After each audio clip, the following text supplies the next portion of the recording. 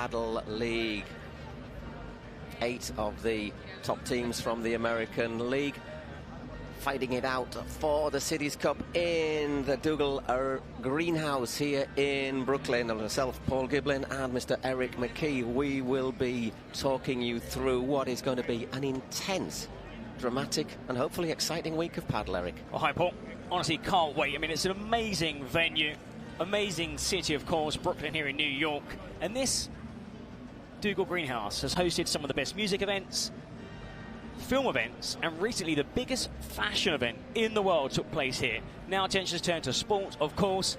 Padel, the fastest growing sport, Paul, in the world. Exactly, and we're a better place to enjoy it than New York City. Maybe a place where there isn't a lot of space, but you don't need a massive amount of space to play padel. Maybe that's why it is becoming so very, very popular. We've got some of the best players from Spain have come over, people who've been jetting from Kuwait. The best players in the world, they've come here for what is the season finale, of course.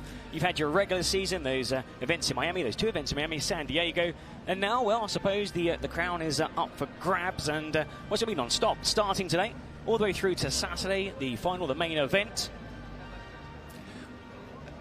Exactly, we started off with 10 teams. We're down now to 8. Let's show you how they ended the regular season. That is how the league ended. Las Vegas smashing it basically ahead of the New York Atlantics, the Flow Rider Goats. Los Angeles beat Toronto Polar Bears. Well, you can look down.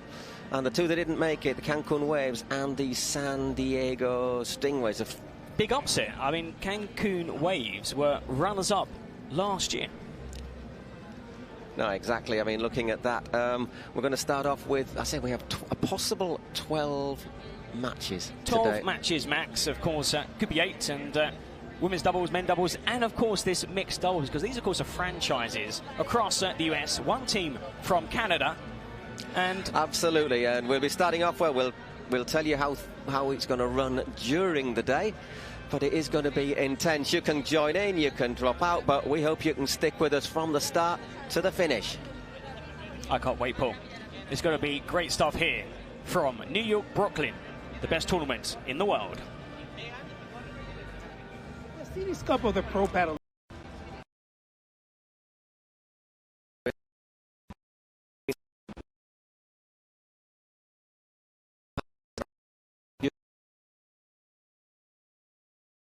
Groups of 4, that is how it's going to line up, the white group and the gold group. We're going to be starting off with our first match of the day will be Miami against the Houston Volts, who just sneaked in at the very death. They left it last minute just to qualify, and funny enough, the runners-up last year, Cancun Waves, were the team that were left out of the competition. Now you can see there are 2 groups of 4, the top 2 teams make it through to the semi-final.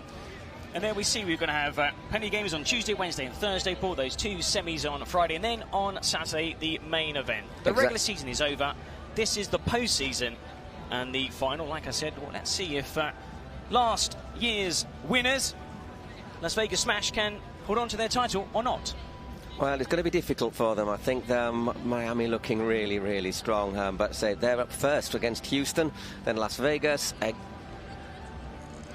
And to tell you, there's a few little difference in the scoring because, as you can see, it'll be done on a league basis. If you win 2-love, then you get 3 points. Yeah, there's no mixed doubles needed, of course, and you get those 3 points. But, of course, if it does go to that decisive 3rd game, a team wins that 3rd game, despite losing 2-1 overall. You do pick up 1 point, and the winners only pick up 2, so it's very important to try and close out 2-0 to take the maximum 3 points. And that can be very important because obviously with only 3 matches, there's a chance that teams could be level on points. And if we have to separate teams on points at the end of it, that's our scenario. Basically, head-to-head, so the winner of the match should decide it. But if there's a 3-way tie, then you've got to go down that list. You've got to go to match differential, set differential, total sets won and lost, and game differential. If we get to the coin toss, it will be heads or tails. Okay, and if it is all on the toss of a coin, there is a lot at stake. $100,000 for the champions, $70,000 for the losing finalists, $55,000. It says 3rd and 4th. The 2 losing semi-finalists get the same, and the rest of the money is shared out between the other 4 teams. Total purse of 380,000 US.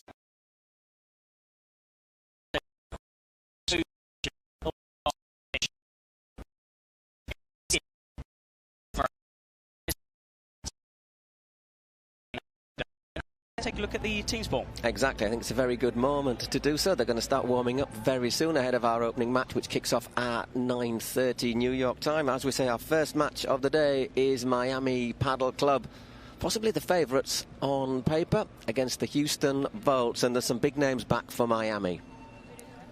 Well, Miami, of course, winners of the inaugural tournament of the calendar year. You know, the first event, that was in April. They were the hosts, so they suppose they won in their own backyard. They didn't win the second event, and of course there was an event in San Diego, but definitely I think if you're looking for potential title winners, Miami have to be in that equation. Exactly, I mean basically they've got the number 2 men's player, Augustin Tapia, and Ari Sanchez, well, along with Paula Jose Maria, obviously a partner in other tournaments. Joint number 1 in the women's rankings. I mean, it's a very strong roster. I mean, could you say it's the best roster? Potentially, but then again, a lot of players, you know, they're arriving here to New York, they're playing with different partners, but definitely I think Miami could be there. Definitely, I think they'll be the ones you'll be keeping an eye on. Let's have a look at their rivals as well. Obviously, Houston, they just sneaked in. Yeah, I mean, they left it last minute. There was a 3-way tie. It was Cancun Waves with the team that just missed out on qualifying. And for them, I suppose, sometimes when you qualify for an event, a tournament, there's no pressure because you've kind of snuck in, almost like in a play-in. So, you know, everyone's looking at the teams that finished top of the ranking as potential title winners. But Houston, by the way, they have the best logo as well. Houston Volts, Houston is the energy capital of the world. It looks like Zeus with the lightning bolt. Looks a bit like Zeus to me. And I say, in the women's double pairing, Claudia Jensen and Lorena Rufo, they are not to be trifled with. Claudia is a really good up-and-coming player. She's just consolidated herself this season, and Rufo, another player, basically improving as the season go on. So, you know, obviously you fancy Ari Sanchez and Talavan, but Jensen and Rufo certainly could take their match to 3 sets. Big fans of both Jensen and Rufo, 2 players that really started their careers as teenagers. Rufo, you know, made a debut on the World Padel Tour, just 14 years old. Jensen was 17, and winners of the World Cup in Castellón back in 2020.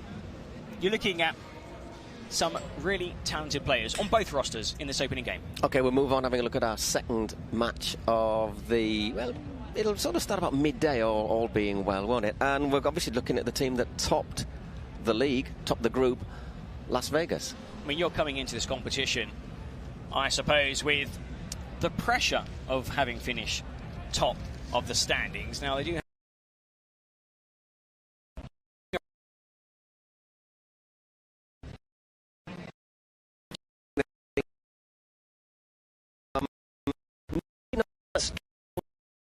but I tell you, one of the big players to keep an eye on, Martita Ortega, Dr. Marta. Yeah, Martita Ortega. I mean, she's been around for many years. As you say, qualified doctor, and an excellent paddle player. Now, coming into this tournament with that pressure of being the top seed, we're looking at one of the contenders for the title, but I suppose as well, you know, Miami won the first event of the season playing at home.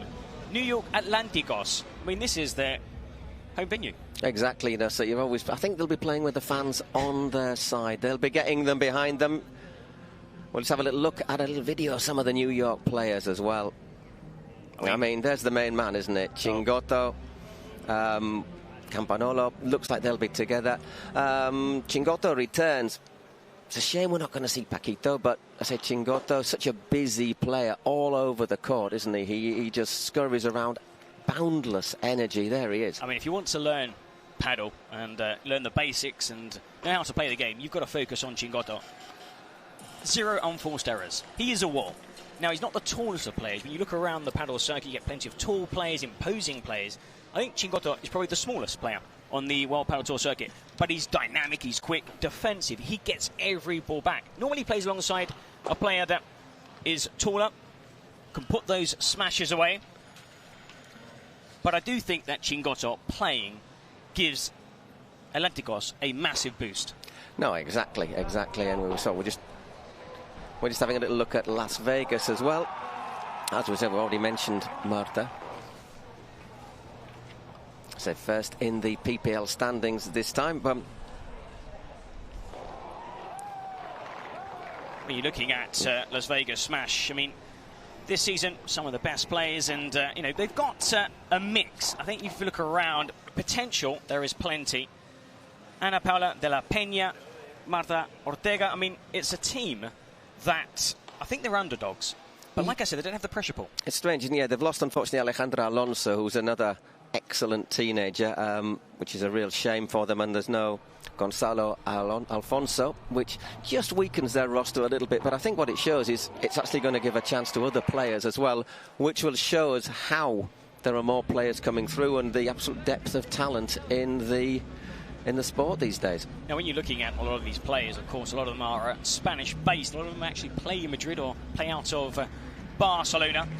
But a lot of the players are Spanish and from Argentina, a few from Brazil. But we're seeing plenty of players from Europe, from North America, Central America, start moving into, breaking into the top 200. And there's one team that's not from the US, one team from Canada, the Toronto Polar Bears. Yeah, and the Polar Bears, I think it tells you that they might be used to chillier conditions than this, but finished 5th, which is pretty good. They were basically formed to help promote the sport in Toronto. When they were actually formed a year ago, there were 0 paddle facilities in the city. There's already 8 over the last year. And more this year have been built, so it's a fast-growing sport. Also in Canada, you're looking at Marina Guinart, Danny Reith, Jorge Nieto.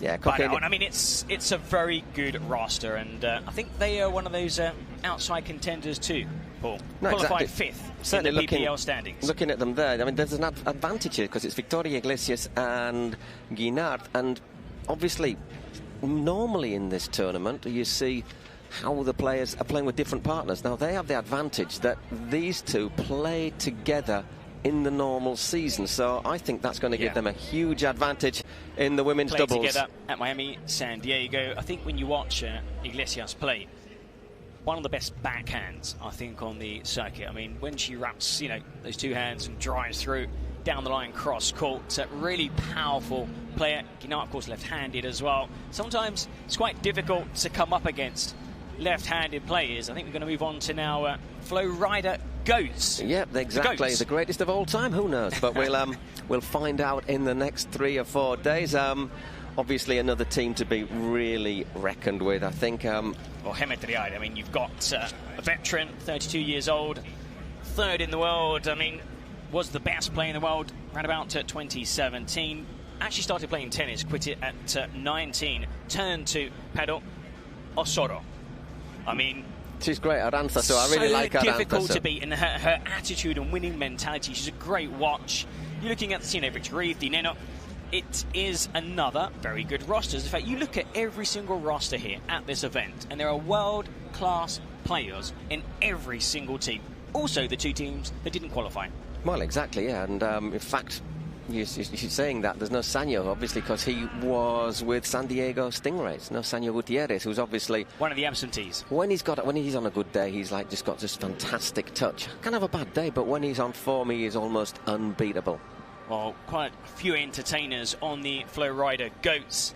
We're seeing here, you can just see some of the players are warming up just on the right of your screen. You can see down on the right, the players have been warming up, playing on the court here at the Dougal Greenhouse for a few minutes, and shortly we will get underway, but we've still got more teams to present. It's Arkansas Matrix. It is indeed, and they will be playing the Flow Rider Goats, Arkansas. We had to teach our Spanish companions how to pronounce it correctly. Yeah, it's true. I mean, but Javi's great. I mean, Javi's doing this with Pete Gonzalo for the Spanish service. Of course, this is English worldwide feed, and let's focus on the team that qualified 7th in the PPL standings. Now, one of the original 7 PPL teams, founded by Barbara Hudson, Shannon Hudson, and Johan de Toom, Patricia Yaguno. 39 years old, one of the veterans at this event from Spain, Cartagena paddle legend, world #1 in 2013. Araceli Martinez, Gonzalo Rubio. I mean, Gonzalo Rubio, I think, is a really good player. He's maybe not quite as high up in the rankings as he should be, but we've seen him play matches, and he has taken like top seeds all the way, hasn't he? He's got great left hand, big hitter. And just quickly, Paul, a special mention to Charlie Moon, who is battling leukemia. The player from Ecuador, his 3rd battle. He said it's his 3rd set, 2019. won the battle. 2022 won the battle. And again, in June, facing that third set. Best of wishes and a speedy recovery, Charlie Moon. Yeah, exactly. Well, as you can see, just looking down that, the warm-up is continuing down, and we'll be getting ready to go at about 9:30. Now, we've got a couple more minutes before we start the warm-up, and then we'll be going down pitch side, and then it'll be basically non-stop. Underway, all the way through. It's a late night here. Now, this venue looks spectacular now. You should see it later on this evening. When the lights come on, it is amazing. I mean, we're very fortunate. We've got some amazing views behind us. We've got Brooklyn. We're out there taking a walk. The sun is shining. It's beautiful weather. It's 17 degrees. It's warm, which does make it slightly different when it comes to the playing surface and the ball. Now, it's very similar to tennis. It has plenty of elements from tennis, from squash. Of course, you have the 4-meter wall, the 3-meter wall, one bounce. It's doubles, the point system as well. And things such as... And a goal point as well. Just remind viewers as well. A couple of factors we can bear in mind as well. We're at sea level. I think that should be commented on. Obviously, the higher up you are, the faster the ball flies, the more it bounces. It's not cold, though, is it? So it's reasonably warm here. We've put our sleeves up. It's beautiful. We've got the sun coming in. And just got the ball as well. For those who's starting off in paddle, you get your rackets. Rackets can vary from anything from $20 up until $250. It's not an expensive sport to try out. You know, get out there onto a court. Regardless of the level of your play, you can meet up with 4 friends. There's plenty of banter also on the court. Balls aren't the same as tennis. There's less pressure in a paddle ball. They bounce slightly lower. And you will see here, as you know, the longer the sets go on, the balls become faster, much faster. Okay, let's just run you through what is going to happen today. Miami Paddle Club against Houston Volts are first up on court. Then it is going to be the Las Vegas Smash against the Toronto Polar Bears, the Flow Rider Goats against Arkansas Matrix, and the New York Atlantics against, we got the beat, the Los Angeles Beat. Basically, time, we're aiming for 3 hours for each tie. Depending, of course, if it goes to how it goes. Mixed doubles. Now, San Diego Stingrays, Cancun Waves, unfortunately, you're not here, but we know you will come back next season much stronger. Well, you can see now the finishing touches. You can see just checking the height of the net. Everything has to be perfect. And the players probably just receiving final instructions from their head coaches. Yeah, let's just run you through some of the players who are going to be in this first meeting. For Miami, we're going to have Martita Talavan and Ari Sanchez, obviously #1 in the world, Ari, but don't underestimate Martita Talavan, who's from Valencia. We send our best wishes to her and everyone who's from Valencia as well after recent floods. They'll be taking on Claudia Jensen and Lorena Rufo, so I think we've got a really close game to get us underway. I think Claudia and Lorena, they're going to try and keep it tight, make them work, lots of lobs. Here it is all about patience as well. It's all about not making that mistake, getting to grips with the surroundings, with the lighting, with the court, and also quite a few players only play at this event. So sometimes it takes, a few games to gel. Yeah, and after that, get ready for some big hitting. Gus Tapia and John Sanz, the big lad from Pamplona. Actually, he's not that big, but he hits it like he's big. And they'll be taking on Alex Chozas and Ivan Ramirez. On paper. I mean, clear favourites. #2 in the world from Argentina, Tapia, the cosmonaut or astronaut. He's like a basketball player. When he hits those smashes, he just seems to hang in the air. Exactly, and if it goes to the mixed doubles, it's going to be Gus Tapia and Ari Sanchez against Alex Chozas and Lorena Rufo. Tough on Tapia, if he has to play 2 consecutive matches. I'm sure he won't complain. I mean, this is such a great venue. It's a massive tournament. Last year was the inaugural season, 2023. It's got bigger, it's got better, it's become more popular in the US, North America. And these guys, they're loving the experience here in Brooklyn. A world-class paddle event taking place in New York. Now, we've seen them across Europe, and now in the US. It's great to see. And these 8 teams vying for this one title is going to be action-packed. Tuesday, Wednesday, Thursday. Those group games will decide the 2 teams from both divisions that will qualify for the semi-final. Now, the semi-final on Friday, we have a later start because, of course, less games. And on the Saturday, Paul, you can join us, hopefully, throughout the week. Exactly. For the final.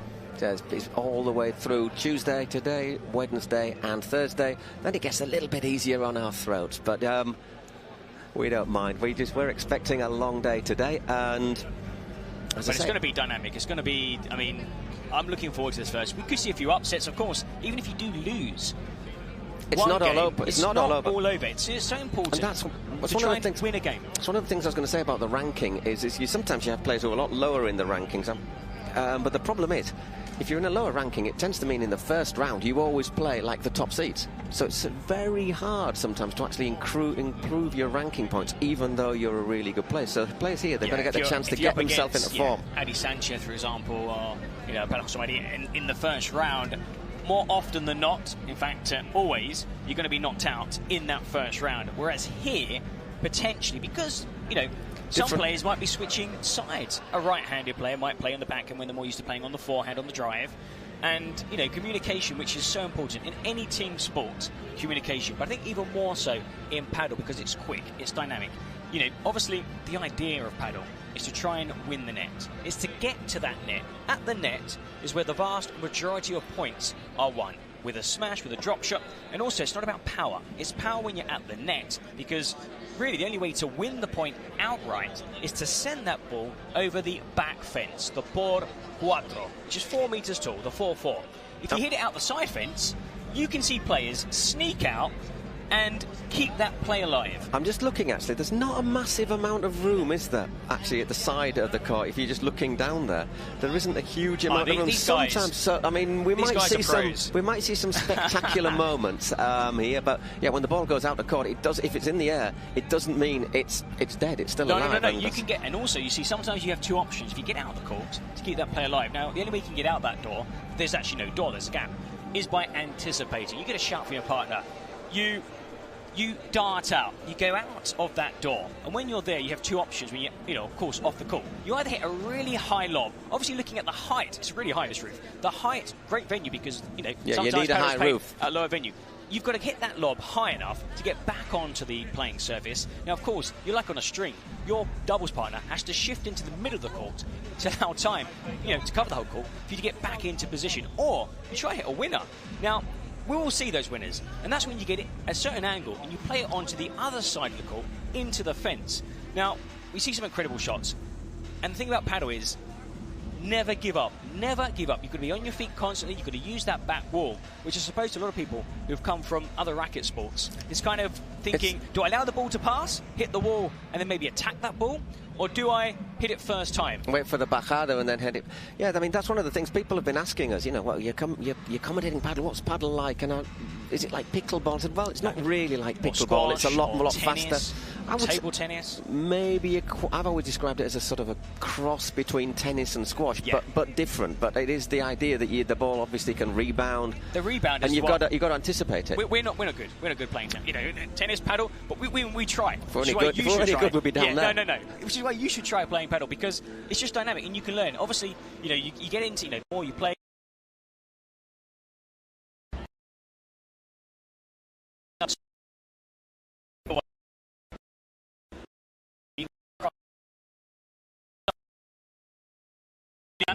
We are going to hear from our man who is down at the side of the court. Speak to us, Julian.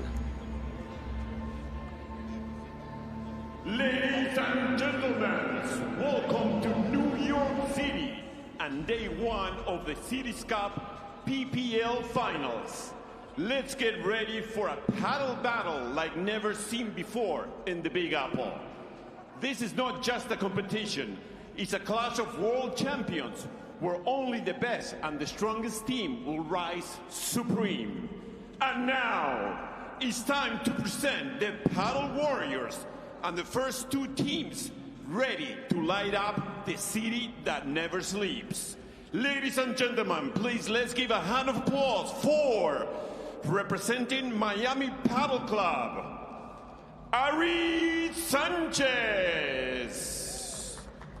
Martita Talavan, Augustin Tapia, John Sands,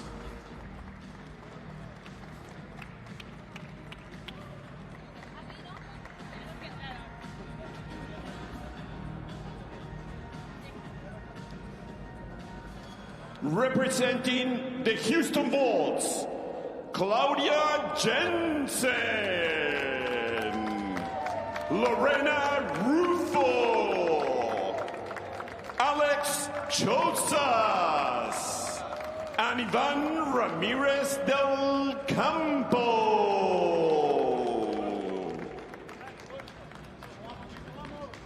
Are you ready for an epic clash of paddle titans? Let the games begin. Let the games begin. I like the sound of that. Are we ready to be entertained? We'll just have a little bit of a warm-up. So let the games begin, Eric. We'll just have our little posing now for the family photo. Little warm-up. Little family photo. Exactly. There are players who will be playing, well, at least the next two of our matches. Tapia, Ari Sanchez, Talavan. Now, the interesting thing here is you have your club colours. Now, a lot of players are really superstitious, and when they play a tournament with one colour and they win, they like to play with that colour again. If they lose a game or get knocked out of a competition, they like to change. One of the most superstitious is Orosoro, who basically has to be the last person on, the first person off, and always wants to change. But here you've got some beautiful kits, and I mean, I can't wait for this event to start. Now, first we have the women's doubles, then the men's doubles, then potentially, if the series is tied, Paul, 1-1, you get the decider. Now, these two teams will be looking to close it out 2-0 to get those maximum 3 points. Exactly. I mean, as we say, it's a really, really intense schedule. Everyone is going to have at least 3 games one day, or 3 matches one day after another. Obviously, the least running around you do, probably the better you're going to get to the semi-finals if you qualify. Referee New there. balls. Every seven games you get them changed. Well, Houston Volts, the underdogs here. Miami Padel Club, probably the favourites, of course, winning that inaugural event of 2024 on home soil. There was another event also in Miami before that event in San Diego. Houston Volts made their debut at the 2023 All-Star Game in San Diego. And here we've got, well, Talavan and Sanchez, Jensen Rufo. You're looking at the number 11 ranked player in the world, Jensen Rufo, number 23. Yeah, as I said. Martita Talavan, I mean, I know you're a big fan of Martita Talavan, number 32, but you've got Ari Sanchez, who right now is the best player in the world. Yeah, exactly. I say, her and her partner, Paula Jose Maria, they've been basically unstoppable for the last couple of years. Together since 2021. They won 14 titles in 2023. It's been a record-breaking year. Again, 9 titles this season. Won our first in 2017. Hasn't stopped since. No, exactly. Just looking at stats from Premier Padel, which is obviously a tournament that runs alongside this. You know, 90 matches, 79 wins. And that's I'm not great at maths. That's the net. Because it's on the website. So it's a win percentage of 87. I thought you'd done it in your head, Paul. I was going, that's impressive. 0.8%. Magic Ari. And Semara Talavan. She's ranked 32nd. She normally plays with Julieta Birahora. She is, by the way, a biochemistry graduate. From Spain, obviously, Ari Sanchez. Yeah. She's actually from Reus, just south of Barcelona. Left-sided player, obviously. And world number 1. 27 years old. Great signing, you know, franchise. There was a draft, of course, at the start of the season where the top players were chosen, selected in this draft system that is used often in American sport. And they drafted, of course, Ari Sanchez, and that was one big pick. Yeah, exactly, without a doubt. I mean, really, they've just gone for the big names, haven't they, Ari? And goes Claudia Jensen, you're seeing there. She's someone who basically really burst on the scene when she was just 16, 17 years old. She's still only, well, there you see. Still 19. Still only 19 years old. I mean, you think, wow, she's been playing for so long because she started.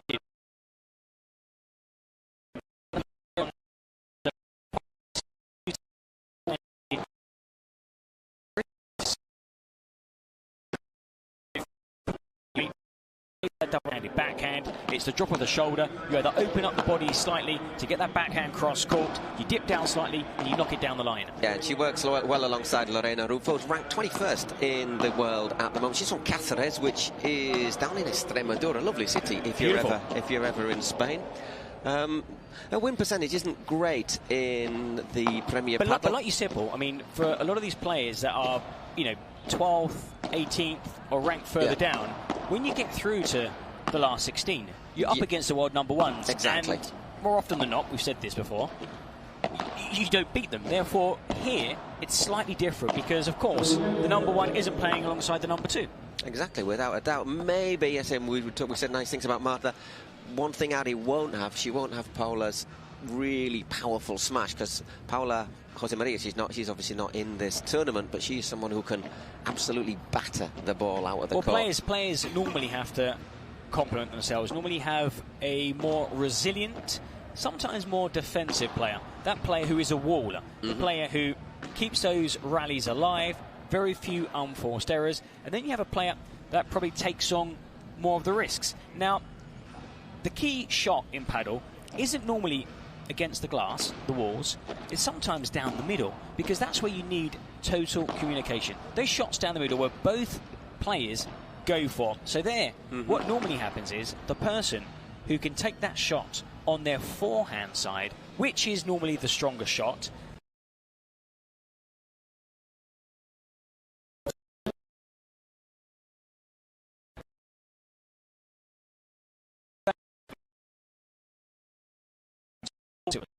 Spain, Argentina, which is why you have so many players from Argentina and also from Spain. But there's a sort of few urban legends about how it started, isn't it? We think it was Mexico, kind of went to Spain, then to Argentina, then back to Spain again, and now here to North America. That's kind of the viaje, the journey of paddle.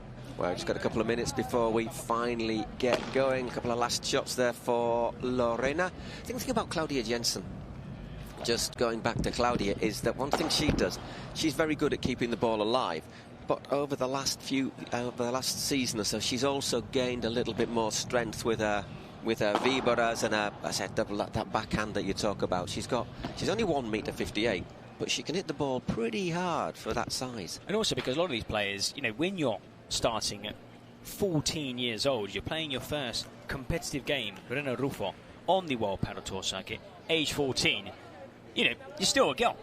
You have to mature still, and you get, you're stronger, you get, more powerful, and of course you start adding strings to your bow, adding shots to your game, and we see players constantly develop. So sometimes you see a player who might be world number 20, world number 25, and then suddenly they turn 25, 26, and they break into that top 12, break into that top 8. Now, of course, you've got the player dominating women's paddle since 2021, when she paired up with Paula Jose Maria in action here. So it's an amazing way to start what's going to be an amazing tournament in an amazing city with amazing weather.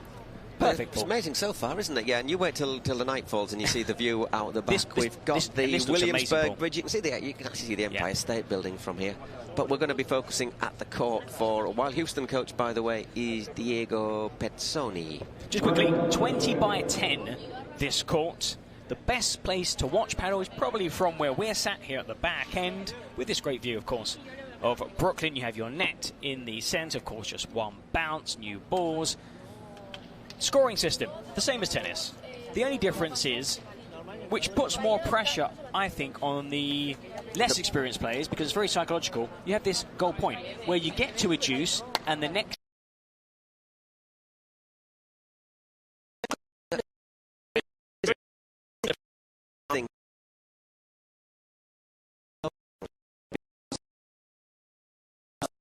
too clear to take the game. We'll see how it goes. Anyhow, ready for the game, Carol.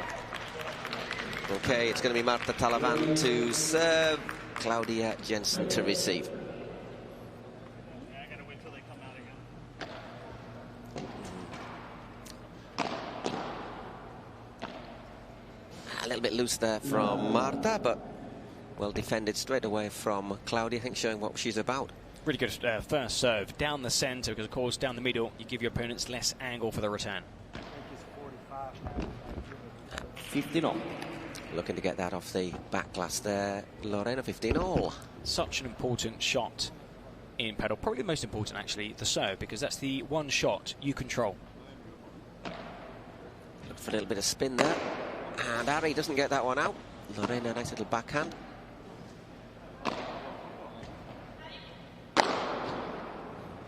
Third, 15. Smash there from Ari. Really good put away. Yeah. Gave them no option, did it? The positioning under the ball, the execution.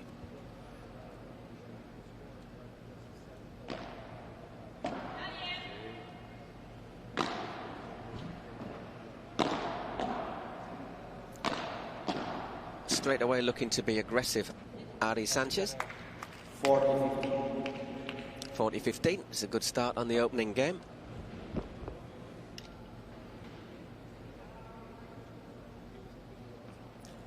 Difficult return there for Lorena Rufo. Really great placement from Ari. No, second serve.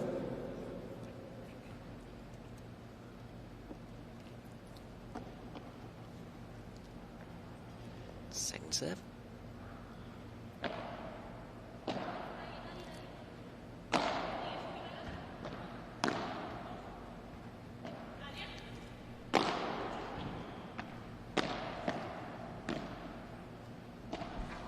That's going long, and that is the first game for Martita Talavan and Ari Sanchez. Now aggressive right from the start. Yeah, and really good volley. That little volley there, it wasn't about the pace of volley, it was tucked away right in the corner. That little bounce just before the glass. Of course, it hits the glass first, it's out. And it's not about power, because had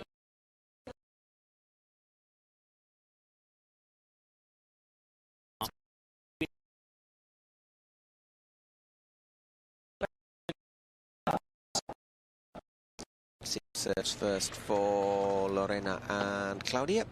Looks like it's going to be Lorena Rufo to serve. Left-sided player. so important to hang on to your service games. You do not want to suffer an early break. Exactly. No, second serve. That's gone out. Second serve.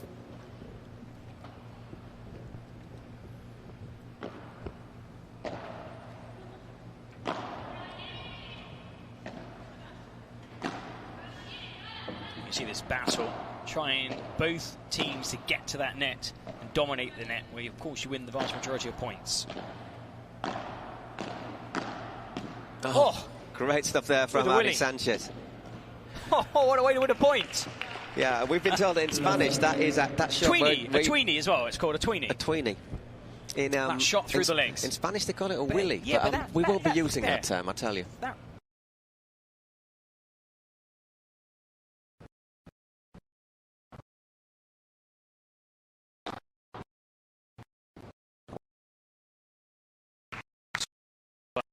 Volleys that go and hit the back wall. When you're defending, you've got to decide whether to set off quickly and get further up your side of the court to have a chance of returning that shot. Once again, Marta just putting a bit of air in that one. And well played again by Lorena Rufo. Really good shot. It's always difficult, Paul, when it comes off that glass. And sometimes, when it's a double wall, like that shot, it dies, doesn't it? The angle, sometimes it takes a few points, a few games, just to know exactly where you need to be stood. Yeah, exactly. This court was laid, what, 3 or 4 days ago. I mean, it looks a bit of time. Looks great. Off the tape. Just dropping down 30-all. Oh, this is a massive point. A bit of pressure here for Lorena.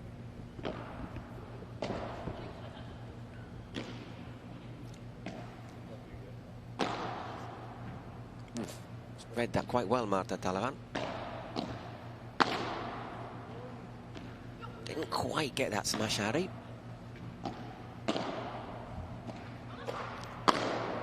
Oh, brilliant. Yeah, well played. So start off with 2 break points, and it is 2 break points because if it goes to 40-all, it would be, or to deuce, it would be a gold point. Now, before that winner, she took a shot that was her partner's shot, but because on her forehand side, could then anticipate and take advantage in the point, almost like an approach shot, to then put away that volley. It's like a game of chess. You've got to get it into that position where you can win a point outright.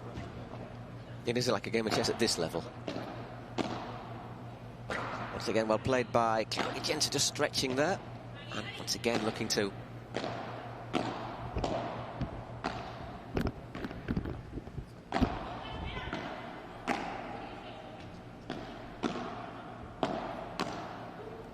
Great exchange. Doing well to hold the net, aren't they, Jensen and Rufo, in this point?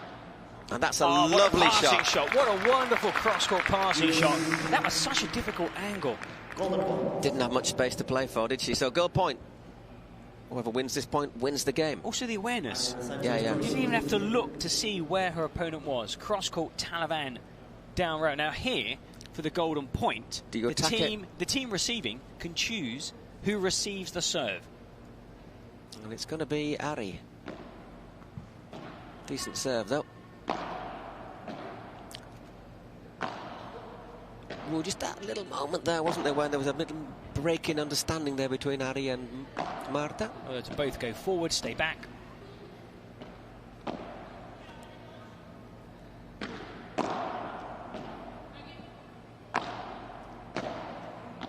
good little chiquita there in there, but well played by Claudia. Well, it's the longest rally of the opening set.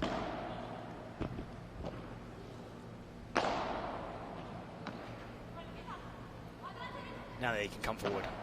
Trying to stay back there. There's a lot of tension on this point, isn't there? It's a really important point early on.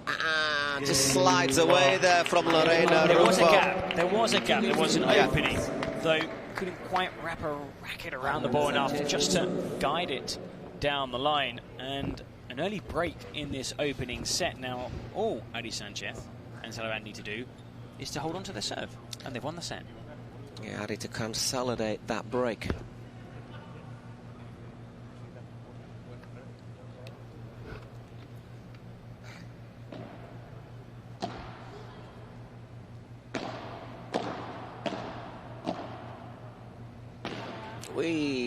Stretching a little bit too far there. And also just allowing the ball maybe to drop too low and then not having that angle to get it over the net.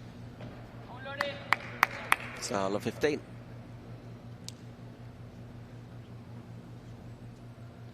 That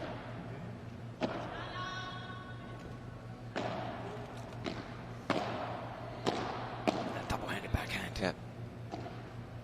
Hits it so well. Oof. Vicious little bounce there off the back glass.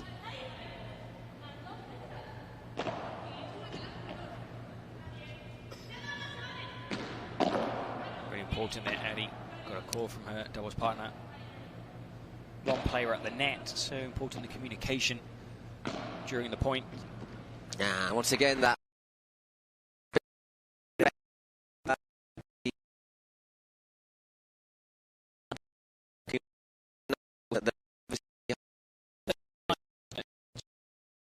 They're warming up, they've been here for a day or two, you know, playing rallies, just getting into sync. So Ari Sanchez serving to Claudia Jensen.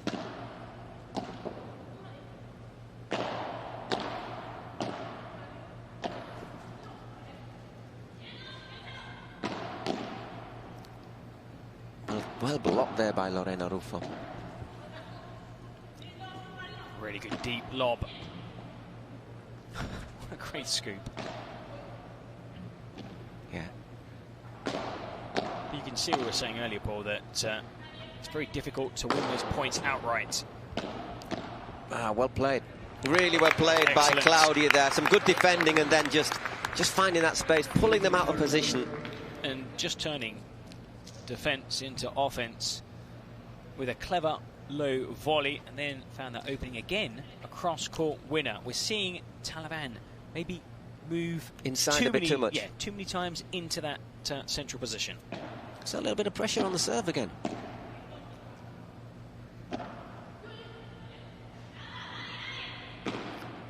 Drills in that backhander. That was brilliant. Again. 13. Just the, swings, the power. Swinging away as well, wasn't it there? The power she can generate, and the angle, hit a bit of side spin, so soon, again, that side spin. I mean, here you don't see much top spin unless it's a smash. So, side spin, slice, two preferred shots along with the lob if you're on defense or looking for an approach shot.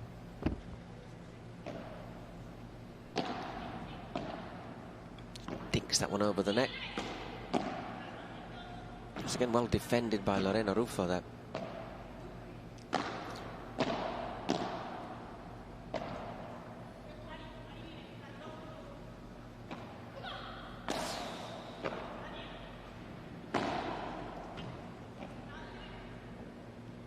I think both going for that. Ari's looking to take the responsibility, isn't she?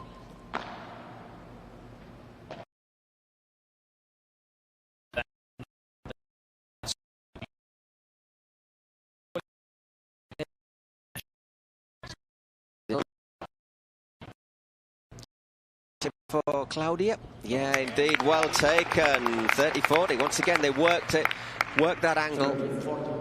Well, it's so important if you're broken to try and break back immediately. So the next game, you have that chance. You're receiving. If you can break back, hold on to your next service game. You're tied. So once again, 2 more break points. Really good deep serve once again.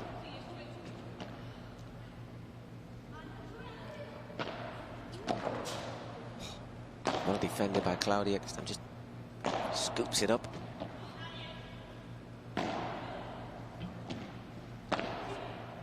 Side wall there for the return. Rufo.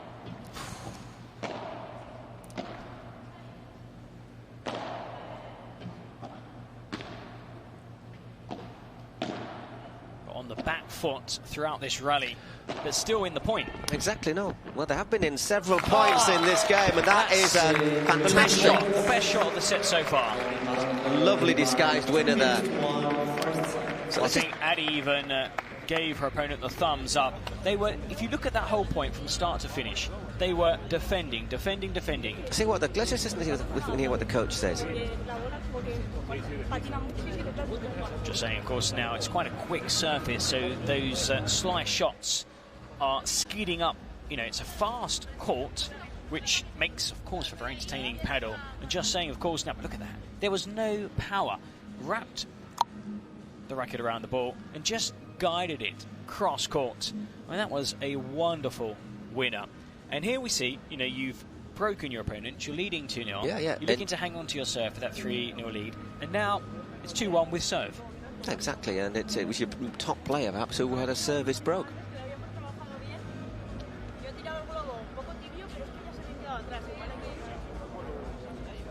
I'm just saying about the lobs, perhaps a couple of my lobs a little bit shy. Yeah, have lacked a bit of depth. Maybe need to be slightly more aggressive, because the lob is a defensive shot, but very often becomes an offensive shot, because by lobbing it allows you and your partner to get to the net. I think so far, though, Claudia Jensen and Lorena Rufo, what they've done very well is when they've been forced back, they've been quite happy to defend deep, and then they've looked to step forward and win some very decisive points. Players now getting ready to come back onto the court here at the Dougal Greenhouse in Brooklyn, New York. It's 2-1, Talavan and Sanchez lead with serve. Okay, to make it 2-all. Claudia Jensen serving.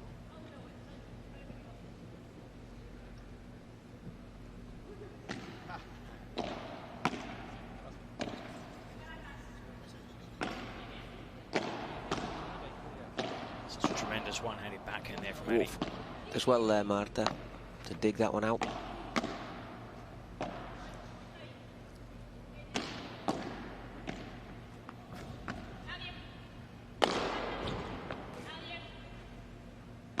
Nadia, that's nobody's come forward. So the shout from Talavan telling Ari Sanchez that both players had stayed back. Well played, Ari Sanchez. Lovely angle. Yeah, because you see that you've got the glass on part of the side. Have a look at this again. The back wall. This goes into the fence. Now the fence is the one spot that you never quite know if the ball's going to kick up or go down. Those little stanchions as well can be very treacherous. That's a bit short and killed. Well played. Brings it back home. Well, she said the court was quick, and there's a little proof of it. Really good put away. Positioning execution, perfect.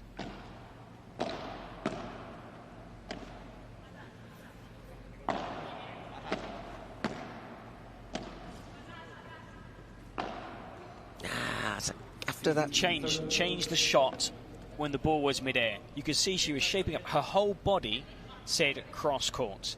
When that ball was dropping, you could see she shifted, changed, wasn't in the right position.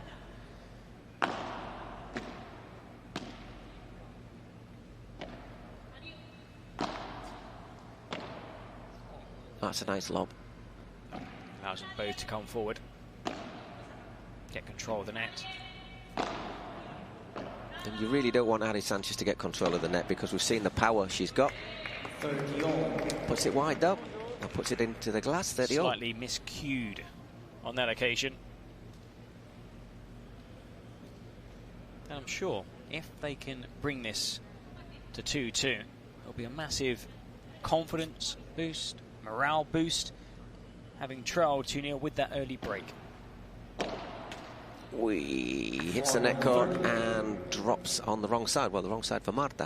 A couple of times we've seen that in 40-30. the opening set. Not getting the luck of the tape so far. Talavan and Sanchez.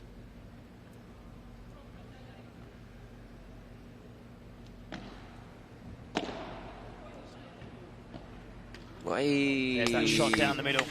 Yeah, just they both left it for a fraction, didn't they?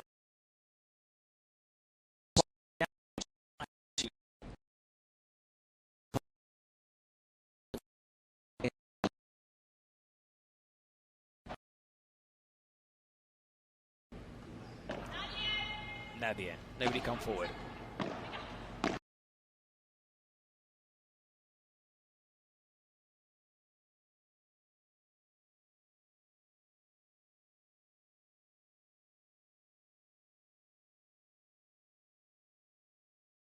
Claudia and Lorena Ruffo, who held it, so 2-all. They continue that momentum by taking back-to-back games to tie it at 2-2. A little bit of a careless backhand that from Ari.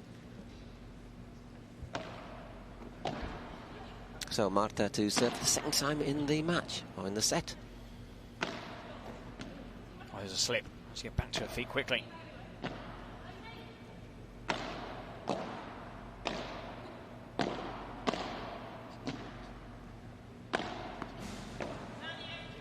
Once again, staying deep.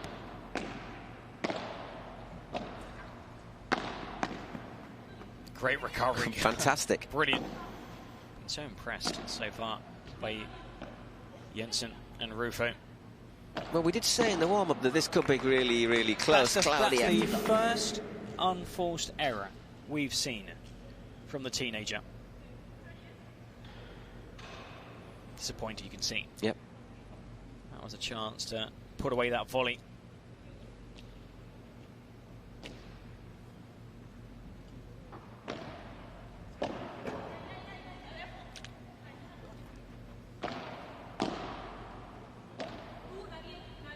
Once again, nobody coming forward. She got a little bit tentative on that lob, wasn't she? This time they get a bit more luck. Aye, Lorena.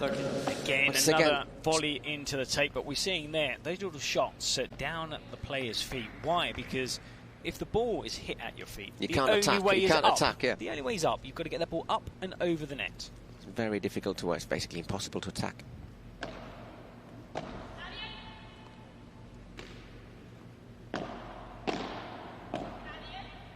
Once again, staying deep.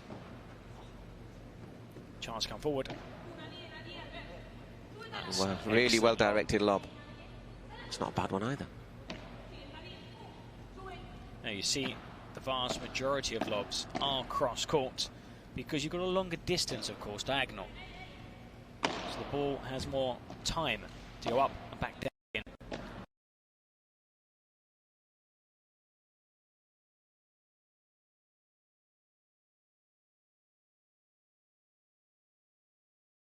Court shot, because also you can return it, but you're thinking about placement as well. No, second serve. Just a little bit long, that serve. Well, they are racing through this fifth service game.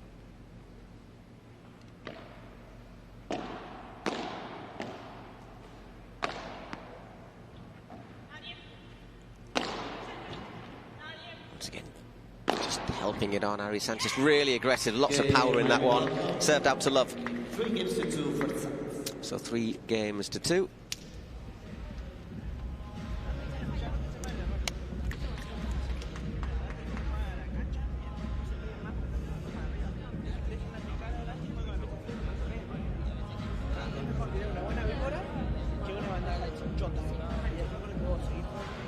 So that point was so good because they basically freezed out one of the players and then turn their tactics to the volley on the right, so attacking the right. What you do sometimes is you concentrate 3, 4, 5 shots, you wear down one of the opponents.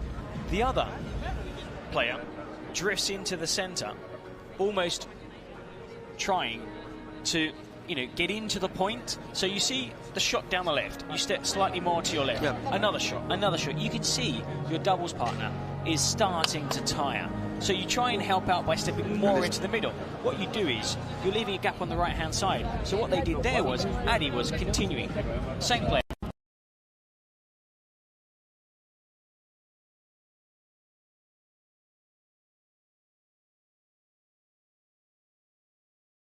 The saying goes. The fridge. Frozen out of the point until that winner. So 3-2, Talavan and Sanchez lead with serve. And that was the first quick game we've had so far in this set. First one that's gone, yeah. So we've had 3 out of 5 go to goal points.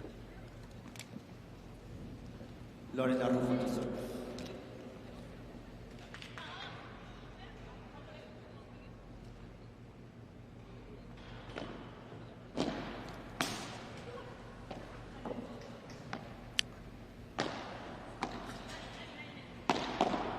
Blistered in there from Ali. In Spain they say al muñeco, because another way to win the point is when you aim a volley at, not looking to strike, of course, your opponent, but they don't have room to maneuver. It's straight at them. They can't get their body physically out of the way. Great stuff from Claudia there off the back glass.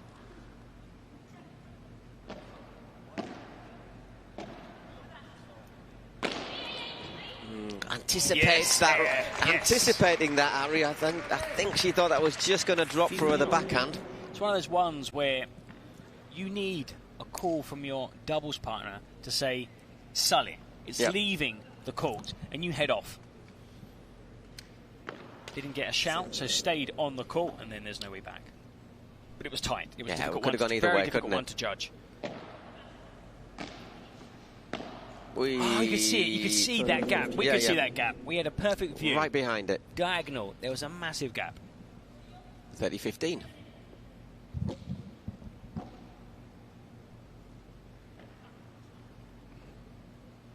Again, Lorena Rufo.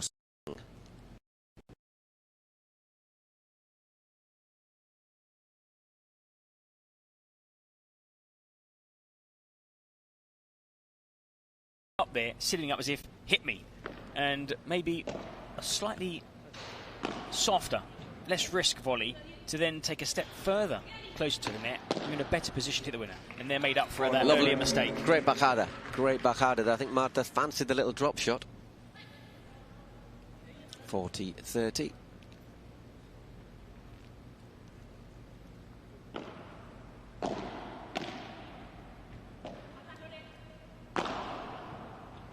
Once again, acrobatic from Ari. And a lovely finish there. Lovely backhand volley. Dispatched with almost, I don't know, arrogant ease there by Claudia.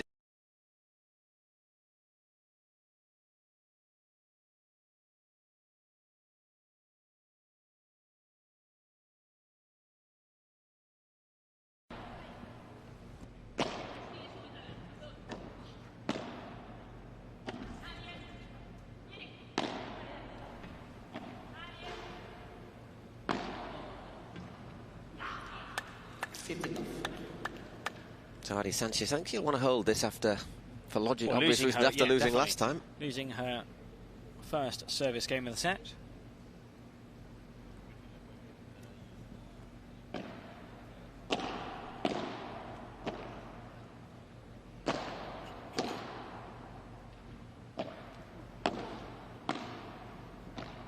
Once again, scurries across there and defending well, Claudia Jensen. Changes the angle on that one, Ari Sanchez. Cleverly. Oh, that's a cracking shot there from Claudia. Just opens the racket face, slides it across. 15 all. Just opened up and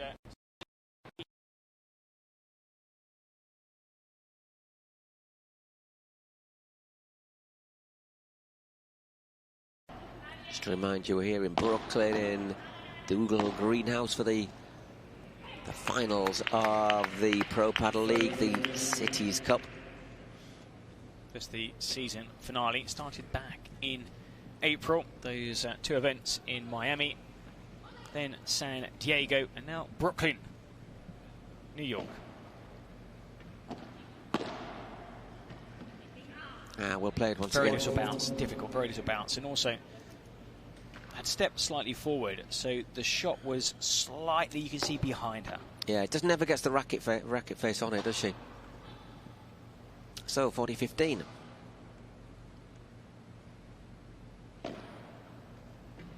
Good deep serve as well there from Ari Sanchez. Really good, really aggressive there from Anticipated. Rufo. That shot was cross-court. Didn't end up being a cross-court shot because Rufo stepped forward, covered the middle ground, and there Ari was a sitting duck. Whoops. Let that middle misunderstanding again.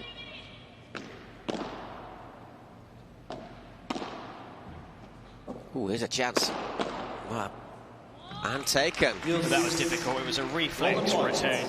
You couldn't allow that ball to hit the back glass. She had to go and try and hit it and return it first time. If it hit the back, it had just gone goal away from point her. Again, Paul. Another goal point. Fourth goal point in 6 games. And a massive, massive one as well, I would say.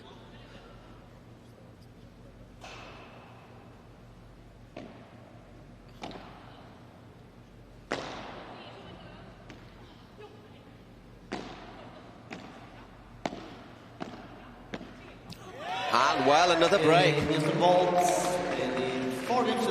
7 games down, 4-3. Jensen and Rufo break to the good. Well, at the moment, a surprise on this main court. Another break, and Jensen and Rufo leading in the first set, and now with a chance to make it 5-3. Let's hear what they say. Well, first of all, it's congratulations, girls. You're playing brilliantly. Let's have a look at that last point. Just looking for that really tight backhand. Doesn't give herself enough of an angle, does she? Not happy. Gosh, let's be honest, she's come all the way from Kuwait. But she knows there will be no excuses. No. All the players have had a competitive. It's been plenty of fixtures, travelling, but they're here, they're ready. It's a massive event. It's not just the prize money; it's prestige, of course. Look, you just don't want to lose. Nobody wants to lose. It's a team event. Of course, you can't afford to lose. They might even lose this first set, but I don't think they expected to have suffered so much in this set and have these breaks can do damage, and if Jensen and Rufo are capable of holding on to their serve, it puts massive pressure on Marta when she... pressure. So this is another huge game here.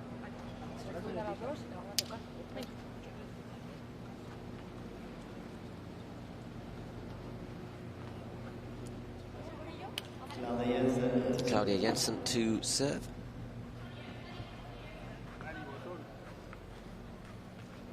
So a chance to go 5-3 up in the opening set.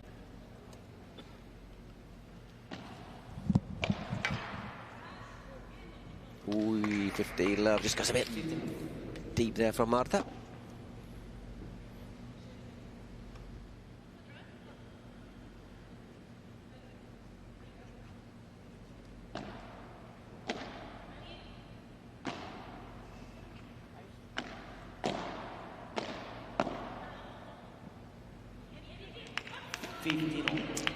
Or just drifting wide.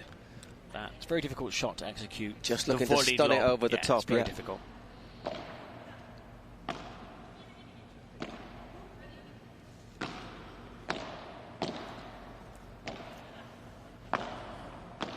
Oh. Well played. Should have killed that off perhaps there, Marta. Still somehow staying in this point. All the credit again, Jensen. Oh, what a shame. That's probably, of all the shots, she had to return the easiest. Just took a little clip off the tape though on the way through. Might have just put her off, but probably had time to react. Yeah, she just didn't quite.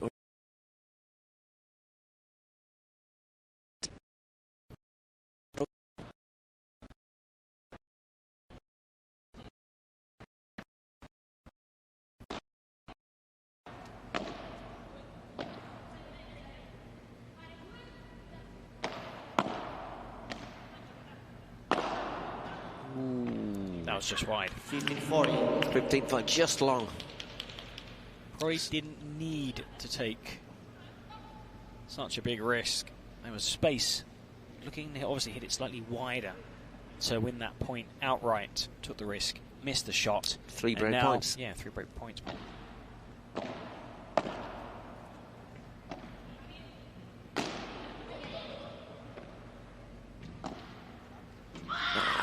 Frustration there.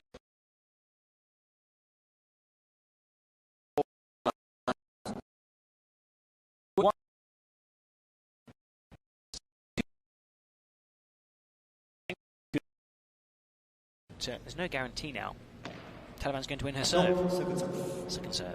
Don't think so far there's any guarantee anyone's going to hold the serve.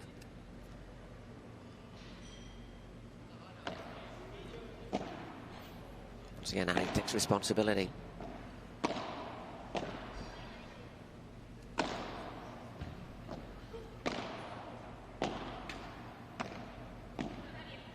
Lucky with that bounce off the net. And again, just set up nicely for both players. Didn't give Ari time to really get power in it. Once again, a little bit long there from Lorena Rufa. Maybe just needs to compose herself a wee bit. Sometimes when the ball hits the net, it makes it a lot harder for the player. But on both occasions, it slowed the shot down. The ball looped up into the air and allowed both players to return safely.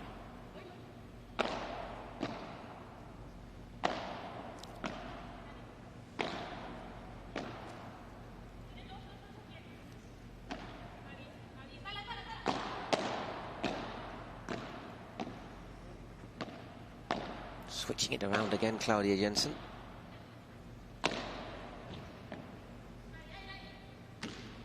Didn't catch that one cleanly. No, no.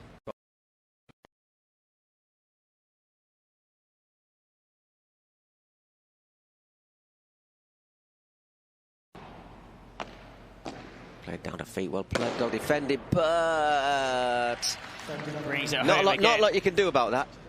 And there, weren't too sure if there was a shot that perhaps was out, and there was a bit of a, you know, they weren't too sure for a second. They kind of paused. There was no call. You've got to play to the whistle. You've got to play to the umpire. Umpire made no call. You've got to make sure you play that point to the end. Yeah, exactly. I'm trying to say, what were they unhappy about? There was one that was really close down the side. It was in, but it was one of those ones that bounces just before really hard the to sidewall. Really difficult to judge. And of course, when you're down there, sometimes you don't get the perspective we have.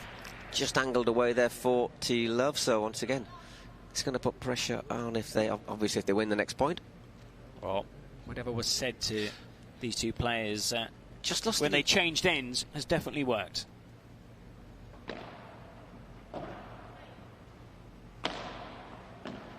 And saved that very quickly.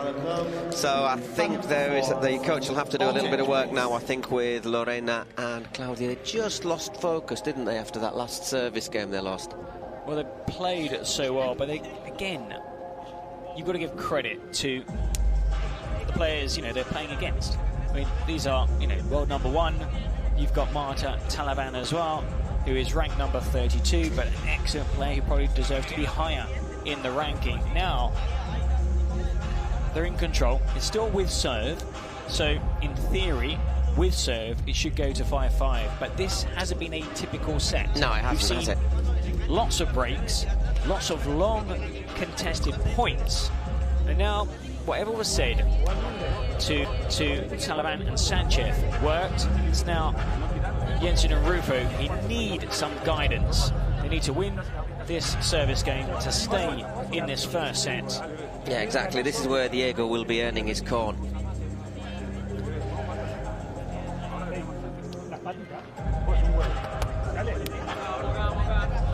I have to say, plenty of words of confidence. You know, you've been playing great. Just keep it up. You've been excellent. It's not about things you've done wrong. Let's focus on the positives, on the good shots. Let's try and rediscover that kind of form we showed when we took that lead at the last change events. They've lost the last 2 games. They can't afford to lose 3 in a row. Otherwise, they've lost this set 6-4. Exactly. Lorena Rufo serving. Love. 15. I think once again just a little sign of frustration there, sending that one long. To be fair, Ari had to be pretty swift on her feet to get out of the way.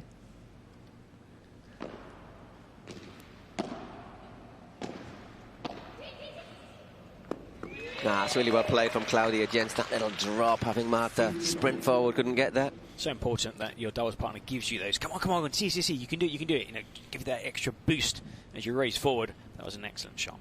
The way it just span into the fence.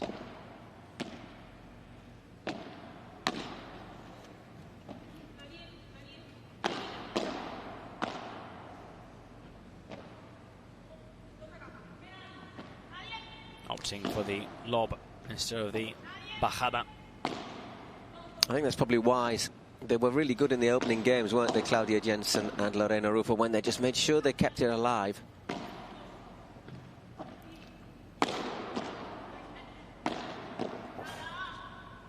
Ferocious attacking there from Ari Sanchez. Well defended. The way she just gets over those double-handed backhands. And now, approach shot, defensive shot, the global, the lob. Trying to get hold of that net.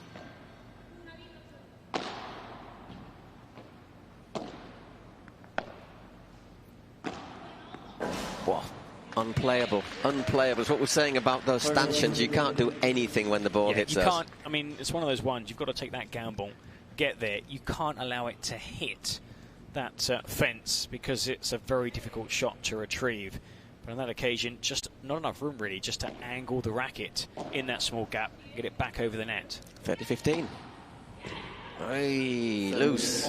30 all. I think that's unforced error number 4 in this first set. A couple of volleys into the net and a couple of deep ground shots from the back. That could prove costly at 30 all now. This is a massive point. And 2 set points.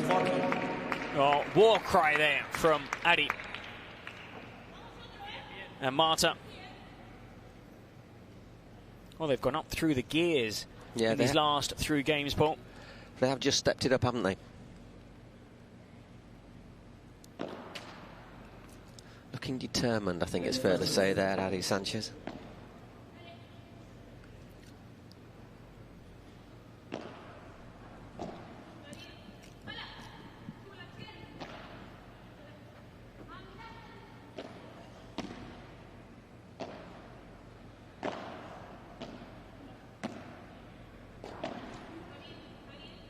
Pressure really on. Just got to keep it alive. Really on now. You've just got to stay in this point and look for that moment when you can take control.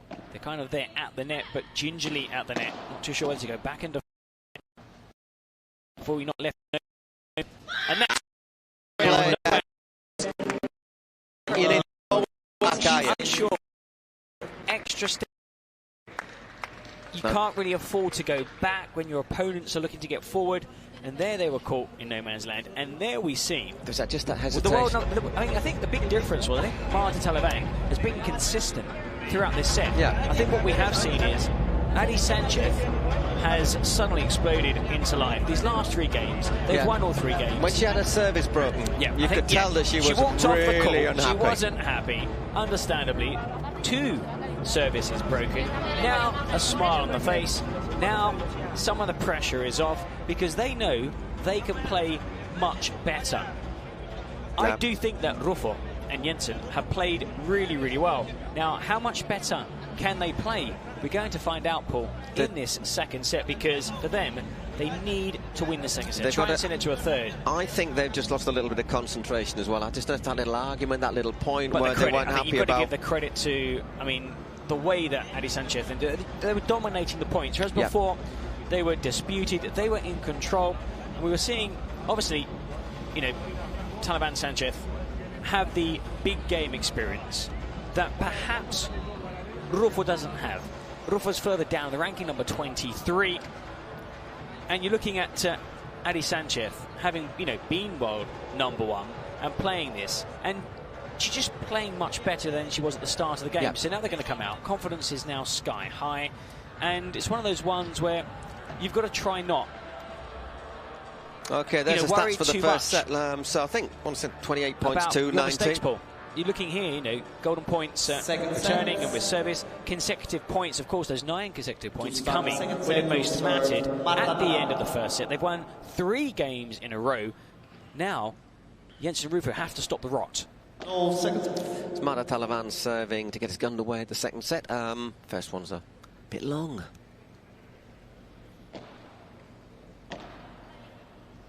And I think, Eric, Claudia Jensen and Lorena Rufo, what they need to do now is get back to that tactic they were using at the start of the match and just a lot of the time they're using chip and charge, you know, get those balls down at the feet of the players, get into that net.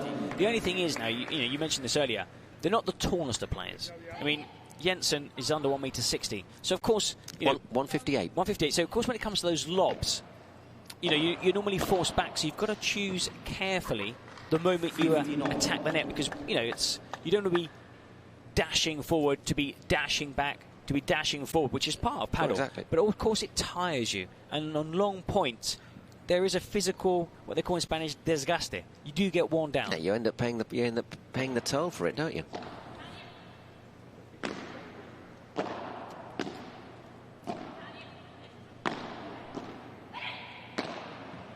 And well played once again, just worked it up, set it up, and Marta confidently killing that point, 30-15. Now they're at the net nearly every single point. What does that mean? 75, 80% of the time, you are going to win that point. They need to try and push Talavan and Sanchez back deep. Not an easy task. It's looking good for Miami in this opening match. 40-15. It's confident start, isn't it? Confident start. We were saying Miami Paddle Club, winners of the opening event of the year in Miami, one of the favourites for the title. Very strong roster. As you'll see when in the next pairings on court. That's a little bit careless on Claudia. That's first game. It goes to Martita Talavan and Ari Sanchez.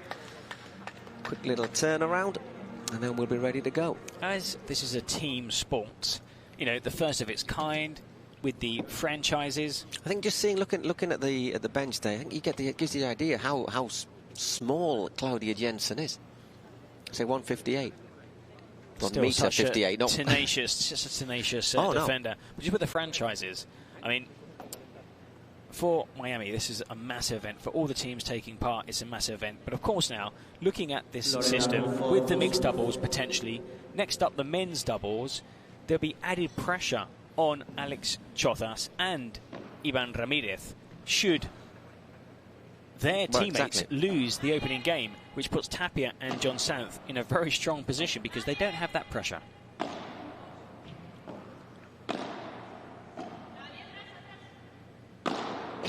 $15 left, just because a slightly little wild, bit long. Slightly wild there.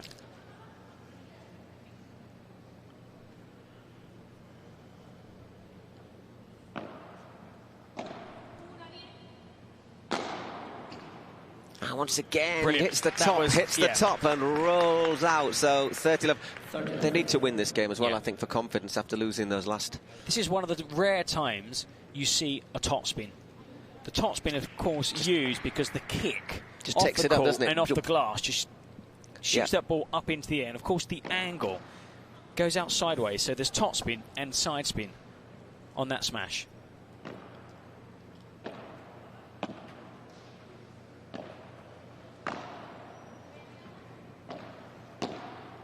Well played on the bajada there. Just stretching a little bit, Claudia. It's what they were saying, that once again, just that little bit too aggressive, perhaps. We're still 30-15.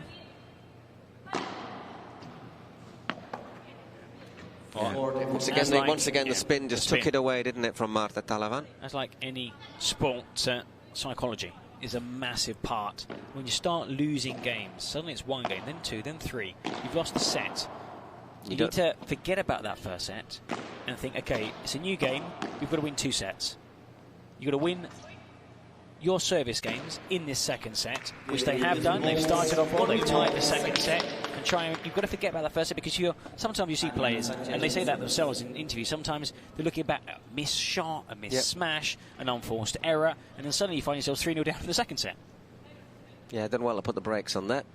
And Ari Sanchez, her serving hasn't been convincing yet. I think this might be a big sign of how her confidence has changed this service game.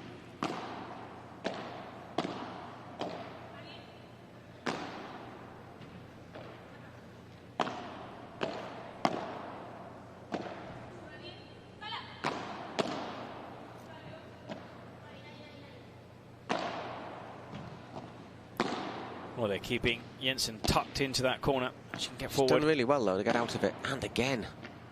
And again she gets out of it. Now, don't know if she's going to get out of that one. That was like... final shot, not the winner. The one before the winner, when it hit the 2 glass walls. There, perhaps. That shot there, Jensen should have left it for her doubles partner. To take on the forehand side, Ruffo, which would allow Jensen a mini breather and allow her to get back into position. Yeah. 15 love. Yep. Yeah, I think Ari just maybe could have left that one for Marta, talking about taking your partner's ball. Cracking angle. And then the covering volley, so important. And that one doesn't go. Whoa, unlucky. That was really... Well, that would have been the point of the game, wouldn't it? That looked great for the cameras. But there, choosing right, opting not to leave. You could see there was a shout from Adi's doubles partner, Marta Talavan. It's in, stood there. Woof. And that off the fence was very difficult. I mean, I have to say, even just hitting that ball was always good. Had that gone over the net, then we would have had perhaps the best shot of the match, which, by the way, is sponsored by Adidas. Oh, it is indeed. The Adidas smash. 30-15, that was a little bit careless, a little bit long there from Ari, trying to angle that one right into the corner. Now, there's a little countdown clock, which you can't see there on your screens, which is how long the players have to serve.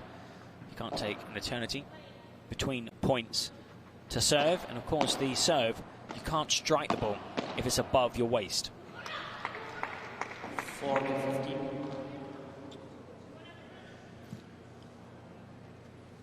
Obviously, would give you a massive advantage if you could hit it from high up. So, of course, if you're slightly taller, then you have that advantage. That's gone out. Oh, it just clipped, clipped the outside of the line. Nobody called it, not even neither Claudia nor Lorena. No, it looked out to me. No challenge as well, so just clipping the line. So 2-1, everything going so far with serve in this second set. We're seeing the service games in this second set go a lot faster than in the first set. Now, it's true, balls are changed, but the ball over time becomes faster when they heat up.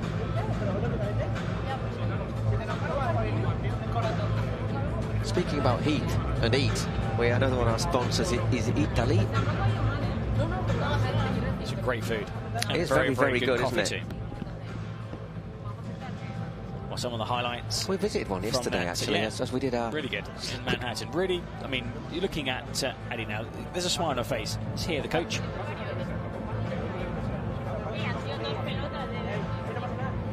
Well, it's about erasing.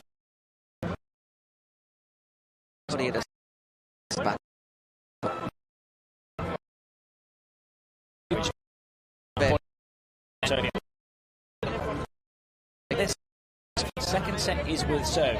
But to be in that position when you're leading 4-3, and you're thinking, wow, we're 2 games away, and suddenly you lose 3 straight games. And here we're saying, look, basically saying, Rufo, there are these times now where sometimes I'm not too sure whether to take the extra step and try and get to that net, or perhaps is it best just to stay back and, you know, defend. It's a, you don't have time really to make the decision. No, not with players such as Ari Sanchez, because she just is straight onto you, isn't it? I mean, she's why her. If you doubt for even half a second, you've lost the point. You either commit to the net or you commit to staying back. You can't afford to be in no man's land. Okay, Claudia Jensen to serve. 2 on the trail, but game's going with serve in this second set. Second serve.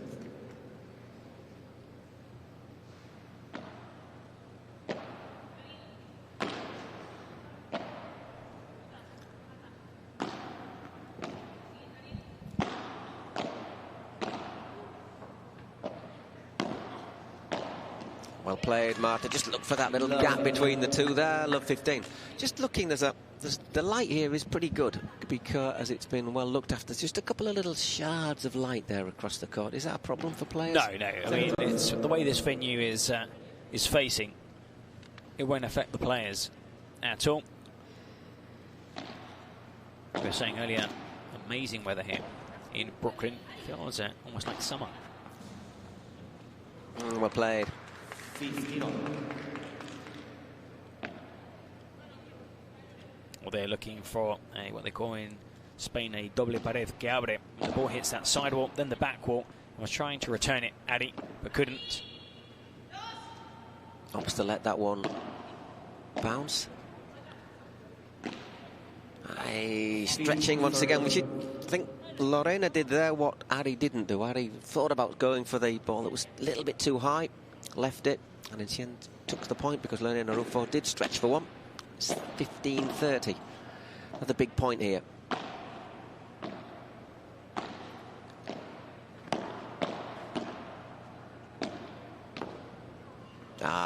Looking for the drop shot there, but 15-14, big moment perhaps in the game here. 3 break points. No, second serve. And also, second serve where you can't be as attacking with that second serve, which allows. Oh wow! She was attacking there. Yeah, a little bit too attacking. So unlike Ari. That didn't hit the bottom of the glass. That was like that was about 1.5 meters high. Sees the funny side of it, Ari.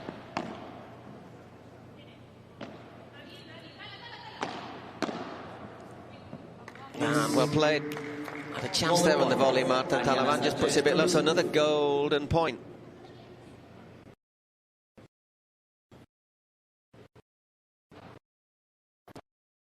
Really good.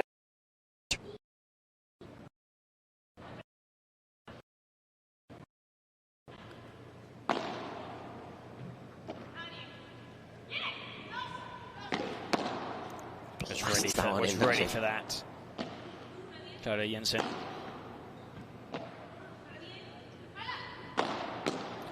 Took a gamble going forward, Talavan.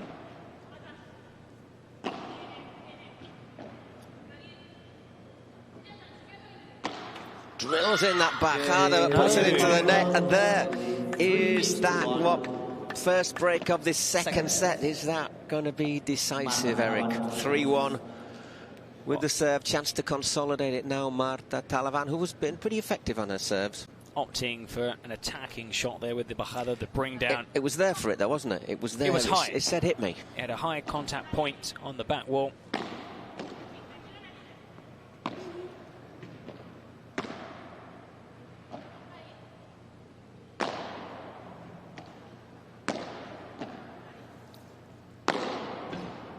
Oof, well played.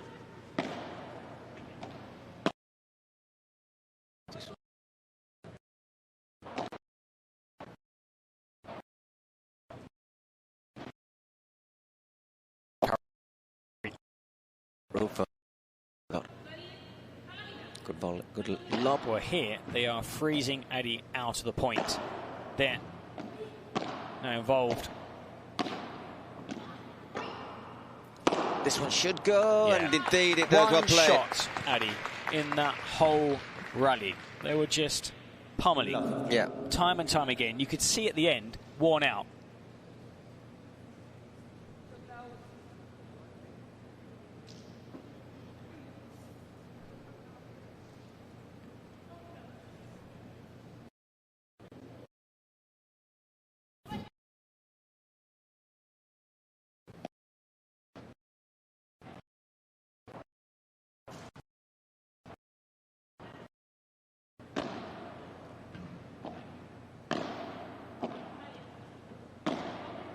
Again.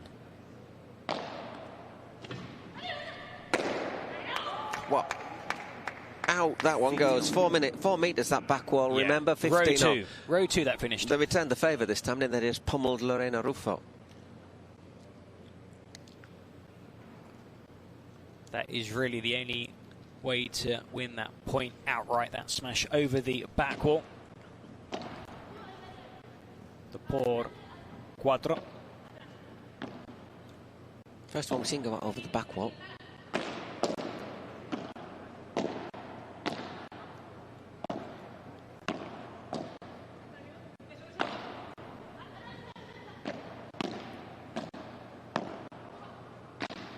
That's a lovely switch. shot from Really Martha. good Yeah, switch. changing the angle and gets it off the stanchions. 30-15. Disguised the volley really well. Yeah.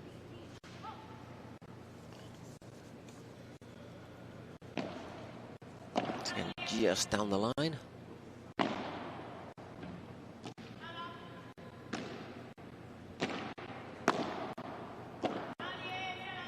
It's gone deep, that's gone, well, it's still in.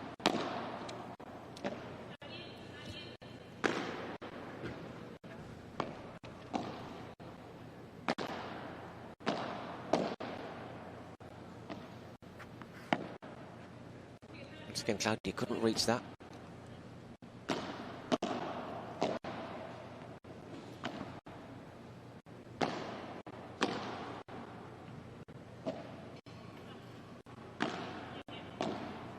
Another long Really good rally half here. volley there by Ari.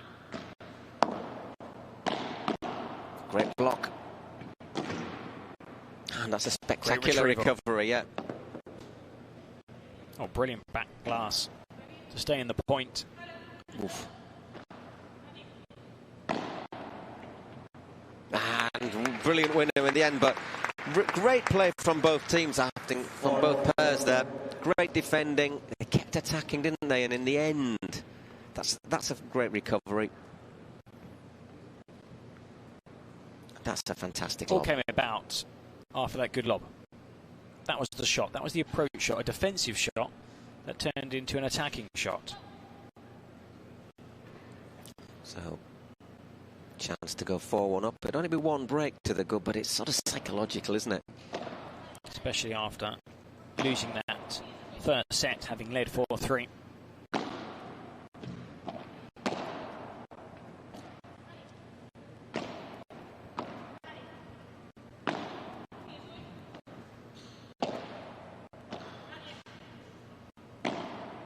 Staying deep again. Lenson and Rufo, good looking for the drop shot there, Ari. Well defended.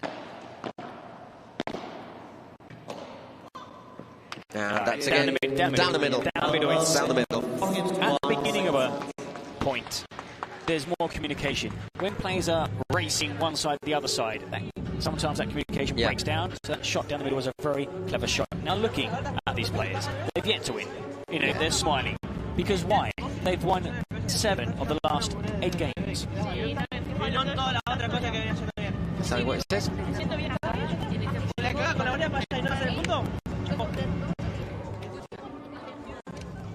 Here you see it again. Set up there, and as you said, right down the middle there, Eric. And whereas they went off court not so long ago looking unhappy, all of a sudden they sort of jogged off, and I'm pretty sure they'll be ready to jog back on, hopefully looking to finish this match off But 1 hour and 7 minutes so far. More of the same. More of the same. And also, sometimes these breaks come at just the wrong time because you've got the momentum. You've won a game again. Now, it's one break, it's 4-1, there's that psychological 3-game gap. You know, if you are broken again, it's 5-1. No, another break now, and it is Game over. as good as. As good as. Just saying as well here, it's just one break. Don't, no overconfidence. Keep it, because sometimes when you have that cushion, you start thinking we're going to end the point earlier.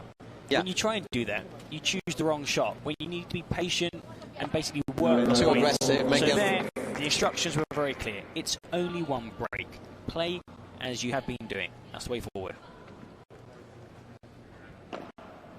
Loreno Rufo serving. 4-1 down in the second set. But just that one break, as Eric said. 15-love.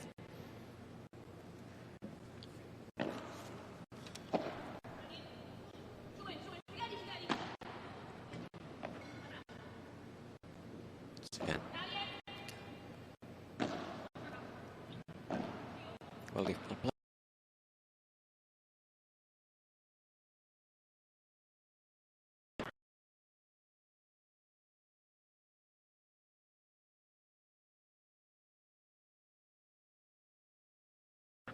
really low bounce where you cannot just get your racket. There's no room.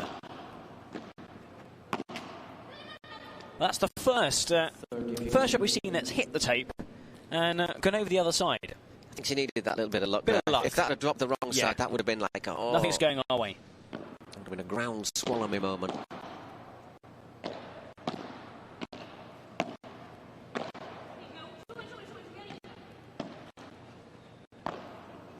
Nice little disguise. Well recovered there, yeah. Had to cover a lot of ground. I mean, that was because she had to, what you were saying about going for it. Had to cover so much ground there as well, because Martita Ortega had scurried forward, had to try and scurry back, and then he took the gamble, anticipated well, and from a shot they looked like losing that rally. They've come out on top, and now it's 30-30, just 2 points away from a 5-1 lead.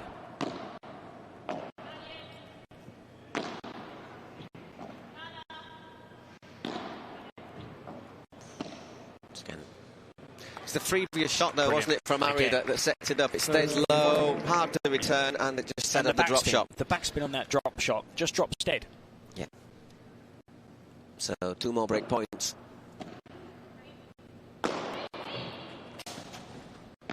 That's a sort of defeated shot, isn't it? That's the one lacking that conviction. 5-1. It was the right shot to play because Eddie had come forward and was stuck up against the glass. So Martita Talavan had to shift into the centre to try and cover more of the court. It was the right shot, not the right execution. Not a bit like me, though. I had the right ideas. But got a paddle brain.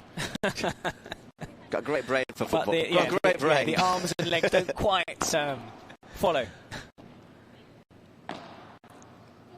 Lovely little fake smash there. That is such a good shot, such an intelligent shot. Sometimes, for those learning paddle, watching at home, it's one of those shots you don't play. You think, I'm going to smash it, but sometimes that fake smash is the winner. And there we saw. Really well played there by Claudia.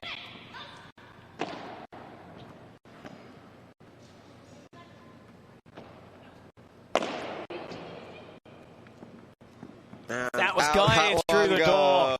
Guided through the door. Just sat up, didn't Her intentions were made clear, but you can't do anything. Nah. It's set up nicely, right height. Just a little bounce, out through the door, 15-all. Remind you, serving for the match. To take a 1-0 lead, Miami Paddle Club.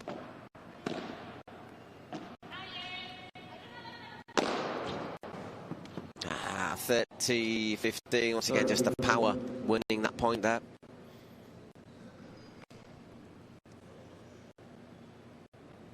Ari Sanchez serving.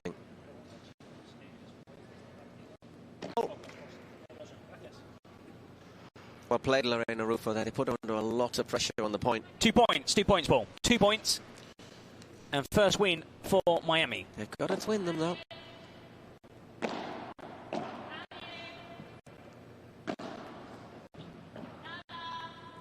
Nada. Again, nadie or nada. No one or nothing. Nobody's coming forward. It's one of the most important calls in paddle.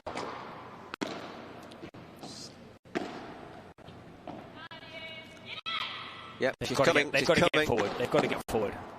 They need to try and take control of the point. Well played. Good shot, that one from Rufo. Really putting Ari under pressure. She does brilliantly there. Full stretch. Is that going to bounce in? Amazing rally. What a sad end. So unfortunate. They played really well. Just came in a little bit too quickly there, Lorena. They managed to turn defence into offence. They managed to get forward. But the shot down low was a difficult shot to retrieve. I mean, the paddle these two are playing right now is top level. Very high level. Too much points. Well, that's one of them. That's a commentator's curse, isn't it? Yeah, but that's two. Top level, top level. Well, I did say 2 points. Still match point, though, because it's a gold point. Or golden point.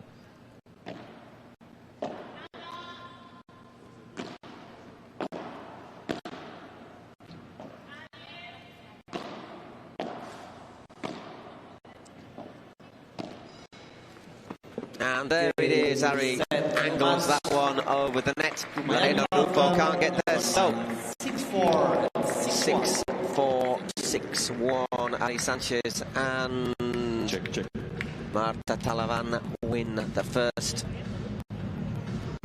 Well, first match of this series. I mean, Paul, you've got to look at that key game. Has to be. It was 4-3. It was 4-3. They were leading 4-3. They won. One more game from then on. Yeah. Like we said, they went up through the gears. They discovered their top former. Martita Talavan, Ari, who perhaps maybe started slightly slower, then, started guiding her teammate. Okay. We're going to have a look at our best shot of the match, our smash of the match, presented by Adidas. And it's going to be won by a Houston Volts player. Here it is.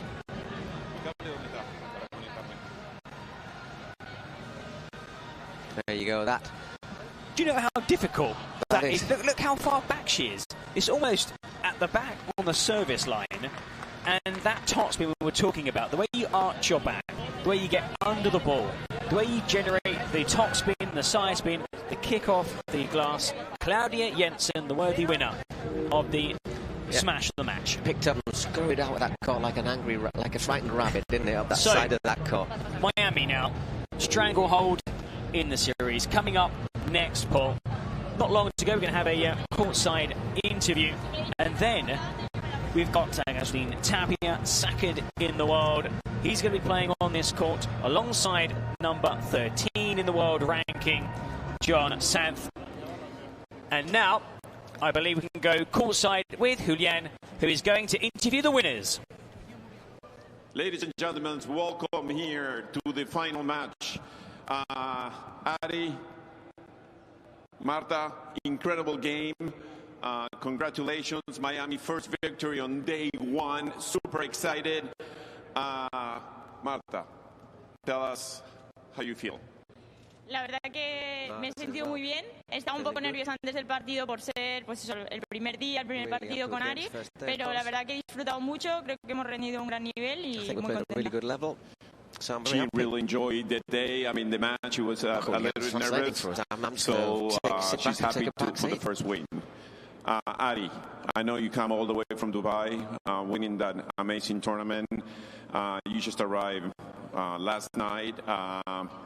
How does it feel? First victory. I know you're tired. I mean, you got that touch of that ball that was outstanding. How does it feel?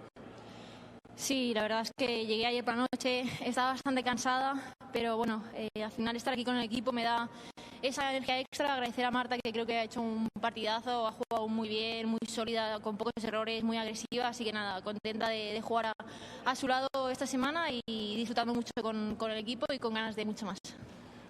She arrived last night. I mean, she's a bit tired, but you know, playing with Marta next to her, they propelled them to victory. She's happy for the first win for Miami. Let's go Miami. Well done, girls. Oh.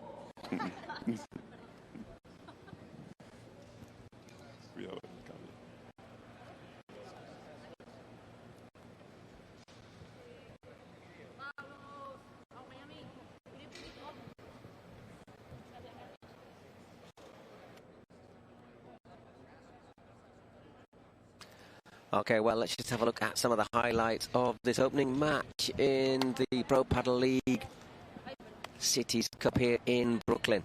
Won, of course, 4-6-4, 6-1 by Marta Talavan and Ari Sanchez. Really had to work hard in the opening set. Really tight until the 8th game, and then it's got the feeling that Ari and Marta just upped a gear.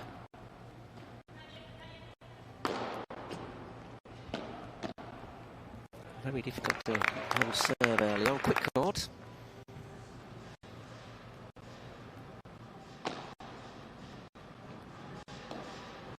Here's the decisive game in the first set.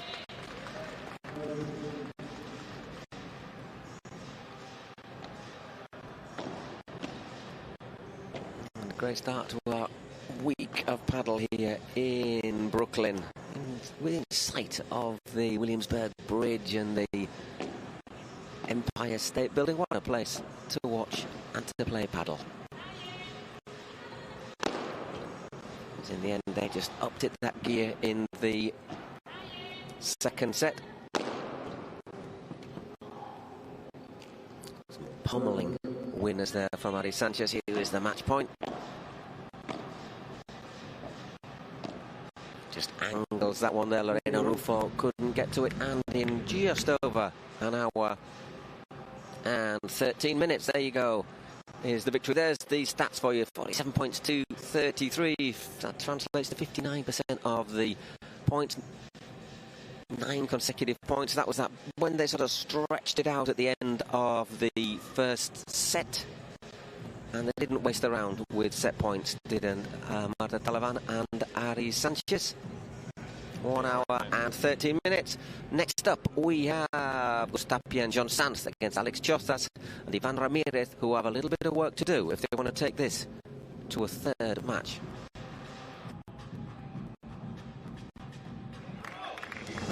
Through ideas, imagination, effort, and enthusiasm, dreams are built. We are making paddle the sportive choice for thousands of people around the world. Each court built is a match won, and so, court by court, match by match, we are creating a limitless playing territory so that the unbeatable passion that paddle creates can be spread throughout the 5 continents.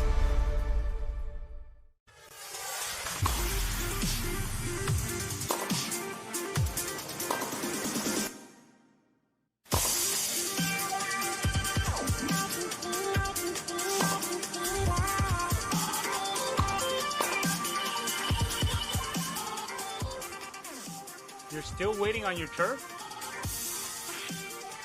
While you're still waiting on your turf, we're still shipping 30 trucks a day. So just give us a call when you're tired of waiting. We have everything you need ready to ship.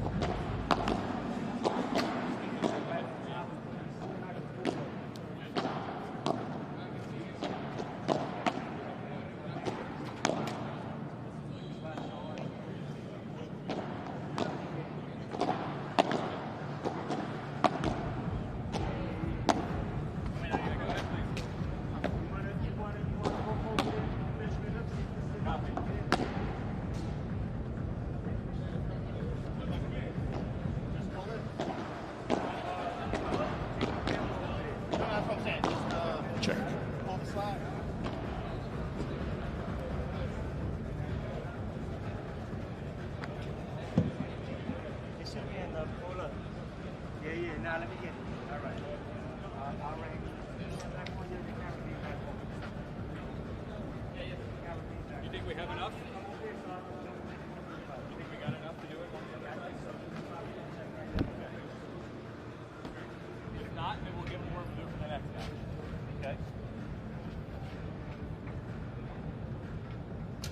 Back here to the Dougal Greenhouse in Brooklyn, just near the Navy Yard. We're ready for our next match in our first tie, which is between the Miami Padel Club and the Houston Volts. Well, they got a bit of a shock, the Volts, in the opening tie, which saw Miami's Martita Talavan and Ari Sanchez beat Claudia Jensen and Lorena Rufo 6-4, 6-1, 1 hour and 13 minutes. But really tight. I mean, the first set could have gone either way. You kind of knew if Ari and Marta take that first set, they would probably take the second. And after trailing 4-3 in the first set, they won 3 straight games to take that opening set. And in that second set, there are a couple of, golden points, a couple of times when perhaps Jensen and Rufo could have, got themselves back into the game. They didn't, and ended up losing that second set by 6-1. So now, of course, Miami Padel Club have a 1-0 lead in the series, which means that here, a win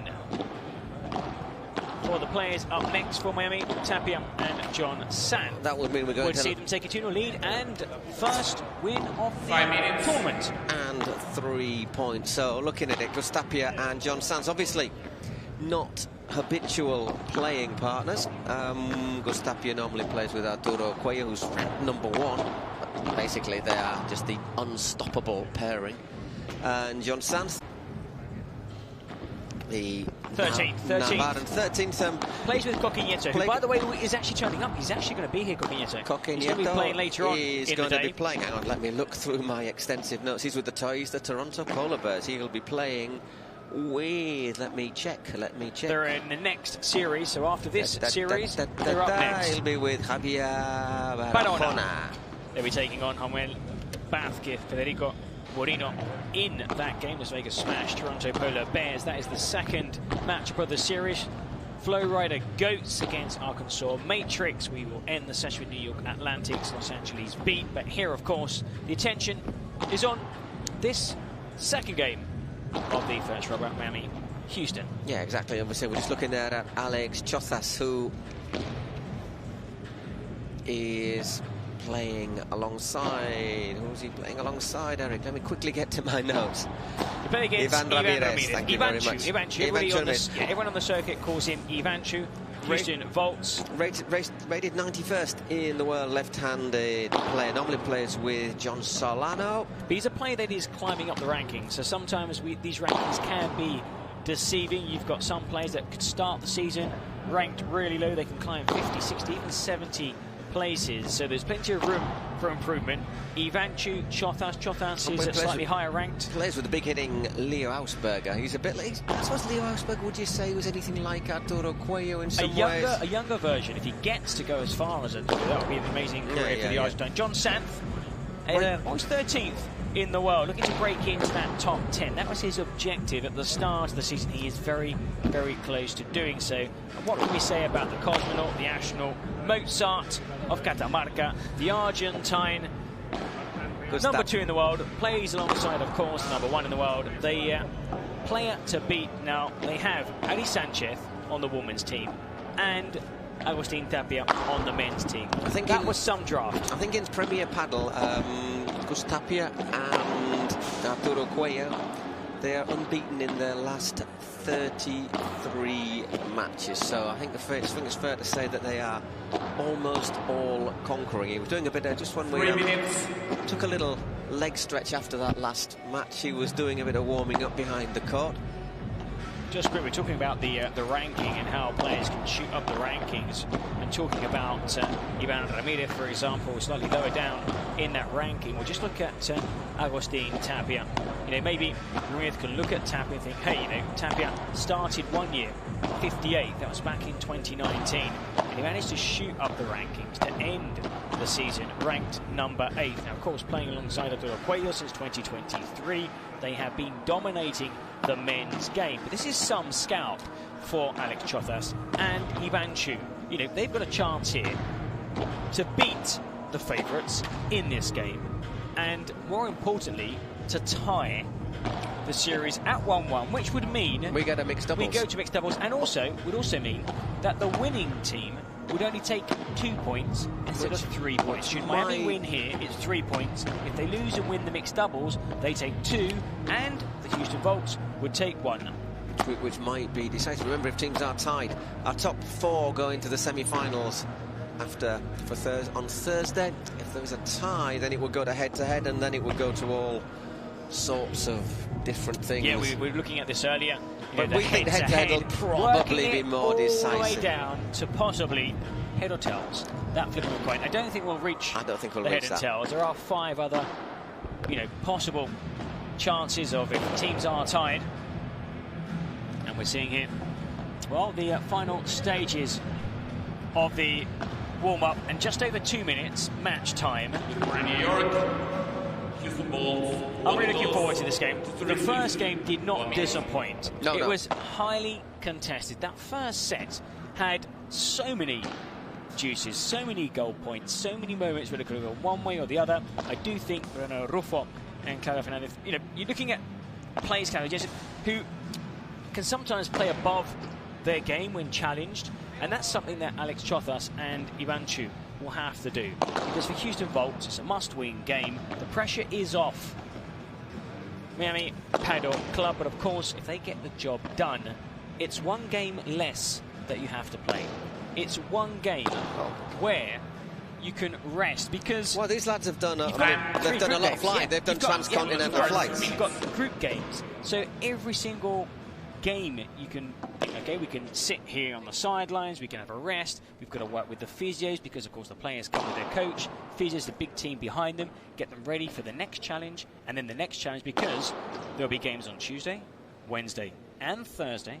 Then of course, if you progress, if you finish in the top 2 of your group, you then go through to the semi-final, so you're playing on consecutive days, and then the final, which of course you need to be as fresh as possible, make that extra effort, and that final, of course, you can join Paul and myself here from Brooklyn.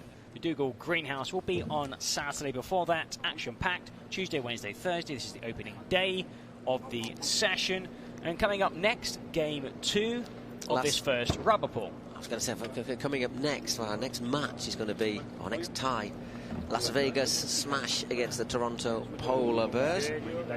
Obviously, Las Vegas finishing top of the league, but under a little bit of pressure. I think they might be here in Brooklyn. Well, there is added pressure. That's something that the trainer, coach will be telling his players. Try and forget the previous result. You need to just focus on playing well, and it is 1 game, like 1 game at a time. Service game, receive, service game.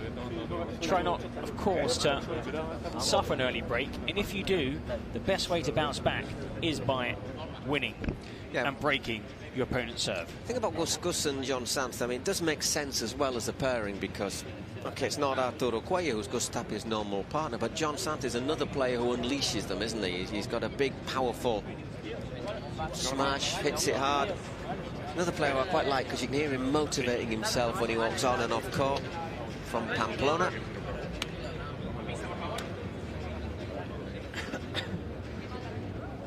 We're nearly ready to go for our second pairing of this opening day of the group stage in the Cities Cup. Miami, of course, in pink. Houston Volts in white.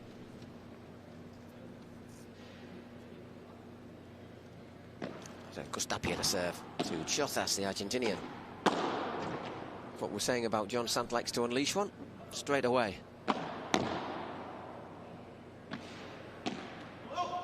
15 love. 15 love.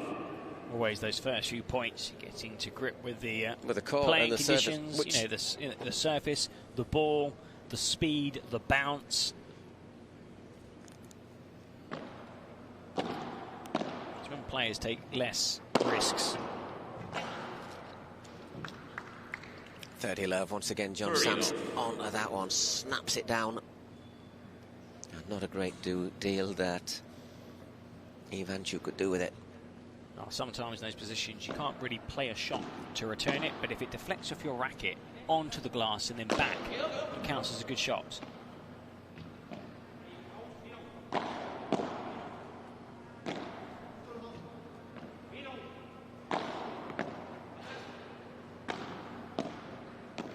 Change of angle there from Tapia, and Ivanchu puts it into the net. 40 love.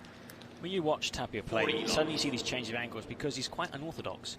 You know, sometimes you would expect the vast majority of players to be playing that shot cross-court or perhaps a lob. He mixes and matches his shots, which obviously keeps opponents on their toes. You never quite know what's coming next. And I say, when he plays along someone who's a big hitter, you don't have any chance to relax either. Can he get to that one? Well, we said it was run out. Try to fit the racket under the umpire's chair. We said it was a little bit narrower courtside, perhaps than other places. I think there you had a little proof of it. That went very high, that bounce, considering he just gave it a little flick, didn't it? So 40-15.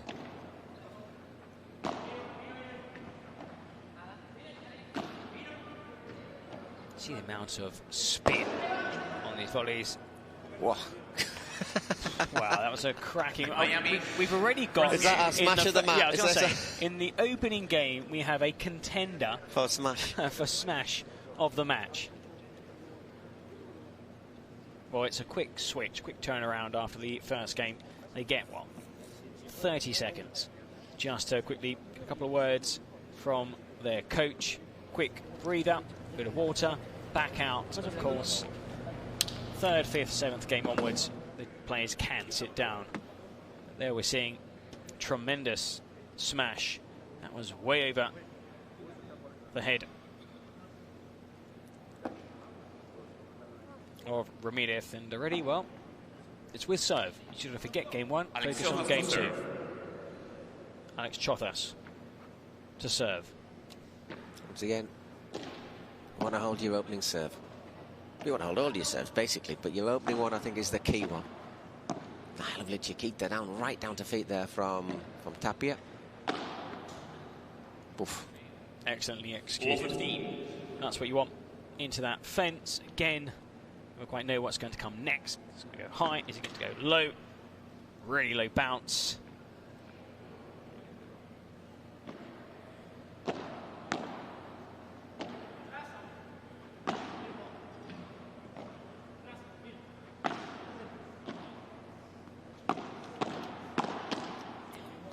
We did well to stop the ball hitting him there, John Sands, but 15 all. Miami, winners of the opener in their hometown, beating 2023 champions of this event, Las Vegas Smash 2-0. So the season kicked off in Miami. There was 6 days of incredible paddle with that semis and final. Then there was another event in Miami, then San Diego. And here, definitely contenders for the title.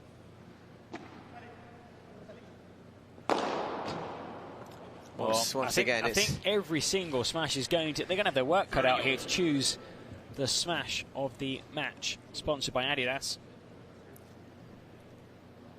And they're not just going out, they're going a long way out.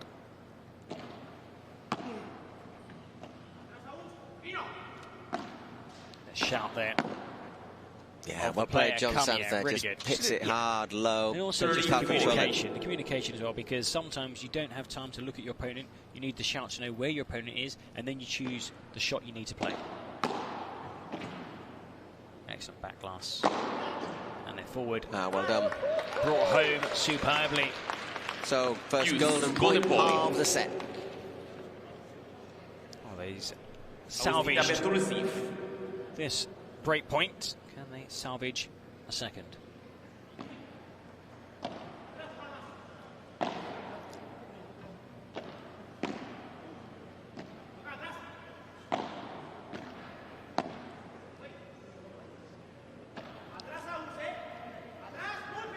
Good luck for the bajada here. Hits it well.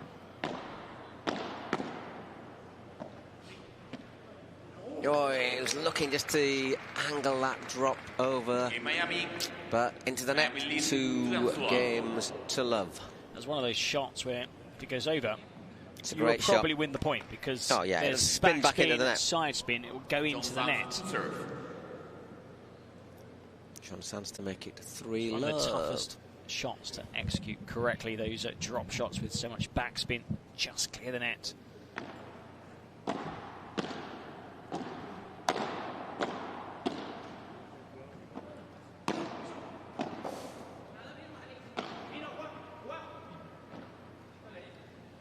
Got the angles wrong there, you can see. Straight away as he saw that ball leave his racket, he knew, looked across to his partner and apologised. 15 love. Oof, good serve. Really almost impossible to deal with. 30 love. Oh, no doubt words of encouragement. You can see sometimes when your doubles partner is struggling with a few shots, you've got to make sure that the head doesn't drop. There's the cosmonaut. There's the astronaut. There's a fly. It's like it's attached to strings, isn't Fly it? Tapia. It's like it's attached to strings. Air Look Tapia. at this again. That's another candidate, I think, for smashing the match. That's my number one. That has to be my number one. That's gone so high, and that is game. Well, flying 3 love, through this my word. opening set. But Tapia, I mean, just how high he climbs. I did a ladder to get that high. And then he just manages just to stay airborne. And then still, a perfect execution. And they have been perfect. Not near perfect, they've been perfect in this opening set so far. Really, really decisive start, hasn't it?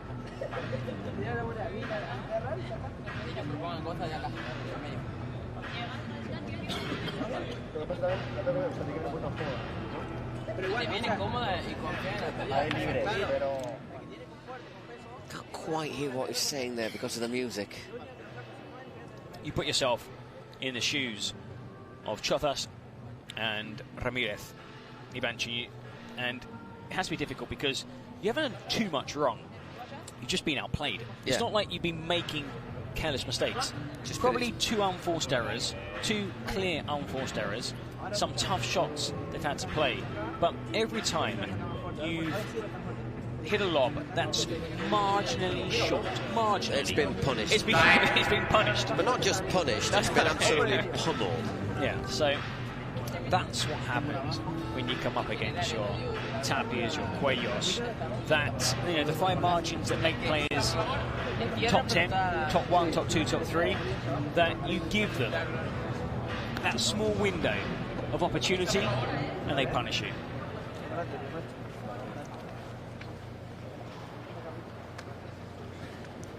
It's very much Biff Bam Pow. Anyhow, here he is with Tapia. The undoubted stars. It's going to be just waiting for a few fans just to take their seats, ready to go. Well, that serve striking his doubles partner. Don't see that too often. It's not ideal, that. That's better. I tell you, it's probably a good job that ball missed John Sands. Yeah. Would have given him a bit of a haircut. Had it coming really close to his head, but that was a good smash. Good That wasn't far away, actually. Clipping the net. Well played. Another brilliant smash. Well, 4 so far. 4 excellent putaways. The first though by Houston Volts. Needed these 2 points quickly, didn't they've got to try and maintain this momentum, leading 30 love. Well so played, John Sands. I think you were expecting him to punish it, weren't you? He shaped up almost down the middle. Whack, yep. And then just a little flick. Watch the little flick of the wrist. There you go. Very nice. Had his opponent wrong-footed. 15-30. Sorry, 30-15.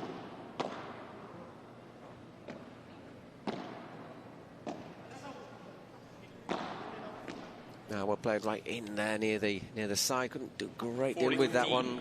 Tapia. 40-15. Chance to get the first game on the board.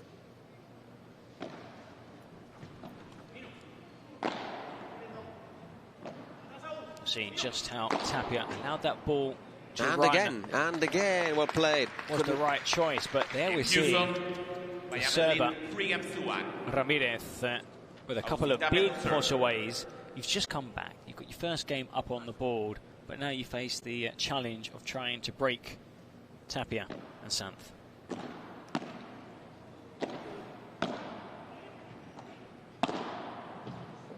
Yeah, well played, John Santh. Once again, low, dry, hard hit. Hitting the two walls.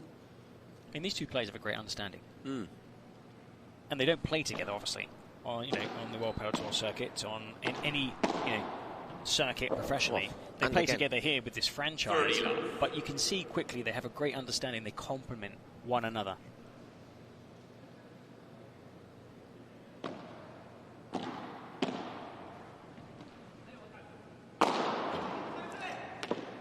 And again, well played, Charles Chozas. Okay, that's now 5. It's going to be a big count here. 30-15. Really tough. Those backhand smashes. You've got to get over the ball and that flick of the wrist. That's a Paquito sort of speciality, isn't it? Once again, there he flies goes through the air with the greatest of ease. 40-15.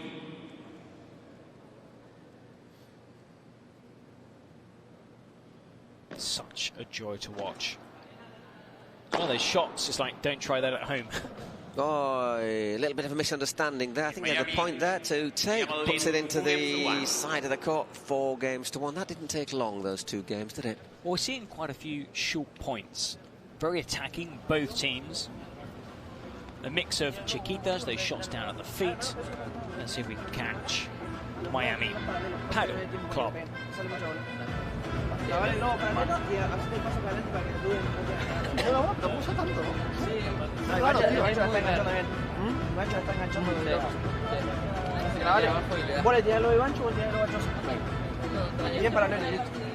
Well, talking about be careful, eventually, but they shot sometimes down the line.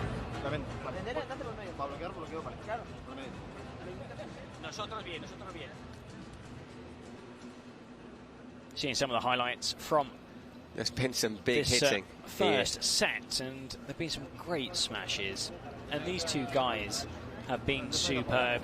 They look relaxed, they're comfortable, they're firmly in the driving seat. Of course, again, the pressure, and they started, of course, with pressure because Houston Volts lost the opening game of the series. So Chozas serving, Ramirez hoping to perhaps come out like they did after the last break, when they won their service game. Ramirez rather comfortably, without too much sweat. They need the same again, because at 5-1, it's almost like, what do we do? Do we try and battle our way back in the set? Do we focus on the second set, save energy? Yeah, exactly. It's one of those decisions that hopefully they won't have to make if they can hang on to the service game. If they do, at 5-1, let's see what they decide to do for the remainder of the set. Okay, Alex Chozas serving.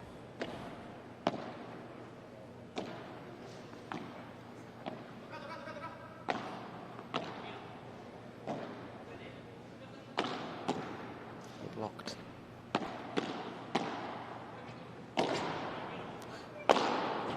That's once again got the legs. He's had three smashes. Everyone has just had the legs, hasn't it? And also, it's even more impressive because you've got Tapia, probably one of the most athletic players on the world circuit. He had darted across anticipating that smash and couldn't get there. Oof. There's the call. Mine, yours. That communication's so important, but going slightly long on that occasion. Little misunderstanding there between the two. I don't know if it was that. If that could have been Gus Tapia's.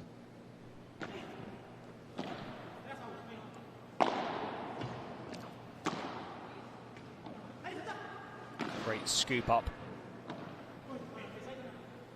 Swapped positions at the moment. Ramirez and Chozas swap back, and thank you very much. Game over. 30-15. Well, it's not. It's only 30-15. No, it's in game over. When he smashes, game over. Yeah. As soon as he goes up there, and you can see that racket go back behind the head.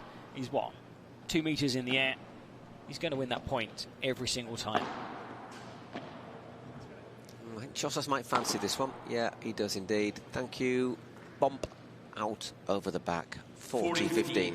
The Por 4 or 4-4. For those who are joining us and didn't watch the first match, the Por 4 obviously refers to the height of the glass plus additional fencing area, which is 4 meters, and the sides are 3 meters high. And well done. 4 games to 2. 4 games to 2.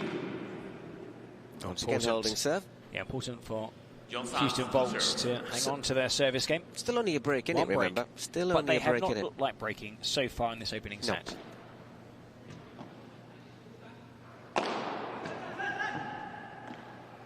Lovely.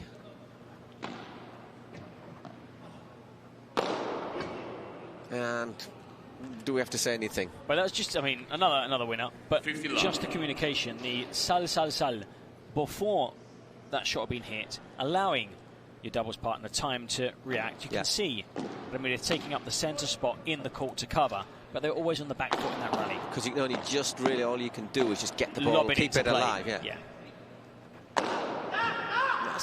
Yeah, 30 love. Surprisingly quick, the court, I have to say. Considering sea level. Sometimes you see, you know, the slightly slower court, but not here in Brooklyn. Oof, horrible little spin there off their back glass.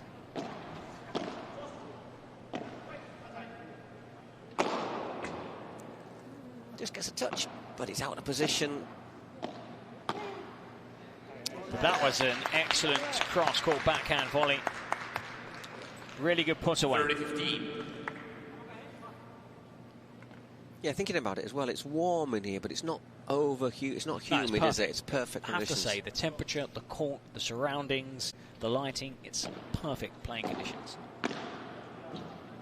Ooh, it's gone a bit long. 30-all. 30-all, so all of a sudden there's a little glimmer of hope here for Chosas and Ramirez.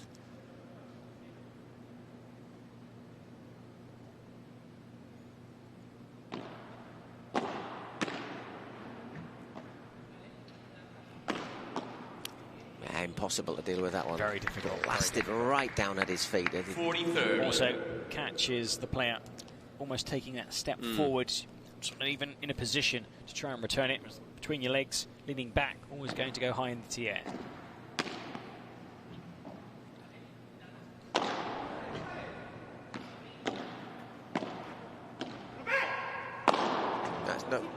Left that one short, set that one up really for him there, didn't he? Deuce, golden point. Alex Chosas to receive. Ahora se nos ha ido el retorno, no tenemos vídeo. Versión inglesa, ahora mismo, gracias. So a big point, chance to basically make it all square in terms of breaks. Or not. That's so difficult. I mean, he's very, very deep, but it's just the confidence to hit that shot. And the amount of topspin, it's the positioning that's so important. The positioning, getting under the ball, arching that back, and then accelerating the action of the shot. So you're hitting that ball at top speed with the top spin, and then that kick off the back glass, I mean, comes back to your side of the court. No, he just basically stands there and hits it. There I mean, you can see, as soon as they could see, look at that. Tapia winding up for the smash. The two players headed off to get their towels. As in, like, come on, guys, let's make the most of this break. Let's hear from Coach.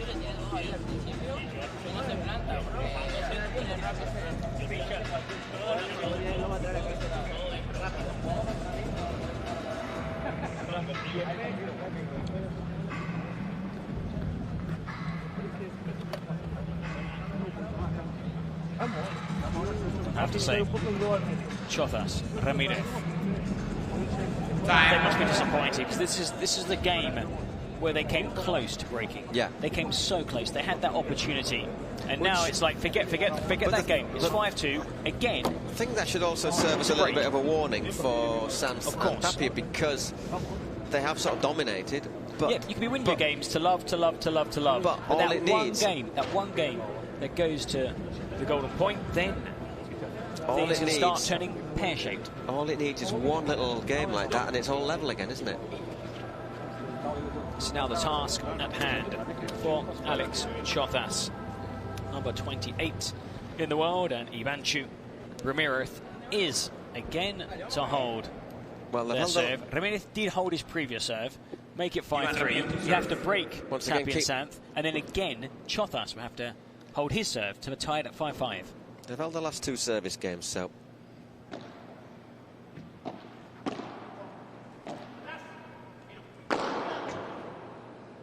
Wow, well played. 50 love. Again, maybe that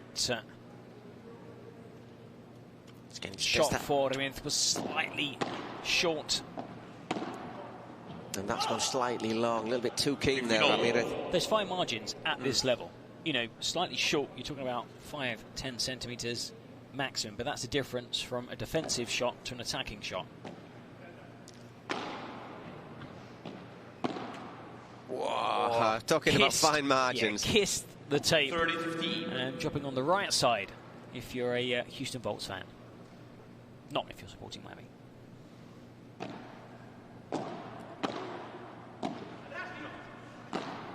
And quickly, wasn't he there, Augustin Tapia?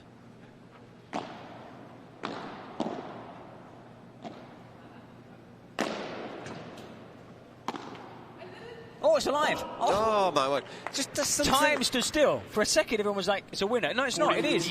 It's one of those things that sometimes John Sanz, I think, is a little bit guilty of. He just goes for that killer shot, maybe a few times when he shouldn't do, and it just leaves the rival. Once again, there, Chozas the chance to take the point. Well played.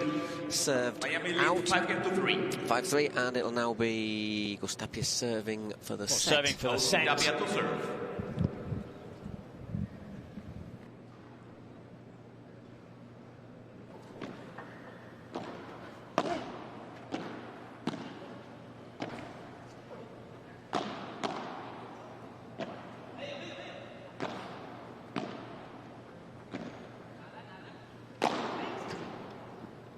And once again, it's what we're saying. No, he just hit the court. He's hit the net, though. So 15 love. But he had left it just that fraction short. Once again there, John. Sanz?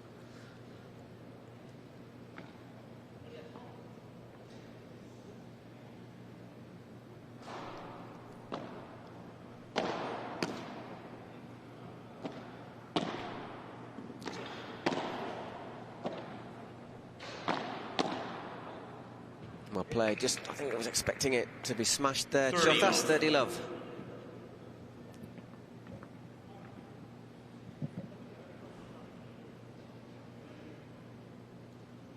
You allowed a bit of time between shots just to maybe tell your partner where you're serving to, where he should position. He's going to go down the middle, out wide.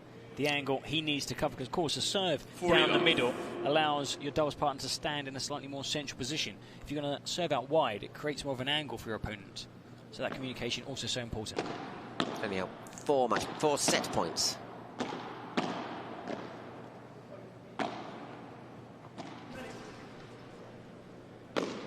Oh, didn't quite time that one. 40-15.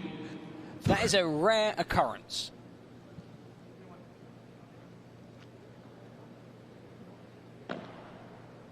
Even the best in the world can make those kind of mistakes.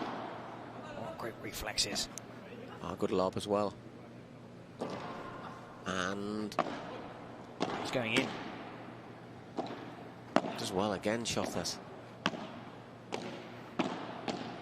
And there it is, couldn't deal with that block volley. And first set goes to Augustin Tapia and John Sanz. There you have it, 6-3. And looking at the clock, it was just under half an hour, so 29 minutes. First set to Tapia and Sanz. Entertaining, fast, dynamic. Not too many long rallies. The rallies that have been long have been brilliant. Some excellent exchanges at the net, those quick-fire volleys. I think what we did see was after a slow start, Chozas and Ramirez got going. Definitely improved. Now, what they need to try and do in the second set, pressure the serve. Yeah, is basically press the serve, try and get to the net, and also play like they did the final 6 games of the opening set, because there it was pretty level. I think the big difference really was when that man had the chance to put the ball away, he did, apart from just once. That final time in the set in the end didn't mean much. Didn't really mean much. It was 40 love at the time. Here's the set point.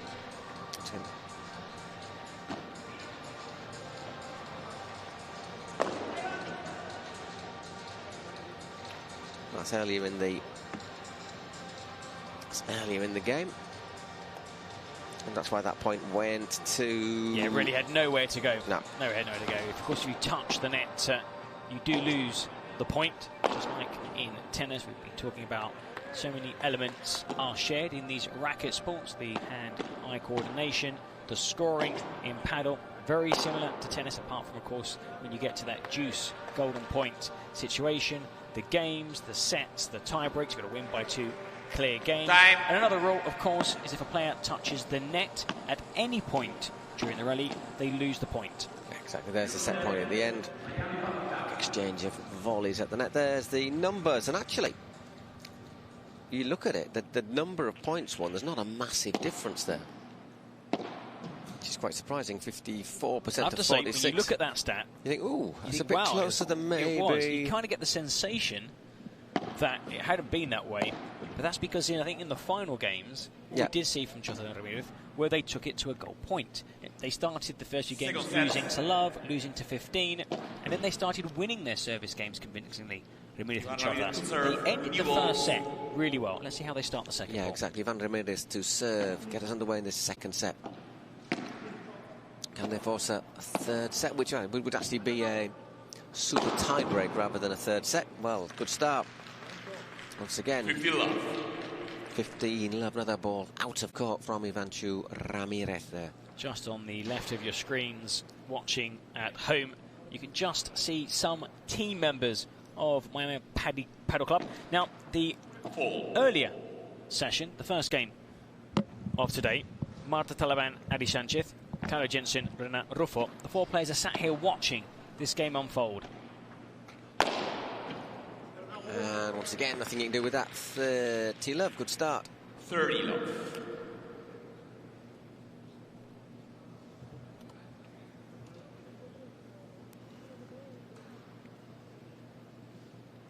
You wonder if this set might just be a little bit closer than the first one.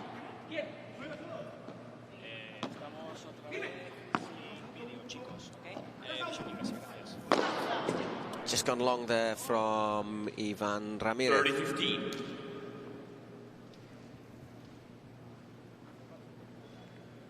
Now, if they can take the lead, albeit first game, second set, they'll be in front at least in a set. You won't have that pressure being broken early on, trailing, playing catch-up, which of course takes a lot more out of a player. And if you're leading... Wow, well blocked there by Chotas, but great. Down to feet again, once again, from Tapia, 30-all. Attacking the same player. Why? Because the same player, after a really good first volley, second volley, does not have time to get into position for that third volley.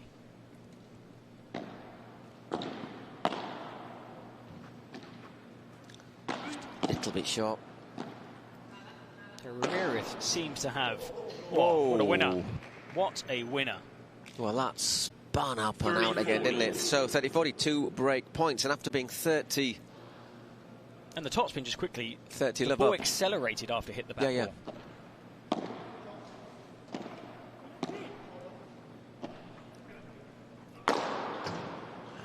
Well played, Alex Chotas. That's good. Juice, golden point.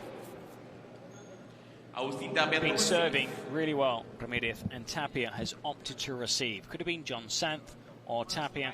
Tapia, hand goes up, informs the umpire. We'll be receiving Ramirez's serve here in this golden point.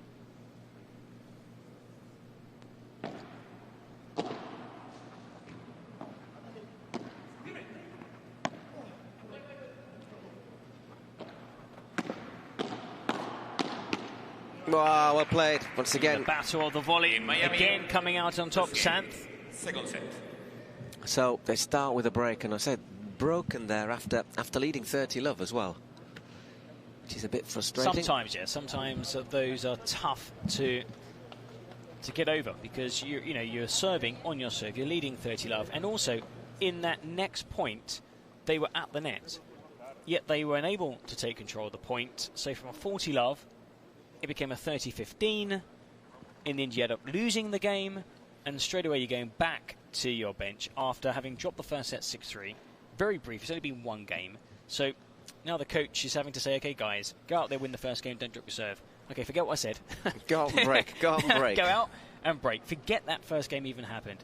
But breaking Tapia and Santh has proven to be an impossible task so far. Really difficult. There was 1 goal point.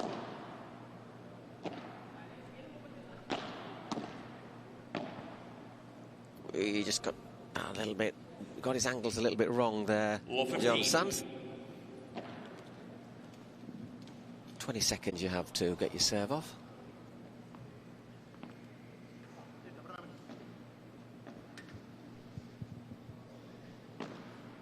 There are a couple of times during the game where you can actually ask slightly longer. You get an extra 30 seconds just to talk to your doubles partner. To pass on some instructions. That bounced off the camera. Love 30. Well, we saw this in the first game of the session, dropping a service game. So important to try and break back immediately. They didn't do that in the first set. Can they do so now in this second set? That looks short. Yeah, it does indeed. Still alive, though. Oh. Well, the reflexes were amazing. I mean, there we're seeing El Muñeco. Thumbs up from Tapia. He knows there's no malice in that shot. Absolutely not. I mean, some people can get upset when you get hit by the ball. I think it's when it's deliberate, though, isn't it? I don't think that was a reflex volley.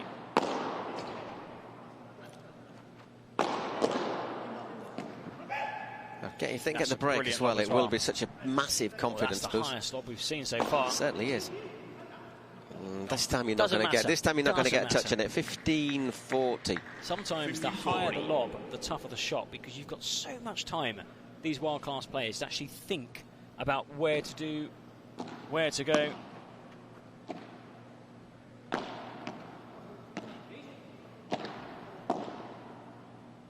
Really impressed by the backhand.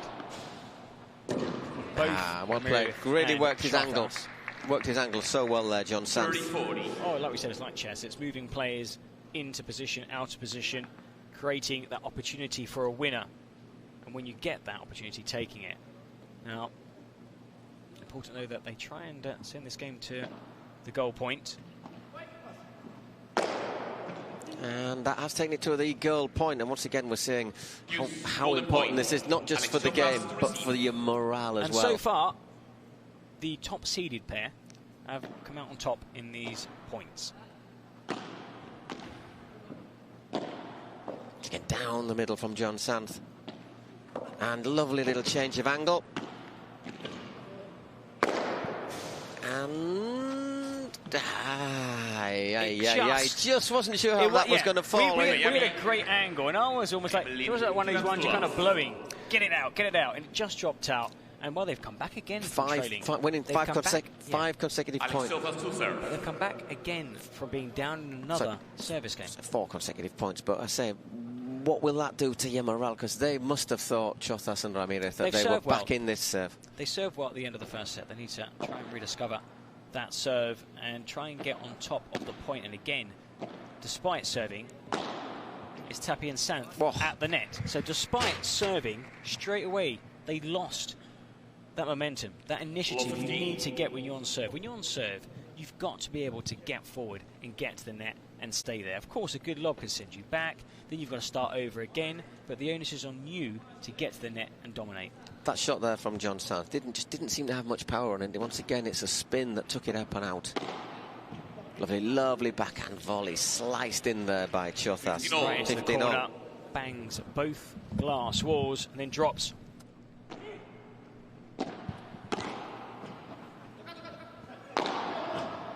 And once again, Ramirez, he's not the tallest of players, is he? But 30-15. Unwinds all them. Goes, it's his technique. It's all technique. Later on, we'll see Chingotto in action, and he can also hit some great smashes. Just couldn't quite control that one. Tapia, 40-15. 40-15.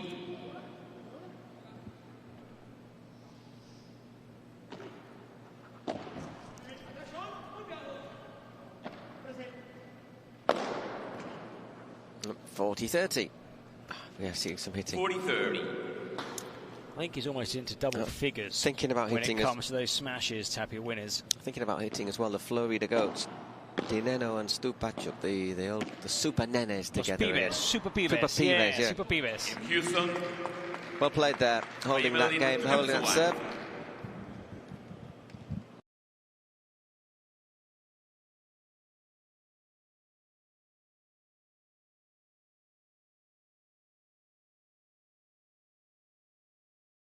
A really tight first set, and then the world-class Ari Sanchez and Martita Talavan claiming that second set 6-1 in an hour and 15 minutes. We've had just over 40 minutes so far in this second match. It could end here. There would be no need for a mixed doubles ball should Tapia and Sanchez close out this second.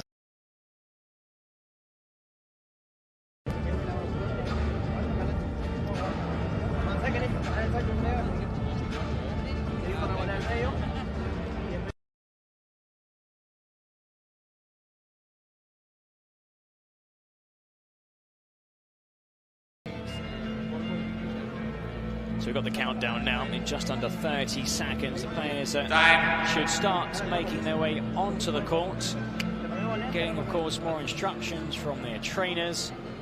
2-1, Tapia Sanchez lead in the second set, taking the first set 6 games.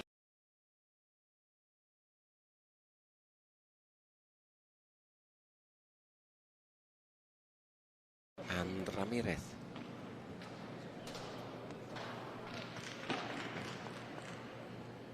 It's good to see also Claudia Jensen and Ruffo taking part in that timeout, you could say, you know, that switch.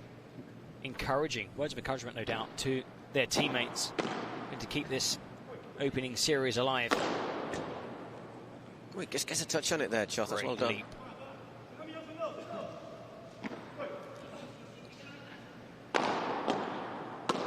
Don't get anything on that one, though. The anticipation, just cut across, took the gamble, put the volley away. But really clever before that shot off the top of the racket to rescue that smash. Because if you try and get any power on it, you'll knock that ball straight out of play. Oh, even Sanchez joins the act as well. 30 love.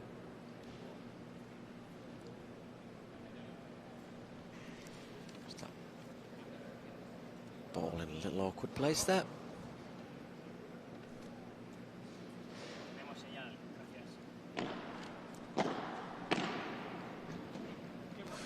Down low. Really right. Yeah. There was stuck against the back of the court. It's one of those ones you've got to try and hit a half volley because there's no bounce, literally no bounce on the ball.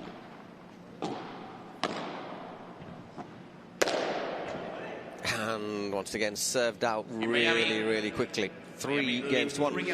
That's the problem, isn't it? Apart from really that last service game, they've struggled, Chothas and Ramirez, to make inroads into the serve. They're looking very good on the service days. We saw the golden point. That was a missed opportunity. And if they can just continue serving well, they're going to claim this second set.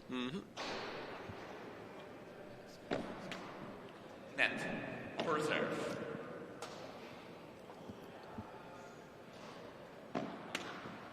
Second serve into the net.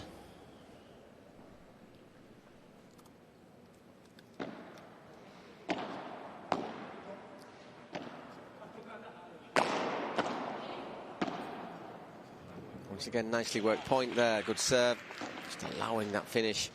Players out of position. 15 love.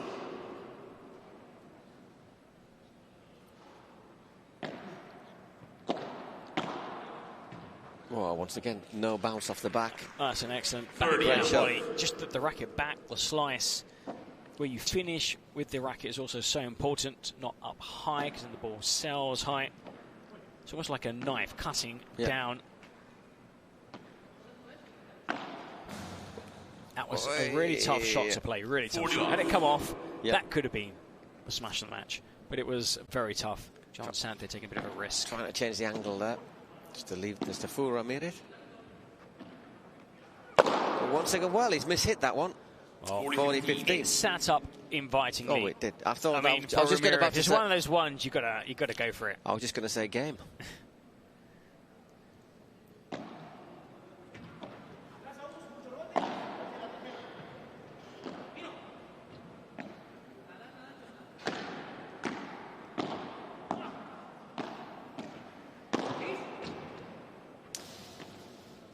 of spin, taking that wide. But be careful here, Chozas and Ramirez. Don't want to see any little fantasmas, as they say in Spanish. Don't want to see any ghosts here. They lost the service game, leading 30-love.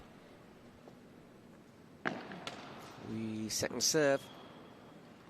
You don't want to trip over the same stone twice.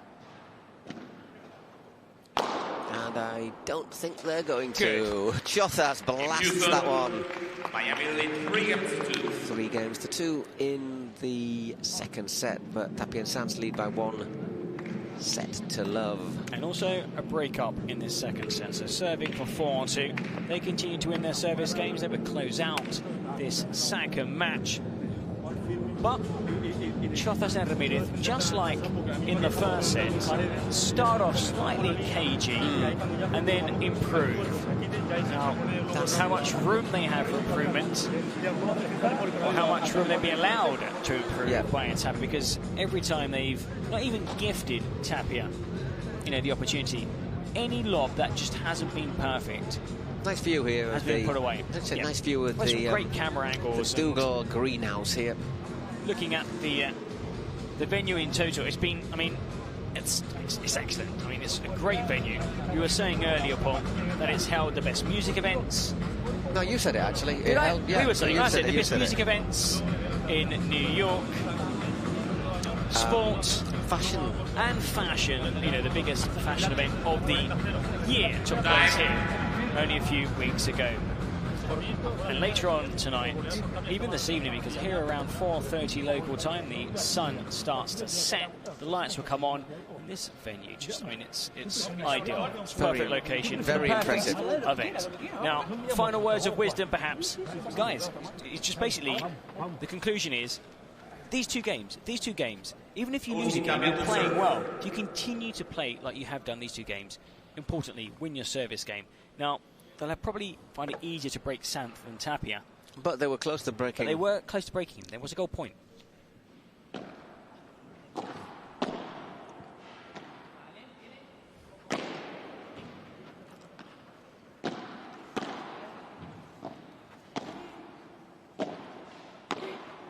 Well played. Unlucky. Well played though, Chozas and Ramirez once again. Love 15. Once again getting a good start against Gus Tapia's serve.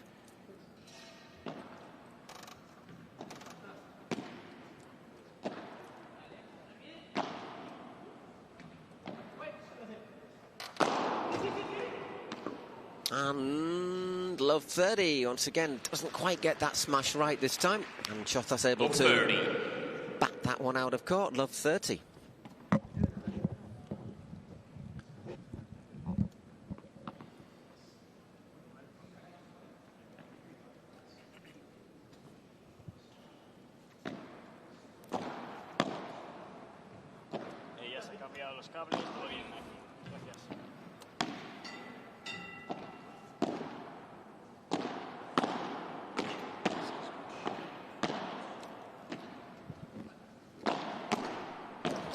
Really good defending there from Chozas and Ramirez, and wrong foot Tapia there. This is a really good point, and there just dinks that one over. Gus Tapia drops quickly on Chozas. Well, they were just unable, Chozas and Ramirez, to push them back. They're at the net. They're very difficult to move away from the net. Ooh. Loose from John Sanz, so 3 break points. Once again, a glimmer of hope for Chozas and Ramirez. Can they make it count this time?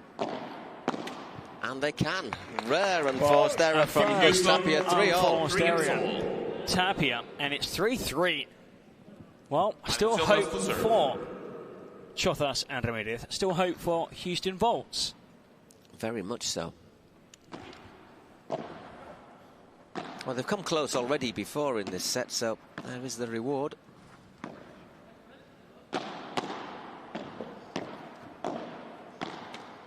He's stretching there, Chozas into the net, love 15.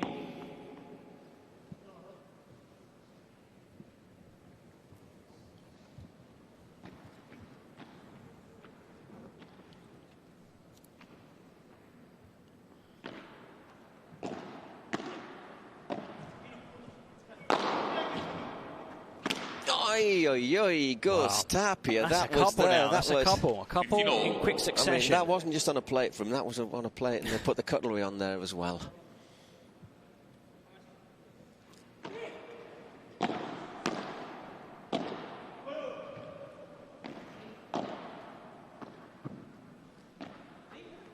Just changes the angle a little bit. Whoa. Has the legs, and Ramirez goes into the net. You know, so 15-30. Whatever happens in this match, of course, you know, Houston Volts are the newest franchise to join the PPL.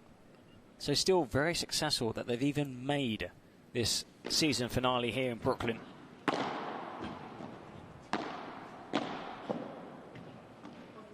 A good backhand there from Sands. Chostas can't deal with it once again. 15-40. 3 more break points.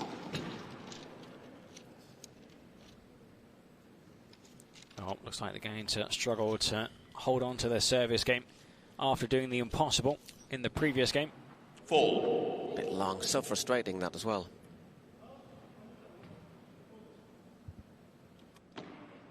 It's like in many sports, if you take the lead, you can be careful because you're more likely to concede a goal if it's football, or points if it's basketball, or any sport. They did do. Can't quite get there for 30-40. Well played, kept his nerve there, Ramirez. 30-40. Still facing 2 potential break points.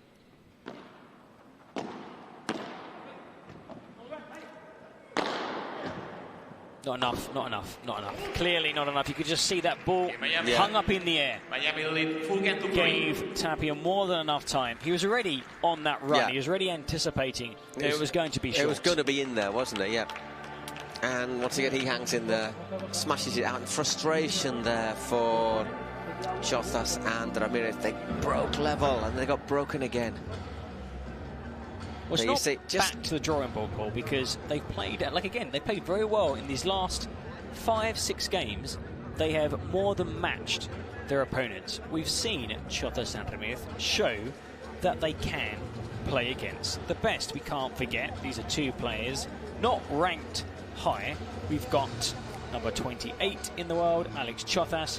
Ramirez some way behind his doubles partner, but on what we've seen in the second set and the end of the first set, there's very little to choose between these 2 teams. Not much in here. Ramirez has shown some really big hitting as well, hasn't he?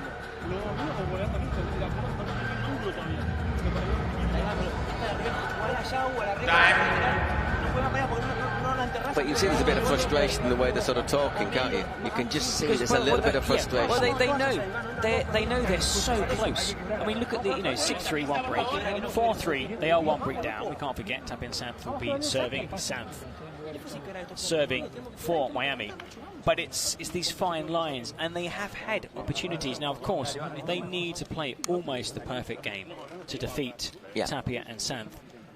And it's a great opportunity. You can see, their teammates sat on the bench, willing them on, trying to set up that doubles, that mixed doubles finale that could decide this opening match. Just waiting for a few fans just to quickly find their seats. There you go.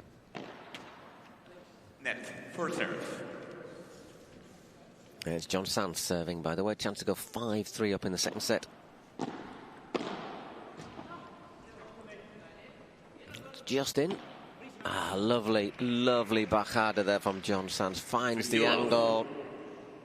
As Chostas charged in. There was no pace needed. It's all about the angle.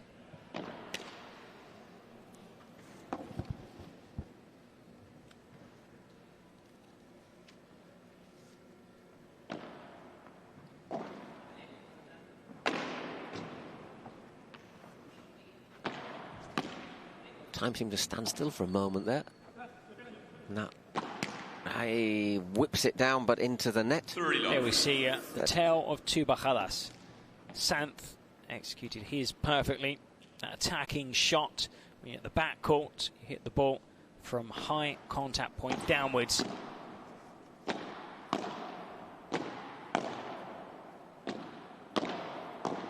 Yeah, just once again plays it in. 40 love. So just lost a little bit of, just feel I've lost a bit of concentration, Chozas and Ramirez. Well, they were having a little discussion on the... I don't think that was perhaps the right shot. Maybe you should have taken a step to one side, allowed your doubles partner on his forehand to, you know, to take over. I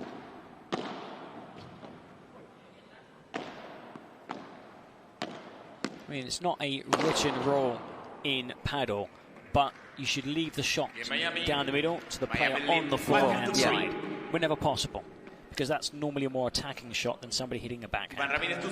Sniffing a bit of blood out there now, Sanz and Tapia.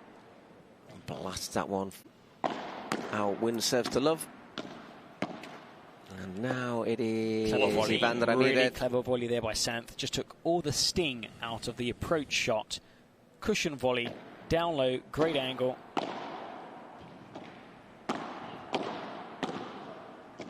Again, both going for the same volley at the net. Oh, no! You what? How did he do that? Incredible. Oh, well, I mean... 30 love 30. I thought that might have gone long for a second, I mean, but well, let's just, can we see that again, please? Please, can we see that again? This player. What is that? That was, I would go as far to say, that was nonchalant. That was almost like just the awareness, the court awareness, but just out of the world. He's just like, there you go. It was just effortless. Oh, it's gone, hasn't it, for Chozas and Ramirez? I think that last break did them no favours and also, whatsoever. Having just seen Cuellar do that to you, you think, what can we do? I mean, he's world class and he's playing out of his skin today. There's a great passing shot. By the way, 4 match points, 3 match points. As Chozas saves that first one, but it's 15-40. Still a massive job to do now to save this.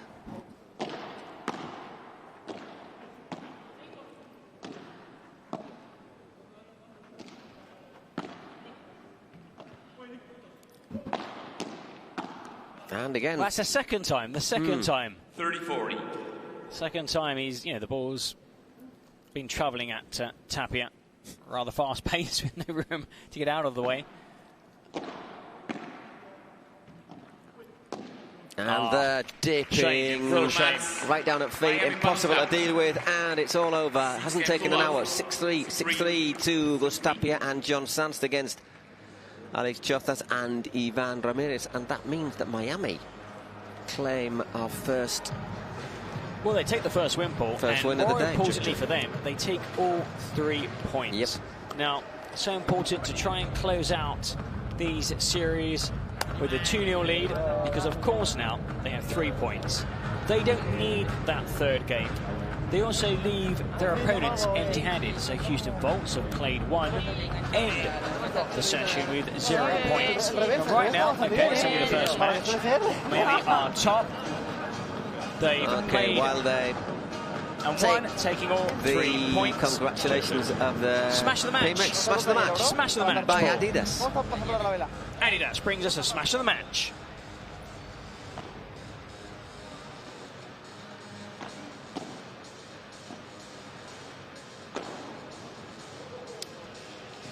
Which is a pretty good smash. I mean, there've been a lot of smashes in that match. This is a game where there were maybe 15, 20 contenders. Smashing. The difficulty of that smash was how far back he was, backtracking and heading towards the sidewall and having to hit that angled, bouncing in the perfect spot, right down low by the glass, and then that top spin, side spin, sending it over the sidewall. I mean, after hitting about 15 smashes, you would have thought that perhaps Tapia could have come away with that award. But definitely Sanz is Eric, I'm going to interrupt you. Player who deserves it. Let's go across now to the interview. Let's have a little word with Julian, who means we can turn our microphones off.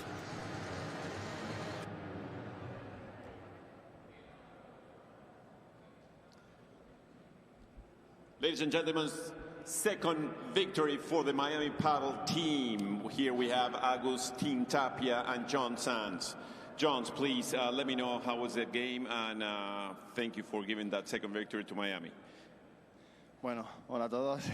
Nada, muy contento de haber ganado esta primera ronda con el equipo. La verdad que las chicas han hecho un auténtico partidazo, darles la enhorabuena y nosotros nada, muy contentos. Agus es un fuera de serie y para mí es un placer poder jugar a su lado, así que esta semana la disfrutaré mucho. Happy with the victory. Augustin Tapia is, a superhero. Happy to share this win with the team. Agustín, contame un poquito, viniste de Dubái, llegaste ayer a la noche, ¿cómo te sentiste en la cancha? How did you feel on the court when just arriving from Dubai? How did you feel on the court?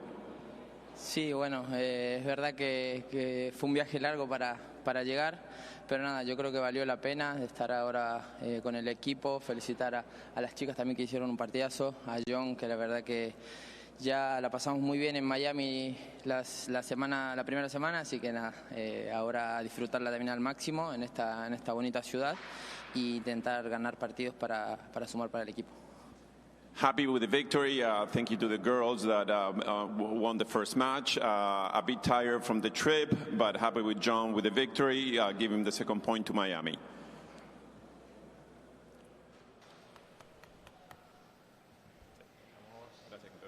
Well, there you have it. We'll show you some highlights. That was great to hear. Again, the interview, Julian interviewing the winners, deserved winners. I mean, 6-3, 6-3, and the highlights of what was, I suppose, if you look at both sets, they were different in the way that Chozas Ramirez started the first set slowly. You can see they were down by 4 games to 1. They battled back, losing 6-3. Second set, there are a couple of key gold points, which, the typical goal points where if they fall your way, you get that confidence, but they could do it. The big moment was when they were love 40 up and didn't win, and didn't break the serve. But double 6-3. I mean, I think they did a good job. Yep. I think they did a really good job. I mean, losing 6-3, 6-3 against Tapia and Sanchez. As Julian says, Tapia's had a really long flight. I mean, he was in Kuwait, came here via Dubai, so it's I don't know how many hours flight that must be. To be honest, 15, 12 hours. Having seen this kind of performance, the shots he put away, we're seeing some of the highlights, of course, from this second match. I mean, you couldn't have, you wouldn't have thought, okay, he's arrived yesterday, trained and playing, because he was excellent. I mean, look how they started the game, racing into that 4-1 lead. There we're seeing the winner. Again, that man with the smash. He didn't take the smash of the match. That honour going to his doubles partner, John Sanz. To be fair, I think if that had been earlier in the game, if that had been a bit earlier, that would have given our editor time one to put for the that in. archives. That was a tremendous shot, and just having that awareness, the spin, the control, the composure to hit that shot. There is the final shot of the game. I still think that the losing Houston Volts can hold their heads up high. Claudia Jensen, Rufa, Chozas Ramirez beaten they'll be in back the in opening action. match. They'll be back in action tomorrow. Let's have a look at the numbers. They won 44 points to 37. So once again, it's not that massive a difference over the game. They won all 4 golden points. So there you have it, 58 minutes. Well, they finished a little bit of the schedule. We're going to have a little break now. We will be back soon with Las Vegas against Toronto Polar Bears. Through ideas, imagination, effort and enthusiasm, dreams are built. We are making paddle the sport of choice for thousands of people around the world. Each court built is a match won, and so, court by court, match by match, we are creating a limitless playing territory so that the unbeatable passion that paddle creates can be spread throughout the 5 continents.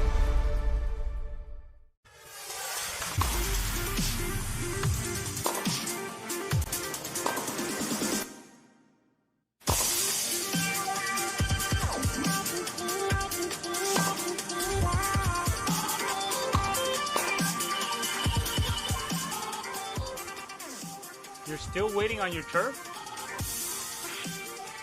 While you're still waiting on your turf, we're still shipping 30 trucks a day.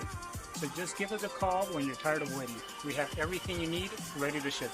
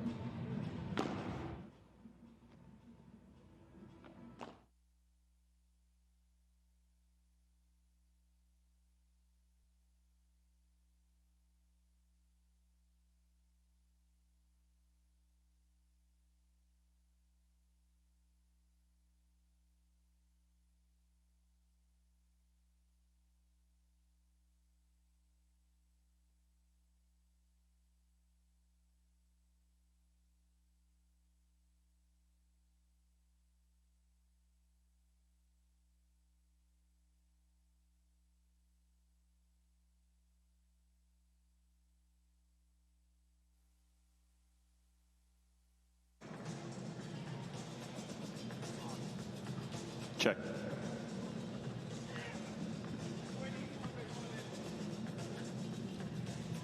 ¿De dónde sos? Mexicana. ¿Pero de qué parte? Durango. Durango, buenísimo.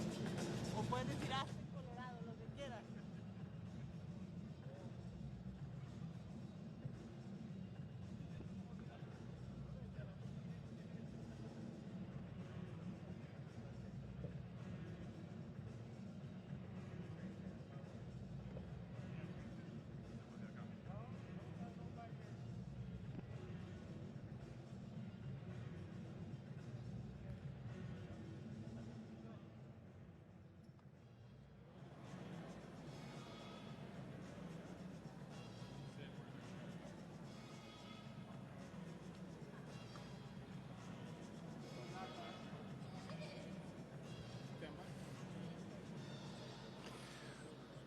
Welcome to New York City and the PPL Finals and the second game of the day. Ladies and gentlemen, please let's give a hand of applause. Representing Las Vegas Smash, Ana Paula de la Peña, Martita Ortega, Federico Mourinho, Guga Vasquez.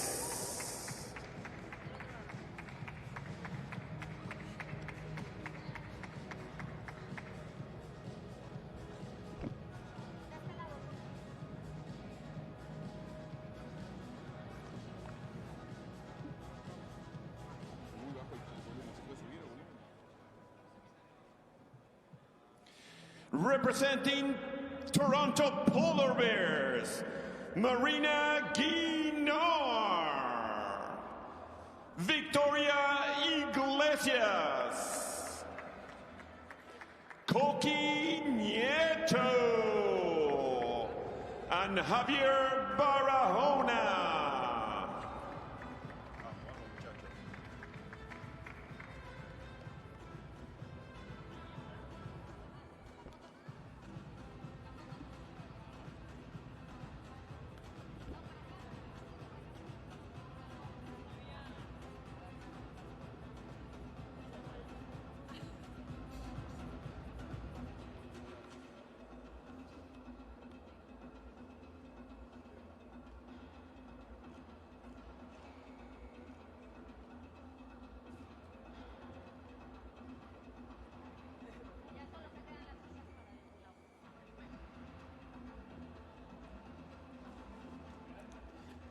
Hello, welcome back here to the Dougal Greenhouse in Brooklyn, New York for the second series. Now, this is, of course, the opening day of competition here.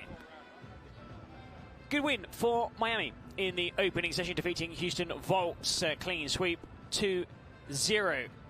Now, it's the turn of Las Vegas Smash, the defending champions, of course, crowned champions also at the Pro Padel League final in San Diego. Good end to the regular season, looking to carry that end of season form into this finale here in Brooklyn. They take on Toronto Polar Bears, the only team representing Canada since its launch. The team has been hugely successful promoting the sport in North America. There were no courts when the club first started and improved to 8 in 2023, much more this season. And here Paul Giblin really looking forward to this second game. We had a clean sweep in the first, so important for Miami to take 3-0. They took all 3 points. Now there's no mixed doubles game.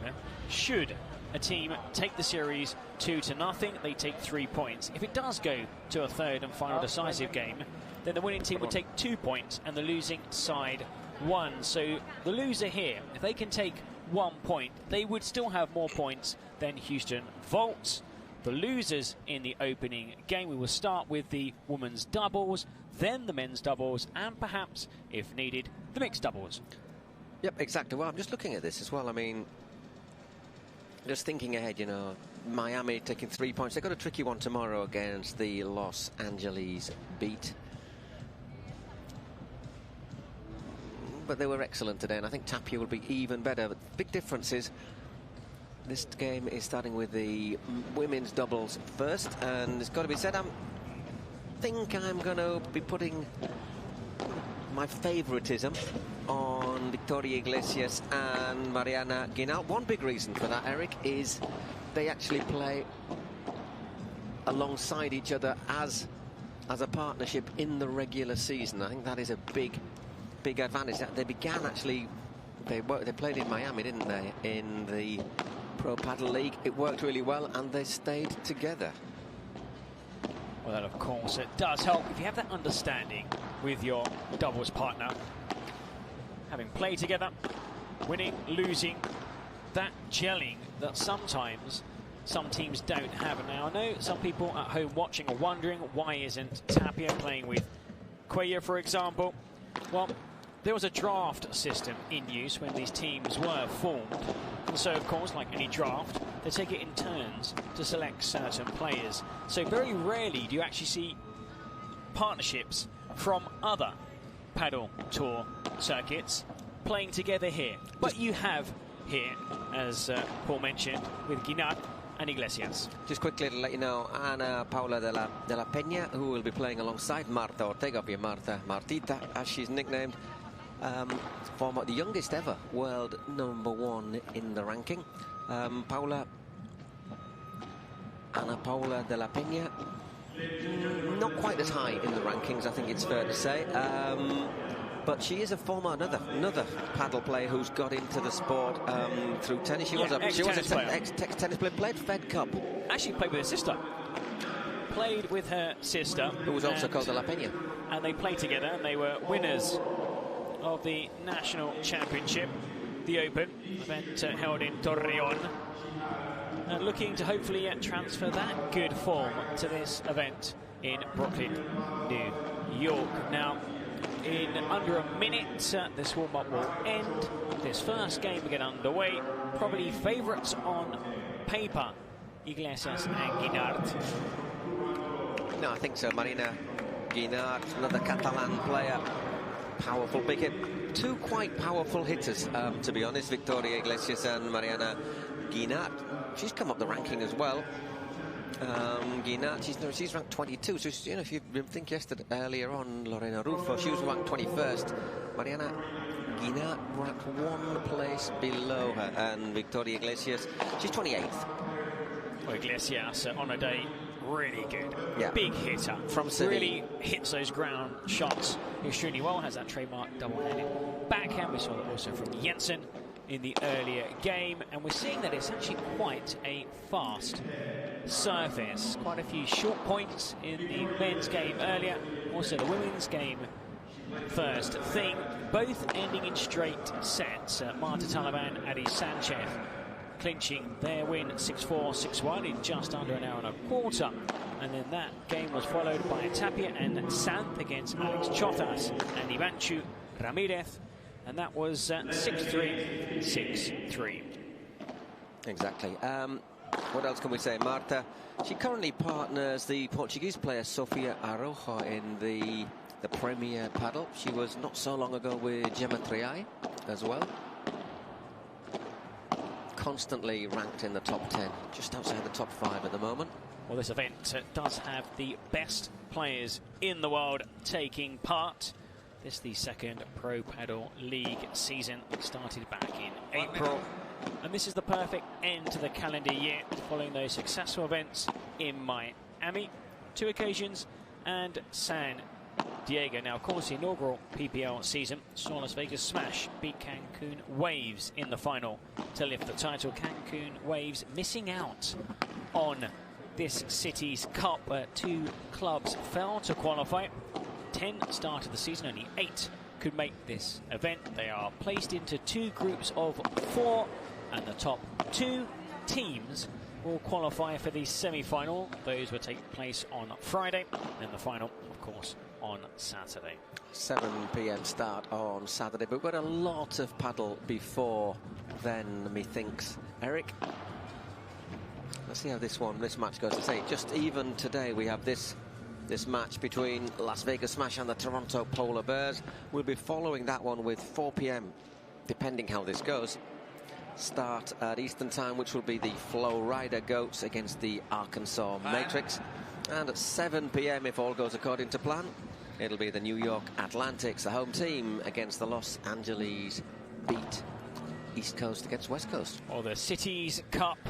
This will be the second series of the first session. Tuesday, Wednesday and Thursday will be the group games. You get to play all the teams in your group. We can tell you about what would happen should teams tie in these standings, how they choose, or how a team head-to-head. It could go all the way down to a coin toss.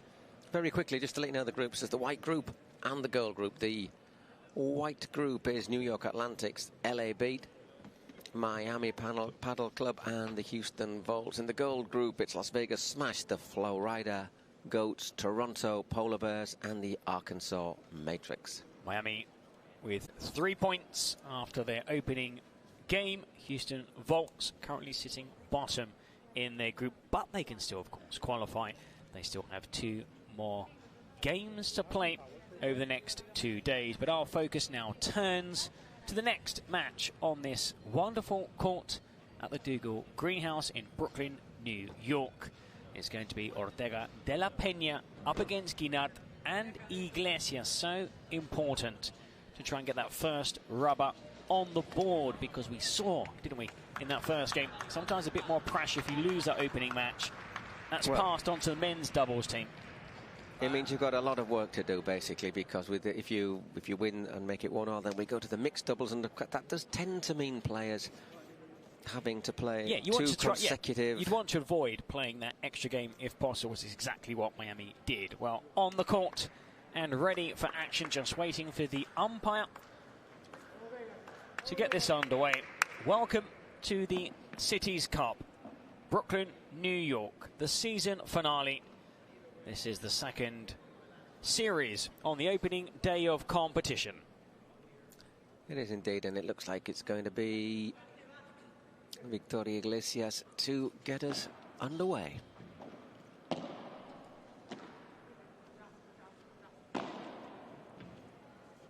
And good winner there to get us going from Guinart.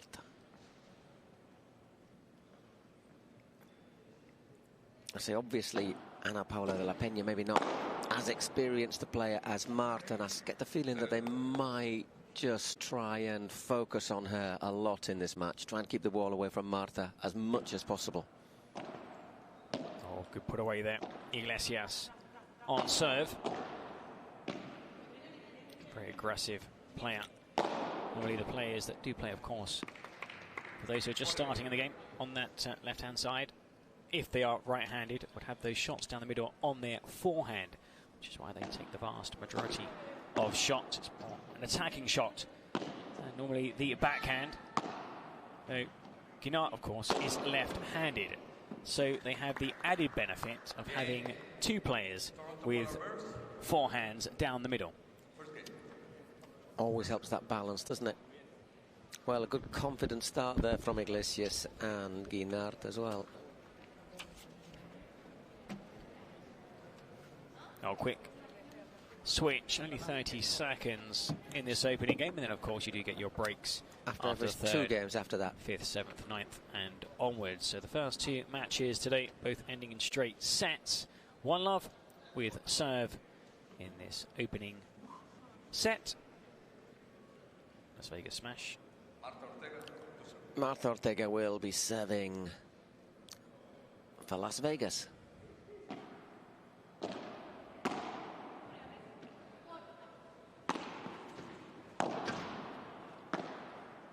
As well there, De La Peña kills the ball as well, didn't bounce at all. Yeah, very low kick.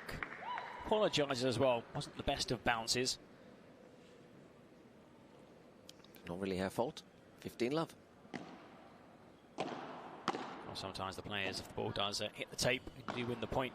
Quick apology. Sometimes if the ball doesn't bounce as it should, some players do like to apologise to their opponents. Of course, delighted that you've won the point. Ui, Guinart mistimes that one. And she saw that one there to hit out of court.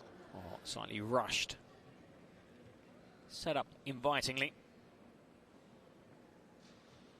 It was there for it once again, wasn't it? Wolf. Came across and took it away from her doubles partner, Iglesias. Once again, Marta, good serve, just forcing Guinart back.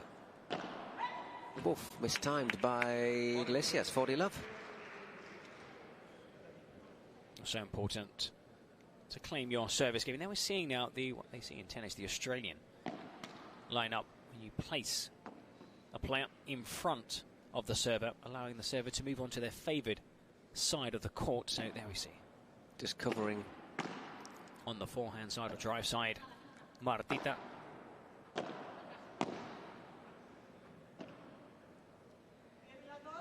Good lob.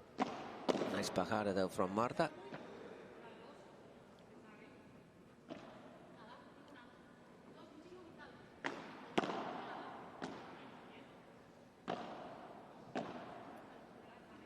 Once again, nice chance to get forward.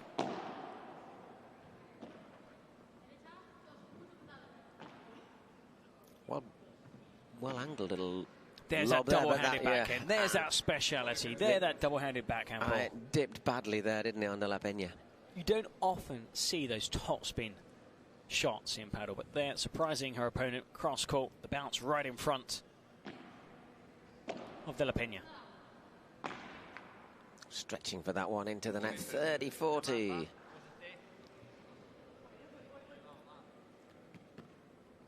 Psyching herself up after that. Good serve from Marta.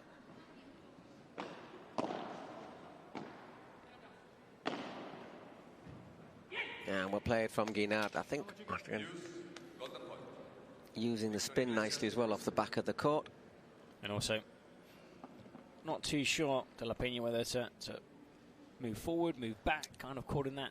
So what you call the clash? Sometimes it's the no man's land, but it's, I mean, here, it was a good shot. It was a good shot. It was a tough shot to retrieve, but had you been slightly further back, perhaps you'd have a better chance of keeping that rally alive. She's in the clash position, Eric. Should I stay or should I go? You know, golden point.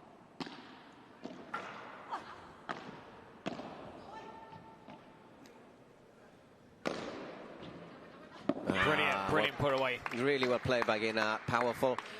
Just seeing there that De La Peña not too sure how the ball would come back off the glass. See that? And in the end, of course, again, had you been one step further towards the fence, you'd have been perhaps in a position where you could have got that ball back into play. But looking very good so far in this opening set, Guinart and Iglesias. Chance to consolidate that break in this next game from Guinart. Oof, got a bit too much on that one. Love 15. Again, wayward.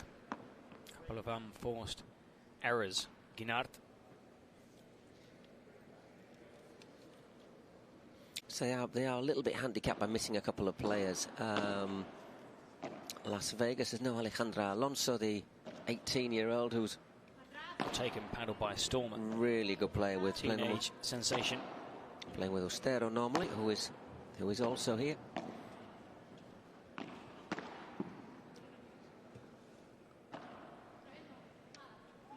And Barbara Las Heras was also on the roster, not here either. Well, their key player, or you could say franchise player, is Martita Ortega. Well, love 30. Looking for that double-handed backhand Victoria Iglesias. Well, the player ranked 7th. Has been solid so far. Looking just to keep De La Peña with that confidence high. If you make a couple of mistakes, it's important that your doubles partner doesn't put any extra pressure on you. Needs to be words of encouragement. Here's a really good chance to break back. Love 40.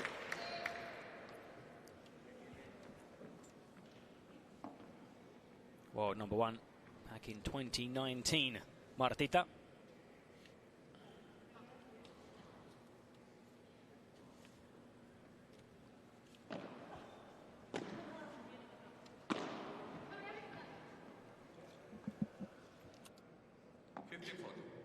Stretching for that one, De La Peña.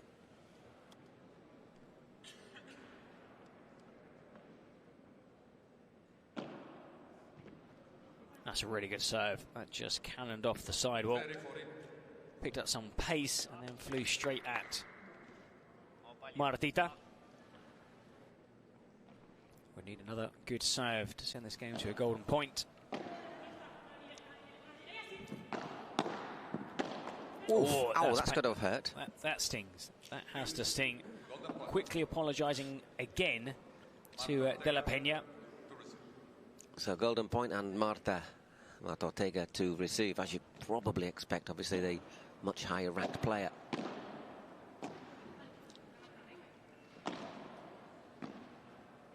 Just looking to drop that over the net, into the net. So 4 consecutive points there for Iglesias and Guinart. They'll be disappointed. They lead 3 love, yeah. Be disappointed with that service game. Perhaps the first 2 service games they weren't really in it. In this game they had their chances. Yeah. They battled back well. At the moment, Guinart, Iglesias in total control. Coach for Toronto, by the way, is Nicola Quetzo. It's Guga Vasquez who coaches Las Vegas. 25 years in the game, either coaching, playing, bit of a legend. So far so good.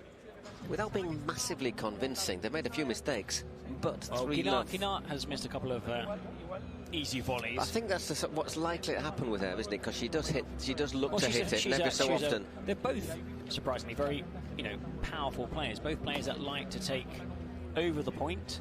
Both players that like to dominate the point. Both players that like to take that shot down the middle. They have to share, of course, as they are both playing a left-handed player and a right-handed player. Both shots down the middle on their favourite drive side. Of course, Iglesias used to play with Aranzazu for many years at Soro, and they they were brilliant together. They finally split, as with many, doubles teams, over time. It's a bit of a knock-on effect, a domino effect. It's one of those things, isn't it? Some players split, and then they start, moving and changing and switching, and also changing throughout the season. Of course, injuries to players too. Well, you don't remember when Alejandra Salazar and Gemma Triay, they looked like they were set forever, but then obviously Salazar needed an operation. It was a chain reaction.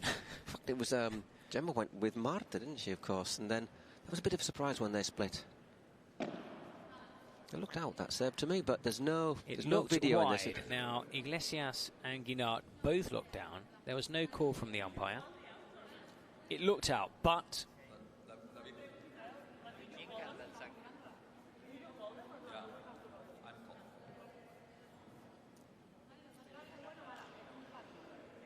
the point goes to Ortega and De La Peña. I was just chatting in the break between matches to one of the umpires, and he says, "You're not having a video. It just puts a little bit of extra pressure on you." Well, there were no challenges really in that first session. That has been the first, really. Of course, that's been questioned.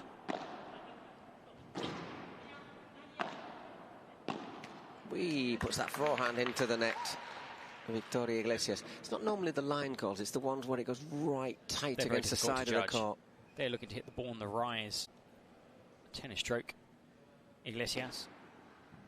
Good serve.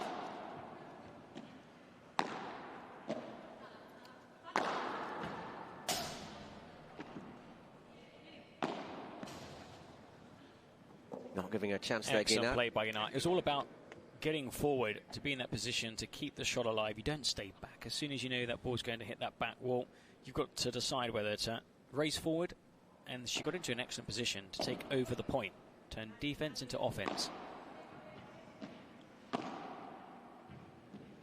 Now well played. Tucked away in that corner where it's so hard to get it out. You're up against the glass. You don't have much room to manoeuvre. Not much room also for the swing of the racket.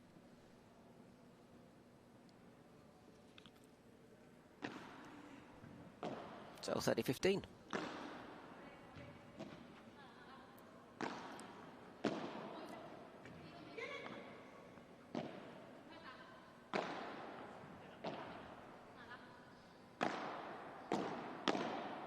Again, see how low she gets. Victoria Iglesias to hit that double-handed backhand, and again Guinart also using 2 hands on that backhand side. And again, well played by De La Peña, however. They're inching closer to the net. Oof. And there you go. 30 all. Once you again, could see winds with it up. Each ground stroke, they were getting closer and closer. Iglesias was there first, Guinart then joining at the net, and that's where you win the vast majority of the points, being at the net.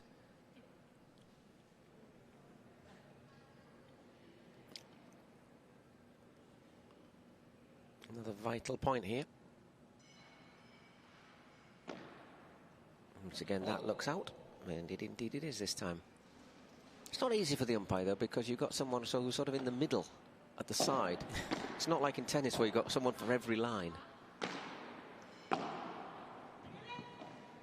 there you saw a brilliant passing shot, but it was probably hit too hard by Iglesias. Great recovery. Excellent recovery. Just looking to dip it over the net there, De La Peña, but great play. You saw that passing shot just quickly, Paul, that double-handed. It was the speed. It was too fast. It was an excellent passing shot. Brilliant for tennis. You win the point outright. But, of course, in paddle with that back ball, it came back again. Yeah. So all Marta had to do was just step out the side and then hit it attacking, not defending. Chance to go for love up. Still another chance. It's going to go to a golden point.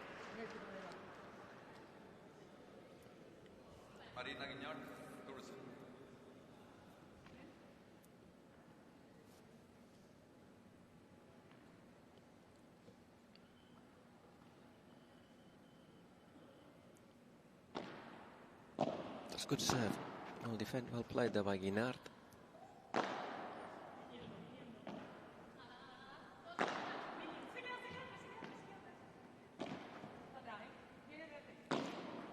Off the foot, that's unlucky. That's really unlucky. You know, you've got to be really quick on your feet, and that's something perhaps, you know, De La Peña hasn't played at the highest level. Just slightly and footed, maybe there, yeah. Just you need to be really alert. It's very difficult. The ball comes, you know, arrow directly towards your feet. You've got to jump out the way. 2 breaks to the good in this opening set. Iglesias and Guinard. Nicely played. 15 love. We've had just over 20 minutes, averaging what? 5 minutes per game. 30 love. And this one looks like it'll be even quicker.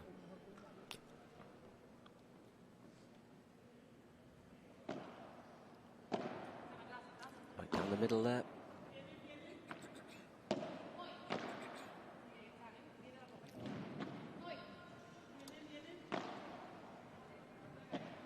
Once again, hooks that one round. Guinard. Marta looks to take control. Doesn't go out. Clear the fence. Doesn't clear the fence. That was a tough one to judge. Got the shout, Iglesias, so made the move, took the gamble. Didn't pay off on this occasion. Just seeing a little bit flatter there, Martita Ortega.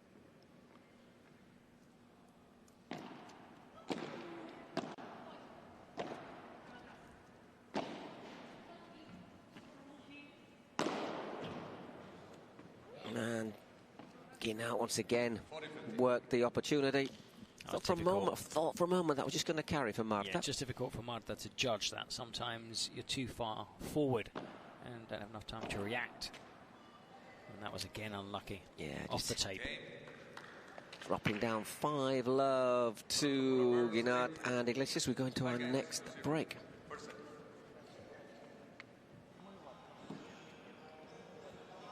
Iglesias started in tennis, was really talented at 6, started winning tournaments, but switched to paddle a few years later, of course, making the right choice. From Sevilla, quite a few players on the world circuit are from Sevilla, of course, also Spain, Argentina provide the vast majority of world-class players, and here coach Trainer will just be telling his players, great job, more of the same. Close out the set, close out the first set, and then back to square one in that second set, and to maintain the momentum. And they're not playing every single ball to De La Peña, but what they are doing is being very clever with their shots. We've seen, I think, 4 unforced errors, and 3 have been smashes. A couple into the net, 1 well wide, but they've been very clever with their shots. And looking at all the points, I'd like to see the stat later at the end. So many have come from being at the net because they are dominating the net. Yeah. And unless that changes, I can't see Ortega or De La Peña finding a way back into the game. That's got to be the instruction from their coach. Somehow, with those lobs, take a few gambles, a few risks. You've got to try and push forward and get to that net. But the problem is as well, obviously, with Marta being ranked much, much higher than De La Peña, it's also a lot of responsibility for her, and you could end up just burning yourself in the match as well if you're looking to take a lot of maybe balls that normally you wouldn't do. That's going to force you into mistakes that aren't particularly habitual or particularly normal for you. Or playing at the highest level. Marta, former #1, of course, teaming up with De La Peña. Circumstances on the team, not maybe at full strength, but still a talented doubles team, capable of much more than we've seen in this first set so far.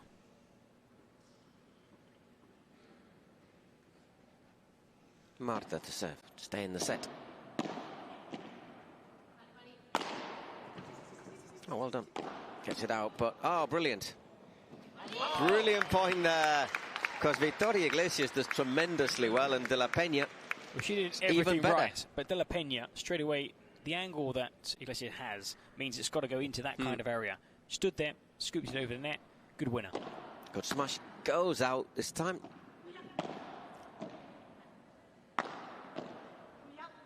You could almost make an argument that Victoria Iglesias hit that too well. If she'd have just dinked it into the court, maybe it would have not gone that far. Well played by Victoria Iglesias, though, makes it 15 all. When you look at Martita, not the most powerful of players. Played very well, remember, with Brea. They made a great doubles due. I mean, here, you've got two players that don't have the hardest of smashes, and they are going to struggle to win those points outright. They're going to have to grind down their opponents. Yeah, Marta looks to take that one. Sends it high.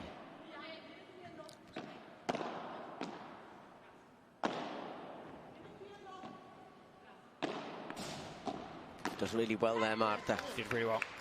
Stayed in the point. Mistake by Iglesias.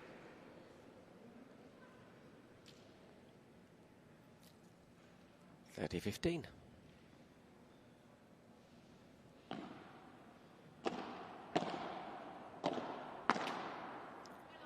Well, got a little bit lucky, but now and then you just need a bit of luck, don't you? Off the tape.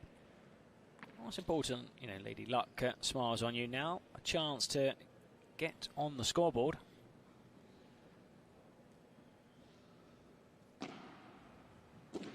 Well served, really good serve, stayed low.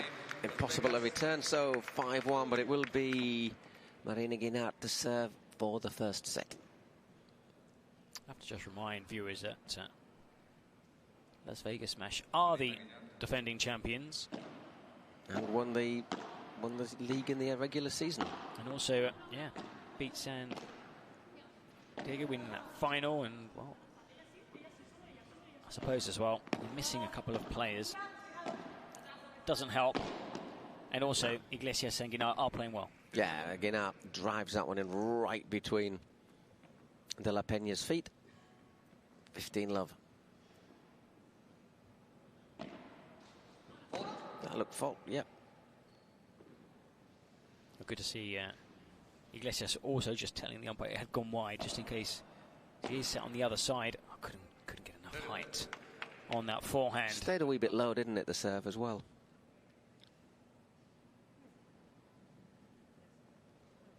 Sometimes you see a bit of superstition. Just won a point. I want to use that ball again.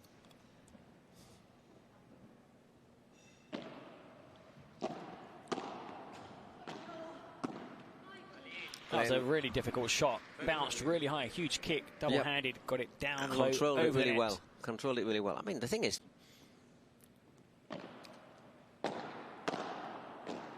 De La Peña is not quite as good. She's not doesn't play at the same level as everybody else in this. But you know, she's absolutely no slouch at all. Very decent player. But we've said there, you know, minor differences.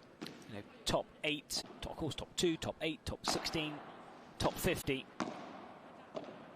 It's that consistency and those big shots. But it's 30-30. Yeah. All of a sudden, in with a chance.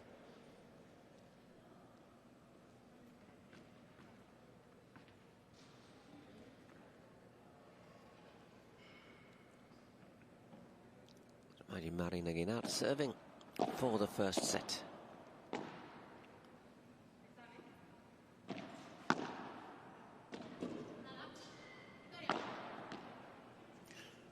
Great chance here. Brilliant. Yeah, well played. So good. Really well played. 30-40. Gets it up nicely, but in the right position, where you needed to be at the net to take advantage of that very short lob.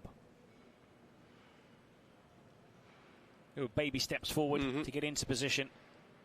And gets enough on it.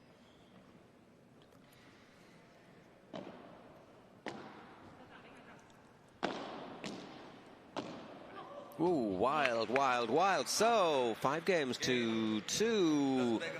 Pulling back one of the service breaks as we go into our nice little break between games. Back-to-back games, good. Playing better. We've seen less unforced errors. And also, I think De La Peña has gone up a level.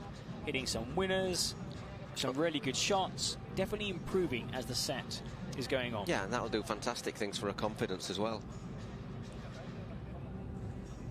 It's also a little advice to these two that they're not going to win just by right, just by turning up. You've got to put in a performance as well.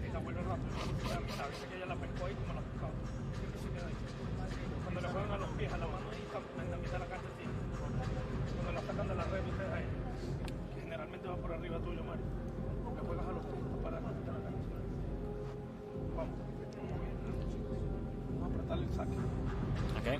Well, the key now, of course, is win this service game. Let's break Ortega and De La Peña. Let's start the second set serving. Because then, of course, you get that break. Yeah, if you get it and right. you win your service game. It's 3, still 1 break, but you're winning 3-0. Which is why it's so important that they try and break here, close out the first set. And then you get on the front foot again in the second. It's just psychological at the end of the day, but it is a factor. I often say the focus, concentration, playing those key points, because all these players have excellent shots. But, you know, the difference between those at the top and those slightly further down is that they hit them a little bit more as well. Consistency, focus, and having, you know, that experience of handling pressure.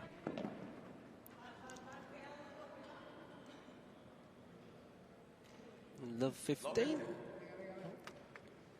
Quite sure what happened there.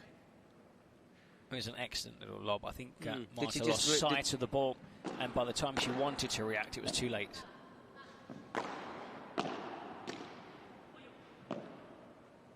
Boy, Yoke's mine.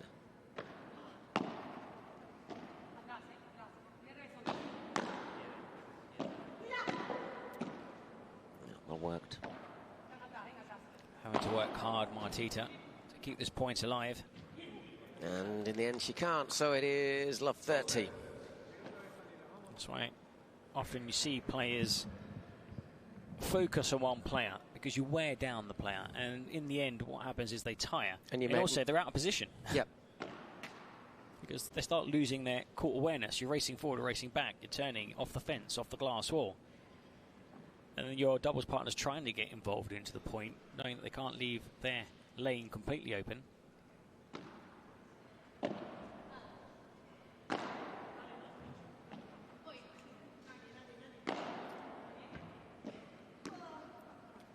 Nice, decent block. Sat up, didn't it, there, that one? Iglesias opting just to put in a little bit of a bandeja, and De La Peña puts her... Oh, she was moving. She was moving. She just off balance. Wasn't quite in position for that shot. So 4 set points.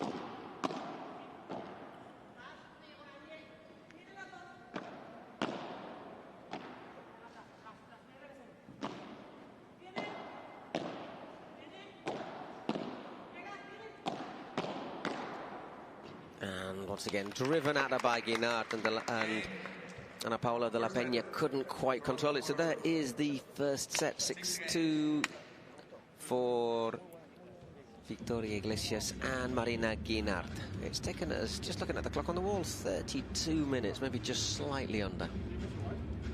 Very good first set. Guinart, Iglesias dominating the net, dominating the vast majority of points. There was a moment, 5-love, where Ortega De La Peña got themselves off to, well, you know, the first game and winning the second game on the board.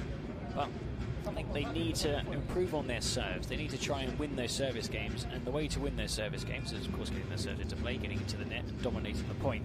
And as far as dominating points, I think if you take away the unforced errors, we've seen Guinart with 3 or 4, Iglesias with a couple. They've not really been on top of many of the points we've seen in that first set. So the defending champions, still early days, but in trouble in this opening match. No, exactly, and Marta looks a little bit weary, doesn't she?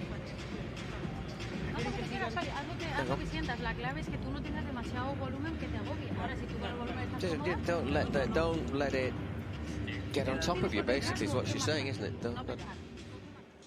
And also, you've got to try and, you know, realise that perhaps they will look to target more balls in your general direction. They try and cope with that load. It's not easy. Marta will try and help as much as possible. El punto sigue. She made some cracking shots. I mean, that's a lovely winner, that one. It's possibly the most entertaining point of the match so far. Victoria Iglesias goes out, keeps it alive, but there she is. Block volley. Right, Victoria Iglesias to get us underway at the start of this second set.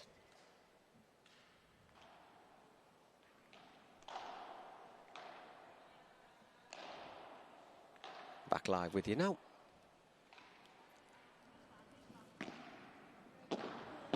Nice little. Oof. Once again, just got right behind that. Pressuring Ana Paula there, and then just who was able to could only set it up for Iglesias to. The lob was short, and there, you know, your doubles partners are sitting duck. You can't really do much. Stick the racket there. Hopefully, you might get lucky.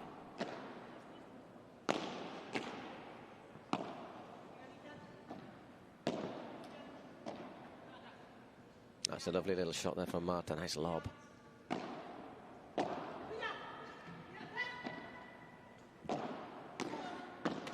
Guinart misses that one. Did well though, because it was an action shot from Iglesias. So Guinart went to the net, knowing that she could perhaps capitalise. She was there, but couldn't capitalise. It was another unforced error.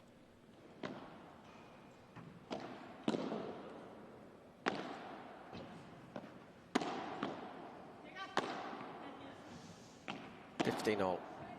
Well played, Marta. You hear someone saying there, que bien, Marta. Really good, Marta. Dominating that point. Well, first attacking one player, the other player, again, and then the opening, Guinart.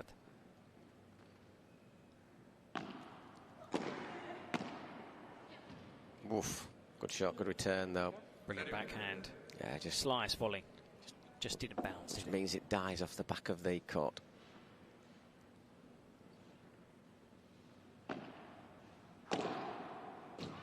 It's too much on that one. Yeah, really went for that 40-30. Backhand.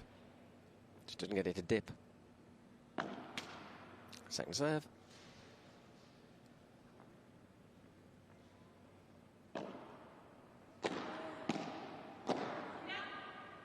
And there is the first game of the second set.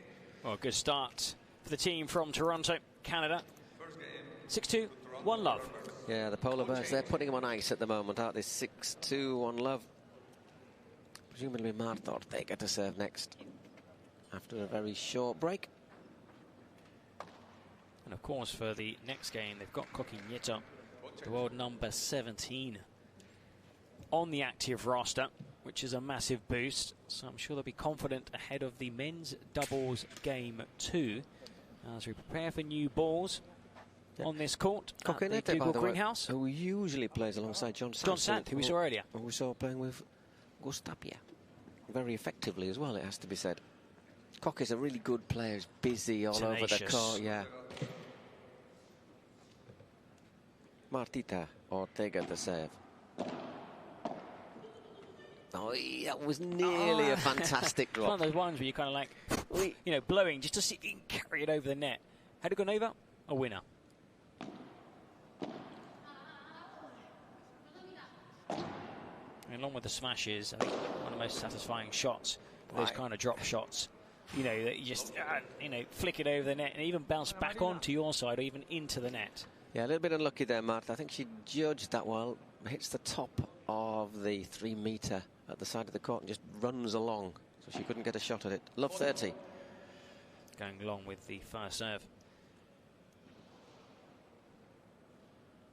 Not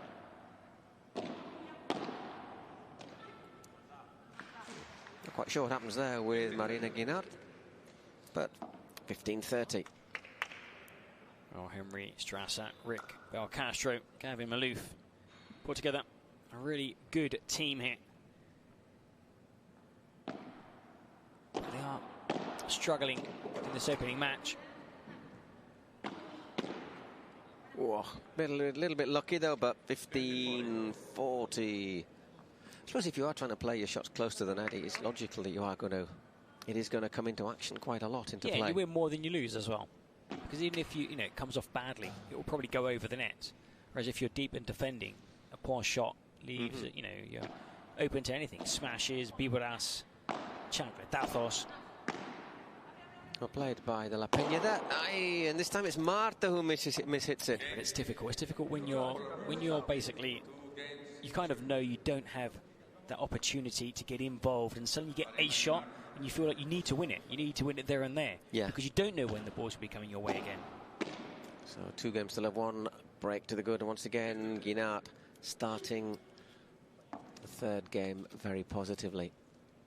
And as you say, if they win this, they'll go into the next break 3-love up. A little careless on the backhand. 15 all. Well, that definitely not coming off the sweet spot.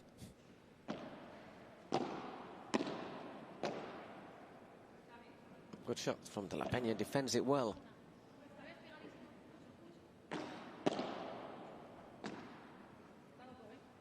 Hitting some really good lobs over Guinart De La Peña, who is one of the tallest players playing professional paddle.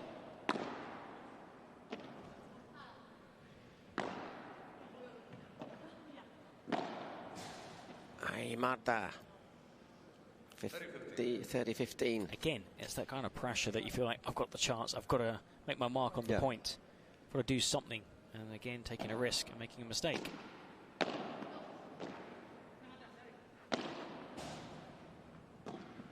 Track the ball so well there, Marta. Down the middle. Marta just moving into more and more into sort of De La Peña's side of the court, and there she does really well. Well done.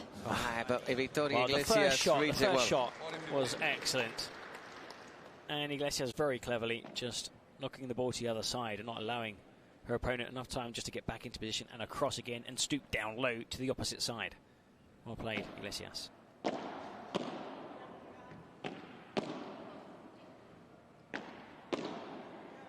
But it's quite interesting that they're not actually focusing on De La Peña all the time. As you said, there's quite a lot of balls going at Marta. Well, it's that mix and matching. Well played. Keeping your opponents on their toes. You don't want to be predictable. That's the worst. You don't want to be predictable. You don't want your opponents to know it's always going to be a lob, or a backhand 40-30. Which is why sometimes you see Iglesias hit a few topspin shots.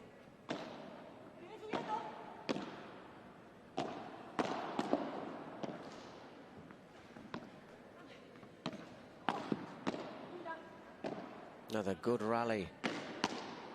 Good switch by Guinart. See, that was unpredictable. That was unorthodox. You expected that to go cross court. It didn't.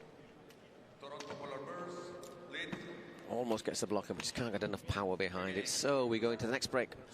3-love up for Guinart and Iglesias. Well, they won the first 5 games of the first set. Ortega de la Peña winning 2. And now the last 4 games again won by Guinart and Victoria Iglesias on another roll.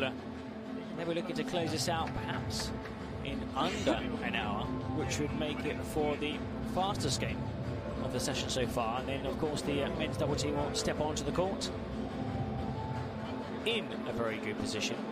Exactly. Coque Nieto and Javi Barajona against Juan Manuel Vázquez and Federico Morillo. Once again, Federico Morillo ranked just outside of the top 50, but Juan Manuel Vázquez is quite a long way out of the top 50 and the top 100 and the top 200.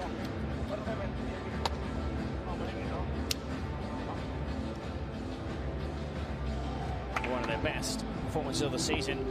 Toronto Polar Bears losing that 3rd, 4th playoff in event 1 of the season in Miami, losing to the New York Atlanticos. So one of the underdogs here, but they are leading against the holders.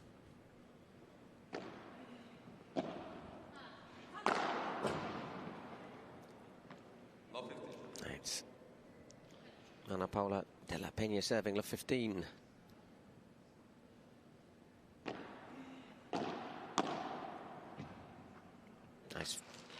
Nice forehand volley there from Marta, 15-all.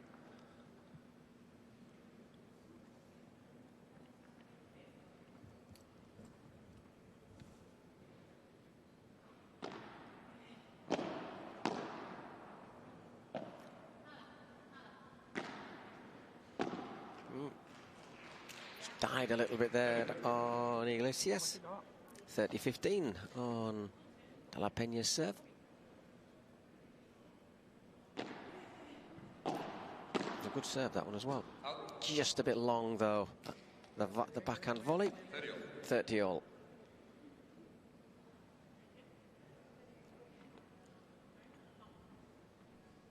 Now Marta will be involved again should there be a mixed doubles. Looking unlikely right now. But still, of course, we've got the men's game coming up afterwards. Should. Just leaves that lob a little bit short there, Guinard.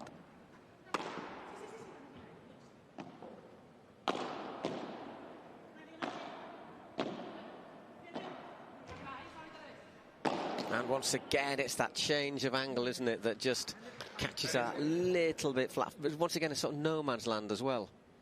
When it comes to your Víboras smashes, I mean, Guinard hits it harder than most.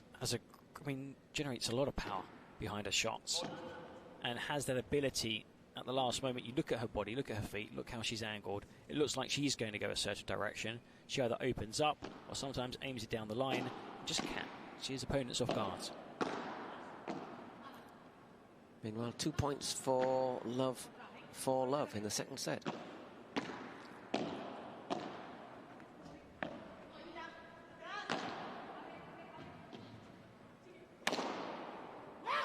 Well played by Marta, and well finished by De La Peña, which gives us a golden point.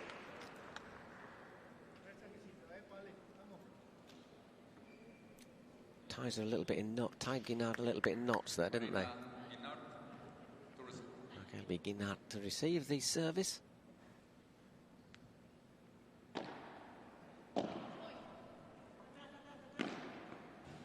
And again, well played, Marta, and I think that's out. It is indeed, well played. Big round of applause. You can see the neutrals. Yeah, hoping that Ortega de la Peña get back into this match. The thing is, you want to see somebody do well as well, don't you, for themselves? Victoria Iglesias serving. Great switch. Yeah, that. Iglesias again, expecting that shot down the middle. Porter down the lane.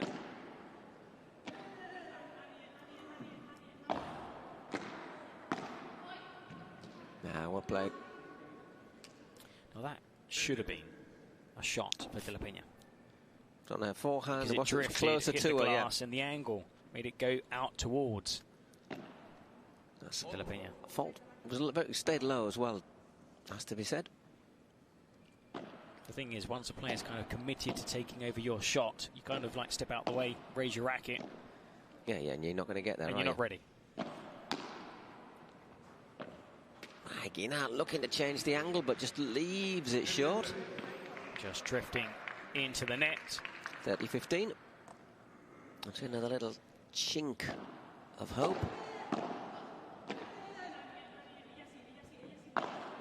And you see it. She's come forward.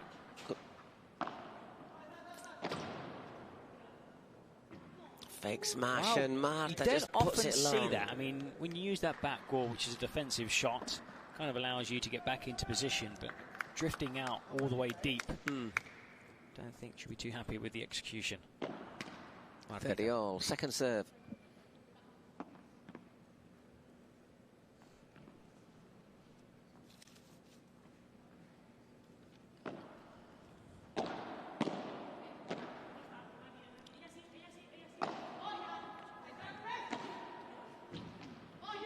Putting the pressure on here, Marta. And well played, Marta Ortega. 30-40. 2 break points for for her and Ana Paula de la Peña.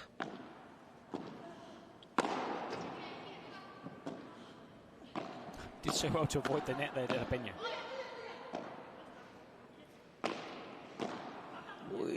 Too long. Still another chance, but de la Peña tiptoeing. Yeah. Great balance because, just managed to not touch the net.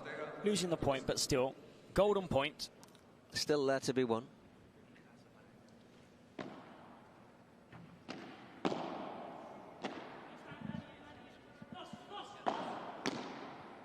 No, doesn't hit that quite as she wants to, but she takes the point and they take the service break.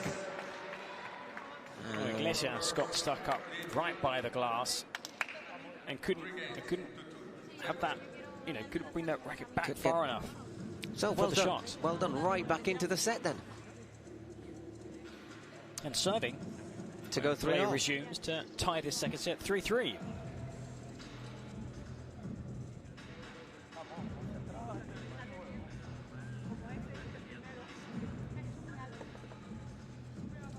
Look at that last point, as you say, she's right in on the glass, so she can't get the full swing at it. And again. That's good defensive volley, that, from de la Peña.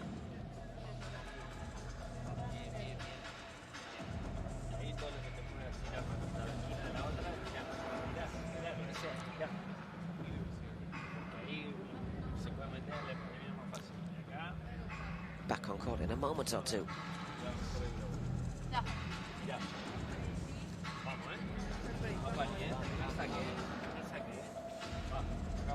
It'll be Marta to serve when we get back.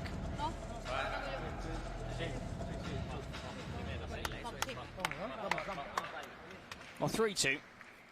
In a really good position, Martita and de la Peña, because of course when they won their 2 games in the first set, they were trailing 5-0. Here, a chance to tie proceedings 3-3 in the second set. And it's going to be former world number 1 Martita to serve.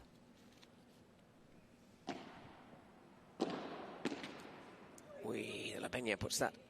I think that's the third time. It's gone the right side. I was just looking at it. I had to look the at right it. side for. I had to peer forward to see which Las side Vegas that had smash. fallen. 15. Hang on. 15 love, thank you. Aye, both went for the same ball, 15 all. Again, perhaps should have been for de la Peña. Forehand. Moving into her side of the court as well. Another awkward one there for Victoria Iglesias. Good lob.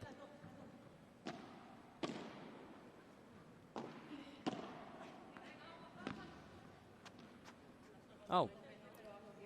I thought it was good, the shot. It looked good to me.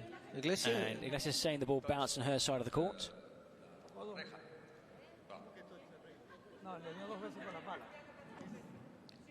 Well, did the player hit the ball twice? So hit the ball and then with the follow through, double hit. If it is, then of course you lose the point. We big point. Couldn't get a clear view. It is 15 all. It's gone to 15-30. I wouldn't mind seeing a replay. I was going to see. It was tight.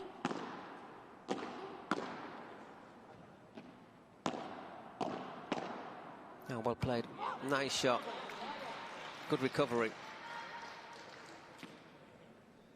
Said live, I couldn't really see a problem with it's it. It's even difficult for the players. Sometimes you're there and you're not too sure of the ball. Double bounce. It was so difficult to see, but the umpire made his call. The game continues, and shame about that volley because it's been a long time since we've seen de la Peña make an unforced error. Yeah. She's been playing very well. 2 break points in the second set.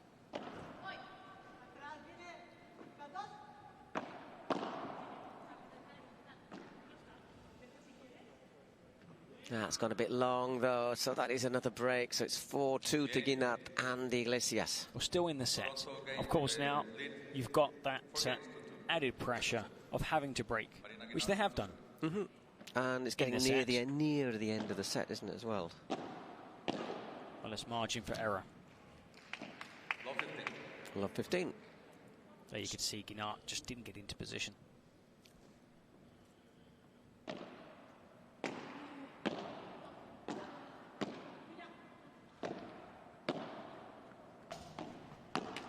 Oi, Victoria. Scurried forward, Martita. Yeah, Marta just keeping that point alive and forcing, well, I was going to say forcing an unforced error, drawing an unforced error is perhaps the phrase. Love 30. Perfect response after being broken is to try and break back.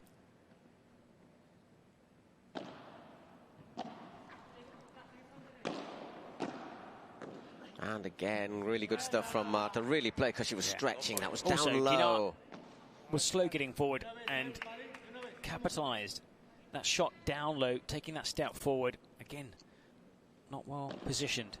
Guinart. Again, Marta looking to get into the net quickly. Intelligent lob from Sends Iglesias. over really high lobs, De La Peña. Well, this time the luck goes the other way. 15-40. Not enough time to adjust in the air there. Had already had a racket back, De La Peña, for the shot, and then suddenly it's very difficult to get into position once that ball clips the tape. That might be a bit long. It is indeed, yeah, 30-40. Just edging wide. Well, back-to-back points for Guinart and Iglesias.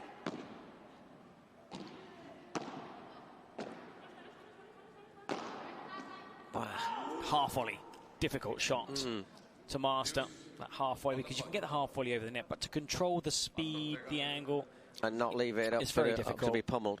And wow, golden point. It was looking good in this game for Ortega and De La Peña. Still, they need just the 1 point.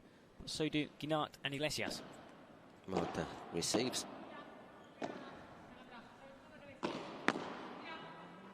Yeah, it was blasted in by Guinart. Difficult for De La Peña to control. So 5-2 after having the game half in their pocket.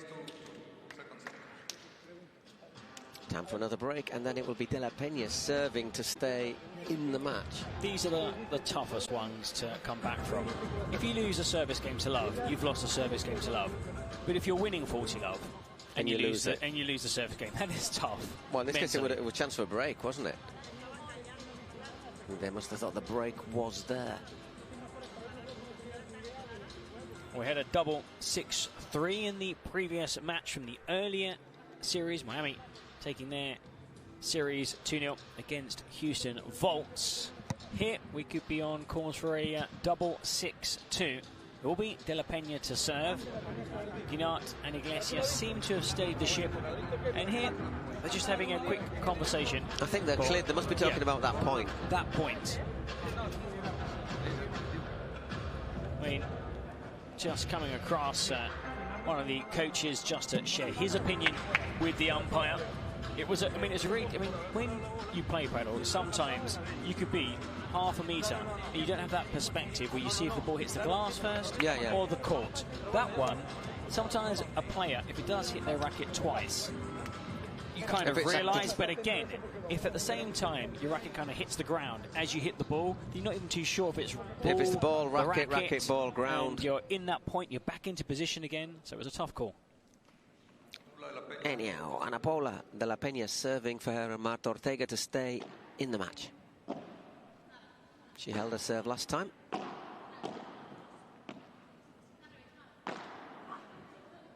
And starts off very well in this game as well. Nicely played. Call Iglesias wrong-footed. Probably took 2 steps forward on what wasn't the right approach shot and got caught out. Serve as well, again.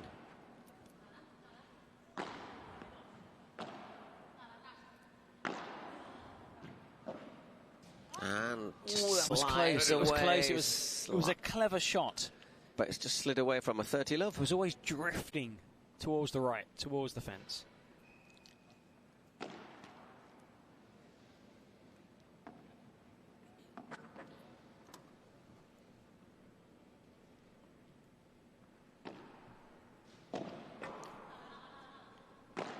Opting to stay back. Guinart and Iglesias. Now they're starting to step forward.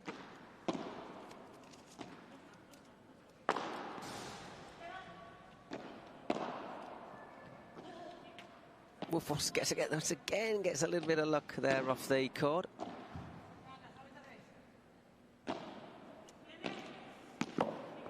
Lovely change of angle there from Marta, and there. Oh, good to see Martita just come across. A little pat on the back. You know, De La Peña has been playing well. Yeah. And it was a good point, just that shot was lacking. And there was a gap, it was down the middle. Still 30-15 in their favour.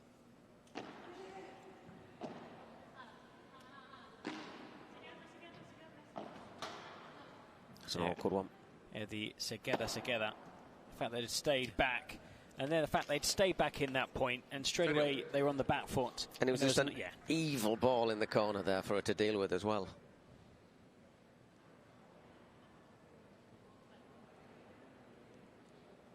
So once again, it's that moment, isn't it, where you think you've just got to win this point. Otherwise, I think it is going to be game, set, and match over.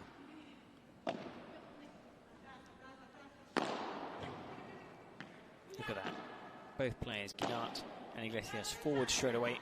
Oh, that would have been brilliant. Would have been amazing, because caught both players flat-footed. Changes the angle off the back of the court. Didn't quite come off. Didn't quite get enough height on it. And so 2 match points.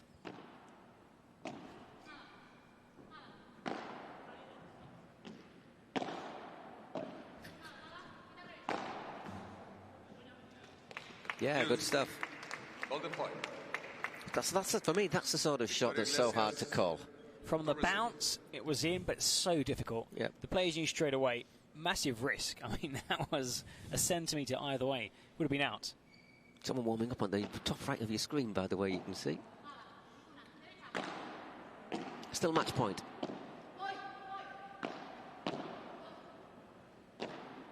Oi! Well, Guinart makes a bit of a mess of that one, so 5-3. It'll now be Victoria Iglesias to serve for the match, but once again, De La Peña holding a serve. Well, somehow they battled their way back against all odds. First, that smash into the corner, and then staying in the point. Another mistake by Guinart.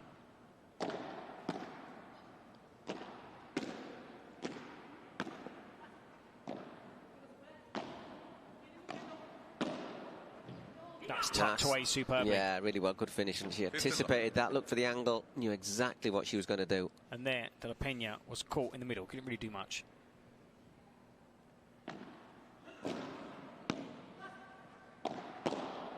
And once again, she's going to be in trouble here, yeah. Another brilliant reflex volley.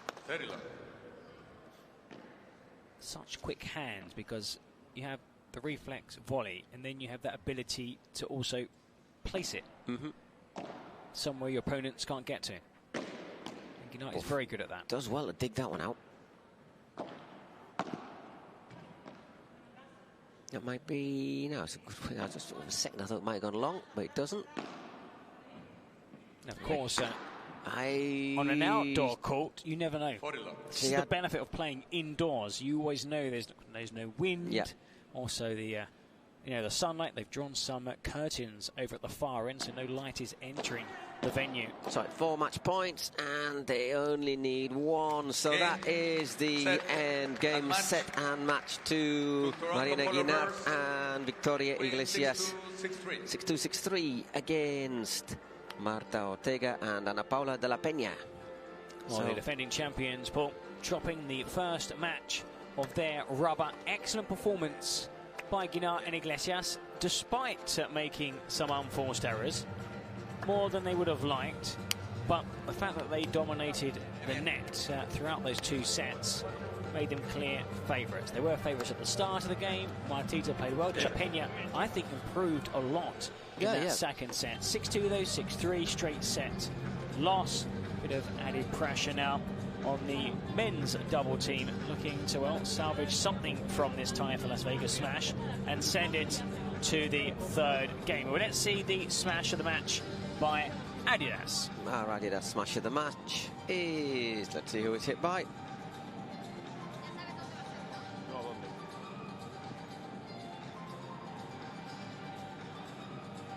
Do you know, I thought it probably would be Marina Guinart. There she is. Decent lob from De La Peña, but she catches that, gets the top spin on it, rolls along the top of the court and out of Marta's reach. So again, let's have a look. Really good if you just watch that technique. Points at the ball with one arm. She's left-handed, her right arm. So tracks the fly to the ball. Gets ready, the racket is behind the head really early. Well positioned. Generates the speed, the top spin, kicks off the back glass. And like we saw, a winner. So shortly we'll be hearing the interview. Hearing from the winners from this opening match on this court here in Brooklyn, New York, the Pro Padel League, the season finale. We'll be hearing from our man Julian, who's down courtside in a moment. He'll have a word with Victoria Iglesias and Marina Guinart. But now we're going to see Juan Manuel Vázquez, Fede Mourinho against Coquinieto, Javi Barahona, who again on paper seem to be favourites. So Toronto Polo Bears have taken a lead in the series, 1-0. Good victory for Guinart and Victoria Iglesias. Coming up, probably their strongest pairing on that team, Coquinieto and Barahona. But we can hear now from Julian, who is courtside with the winners of this match.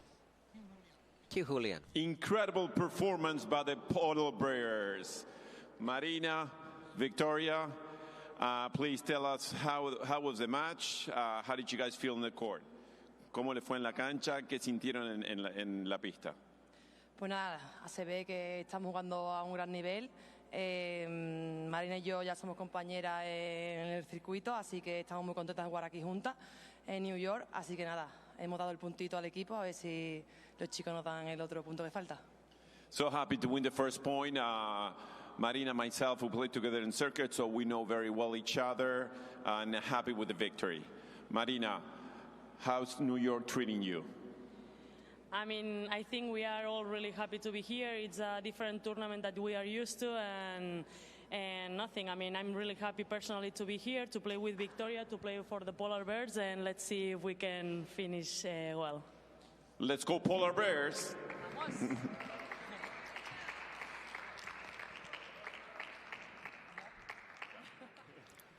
Good grasp of English there from Brilliant. Marina Guinart. Good to see, good to see. Let's go Polar Bears. Will they be delighted with that victory in their match? Victoria Iglesias. Well, after that performance, there'll be 9 cat paddle places in Toronto. Here's the highlights. It's a booming sport, and then we're going to see some of the best shots from 2 sets, straight set victory for the favourites coming into this game. Now, of course, we've been saying this throughout, that the current holders could be in big trouble if they fail to win the next game up on this court. But we saw, I think, Martita improve in that second set. They had, again, we're seeing these key points, these golden points, which are proving decisive. Yep.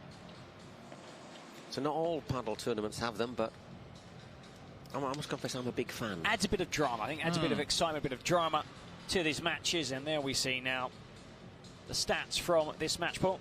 So there you go, 35 points won by Martin de la Peña, 48 for Guinart and Iglesias, which is 57%. And it's what you were saying, they won 4 goal points against 3.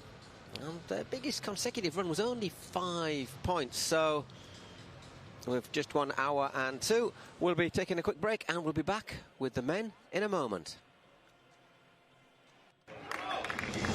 Through ideas, imagination, effort and enthusiasm, dreams are built. We are making paddle the sportive choice for thousands of people around the world. Each court built is a match won, and so, court by court, match by match, we are creating a limitless playing territory so that the unbeatable passion that paddle creates can be spread throughout the 5 continents.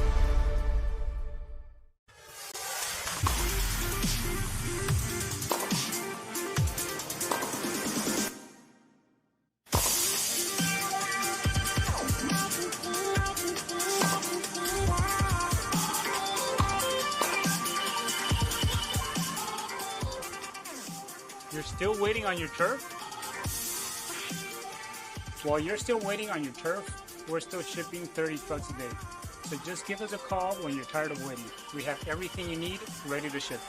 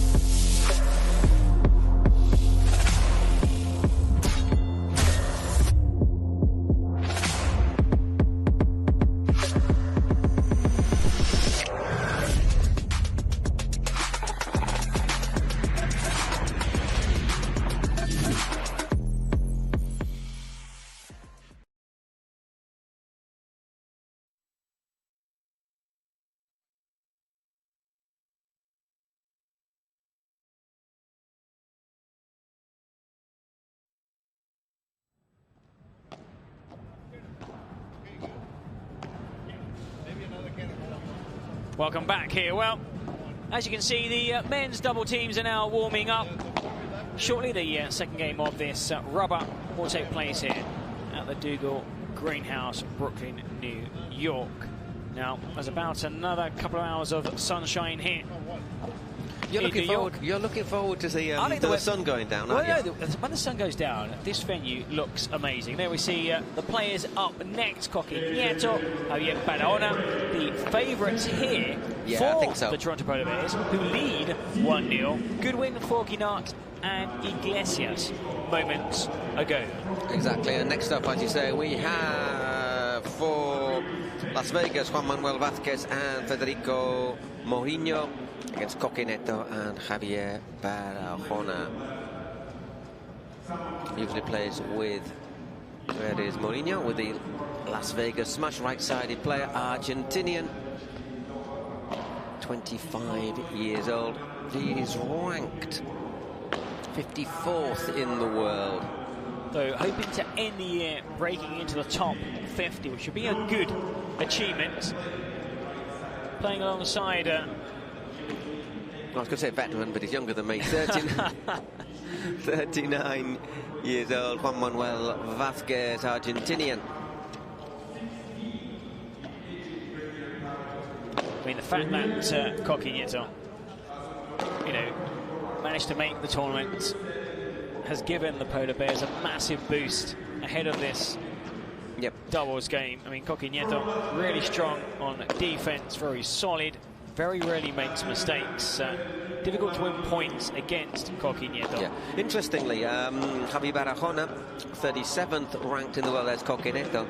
I'll say Javi Barahona normally plays with Javi Garcia. Coquin Nieto, we commented, is with John Sanz. But these two did play together when they were kids. They played at junior level. So, same as Iglesias Guinart, they're not regular partners now, but they have been partners in the past, and I think that once again is going to be a bit of a factor in their favour.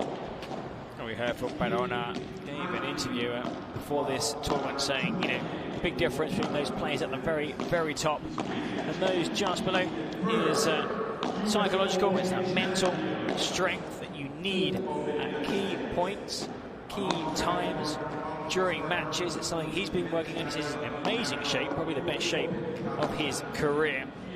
Has good shots, and he can work and improve that focus and mental strength. He's hoping that he can climb further up the world ranking. I mean, they look good, the two players, Nieto and Barahona. They should come out on top. We've not seen any upsets yet, Paul.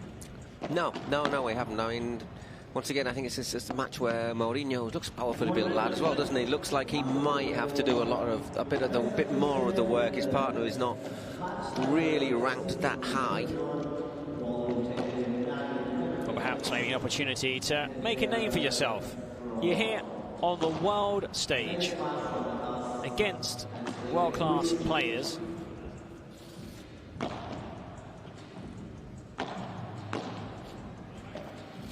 The warm-up, but has another just over 4 minutes to run. Just quickly recap, Paul. Earlier, 6-4, 6-1.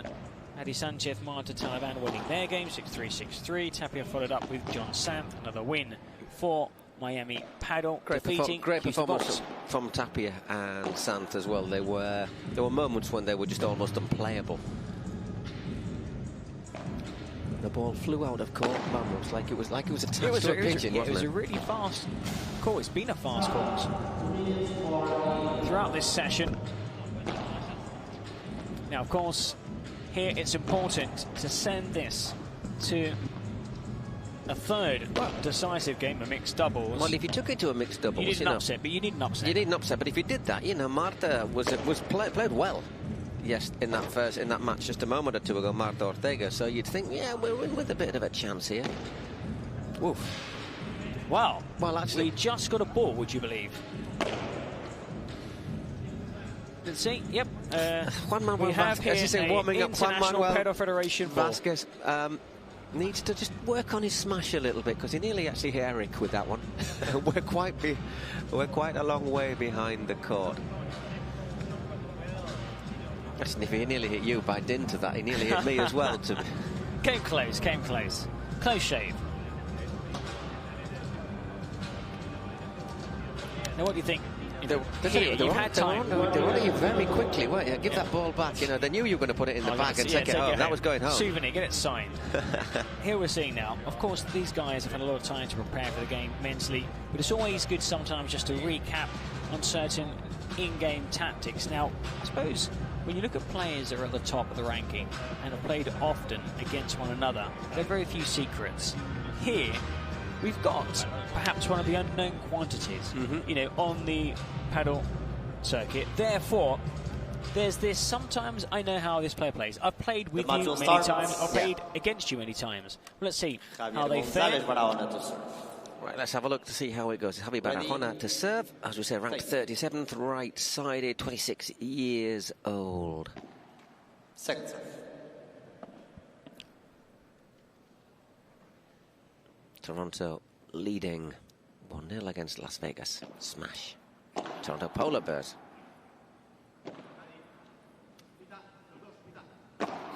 Ouch. 15 love. Well, a thundering bajada there from Barahona. There's quite a long way between him there and Mourinho. Didn't just give him. That ball just flew through the air. Didn't give him a chance to move. A little bit lucky there, 30 love. When things are going well, you really want to play at a high tempo. You want to serve, serve, serve, serve, get them to serve. When that break comes, it's like, no, we don't want to break, we want to sit down and we back out again. And that's how they're going about this first service game. Quick serve, quick point, win this one, back to the bench. Dug that one out very nicely there, Vasquez. But Koke caused him problems there. He had to play that one close to the glass. So served out to Love. Both Koke Nieto and Javi Barahona from There Madrid. we see, you know, the tempo straight away. Then there's no rest. There's no going to the bench, back out again. We want to continue this. By the way, Javi Barahona, apparently before he started playing paddle, was a very, very decent football player.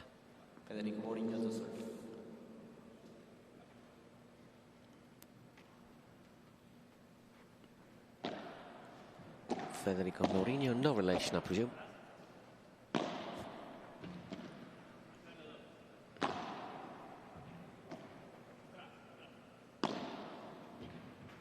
Well played there by Juan Manuel Vázquez.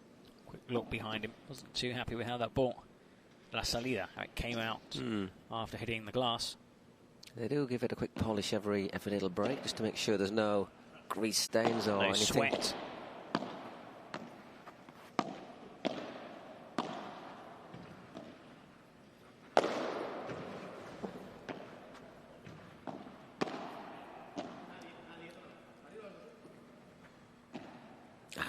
Cracking bajada there. What a point. What really well played by Juan Manuel Vázquez again.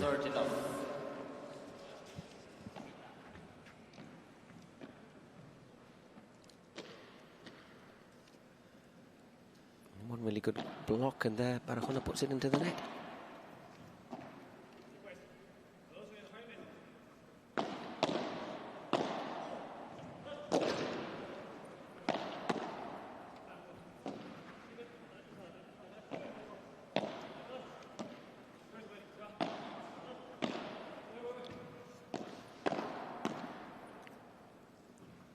Can't quite control that one. 30-15.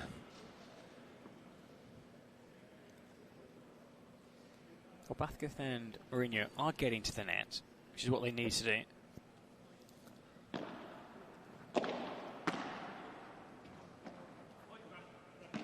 Ui, doesn't quite time that one right. 30 all. Off balance. Leaning back.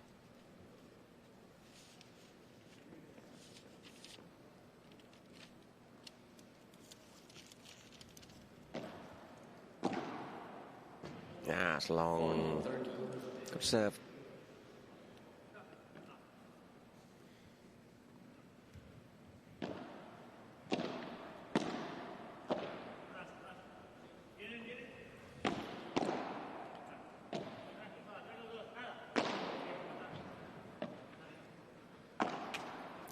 That's unfortunate as well. Off the top of the tape. And bounces out, so 1 game all.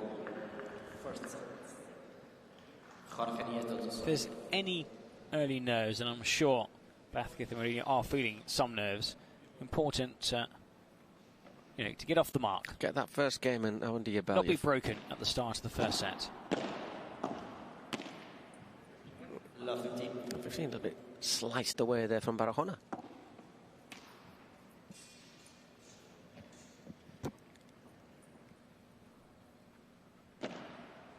No.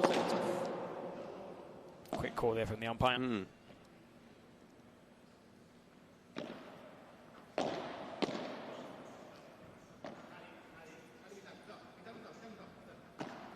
Wow, once again an unforced error from Barahona. Love 30.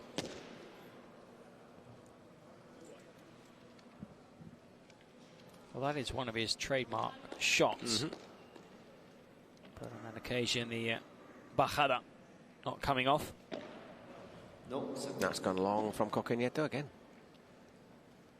Under a bit of pressure on his serve. That slid away though from Vázquez. 15-30. You could hear the player there groan, gifting your opponents a point. We'll try and make them work as hard as possible to win every point. Limit the unforced errors. That's well played by Coque Nieto, just targeting Vázquez there.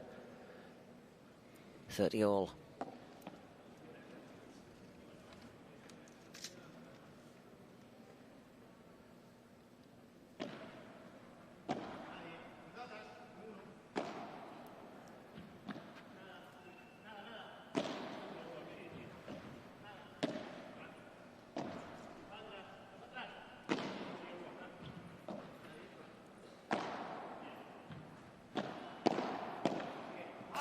Just looking to angle it wide, but gets a bit too much on it. 40-30. Again, perhaps the easier shot would have been again cross court. Just keep the rally alive.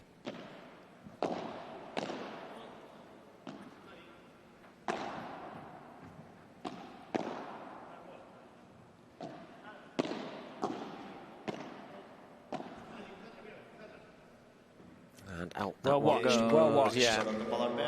For a second, thought about hitting a smash. Judged the flight of the ball really well. Just allow it to bounce out of play. 2-1 with serve. I'm going to look at this point. Goes for the lob. He thinks about it. No, I'm watching it. It's not in. It's not out by much, but it doesn't have to be.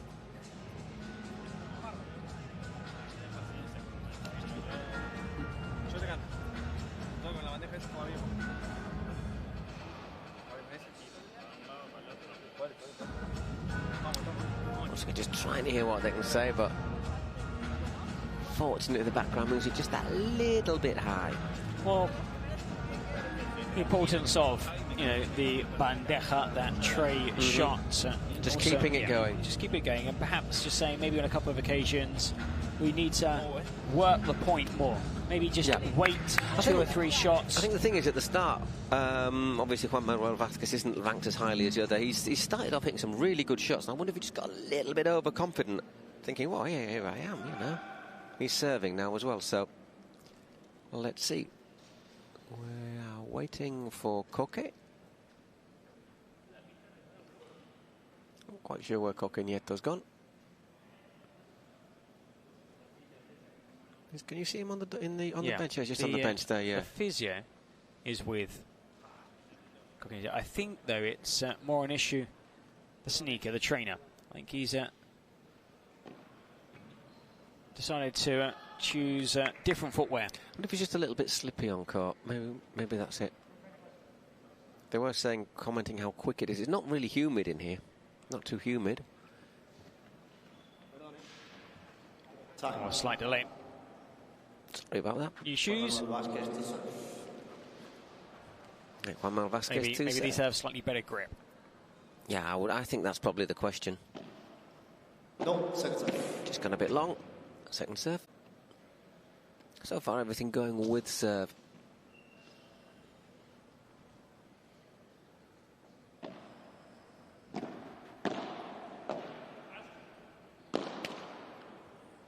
Love 15. Missing that one into the net. Love 15.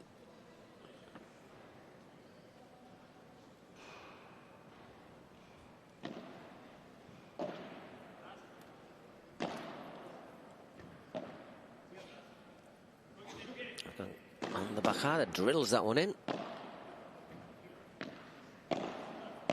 Just working that middle ground.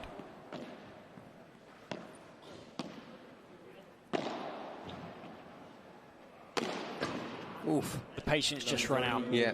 It was, saying that was there to be hit. It was there to be hit, but perhaps there, maybe just tuck it into the corner, you know, trying to get a couple more steps close to the net. You can see he's not really that close to the net. And maybe the next shot can be the winner. But really good to see how Coquinetto, you know, reminds me a bit Chingotto. That kind of play that willing to never makes a mistake. Willing to work the point as well and run it. And then, well,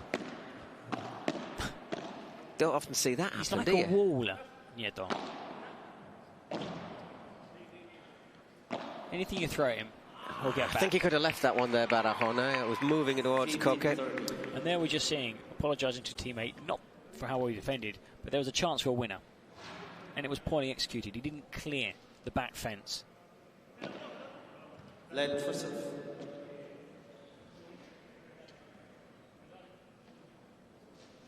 You notice you don't often see it bounce straight down like that, though, do you? It's surprising.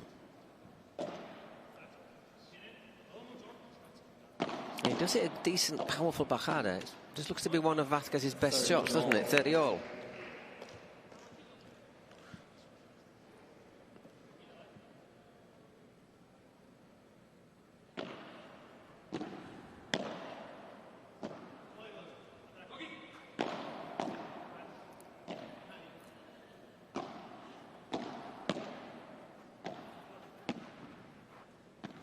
Right, trying to change the angle, wasn't he? The send flat foot Coque puts it into the net. 30-42 break points. Difficult because, of course, that bounce was lower than the height of the net. So that top spin needs to be, you need to get under the ball more. I'm not sure some of the body's a little bit uneven, isn't it? Just tried it as he was running, didn't, as you say, off balance and really tough shot when you're on the move. Moving forward. Yeah, and you just have to reach behind him as well. Sometimes it's a quick step, get into position, stop, parry, and then get the volley away, but sometimes you don't have the time. He was leaning forward as well, so there's the break of serve. 3-1 to Barahona, and Coquinetto. Barahona serving for the second time in the match. And that one goes out. 15-love.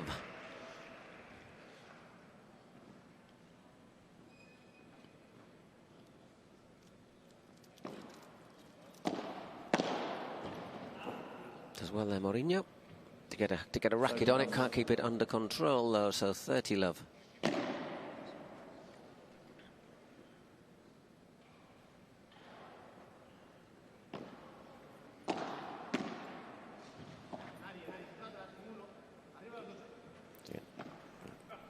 Vázquez and Mourinho come into the net. Looking for that fence again. Once again, that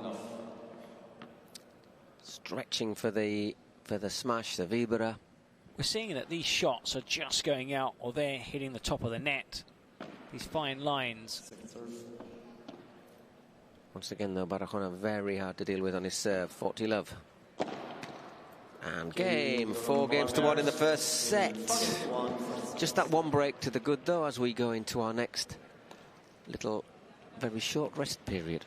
Or 2 quick-fire games for Nieto and Barahona. Vázquez, Mourinho up against him. 4-1 down.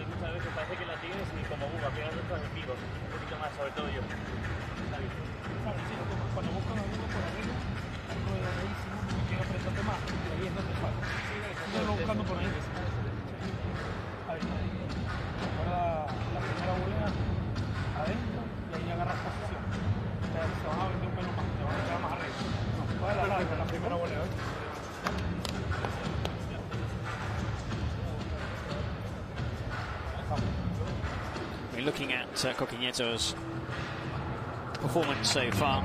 Bit of analysis.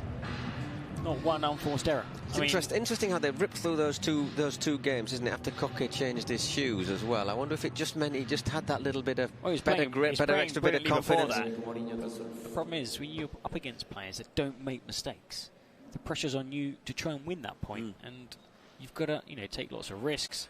We're seeing some risk being taken, but so far, a few shots have hit the tape, a few shots have gone again directly out of play. When you take those risks, sometimes you make mistakes, and right now they are making too many unforced errors. Vázquez and Mourinho.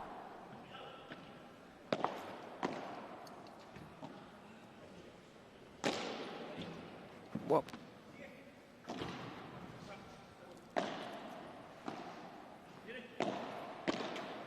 Boy, well, it drops alongside for Coque. First unforced error. That was a comfortable punch volley. He nearly got lucky as well, didn't he? He nearly dropped the other side. It's a good height.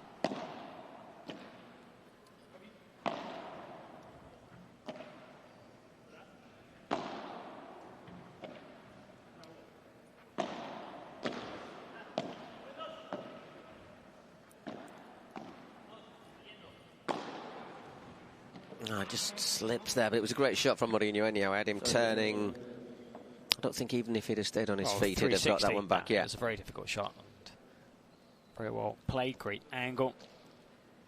Low bounce. No, second serve. Yeah, it's gone long. Second serve.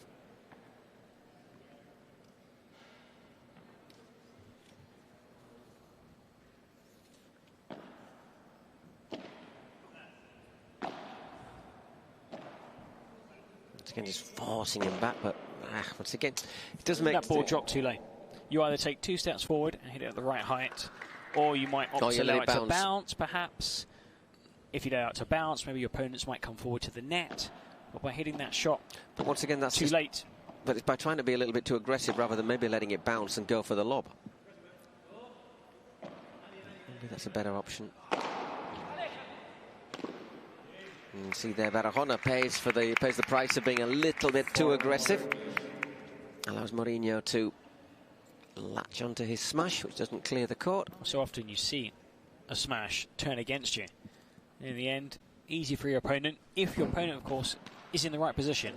There, when you see that kind of smash, what you need is at least one of you to run to the net, to have some chance of playing it, keeping that rally alive. In the end, it was a low ball and a good finish.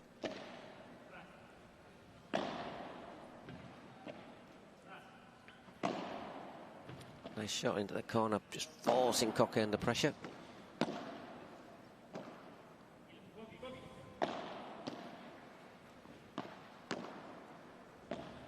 See Mourinho there, couldn't you? Trying to...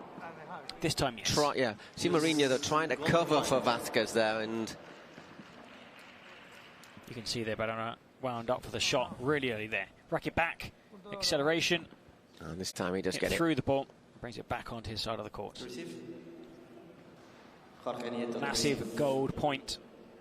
Coque Nieto to receive.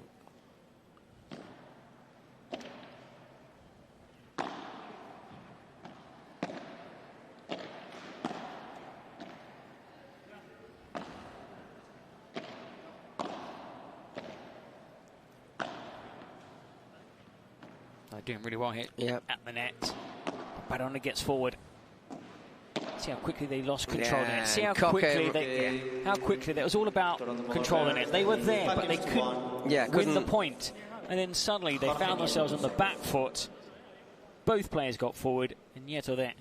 Coque Nieto with the backhand winner. And straight down the middle. As you say, always a good place to put it. 5-1, Coque Nieto to serve for the set. We've had 25 minutes. No, second.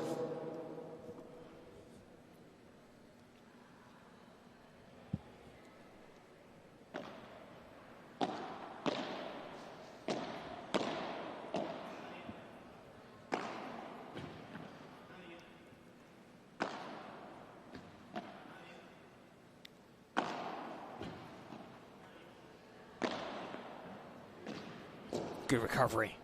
But he's left it short, hasn't he? I mean, so it's all you can do. There's not much more you can do. I mean, you just get that ball into play. Perhaps your opponent might just take a wild lash and just bury it into the net. But it's Coque and he doesn't. He just controls it really well. Unlike, Bit of luck just flicking off the tape. That happened while you were watching the replay now, by the way. So, anyhow, 15-all. Good return there. Vázquez down the line to win that point. Brilliant, but again, not a lot you can do. Again, did so well just by keeping the point alive. That point alive. That's what you need to do in those kind of positions. But when you're up against world-class players, you know, the top 20, 25, top 50, even top 100 in the game, they will 99.9 times out of 100 put those shot away. But there are occasions when they don't. It's the one that doesn't.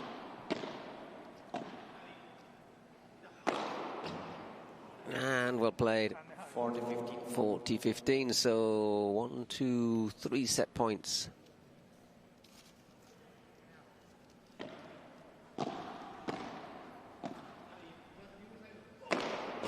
Yep. 2 set points, because that went long from Barahona. That's one of the ones where perhaps had it been the other way around, you wouldn't have taken that risk.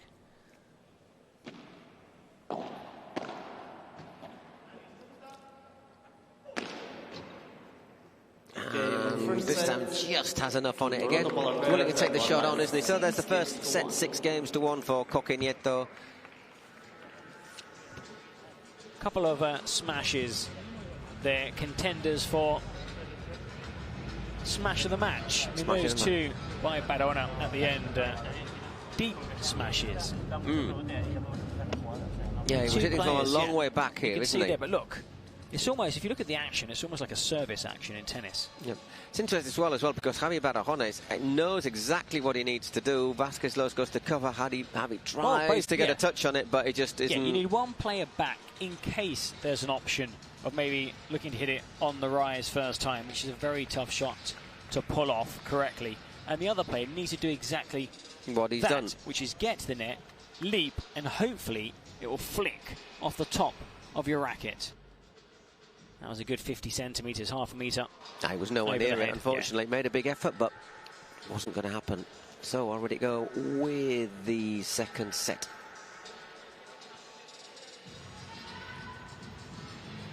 It'll be Mourinho second set to serve Federico Mourinho. With Javi Barahona to receive.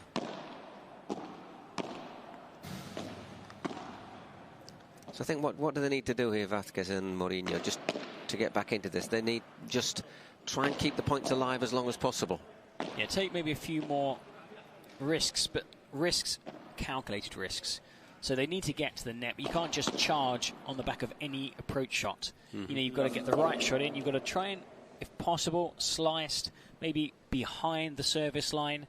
So you're pushing your players up against the glass and get to that net. And importantly, we're seeing here, win your service games, because that's, like we said, in all matches, when you are serving, the person serving can dictate how the point starts, which is important to get your first serve in and then try to get into that kind of position. It was a good serve, good volley, good smash.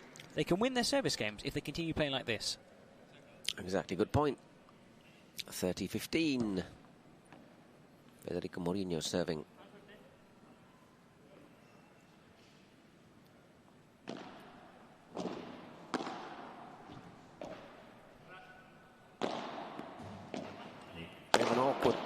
There you go, that was great play there by Coquinetto. Not allowing it to hit the back glass, otherwise they'll have no chance to stay in the point.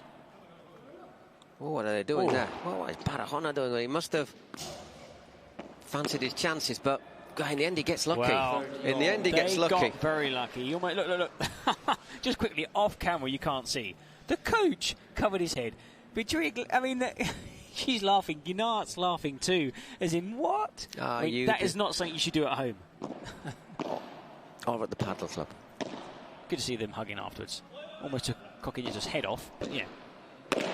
No. That is what we were saying earlier. Yeah. Keep the point alive, because there is a chance that one of those lobs could end up like that. And as it is, it's a wild smash into the net. And the possibility to start off the second set by being broken. There's no need for that.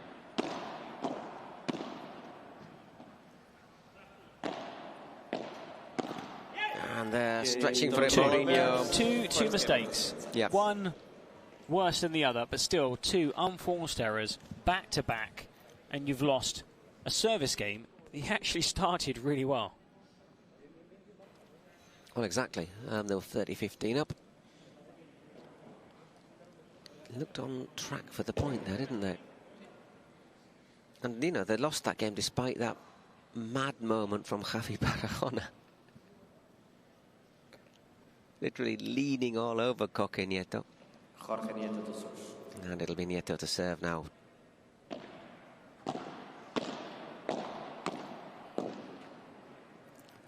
Can't dig that one out. Vasquez, 15 love.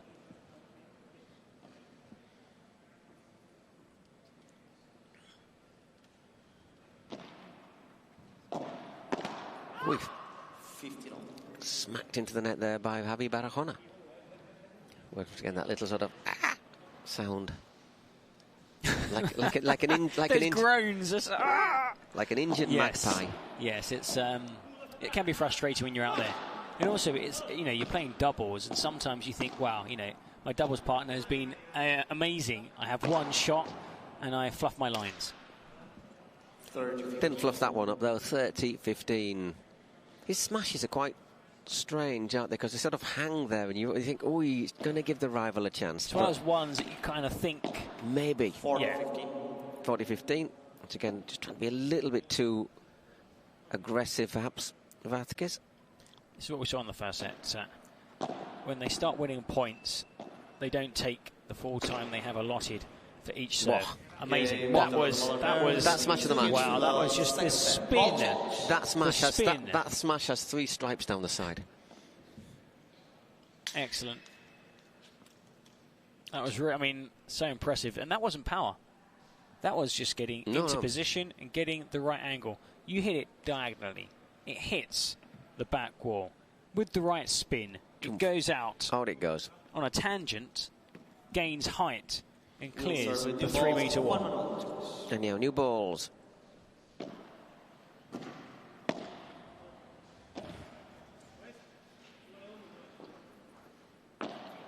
Good change of angle there from Vasquez. Well played. Patient, and that's never normally the right option.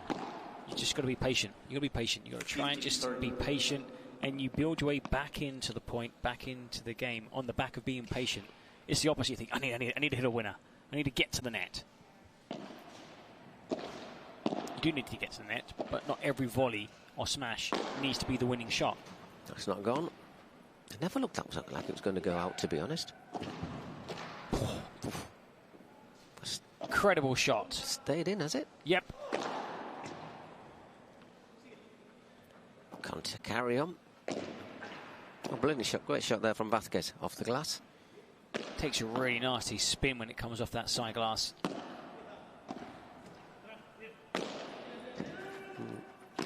Oh! Oh no! We feel, don't we? We feel Barona's pain. 30 all. He did the impossible in that rally. Did nearly everything, didn't he? Really, except win the point. As he just again in line, literally.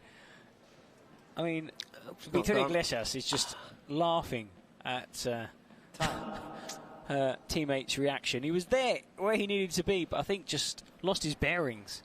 He was a metre away from the net. Thought he was much closer. 30 all.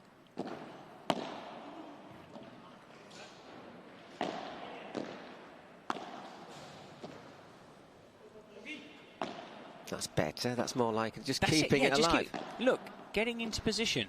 You're keeping one player back. You've pushed back Coque Nieto. Both players are now back where they needed to be. Now you've got to get to that net. Again. No. That's the second time in this game. There, you can see. I did everything right. That perhaps again that wasn't the shot. Again, it was another volley, another approach, another bandeja perhaps, or maybe a bibura. Not going for that outright smash, which sailed high beyond the far stand. That went in the VIP zone, that one did. Down in the VIPs. And 2 more break points.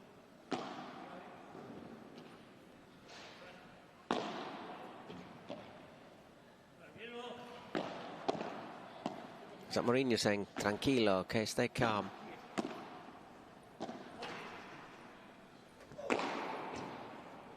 Well Powerful smash, really well powerful. Played, yeah. They do sort of know each other well, don't you? You can tell, even though they're not partners in the Premier Padel, you can see that they've had that relationship as when they were youngsters. So I left him all the space. Yeah, he got out of his way, out of harm's way. Out of harm's way. 3-love, but not just 3-love, but 2 breaks to the good as well as we go into this break. Looking very good for Coquinetto. And Javi Barahona there, you see that last smash and the effect it spins up and over. Really powerful shot. And you can see it doesn't even bounce that high. But the topspin, it's all about the topspin. That massive kick. Come on, guys, you've got to, playing for pride now. Playing for pride. Playing for pride. Tough defeat earlier. Quick thing to say, Eric, I'm just looking there, and Martita Ortega would be playing doubles, mixed doubles, if it happens. She is completely changed. She is changed into her civilian clothes. I think that possibly says quite a lot. If you're looking at us, you go, cheers, Mark. Cheers, Martita, for that vote of confidence. I think, it's 6-1, 3-love in under 40 minutes. And apart from maybe 2 games in that first set, when they were in full control, and perhaps a couple of, golden points, a couple of unforced errors, again, Barahona and Coquinetto are playing very well. Okay, there you go, commentator's curse once more. Slightly long. It happens. With that approach volley. But he got into the position, didn't he? He sort of won the position, played the shot. The idea is here, good serve and volley. Now, the issue is, if you sometimes serve too fast, you don't allow yourself to get into enough time to get into a good position as you come forward. So sometimes if you slow down that first serve a little, add some slice, gives you a second more, and you can get a lot closer to the net. Great anticipation there by Coque, by the way, on that last point. And again, 30-15. Well, looking very good indeed for the Toronto Polar Bears, the only team representing Canada at this season finale. The Cities Cup in Brooklyn, New York, live from the Jungle Greenhouse. 40-15. We've only had 39 minutes of this match so far.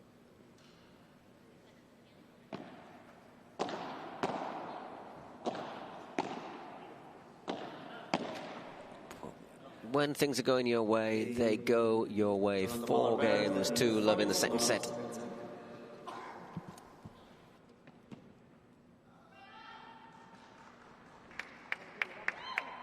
A little bit of support there from the side for Federico Mourinho.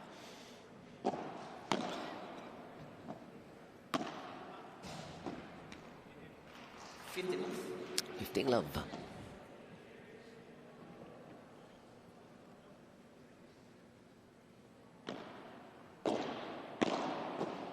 Now well played right down low. 30-love played by Vasquez there.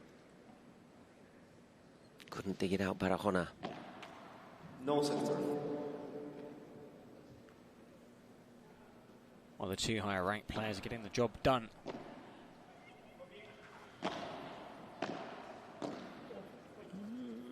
She's gone 30-15.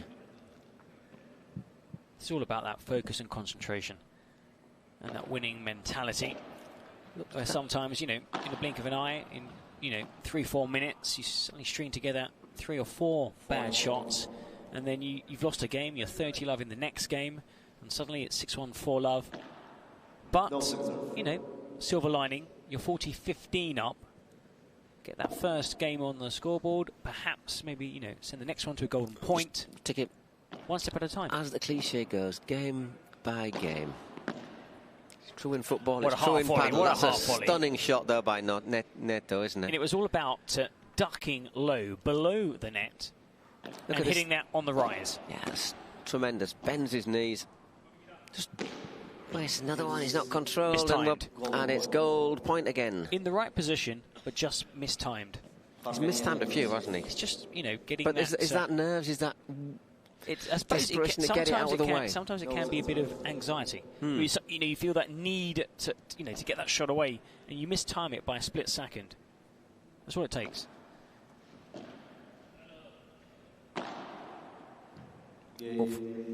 Well, that ball just flicked off the inside, I think, of Barona's knee. So there was contact, which is why he just stopped and didn't play. Yeah. So again off the mark in this second set. It was 6-1, now 4-1. Another break. These games are just going very, very quickly, aren't they? It has to be said.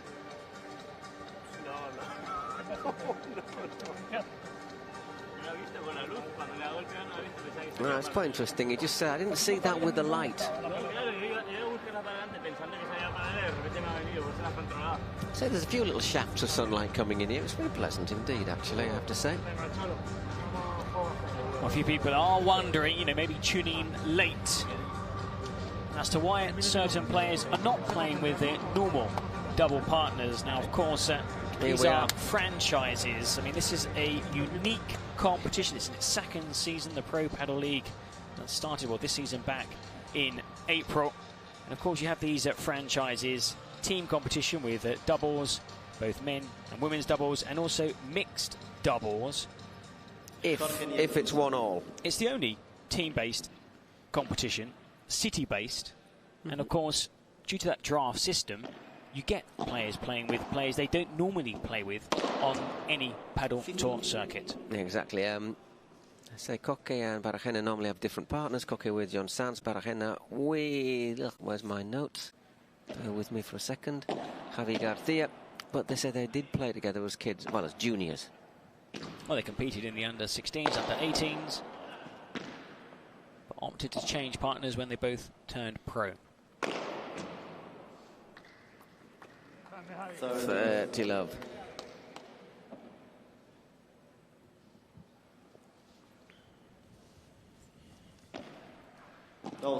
Just goes a bit long.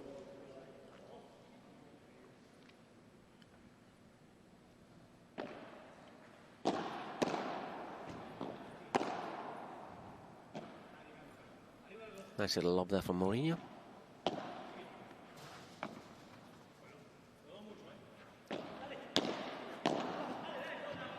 That was well played. That was a really good call, because the call was they've come forward a lot, meaning that there was a gap in the middle. Yep. Which they took advantage of. That was the communication. They've been a couple of yards. So important. They've been a yard or two further back. There might have been an option getting onto that. Perhaps they could have got that back. It was a very good shot, because the idea is you are meant to be close to the net.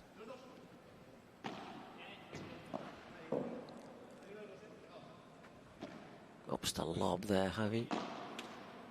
And Vasquez just wants to get another one. Maybe could he over the net? Could he have been waited for that one to bounce? The only thing is, though, he knows that if he allows that to bounce, both opponents would be at the net. He tried to stop both coming to the net. In the end, unable to clear the net himself, and losing the point outright.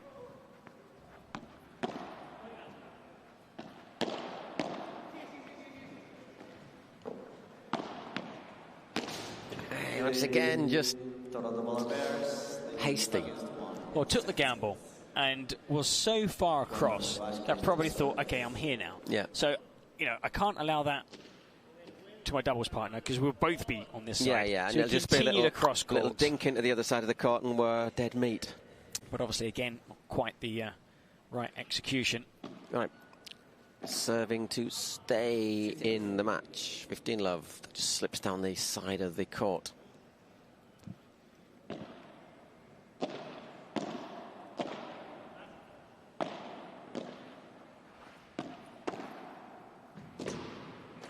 Unlucky there. Almost cleared the net. Yeah, Almost he didn't have a lot to play with, did he, to be honest? 15-all. Second serve.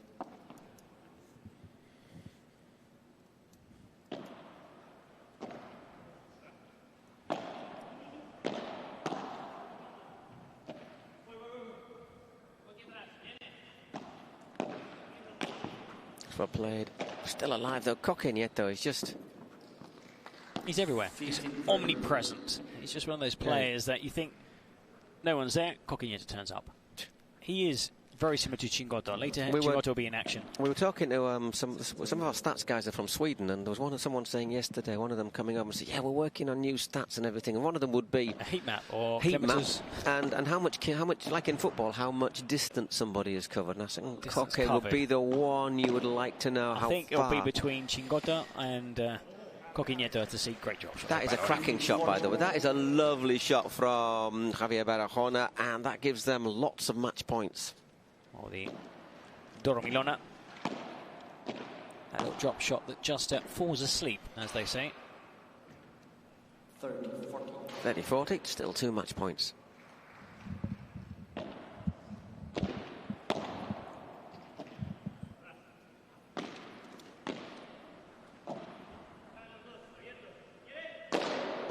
Wow, Koke makes a mistake at this moment. Barahona said, hit it if you want to. Because I think Coquinetto, being Coquinetto, would just, just kept it simple.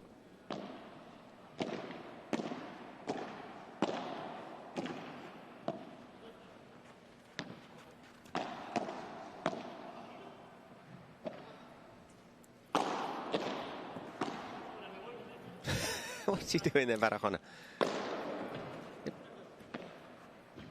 Well, I thought that was going to be it, but it wasn't. But what this an excellent point. Should be, and it is. What a good point to end the match. You could see you fancied that. You could see you fancied the smash there, couldn't you? And there it is, 6-1, 6-1. It's taken 47 minutes. They've absolutely ripped through it. So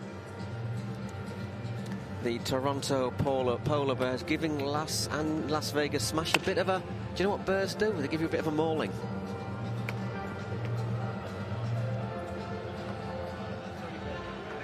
Excellent performance, really good.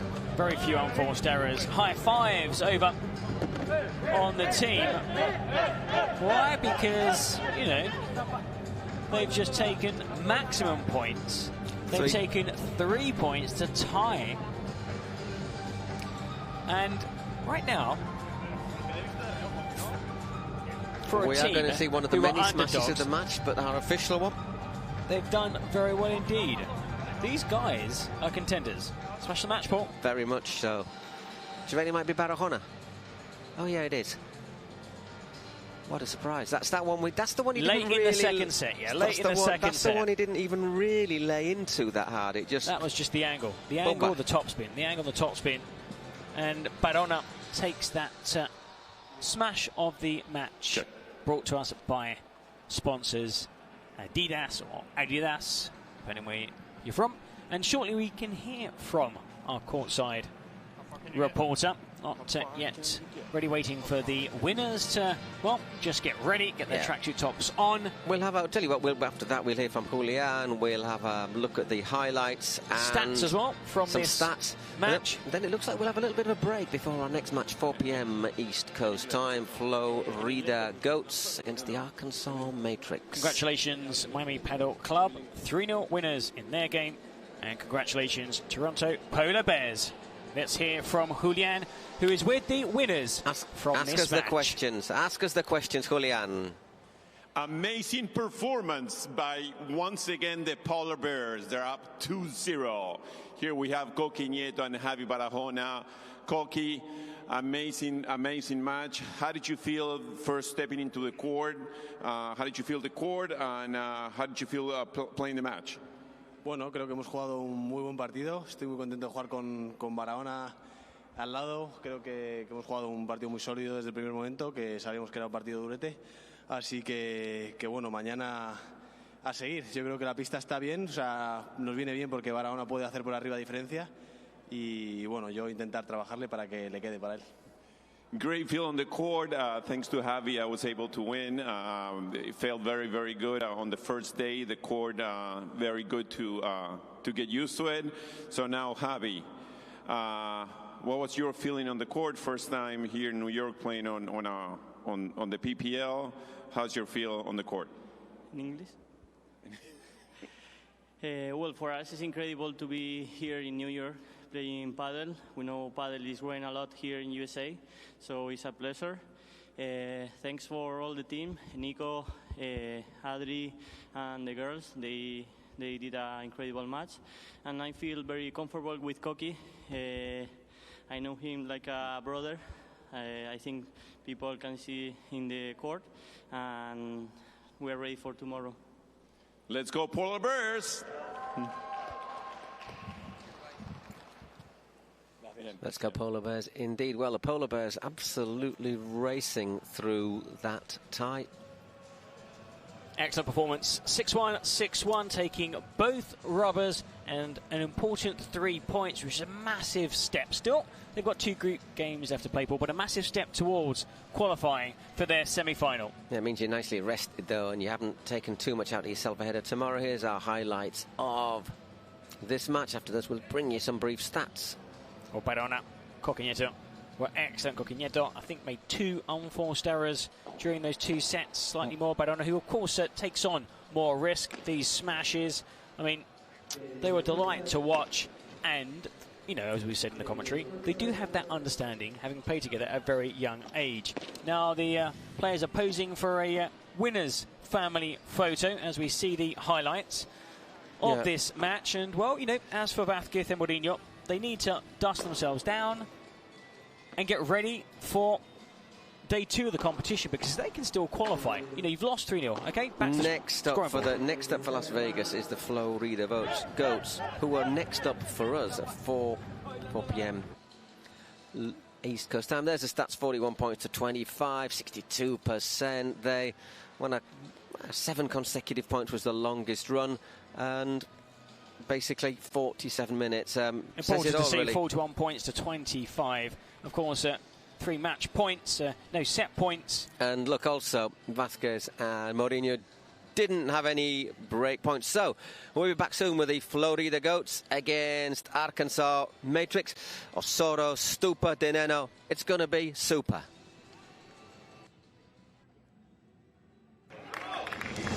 Through ideas, imagination, effort and enthusiasm, dreams are built. We are making paddle the sport of choice for thousands of people around the world. Each court built is a match won, and so, court by court, match by match, we are creating a limitless playing territory so that the unbeatable passion that paddle creates can be spread throughout the 5 continents.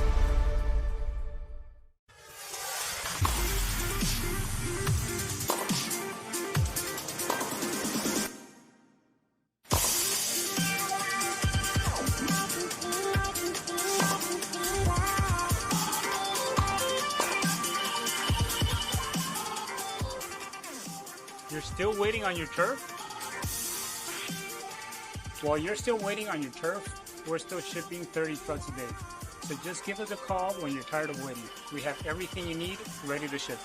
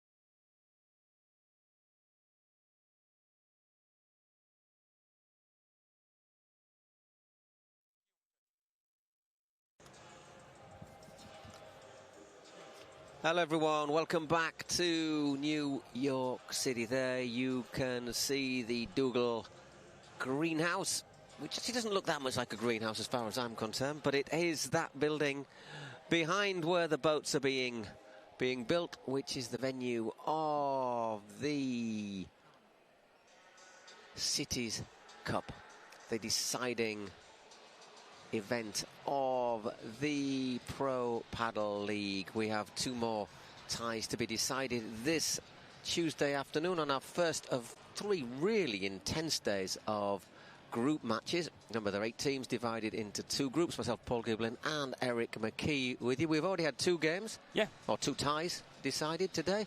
As I said, it'll all be totted up at the end of Thursday.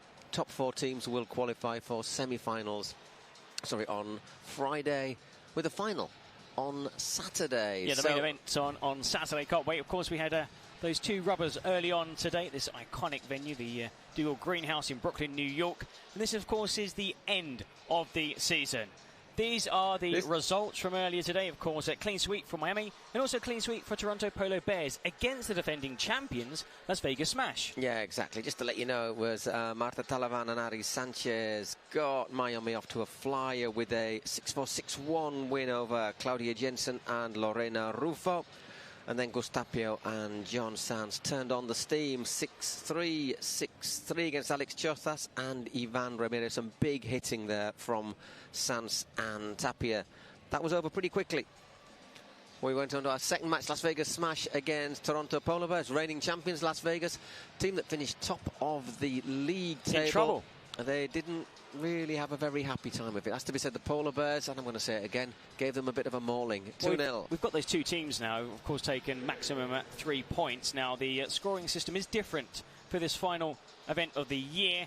We had the regular season. This is the post-season. Only 8 of the 10 teams qualified. So, you go to a mixed doubles, which hasn't happened so far. It's 2-1.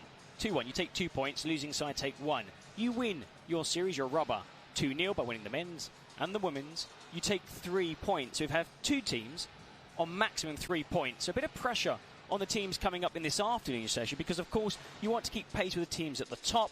Even if you lose, I think it'd be important to take that 1 point. Okay, 2 more matches, as we say, to be played. First of all, it's going to be Flow Rider Goats against Arkansas Matrix. Our man on court is Julian. Welcome to New York City and the 2024 PPL Finals, the City Cup. Day 1 and the 3rd matchup of the day. Are you ready to witness the next epic showdown between the Florida Goats and the Arkansas Matrix? Representing the Florida Goats, Aranza Osoro, Mapi Sanchez Alayeto, and the world-famous Super Pibes, Franco Stupasuk and Martin Di Nenno.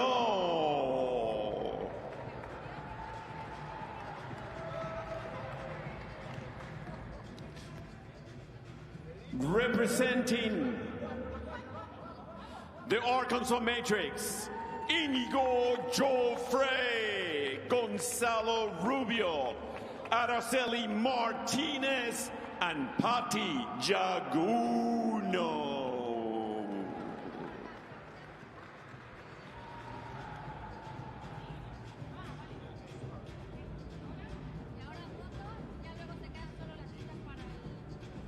Cagamos. Me metieron por abajo.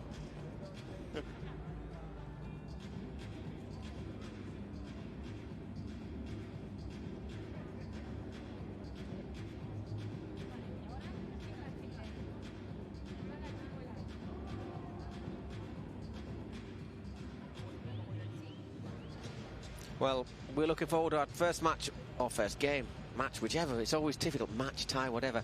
Is going to see Arantzazu Thoro and Mapi Sanchez, and they'll be taking off Patti Jaguno and a bit of a living legend of paddle, Cata Tenorio. They brought her out of retirement. She said to us yesterday, so I don't know how they brought me out of retirement. I think it's amazing. I mean, just the opportunity for a lot of people who are starting in paddle. You look back at the great players, you know, at the turn of the century, you know, early 2000s, and you're looking at Cata Tenorio, 4-time world champion, over 25 seasons in the elite. Okay, 49 years old, still in great shape.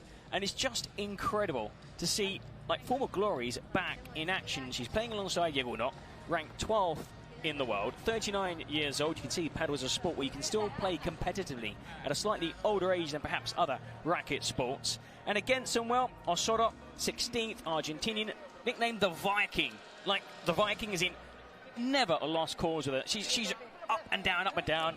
And when you look at her as well, I mean, transmits so much passion when she wins a point. Never quiet. If you've never sseen Arantzazu play on court, you'll really enjoy it because she gives everything, and she doesn't hide her emotions either. And Mapi Sanchez, well, she used to play with her sister, Maria Jose, twin sister, who had to retire at the end of last season. But they've just announced that they've opened an academy, the Atomica. They used to be known as the Atomicas, the Atomic Twins.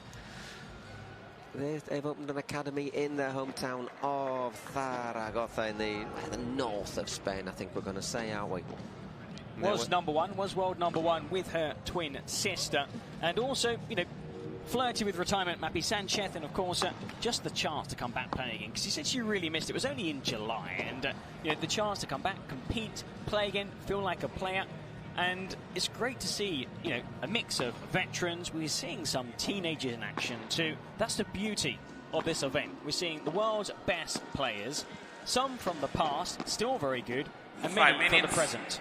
Okay, and just very quickly, just looking ahead, the men's doubles match, it sees reunited the Super Pibes, Franco Stupacuk and Martin de Nenno, who were, not going to say all conquering, but they conquered quite a lot when they played together. Stupa just back from Kuwait, where he played in the final of the Premier Paddle with Michael Yanguas.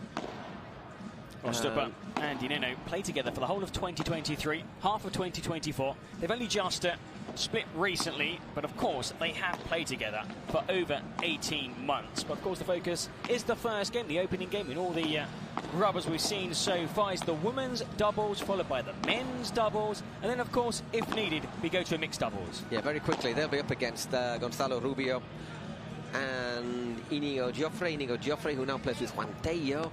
He got to the quarters in Kuwait, so I think that's going to be a pretty close match. Maybe a little bit closer than some people think, because Gonzalo Rubio is also capable of putting in some cracking performance. And the Cata Tenorio from the Arkansas Matrix, as we say. 49 years old. I mean, it's incredible. She's not the only one here. Same age as me. I recently turned 49 too. I could not last, I think, 3 games out there on this court, and you can see now she's got better knees than you. But everything, a much better player, always will be. But the light, you see, it's like to dim now. It's almost sunset here in Brooklyn, New York, about 4:30 local time, in just over half an hour. The lights will start to dim, and honestly, this venue at night is top level. It is very impressive as well, with the black court, the black stands, and the lights shining down on the players. Will be going in just about 5 minutes in our opening match, and it's our second and final tie of this session. Will be the home team, New York Atlantics, against the Los Angeles Beat. Los Angeles Beat, potential contenders for the title. Of course, I think Miami feeling strong. New York Atlanticos also being the home team here from Brooklyn, New York. Another team expected to do well. And, well, we've got an interesting game here. Flow Rider Goats have a solid roster. They have experience, they have youth, and I can't wait to see the men's doubles. And to be honest, I'm really looking forward to this first game. Yeah, we've seen the courts pretty quick. So, yeah, the men's game is likely to be a bit biff, bang, pow. One to look forward to. And this is kind of, I wonder how this will be. There's certainly Arantzazu who's going to give it a bit of biff, bang, and pow. I suspect Patti and Cata are going to keep it cagey. I was just checking the Patti actually just before we came here, and she says, "Oof, you know, we're all struggling a little bit with jet lag, still waking up quite early in the morning." Oh, Soto. You know, been living in Spain now for 9 years, made that move from Argentina to Spain when she was 19 years old. And when you look how she plays, when you look at how dynamic she is, you look, you know, at the speed she plays at. She's back, she's forward. And, you know, when you talk to players, they don't like facing her because there's never a lost cause. No, and even when the ball's not played, there's still, you can hear her chatter. I'm sure you'll hear her chattering away. Oh, vamos, boludo, vamos, vamos, vamos. It's like a constant self-commentary, and habitually gets the quarterfinals of major tournaments. Used to play with Victoria Iglesias. That was a really good pairing. You had Victoria Iglesias slightly taller. She was a winner earlier today for her team. And now it's the turn of, well, let's see who takes up first blood in this opening game. We've yet to see any ties go to that mixed doubles. Let's see how the women's start off this afternoon session here in Brooklyn. If it does go to mixed doubles, it'll be Aranzazu and Stupa, which would be Lightning against Gonzalo Rubio and Patti Diaguno. If it does go to mixed doubles, by the way, it's just one set. Just recap Group A, the white group, New York Atlantics, Los Angeles Beat. They have yet to play. Miami Padel Club, Houston Volts, a win for Miami, a clean sweep, 3 points to the top of the standings. Las Vegas Smash, defending champions, beaten by the Toronto Polo Bears, who are now top. Flow Rider Goats, Arkansas Matrix, up next here at the Dougal Greenhouse in New York. So just a reminder, we've got group matches today. Tomorrow, Wednesday and Thursday. On Friday, the top four will play the two semi-finals in the afternoon, and on Saturday the final will take place here. Just to let you know, if there are teams drawn level on points at the end of the group stage of Thursday, there's several ways in which it'll be decided. It'll basically go first of all on head-to-head, and then they'll take into account other factors such as who's won most sets, etc., etc. And it could even go down to the toss of a coin. I think basically the head-to-head is likely to sort things out pretty quickly. Yeah, pretty sure we'll go to head-to-head. Of course, we get a three-way tie, then we would go down to perhaps, you know, the last final call could be that toss. I don't think it will happen, but still. Second factor is actually match differential, and I was thinking, what is the match differential? Well, the match differential, then set differential, then game differential. Match differential, just to explain, is the total player matches men's doubles and women's doubles, and mixed if needed, 1 plus total player matches lost. Hope that's clear with you. Set differential, obviously, how many sets you've won and lost in the group stage. Then it's games, how many games you've won, and then they say the toss of a coin. And if, if it lands on the edge, hopefully we won't come to that, because that would be a. I mean, we've seen in the past quite a few World Cups. I remember there was coin tosses to see which teams would progress. Fans of all ages taking the cantera, the youth their system. seats here. Great to see. That's, I suspect, one of the players.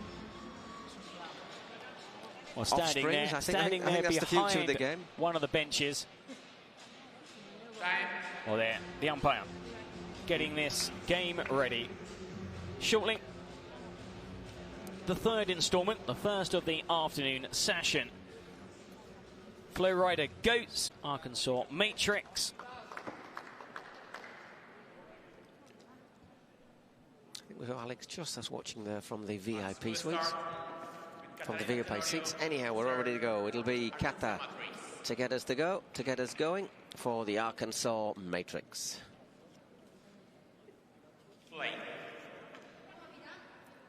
Which colour pill did you have to take in the Matrix? The blue one. I watched that film so long ago.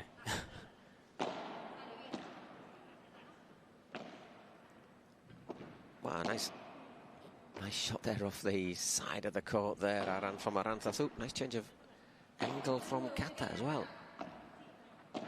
What we've seen so far in these opening games are just sizing up your opponents, not taking any risks early on with the opening shots. Also important to try and win your service games. Seen quite a few breaks so far in the opening two sessions. I think we might see a few in this match as well. Because basically, once you have a long rally like this, The service isn't quite as what a winner. Significant, great stuff though from Arantzazu to claim this first point of the match. Great switch. Look at that angle. Looked one way and sent it the other. Look, there we go. Whoa. That was like a loud pass, wasn't and it? Again, that's a great crossing shot. That was an even tougher shot. Backhand, cross court. Of 30.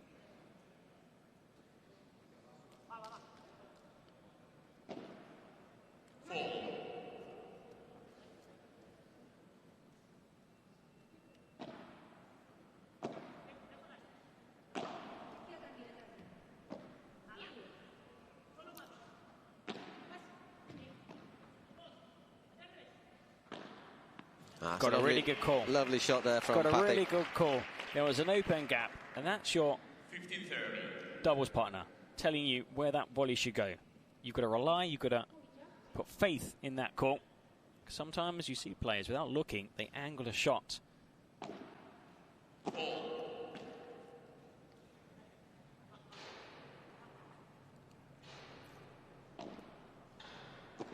Once again, Arantzazu puts that one high. Oof, clips that net. Great shot once again, right through the middle. It just advanced right up to the net. She'd gone there, Mappy, and just maybe a little bit too close again. Just took her time, waited. Her opponents took the gamble, came forward, left a gap down the middle. A winner. Back-to-back points, tied, 30-all.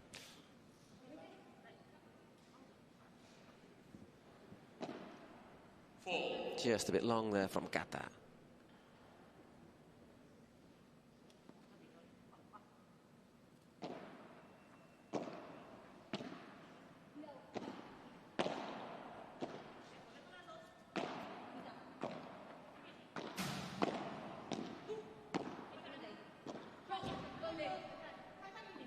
Sort of Mappy going to get to that net, but they pegged back. Yeah, well played, well anticipated.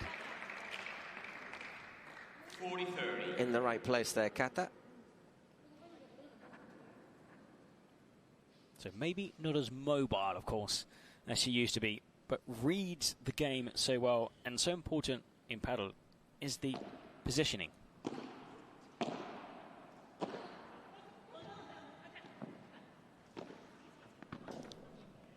Yeah, well played. First golden point of the match in the first game. Arantzazu will receive. Obviously, the team that receives can choose who faces the serve.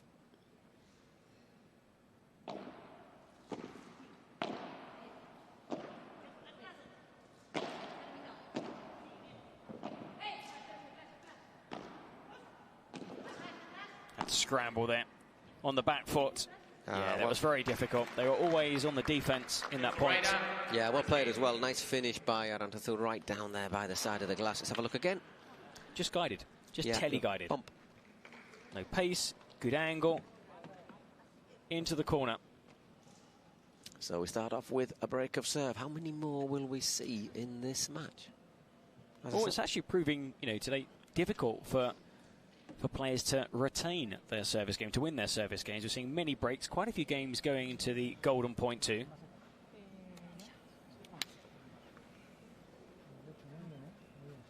Good start by Mappy and Osoro.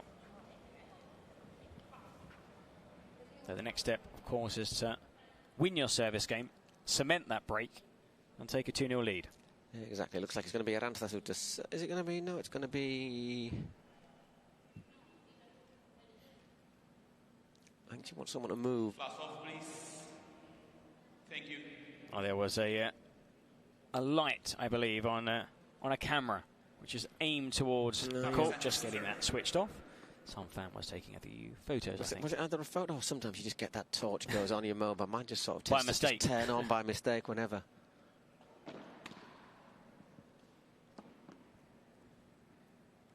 So it's Mappy Sanchez to serve.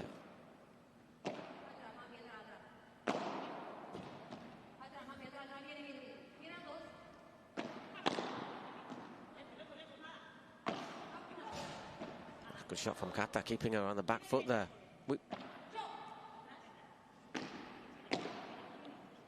Just went out of position there, Marantha. Kata nearly taking advantage of it. Managed to recover really well. Now on top of the point. She got it back from out of court, but could only put it by into her own half. Unlucky there, Patty. Did well to get there, to be honest. Quickly, the anticipation was there. And you can see here, the angle is very difficult. Try and wrap your racket around. Any angle at all. Hit it onto your opponent's side of the net to hit the winner. Yep. Basically, that goes into the net. It's impossible to return. So, 15-love.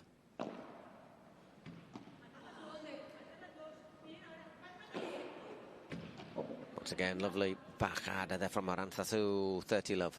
30-love.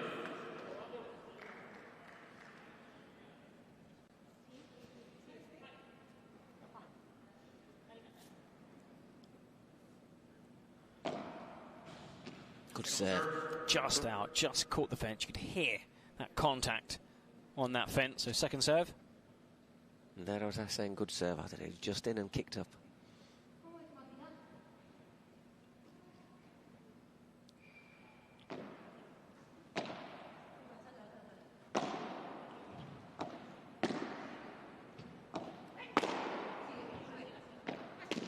Aye, well played. Brilliant turn. Well played, Kata. Spun the sixpence and that backhand. Just looking to slide it over the net there, Aranthasu, but 30-15.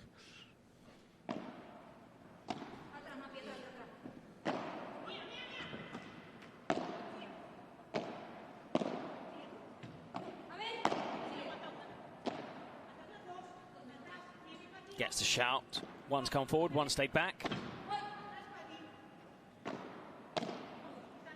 Had to scramble there.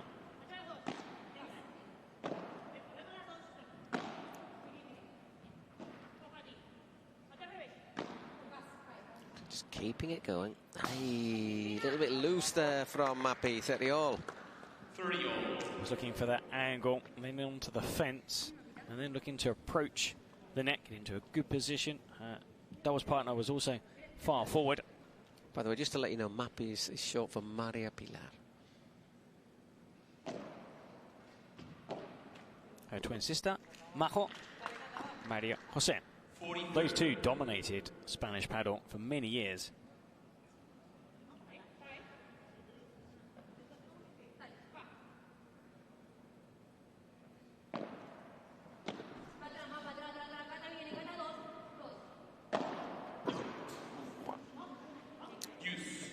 Just got a little bit of flight on that one, just a little bit too much. It almost glided into the back of the court. 40 juice.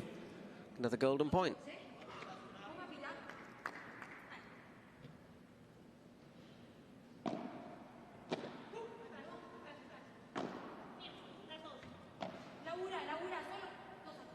Both have come forward. Good stuff, good bajada there from Mappy. Tula, but had to fight for both points. It's not been easy, it's been a tight. No. It could easily be 1-1 or 2-0. The other way. Okay, Paddy Aguno to serve. Got to hold this though, otherwise you don't want to go in 2 breaks down.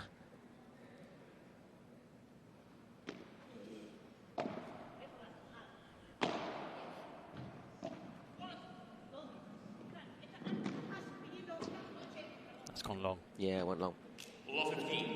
Think about paddle, you know, we're talking about Kata.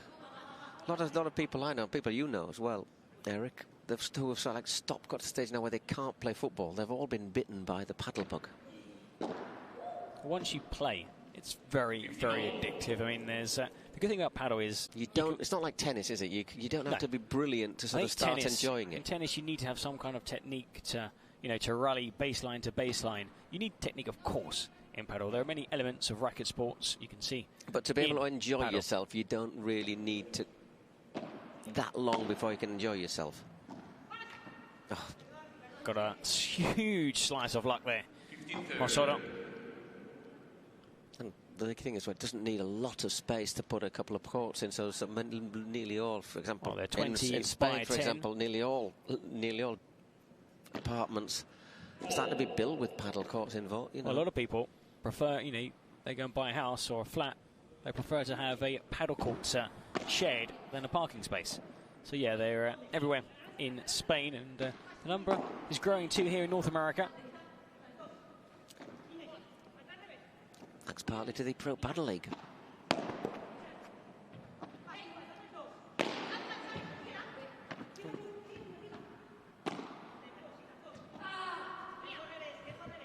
That was scooped up brilliantly.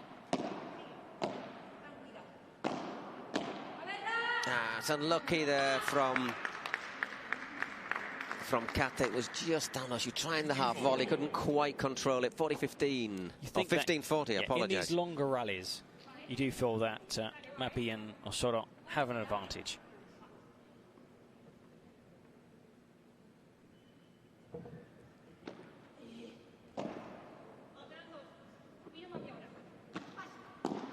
Nice. That was difficult. That was difficult. That's astute, really low. And that wasn't the right shot at the right time. And so 3 games to love, which are going in our first break. But that's 2 breaks to the good for Arantzazu and Mapi Sanchez. They'll be pretty happy with that.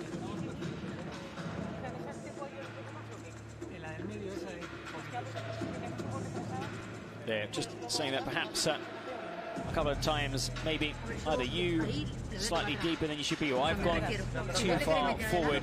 Perhaps we should try and get closer, almost play like on a string.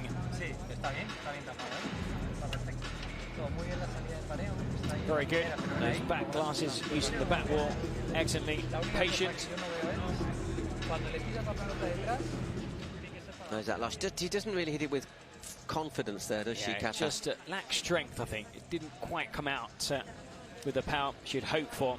Just nestled in the net. And in the end, an easier game after 2 golden points.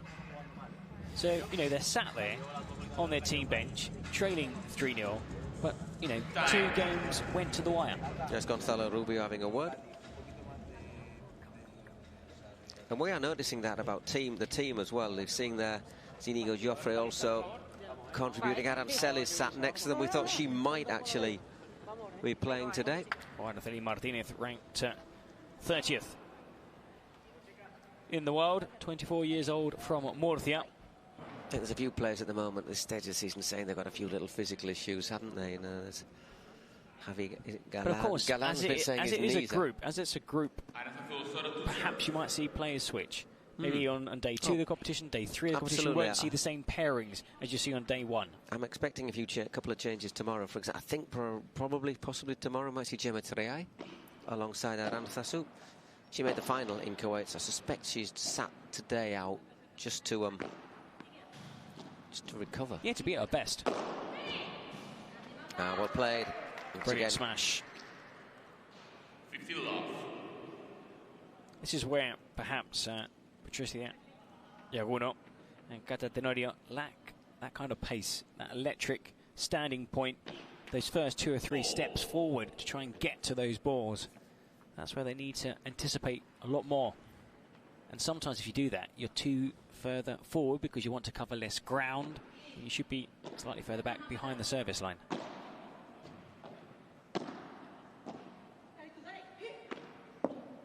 Fake smash there from Arantzazu. Shaped up. Really nicely played, didn't she? It is. If you play it right, it's just as effective as a smash that puts it out of court. Sometimes even more effective, because a smash from that position would not win the point outright because it's not high enough for you to knock it down and over the paw 3 over the back wall. So the little fake smash completely for the opponents.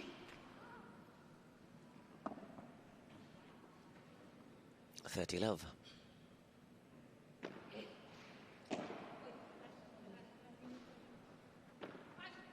And a lovely little passing shot there, just... gets the applause.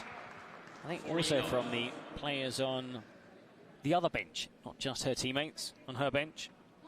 Delightful shot.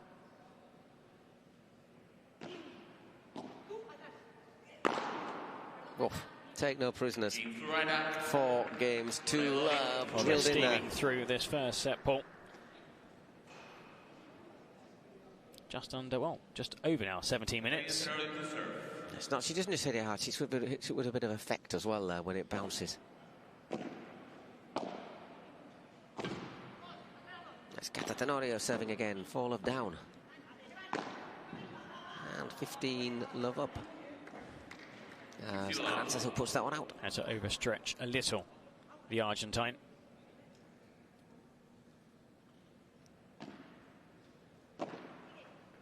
Ah, what another delightful shot. Just steered it wide. Brilliant. Got it early, on the rise, little flick of the wrist.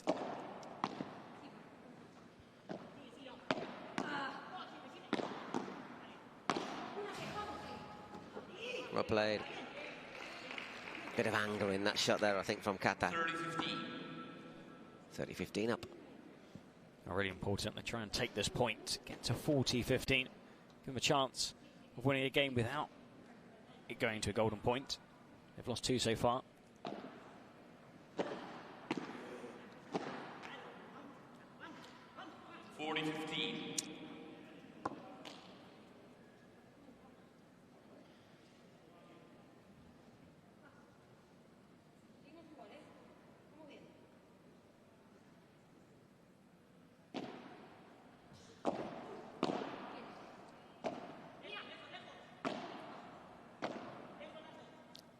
Trying to force the back here, Mappy.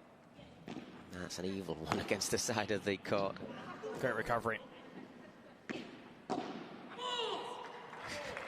There's the war cry. We hear many. We hear many.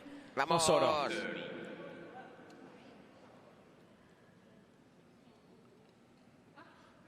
You can see why they call her the Viking, can't you? Well, the blonde locks. Those war cries.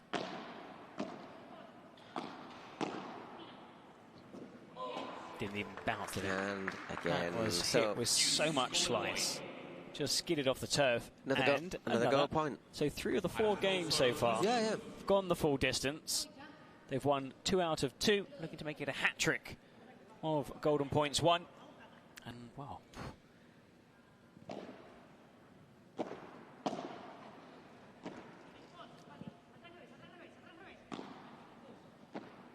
Oh, it's going to come down with snow on it nearly. And again. But there we see intelligent play. Not going for the winner, Kata. Well played, well really played. clever. That was patient. That was experience. The ball was up high. Just get it back. Placement. Get it back. And again, placement. Patience paid off. They're off the mark.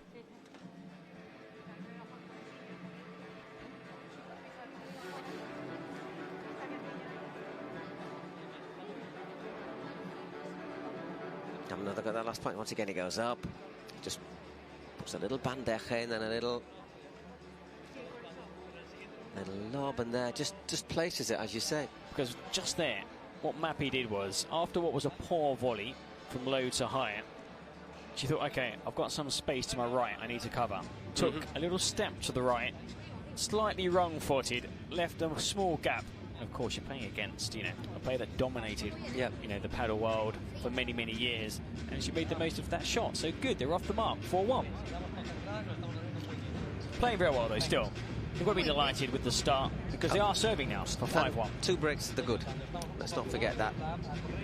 The Flow Rider Goats.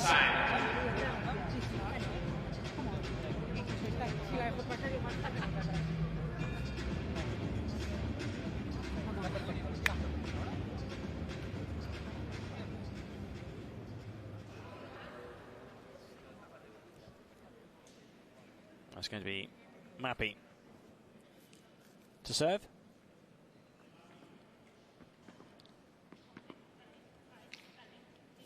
Sanchez to serve. We've had 21 minutes in this match so far.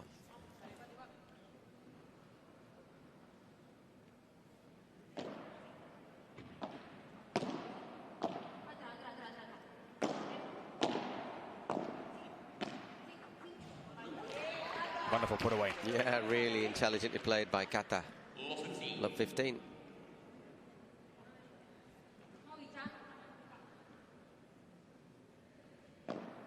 Just bouncing inside, as you can see.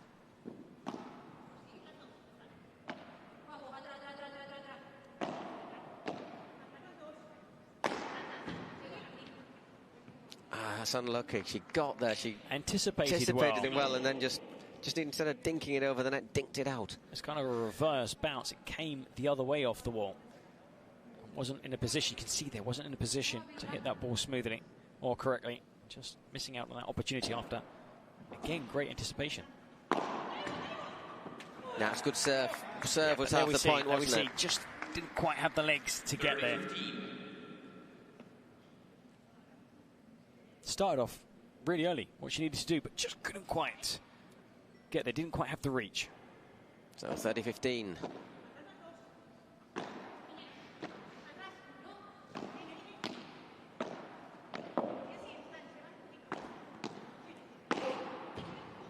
And well played, Arantzazu on the attack. Aggressive, just trying to survive there, Patti and Kata, but in the end they couldn't on that point. 40-15. And she's got plenty of time to pick her shots. She's not being too troubled when she comes forward, so pick the first volley, slow return, had a chance to pick the second volley and hit the winner. That's gone long.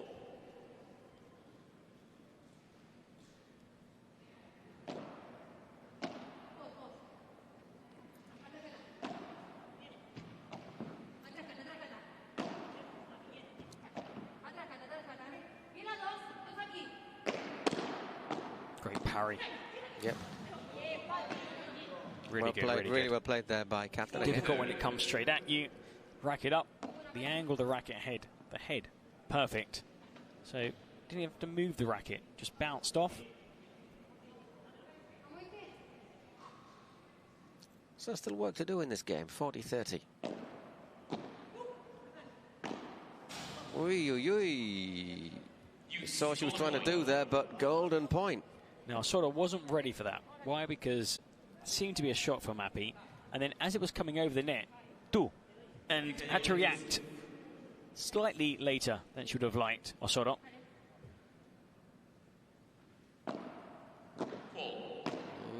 Second serve. Not too sure. Bit of a doubt there. Osoda just asking. Second serve. Second serve it is.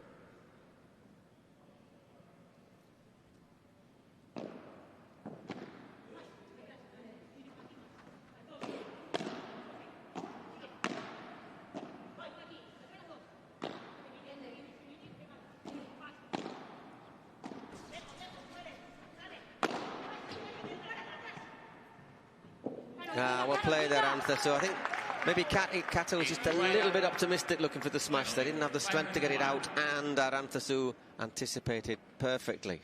Just tracked the fly to the ball. Took up the position at the net.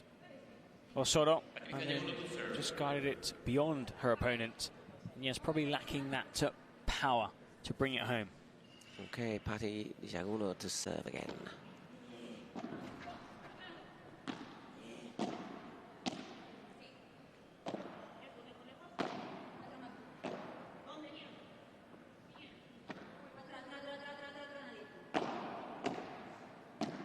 Using all the chip and charge. Does well there, Kata.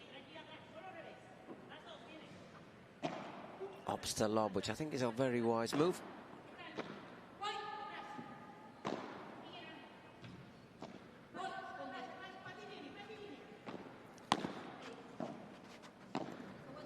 You could hear them talking there, couldn't you, saying Patti's coming. Communication is so important in paddle. A lot of the times you're not looking at where your opponents are when you make these shots. Oh, well played, Kata. Unlucky not to win the point, and there, little change of angle from Patti. Top stuff. That is the one point on the court where if you hit that joining section you can't between the glass, it can get that, and also it flies. It could go any direction. Watch it here. Look at the angle it comes out at. I mean, well played. We will get to it in a moment. Here it comes. Back live. Came out almost at 90-degree angle. Whoa. That's a shot and a half from Arantzazu. We've seen 3 or 4 of those so far in the first set. Has no space to play with. Look at this. Easy as winking, as they say.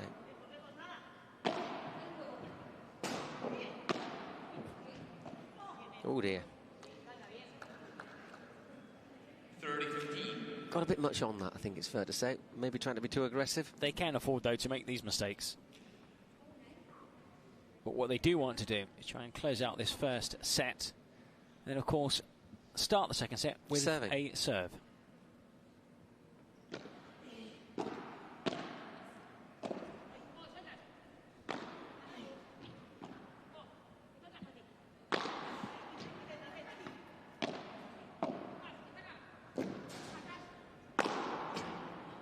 Well played once again. Aranthasu's strengths winning that point. 30-all. They're going to win the vast majority of points at the net. Osoro and Mappy.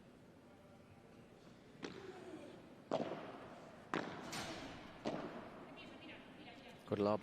I know, it's just gone long. 40-30. Just travelled too far.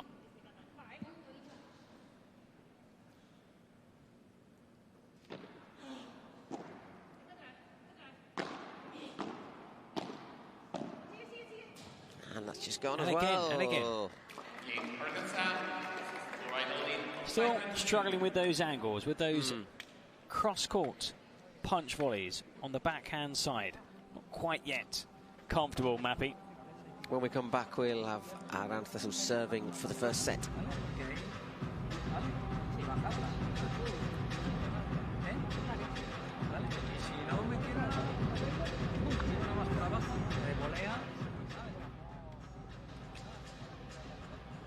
Yeah, you can just see there that is just above the metal there on the base of the court.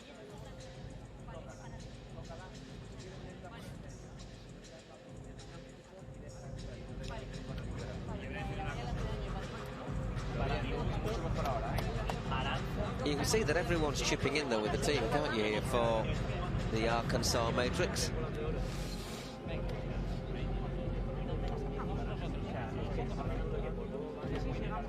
Oh, the aim here seems is just to keep Osoro as deep as possible. We've seen a couple of mistakes in this last game. Mappy, maybe they think that Mappy will continue to struggle with those kind of volleys, so you'd rather Mappy in those positions than Osoro, who's looked very good. But then again, when she's been deep, those shots from, back, she's been putting, left, right, cross court, down the line, picking her spot. She's been very good.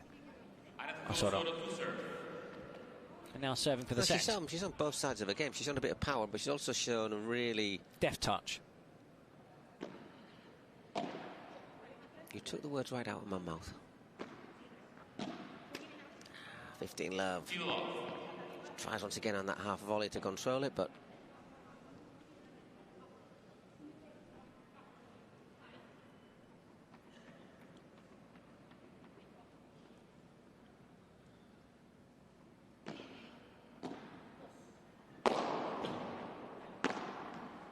yeah, 30-11, that was... Did so well to return the first shot. Yeah, but couldn't really do anything with the second. That was one almost like a changladath, one of those ones where it's like flip-flop. So it's imagine you hold a flip-flop and you strike something. Well, that's the kind of shot. Something I do nearly every day, Eric, to be brutally honest. 40 love. Set points, all of them.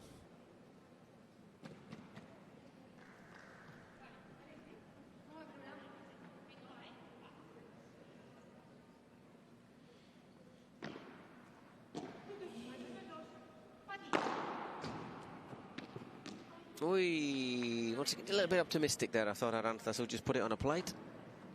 And 40-15.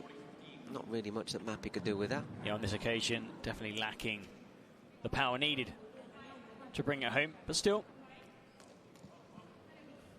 3 opportunities to close out this opening set.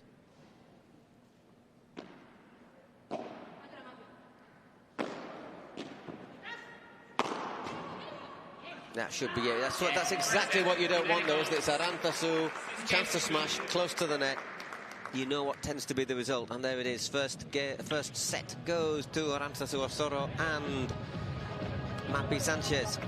6-2, and it's taken 32 minutes. Well, the difference was she was a bit close to the net on that occasion.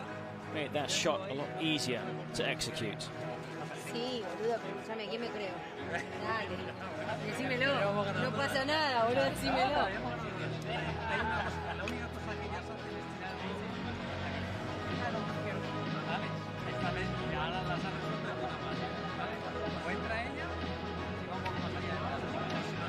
Sí, a ver qué opinamos. Quick look at a couple of highlights. Best moments of the opening set. Just quickly, she said really low. I shot up. I've got to hit it to their backhands. They're really struggling with their backhand shots. So that's something that perhaps, you know, obviously you have the option of hitting down the centre, out wide. But in general, and also in tennis, people, you know, play racket sports, their backhand is a weaker shot. But they seem to think that here they need to focus on the their backhand. attentions on their opponent's backhands. It's a good shot if you're going to approach the net. You do a try it and attack the backhand because, of course, it's harder to control. Yeah, and also it's a defensive shot, the one they normally return. Yeah, more defensive than it's on their forehand side. Unless, of course, you're up against the left-hander. Where everything kind of switches. 6-2. Good first set. Taking just over half an hour. Patty to serve.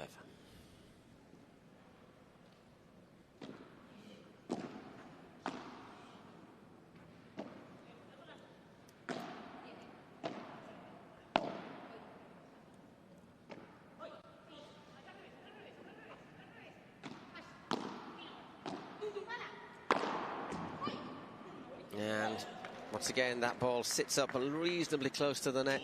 And you know how it ends. Love 15. Opponent's backhand, short lob, put away. Team tactics working there onto the backhand side, and there's the winner. So both Kata and Patty are right-handed. To be fair, so are Arantasu and Mappy.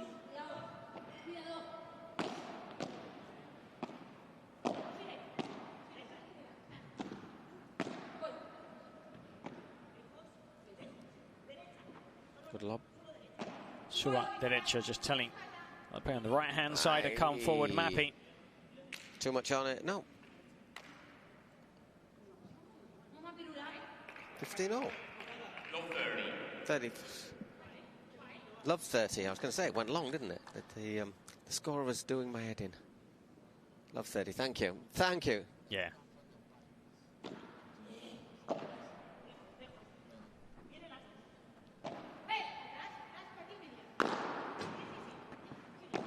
And once again, just dinked through the middle.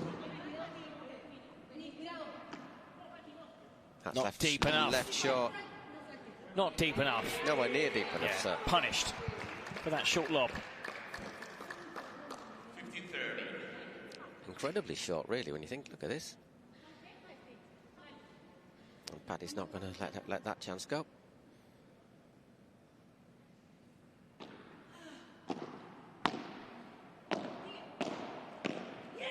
Oh, well played, 30-all. Paddy's just stretching for it, doesn't he? 30-all.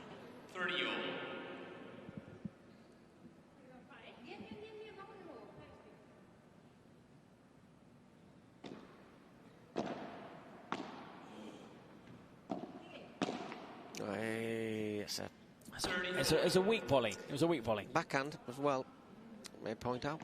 So 2 break points.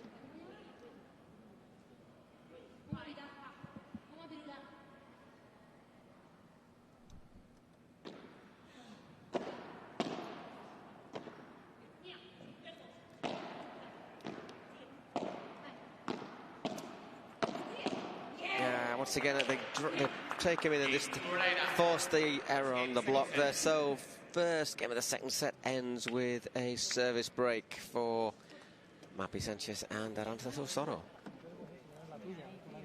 Well, we're seeing those tactics in place, attacking the weak side, getting to the net.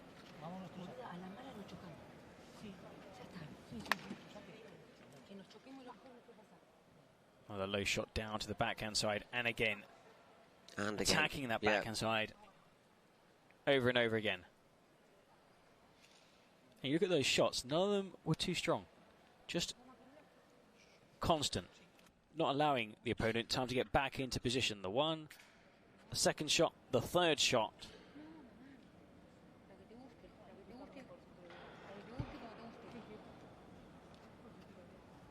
Just waiting for the new balls.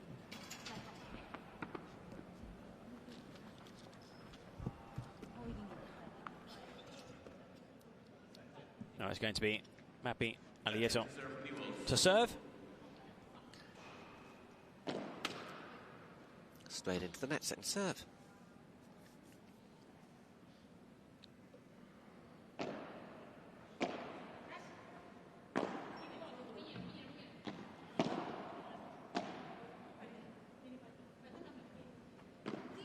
Oh, great change of angle. I'm not sure if it was in or not. That was just out.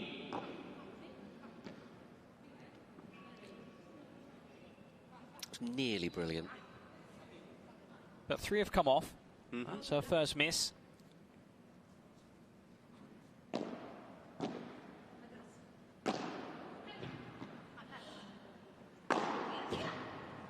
Once again, just that extra bit of pace taking it away there from Kata. 15 all. Another well executed smash by Osodo. Doesn't even need to use topspin.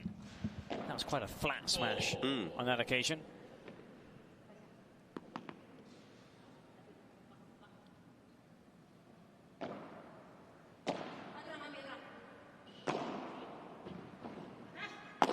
Oi, mishits that one. 15-30. That was one you'd have expected her to put away 9 times, well, more than 9 times out of 10.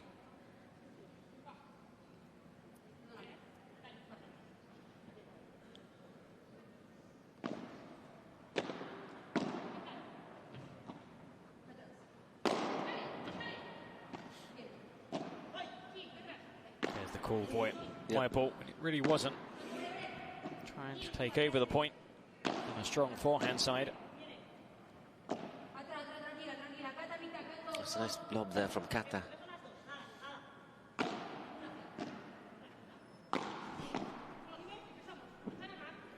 Just in.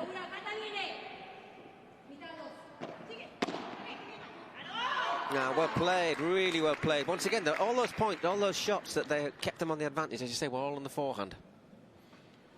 And there, Mappy trying a cross-court shot. Probably not fast enough really to test the opponent. Took 2 steps forward, was at the net, and in the end, an easy put-away volley. Great chance to break straight back. Once again, Aranzazu looking to take control.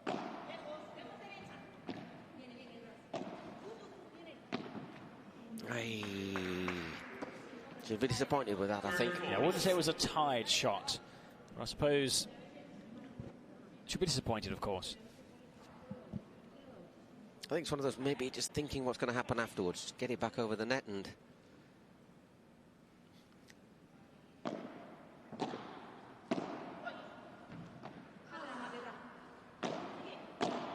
Still got a great chance, though.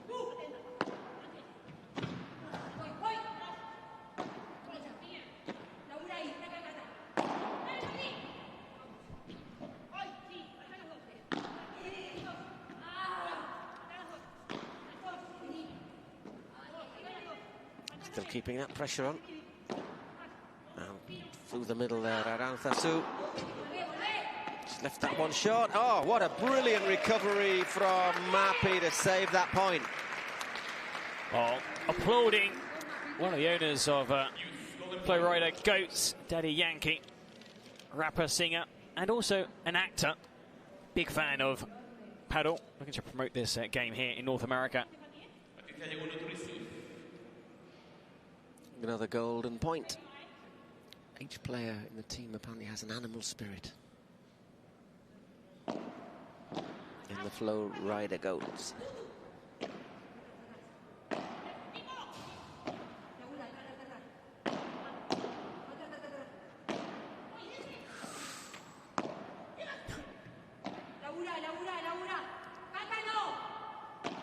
Yeah, your answers were saying Kata's not come forward. Yep, she has now. And she slides it wide. Just like she did in the earlier point when she won it. She took those 2 steps forward, but this time you could see maybe leaning back. Maybe she opened up her body too much. You can see there, straight away, she knew, as soon as it left her racket, the spin went the wrong way, too wide. They're getting no joy, are they, with these golden points?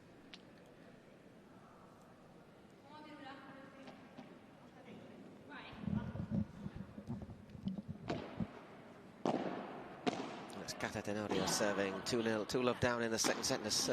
2-love down. As the Arkansas Matrix look to get back against the Flow Rider Goats.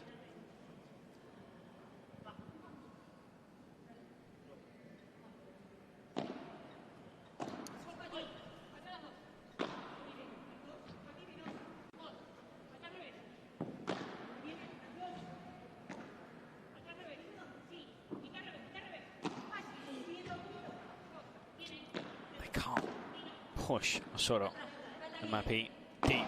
They're trying. They're trying really hard, but they're just constantly attacking, always trying to get forward. And obviously, if you're playing deep, you work a lot harder. You know, you're scurrying after the ball, backwards, left, right, centre. You do a lot less running if you're at the net, unless of course you push back. But still, unless the other team put in a few good lobs, in which case. But then they'll lob you back. But you've got to try and get to that net. Just clips the net there.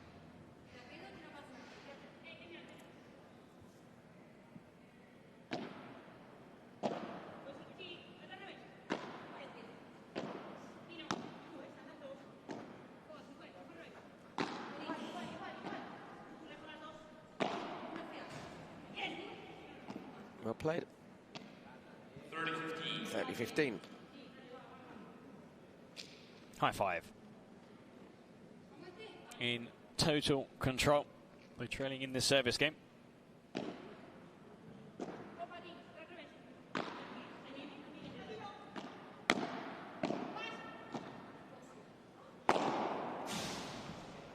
And well done once again out of the court. She anticipated it, Patty, but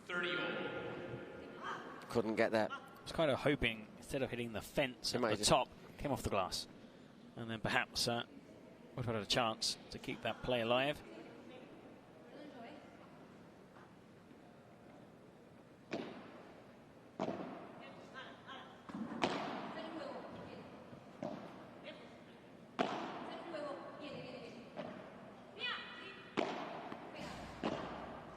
Constant instructions from Osodo. As I said, she's like never stops talking. Never stops talking. But it's so good if you play with somebody that, you know, always lets you know where your opponents are standing, the position you need to be taking. It can be really helpful. Yeah, it helps once again. 30-40. Wins that one, so 30-40. 2 more break points.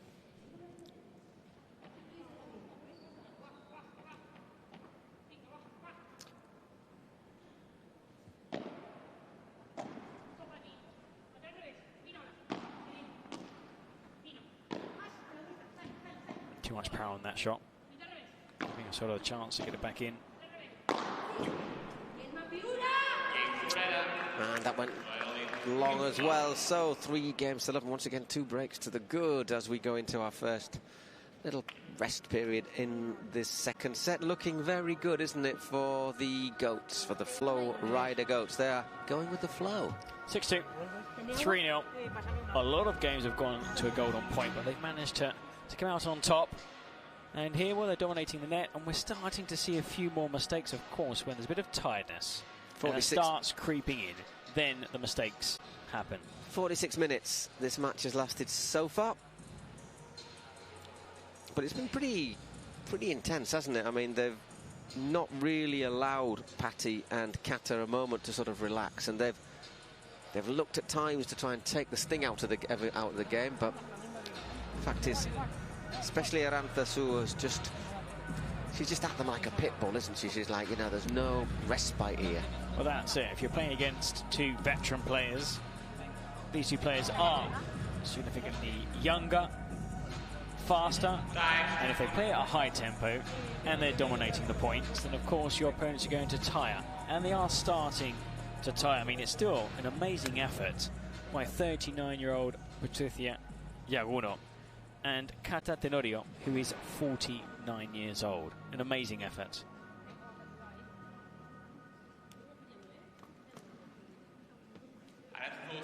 It's going to be Arantzazu to serve 3-love ahead in the second set, 1 set to the good.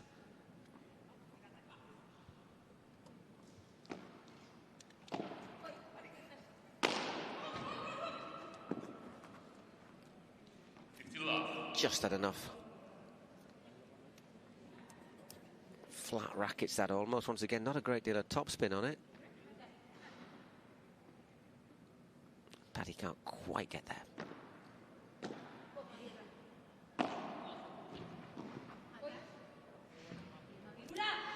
Well played there by Mappy, but had to force that mistake. 30-love. You can see now those unforced errors starting to creep more and more into their game.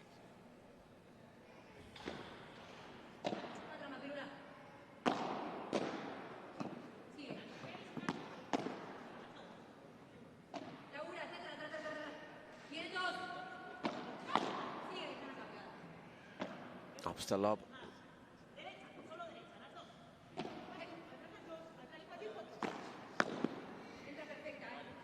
And somehow dropped in. I thought that was going out, but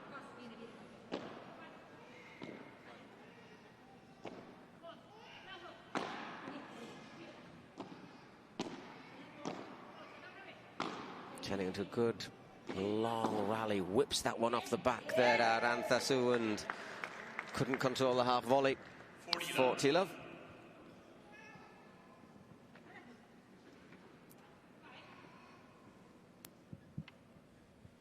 So far, we've had straight set wins in all the games from the morning session. 40-15. So we're headed for another 2-setter here in the first game of the afternoon session.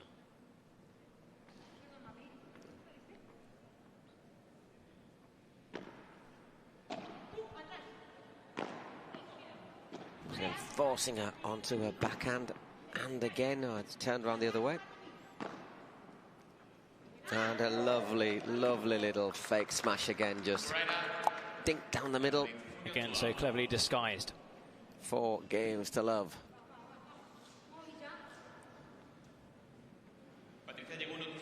Patty to serve, Patty Diaguno.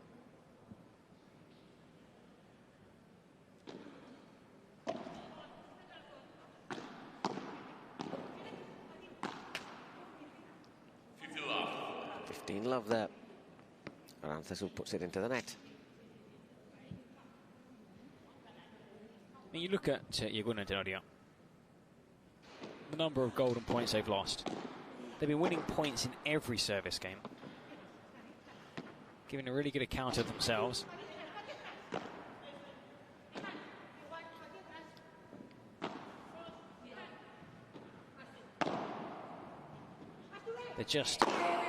They're lacking that killer shot. I mean, we've seen them put away a few smashes in this match, but that's only when the lobs have been really, really short. Apart from that, you're looking at, well, Soro and Mappy, but, you know, Mappy, when she started playing with her twin sister, they kind of changed women's paddle. Really aggressive, attacking, getting to the net.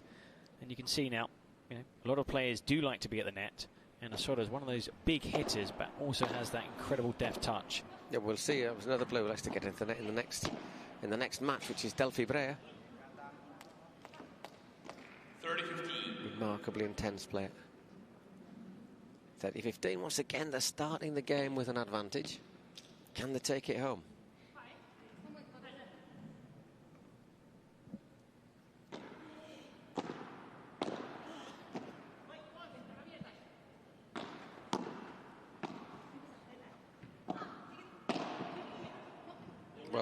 Well played indeed. 40-15. 40-15. Patty doing a lot of work there, but Kata finishing it really effectively. That was Patty who's pulling the players left, right and centre, and then you need to have your doubles partner in the right place just to put that volley angled beyond Osorio, and not strong enough for it to come out all the way around off the two glass walls.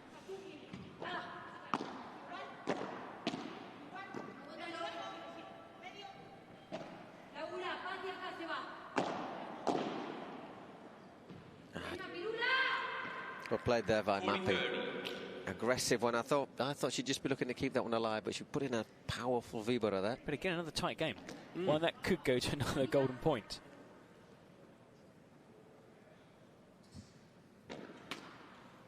Second serve.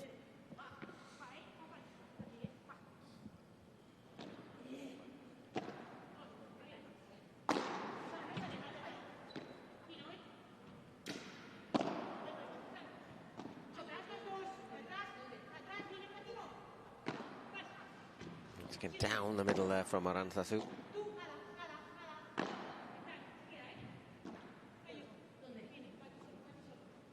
Only one player coming forward. The cat is wearing a knee brace. I wonder if that's giving her a few issues. You can see that not taking the gamble, Kata, of going forward. And of course, when you have that, you know, one player forward, one player back, opens up more spaces. You're left exposed. So another golden point. Mappy to receive this time.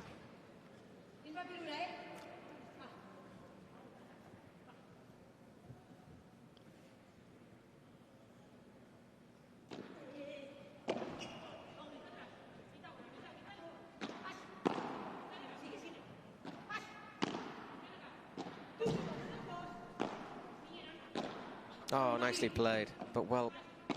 Great recovery. Yep. By Mappy, and again. Got the net though, Kata. And Patri. Aye, well, they got their reward there. I think they deserved that. They were looking to control the net, and in the end, maybe just a little bit too aggressive there, Mappy. 4 games. Great defense, Mappy, just to stay in that point. Yep. Then there was one of the, the easiest shot of the 4 was the one she hit into the net.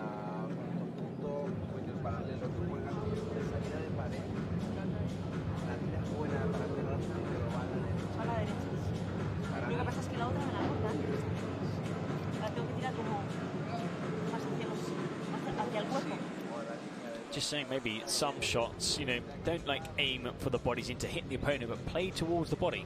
Don't give them that option. If you sometimes put the ball too far out wide, you leave them with the possibility you create an angle.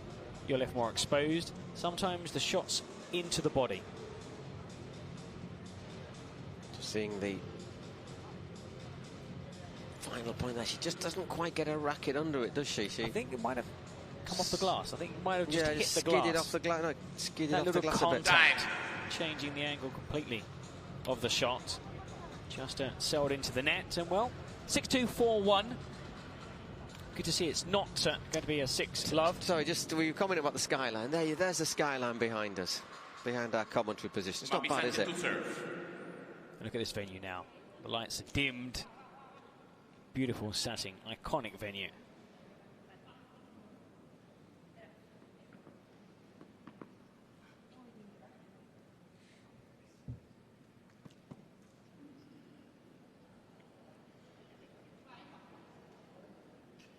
So it's Mappy, Sanchez, Alayeto to serve. 4-1 to the good, 15-love in this game.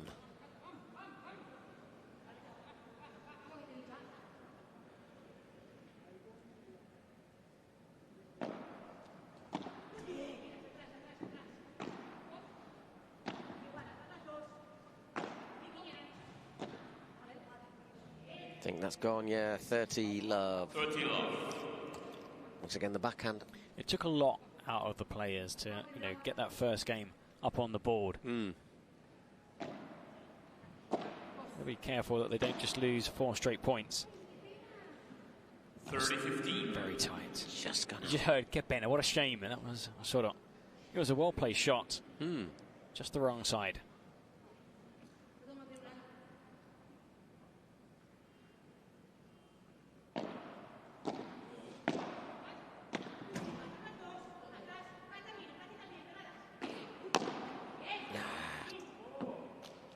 That was the kind of shot that they were being told to play.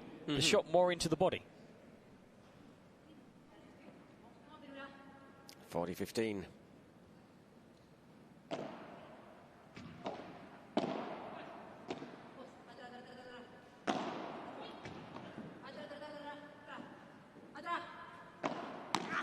Great shot there from Mappy. Arrowing into the corner, wasn't it? Yeah, yeah.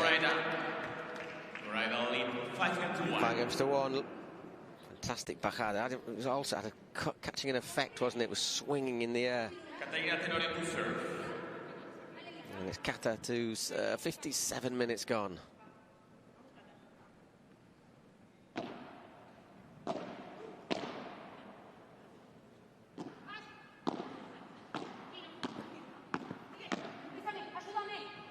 Well played.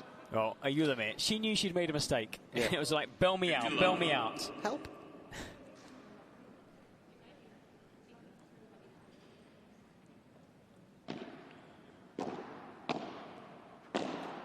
No, that's... Didn't need any help there, though, Mappy. 15-all. Approaching the hour mark in this match.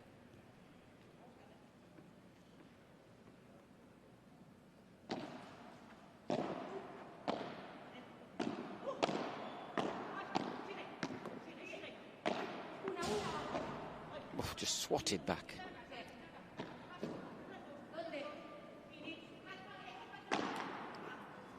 Certainly there to be hit, wasn't it, on the back? It was, but again, the ball dropping too low.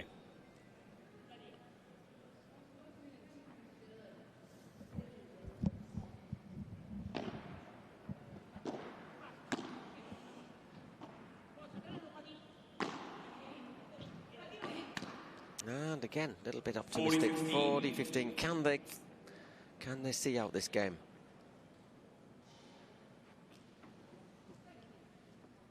Couple of mistakes there. Osodo, seeing too many in this match. I suppose when you're nearing the finale, you've got a big lead. You kind of want to get it over with as soon as possible.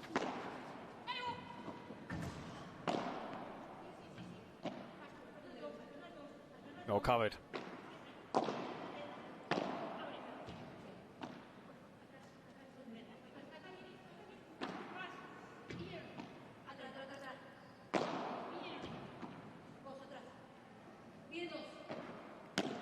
Patti is a very good defensive player, Patti Laguna.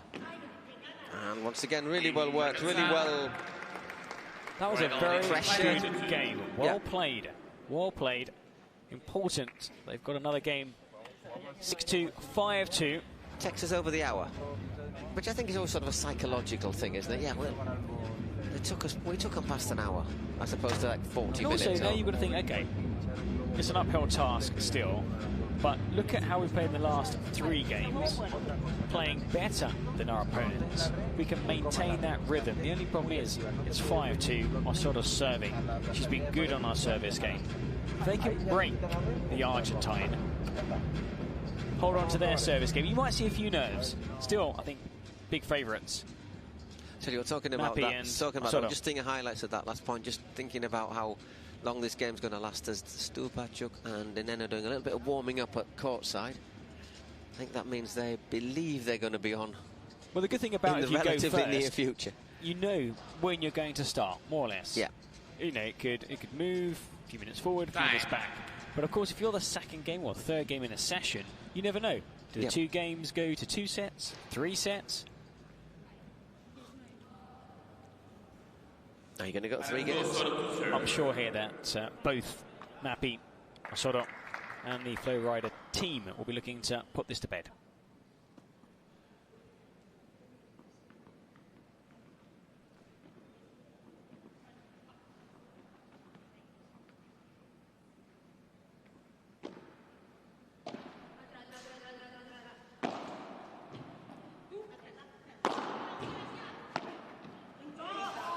Well anticipated there, yeah, really well read there by Kata.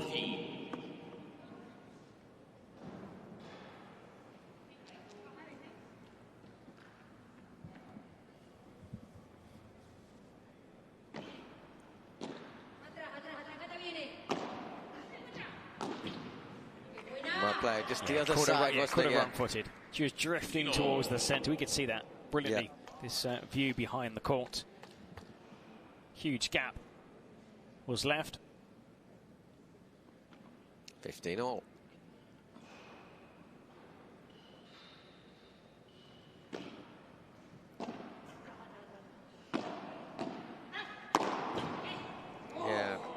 Yeah, straight away, both players thought they're not going to waste any energy racing forward.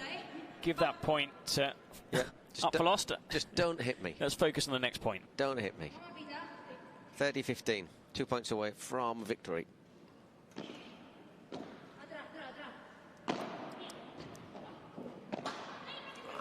And well reached. Lovely little drop shot, but just put it up there, and all she did was dink it into space.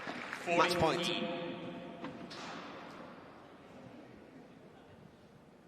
Oh, good sprint there. Frustrating in the end, though. You keep it alive, but But then, of course, your teammate kind of, wonders where to cover, had to cover, the area left by you. Oh, well, 40-15. And there it is. First blood burn to the Flow Rider Goats. 6-2, 6-2. Excellent performance. Plucky, I would say.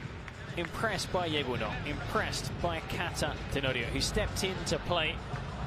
Wasn't down originally to take part in this double game. 49 years old, and just incredible to see a player who dominated paddle worldwide over 25 years at the top, at the elite of the game. Absolutely. They're proud of their performance. Absolute legend. The Nenno and Stupa. It's a bit of an Argentinian get-together there, isn't it? Plus Mappy, who's from Zaragoza, Spain. But yeah, definitely, you look at them, hugs all round. It's an excellent performance. There is Daddy Yankee also celebrating just behind his team. Perfect start. And now, well, they'll be looking to make it 2-0 in the next game, which will follow this contest. And if so, they would also take 3 points. But I believe we'll have some highlights. Also go across to highlight stats. Julian and see what the players have to say following this good win. Julian is all ready. Well, he will be in a moment. There he is. He's taking the position. He's just waiting for the celebrations to start. Sure. Not to end. First of all, we have got our Adidas Smash of the Match.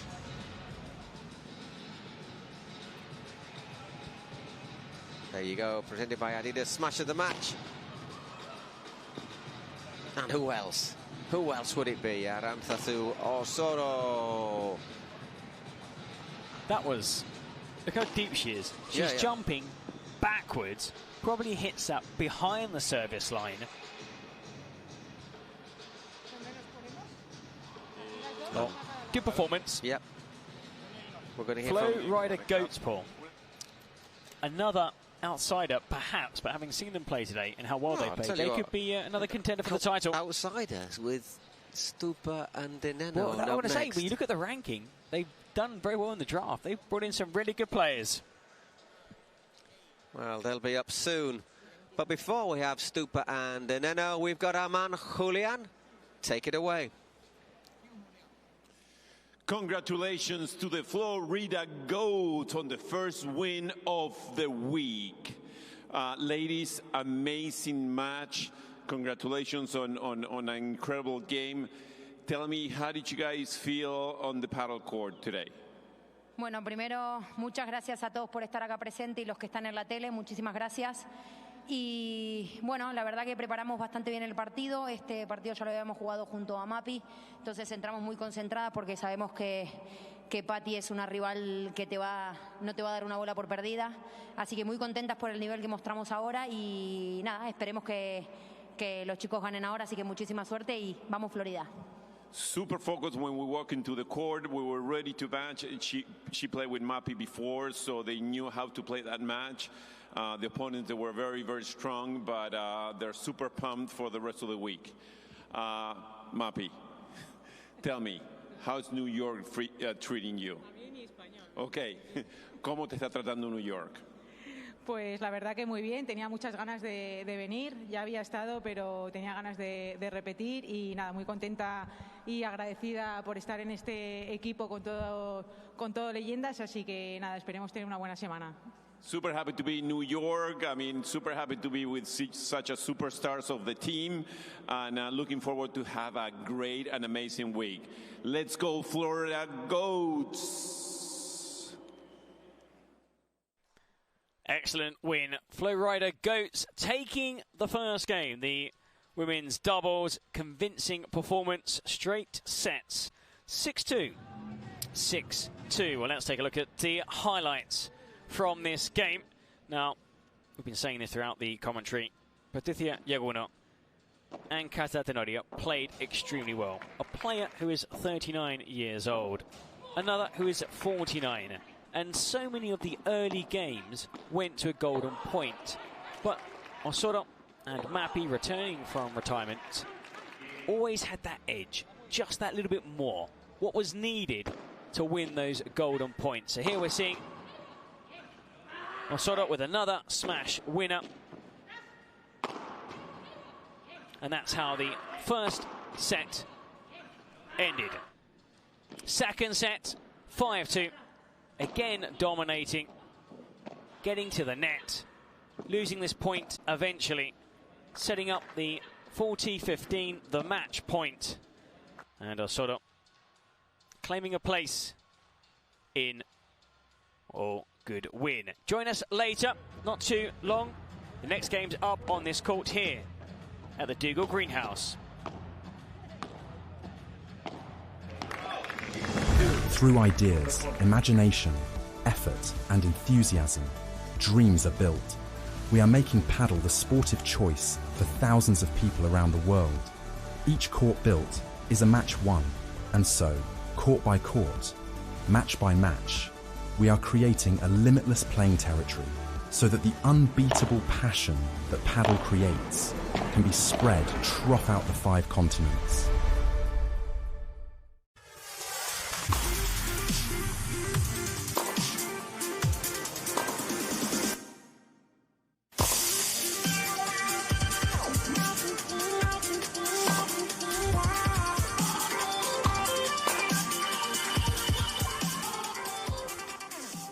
Still waiting on your turf?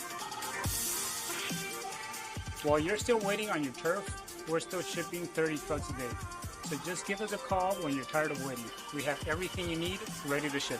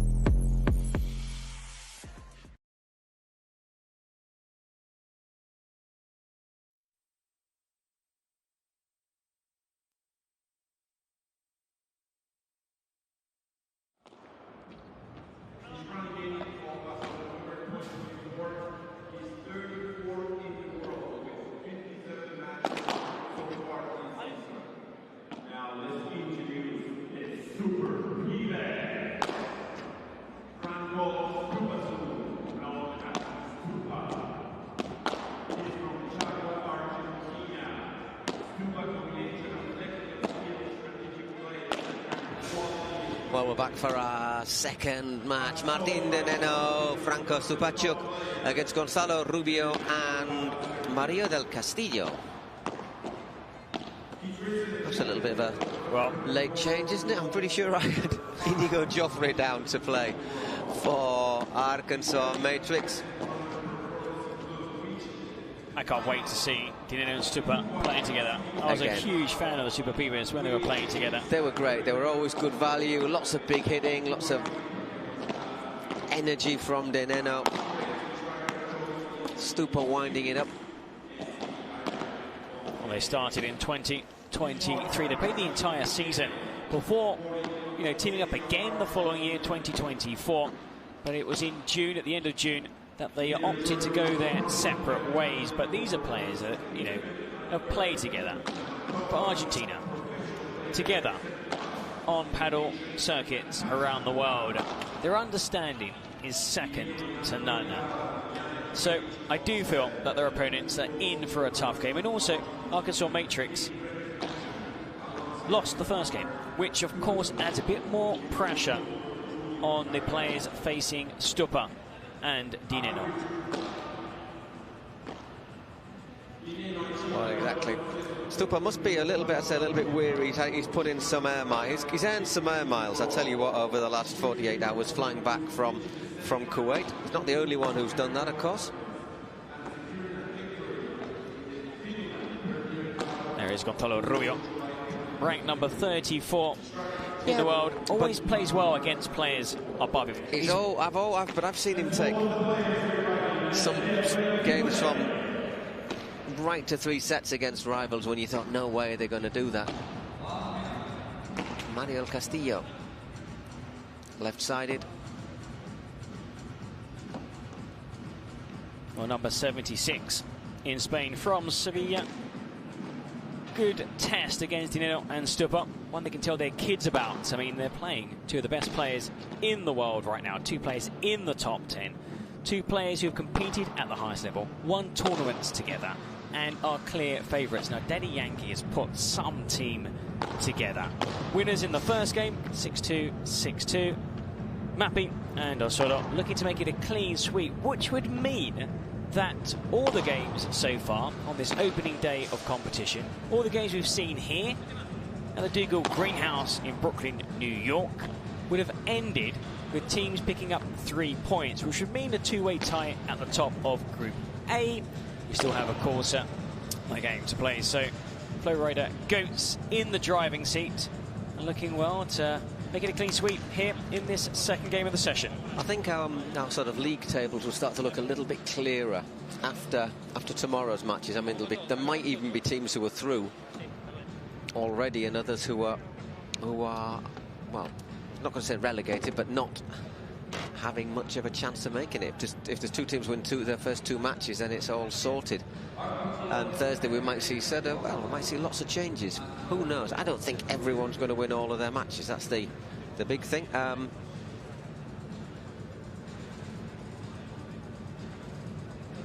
Of course, here, Rubio. He was talking earlier to the women's team, passing experience, acting almost as a coach. Actually, used to coach.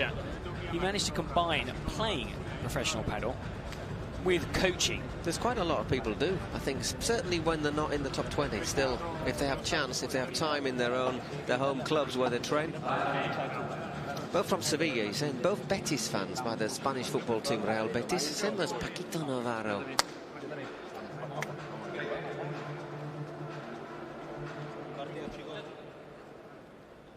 Also good to see Stupa and Nenno back in action together. And they'll be starting off. It'll be Stupacuk, Franco Stupacuk to serve first. Ranked 3rd in the world at the moment.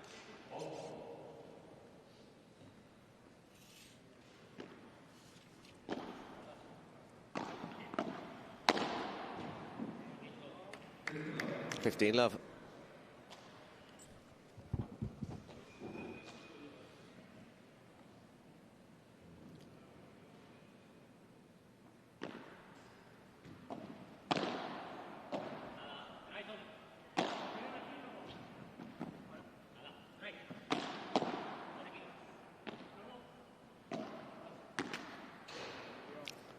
Mistake there, bangs that into the net, 15 all.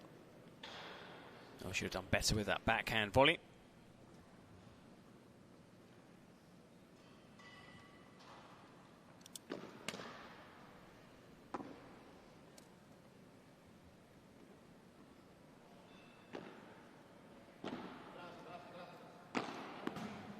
Oof.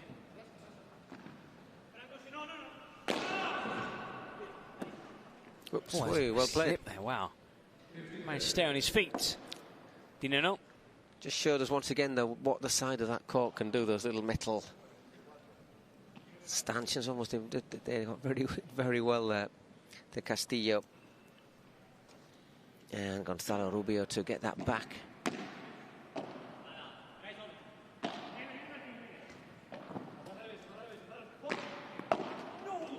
Well, had to get across here, stop that hitting the fence. And able to get it back into play.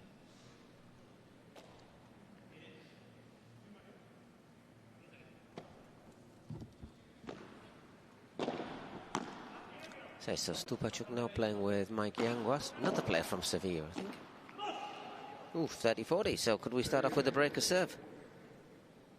And Martin de Nenno with Juan Lebron. That would be a surprise start. Should they drop their service game?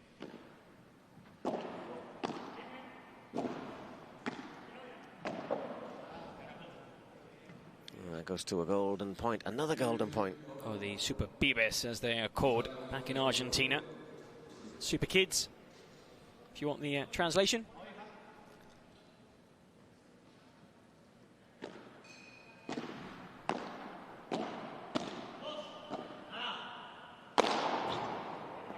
And finished decisively by Martin de Nenno. One love. Coming back from saving 2 break points. Oh, a small fright in the opening service game. I suppose Rubio de Castillo could, feel, well, we took them the full distance in the opening game. Plenty of positives. Of course, disappointed they couldn't break early on because you've got that cushion, because you do expect these two world-class players to probably break you once or twice in the opening set. And now, of course, they need to hang on to their service game, which won't be easy because, like I said, these two players are a joy to watch, depending on. If they get going, I'd say they've maybe not quite got that rhythm that they're used to. They haven't got the flow that they're used to, but going to be Gonzalo Rubio. Left-handed. Good serve.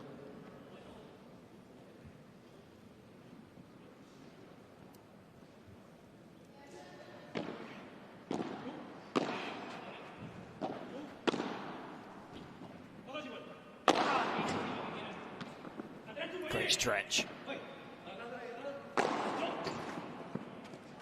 Oof. Well played by Martin de Nenno. That was a great leap. Almost got there. Watch this. Look at Rubio. Oof, I tell you what, he had to be a bit careful there because he nearly... Yeah, don't try that one at home. Or at your home paddle court, because you might just break your racket on the stanchion. Or your hand.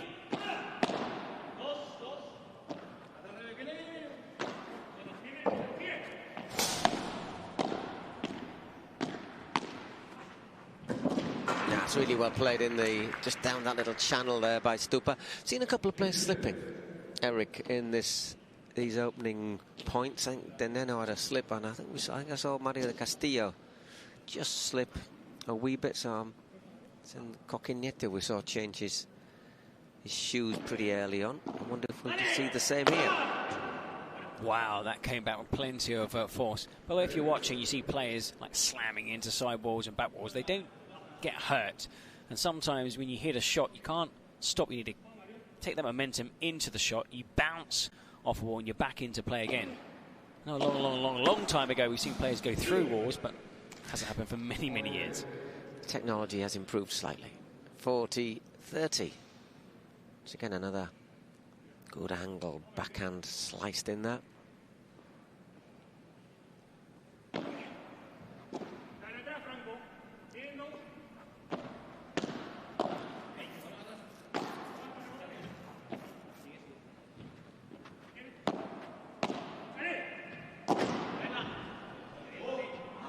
Gets it back off that wall, but too much on it, and another golden point, which also means another break point.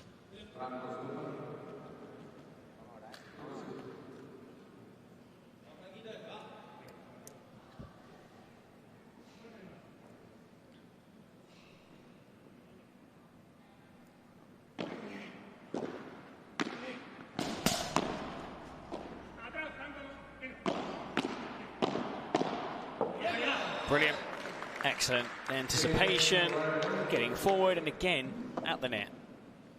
So good, the two of them at the net. Yeah, you thought for a moment there was a little space there, didn't you? But they're just so athletic. You've got two of the most dynamic players playing together. And you remember a few years ago, Martin and Nenno had a really bad car crash. Made an amazing recovery. Come back to this level, it's great. Here competing at the Cities Cup. Here in New York. Well, here in Brooklyn, I suppose, which is... It's New York. Oh, he slips there, doesn't he? Excellent backhand winner. Yeah. Just seemed to slip, didn't he, Stupa, as he hit that?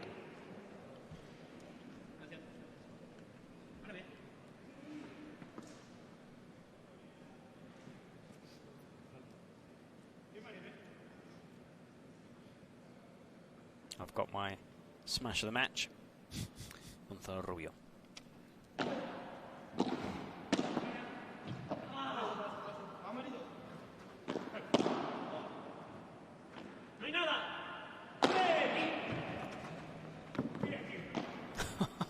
Both players in and off court. Yeah, it was a little bit easy there for that winner, wasn't it? For Del Castillo. Well, the problem was one player was off court and the other was heading in that direction, so you couldn't come back onto court. There's only one door in. I thought Stupa was going to hit that a bit harder, actually. But 15-30, once again, a little bit of a chance. 30-all. A little bit less of a chance. Starting to warm up. Stupa with those top spin smashes.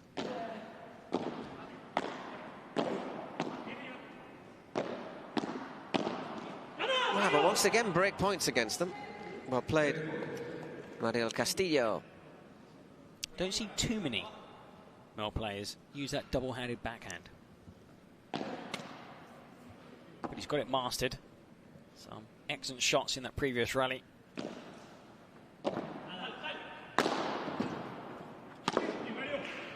And there's the break back. Well done. And Rubio pats his partner on the head.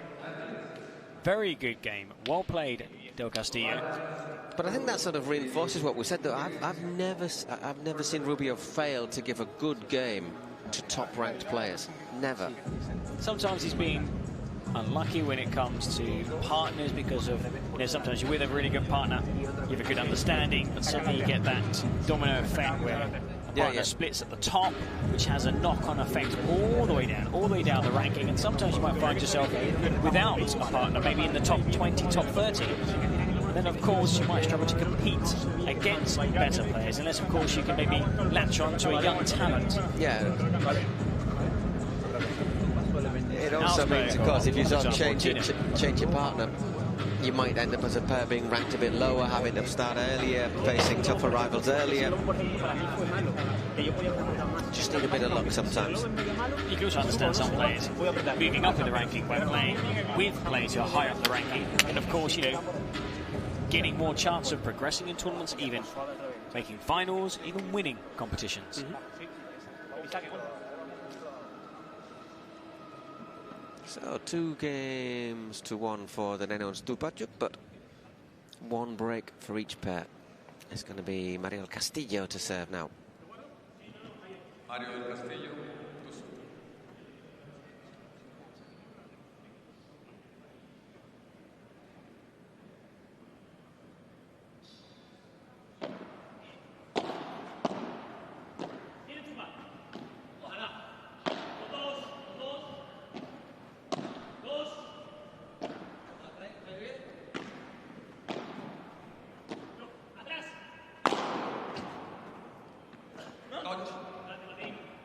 Touch. Well, that was unlucky. That ball just clipping Del Castillo. Couldn't get out of the way.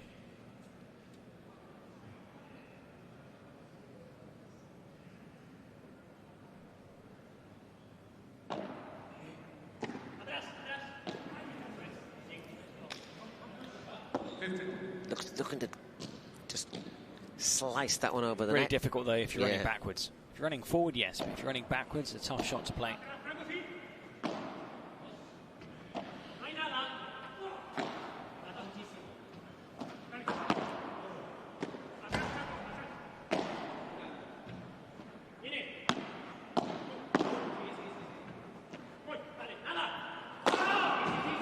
Now we're played once again, Gonzalo Rubio, once again. Getting airborne once more, Rubio. Tremendous leap. Top 2 smashes so far belong to Gonzalo Rubio. Not a bad little jump from Nenno as well. 30-all. We just had a quick point there, won by the Super Pibes during that replay.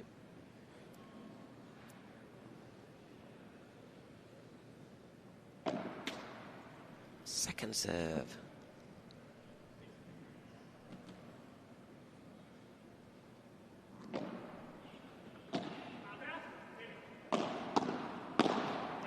That's unfortunate. Couldn't do much about that, really. You can't blame Rubio. And of course, when that ball's travelling at you, you just got to get out of the way. Yeah, exactly. Oh, it's not hit with his full power, fortunately. No, there's no intent.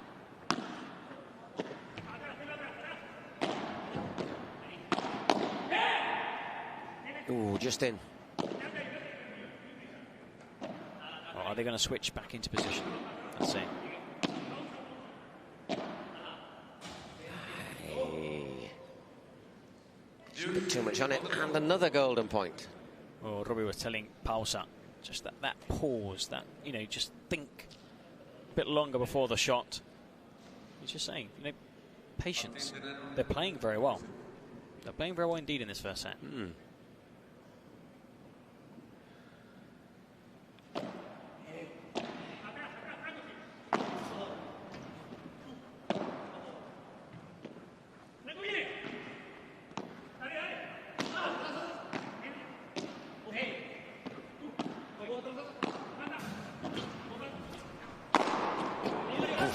That was just self-preservation more than anything, wasn't it? That was vicious there from Franco Stupacuk. 3-1, gets that break back. Sets it up really well, doesn't he? Can't do much else, and then... I mean, there was an option, I suppose. Might have been... Try and dive, get out of the way, let it hit the back glass, maybe carry forward. And doubles partners there. Might have given Rubio a chance, but I think it's just sort of coming at you, isn't it? Your instinct is just... stick that racket out. What we're seeing from Rubio constantly is telling his doubles partner patience, which is one of the aspects, I think one of the toughest aspects to learn. When sometimes you see that a shot, you think, okay, I can hit a winner. That's not the shot you need to play. Try and, work a better position. Try and find a better opening.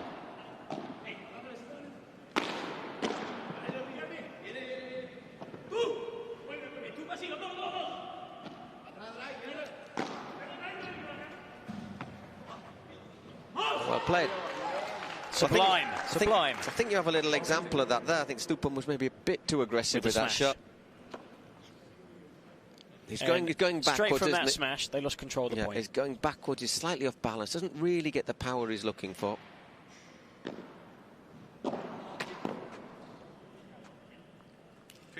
That's unfortunate because it hit the highest point of the net. I mean, the net goes down in the middle slightly, up by the posts. And that ain't near the post. 15-all.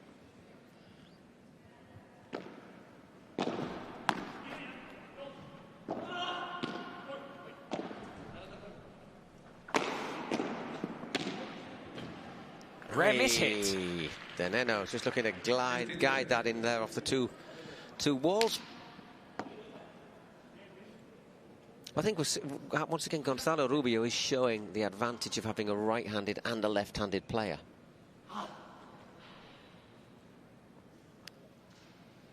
Makes it harder to get away, pressuring down the centre of the court.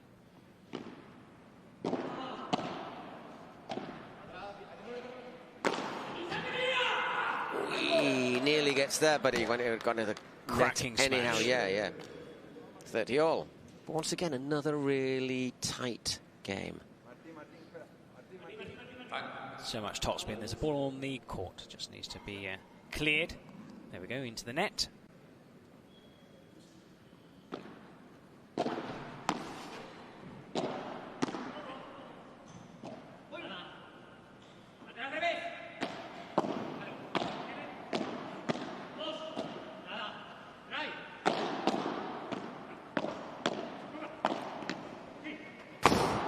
Great point, another great point.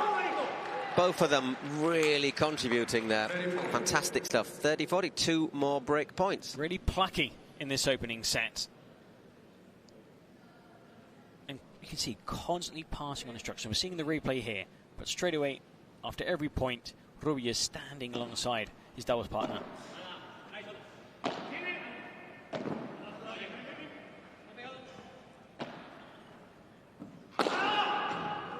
Well played, another break of serve. And another contender for smash of the match. I mean, Rubio is hitting the ball so sweetly in this opening set and constantly passing on. It's words of encouragement. When you're playing with a player ranked quite low, he'll feel the pressure because he's playing with somebody who's much better, and Rubio is a better player. But he's always saying, you're doing this, you're doing great, don't worry, be patient. Let's bring in the best out of him.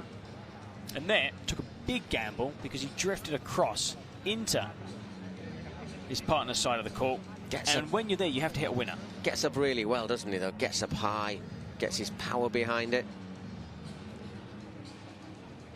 You look at the two benches, you know, there's a little bit of consternation here, and the other bench, there was lots of smiles.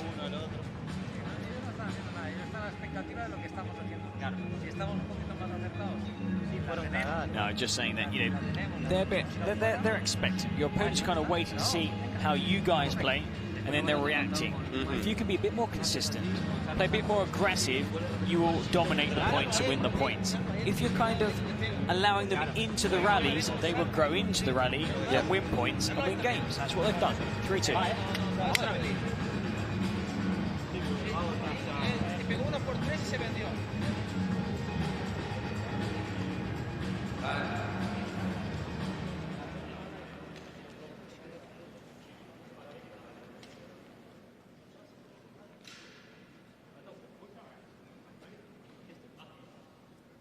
So it's going to be Gonzalo Rubio to serve.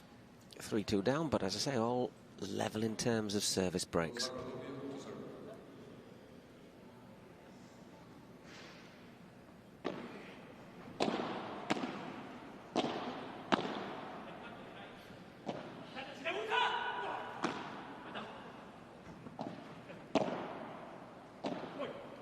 Once again, fancies his chance with the flyer. Has he got enough on it?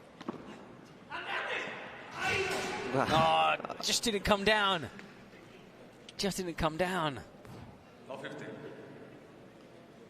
And that earlier smash, as it hit the fence instead of the glass, there. Oh. Lost the opportunity to win the point outright.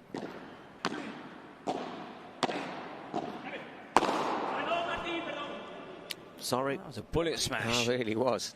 Straight away. Excuse me, I'm sorry. 15-all. We are seeing some big hitting in this match.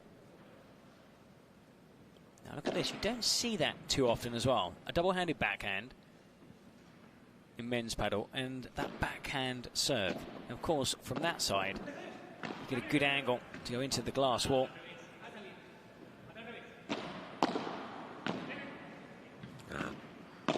Nicely placed by the Nenno then at the corner, and Stupa should. Well, doesn't. Brilliant defence.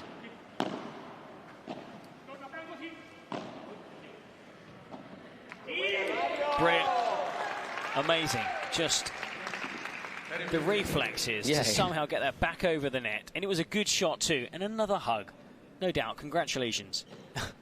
Oh, doesn't have to apologise now. I mean, that was a great shot. Aye, that's a rare miss there from Stupacuk. That was there to take. 40-15. Chance to make it 3-all.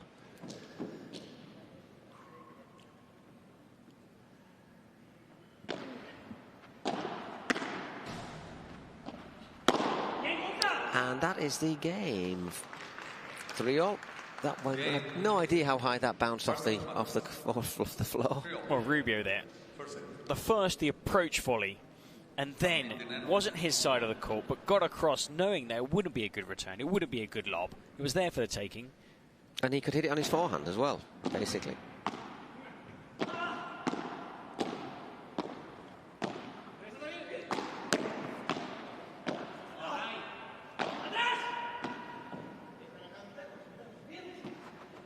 They are just getting a little bit of the initiative, aren't they, Rubio and Castillo at the moment?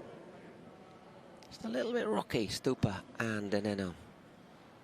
Started well, but... Again, that spectacular return. And again. Ah, that's clever, though, isn't it? That's really, really good. Not much of a space to aim for. So it's good defence from Del Castillo, but that's very good. And there's hardly any space. The issue there was trying to get back onto the side you want to be on. And they knew he was going to do that, so they hit it back to the spot he came from, which was unguarded.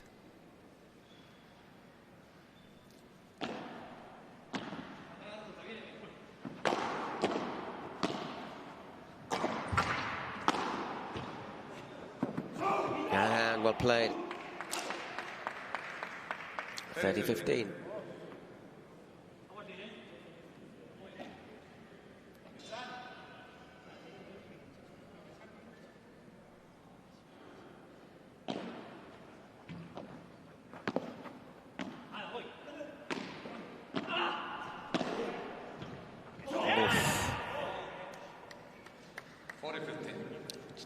Put him in a box there, didn't he? You can see now that cry. You can see now there's frustration, there's anger. Vamos, yes. A huge point, 40-15.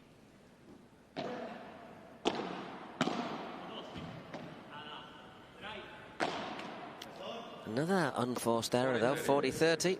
Looks like Rubio de Castillo don't want it to be a happy return for Stupa and Nenno.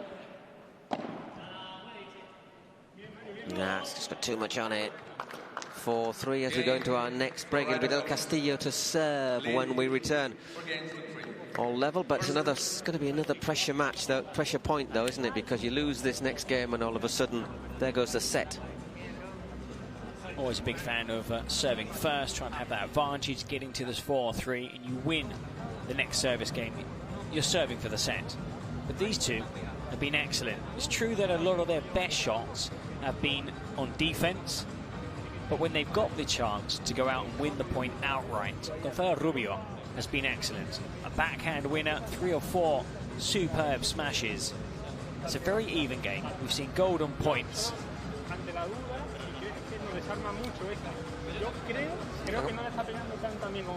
And also saying, Gonzalo Rubio, that they may be struggling to come to terms and adapt with those double-handed backhands, because it's not something you see often. No. You don't come up against players that use that shot. They'll have played Gonzalo Rubio more often than Mario, won't they? Mario Castillo. And the coach is saying, you're playing brilliant, guys. If we're going to lose, we're going to lose playing like we are now. Playing well.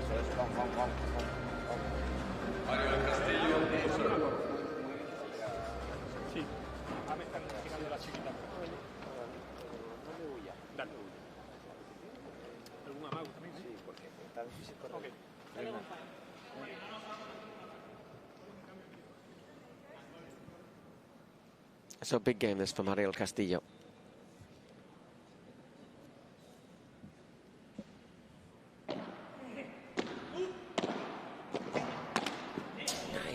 Little mistake there from Gonzalo, trying another backhand volley there.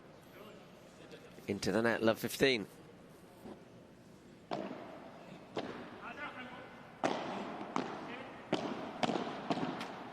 And another, just looking to block that one over, but all of a sudden 30 love down.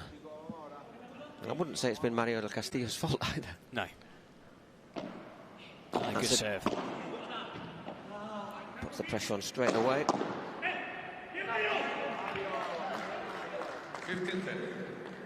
Needed that point.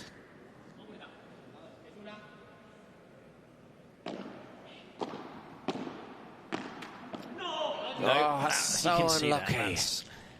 That doesn't go your way. Off the tape. And also a huge kick on that shot.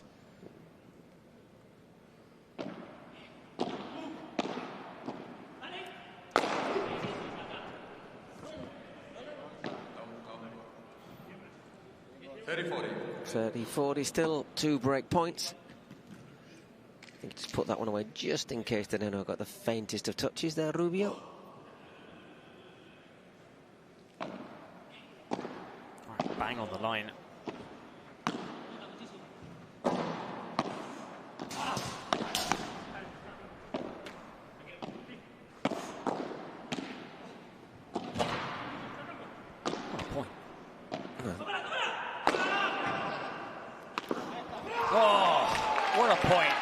Best point of the set so far. And what a time to break again, 5-3. Once again, this time they actually got... Mariel Castillo got a bit lucky with the net twice. But there, Slupachuk puts the rocket launcher on. Boy, had to get up there, didn't he, to get that one. Look how high it climbs and just hangs in the air. Back underway. Stupa serving for the set.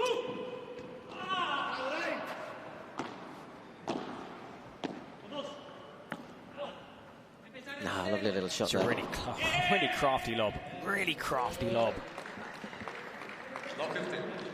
Because the ball, you're racing back, the ball's dropping really low. You don't have much space to try and get it back over the net. Got to use the back glass and it drifted wide. Just gone long.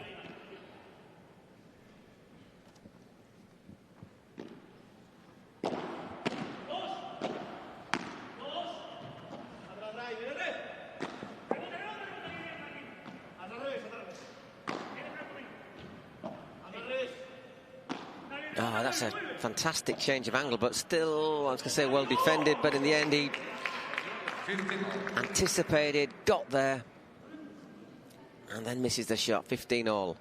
Still. You can see we've had 3 mistakes when Castillo has had to switch sides.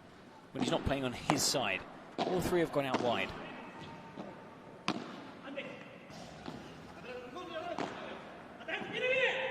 Of course, all players have a favourite side.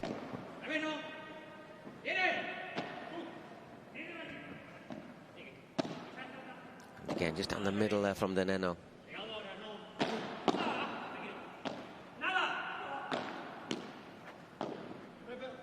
Oh, tremendous rally, another tremendous rally.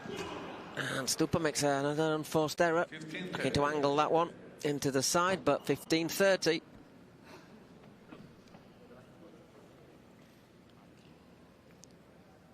Very much alive and kicking still, these two.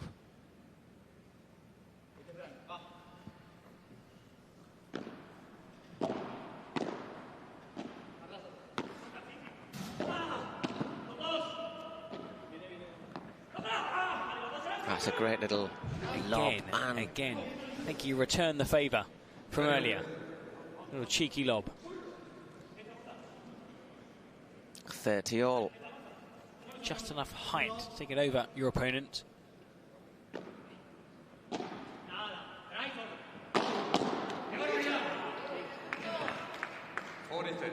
Well angled there from the Nenno. Rubio couldn't control it, so 2 set points.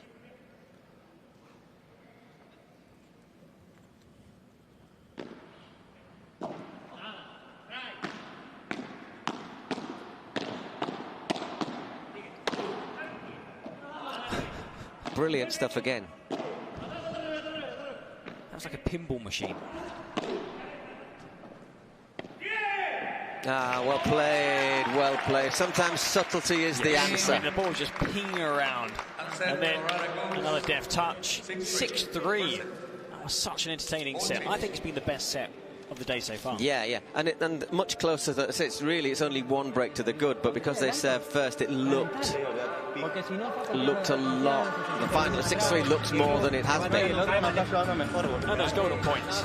Again, another set that could have gone either way. The question is now, of course, for Rubio and Del Castillo.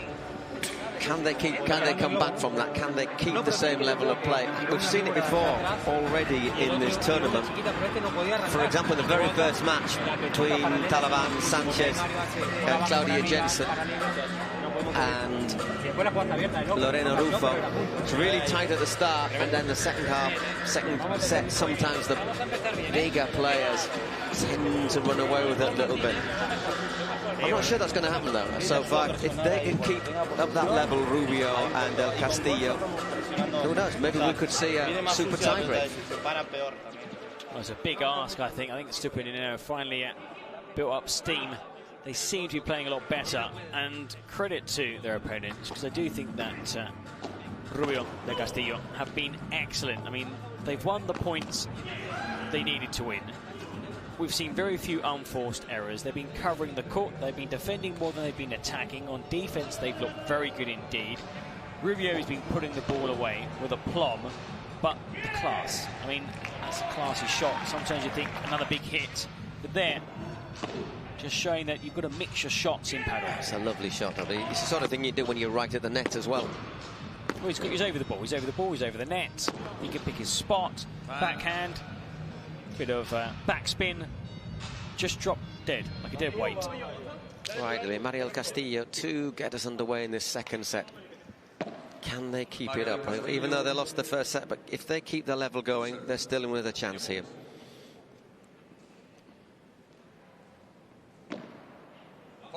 Just gone a bit long.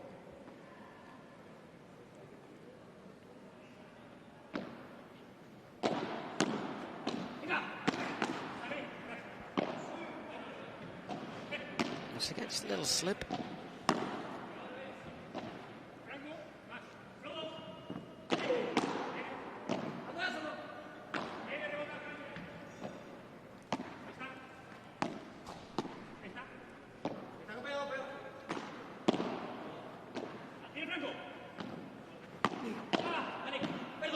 really well. Can they keep the level going? Well, in that point they did. 15-love. They stood toe-to-toe with the four players at the net with those exchanges of volleys.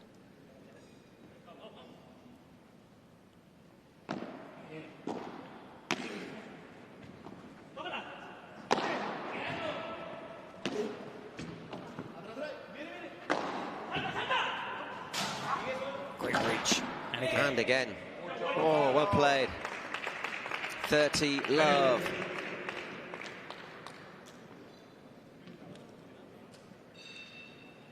Athletic. It's halfway hanging out of the door when he hits almost that. Climbed halfway up the fence to hit that shot.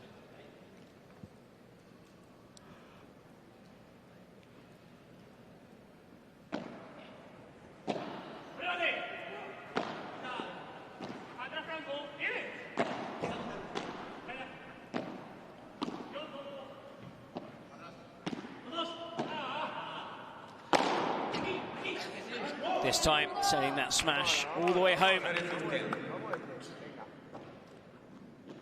We've not seen too many of those in recent games, and that's credit again to Rubio and Del Castillo. They're not allowing Stupa and Nenno to take control of the net. They're keeping them back. They've, been made to look uncomfortable. Falter on the serve. It was a shame because it was really close in.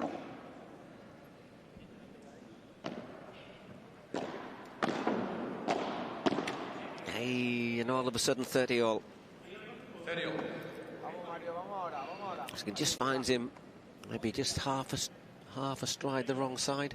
Yeah, I'll probably have to get down. Maybe get down slightly lower. Lower sense of gravity, get under the shot. Cracking shot. 40-30. You can hear how important that point was. The shout of Vamos, come on.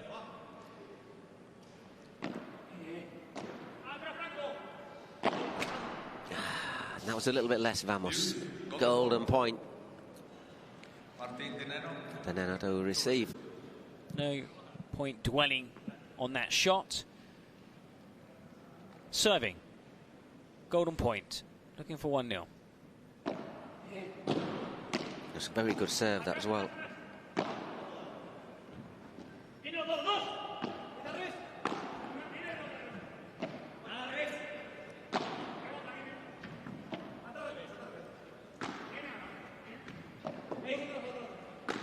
Hey, vamos again. He asks for that, Stupacho. Mishits it. First point in the second set goes for Gonzalo Rubio and Mario del Castillo. Important there for Arkansas Matrix to, well, start the second set well. They played very well in the first set. Nothing really to show for it, 6-3. But in this second set, take this service game, they had a chance to win it outright. It went to the golden point. And there, maybe lacking that patience.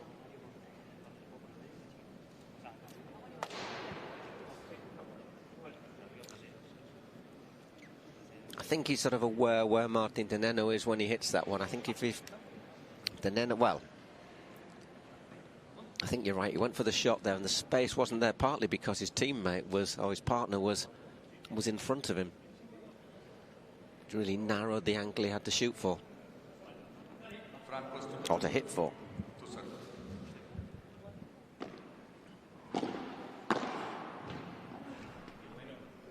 Yeah. Aggressive start.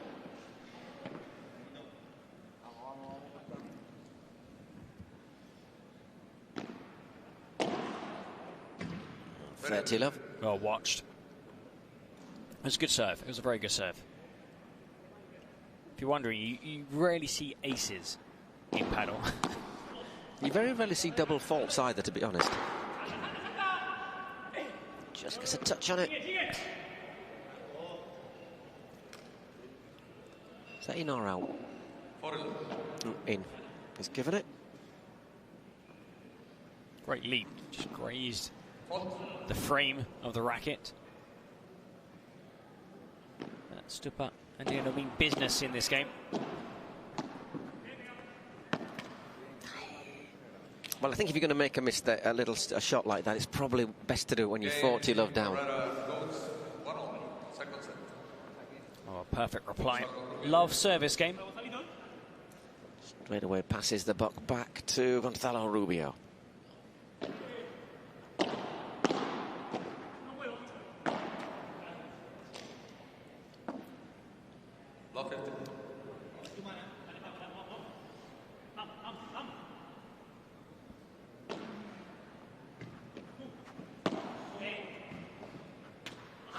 Hey, 15-all.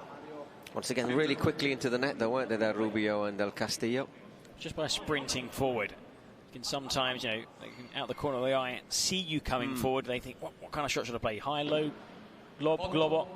In the end, into the net. Can put off opponents by coming forward.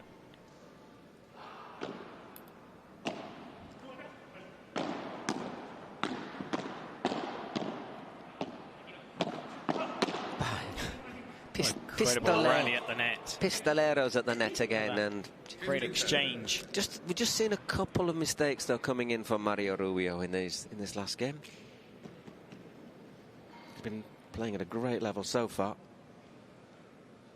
Once again, just a slightly careless forehand. I think in this match he's I wouldn't say punching above his weight, but definitely, you know, playing above the level he has been showing this season, which just goes to show when he plays against a very good doubles team and alongside a very good partner, he can definitely raise his game.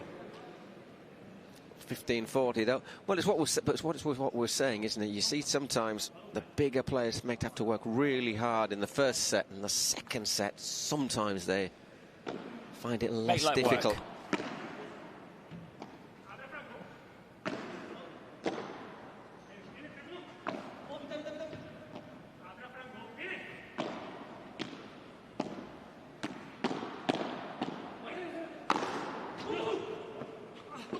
Just got there.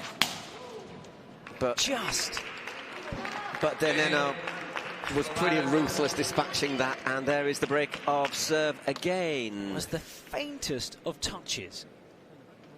Just, yep. Leads 2 games to 1. Second set. Reacts quite well, the Nenno, and then puts it where he knows Del Castillo isn't going to return it from. Because straight away he's gone across, hasn't he, to cover the space vacated by his doubles partner. But with that game now leading 2-1, 6-3.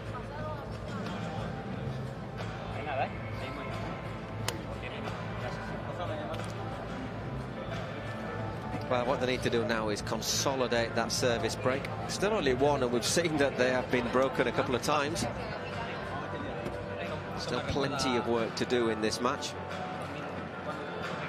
At the same time, although it's still early days, they'll be looking at the group, the gold group, Group B, and a possibility of tying with Toronto Polar Bears at the summit. Both on 3 points, leaving defending champions Las Vegas Smash and their opponents here, Arkansas's Matrix, at the bottom with 0 points. Well, to be honest, if Florida win this today, tomorrow they finish off their last on court tomorrow against Las Vegas Smash. Toronto Polar Bears, they're on first against Arkansas Matrix. So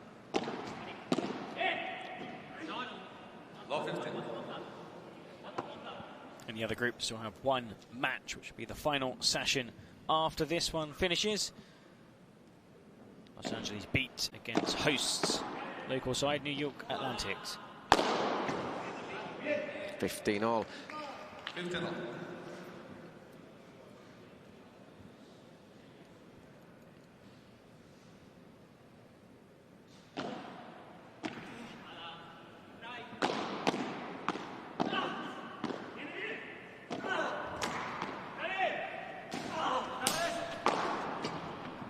Oh, they're making him run around a little bit now, aren't they? Well played. 30-15. We've seen this. When things are going your way, you want the points to come quick and fast. Very little rest. You use up very few seconds between serves.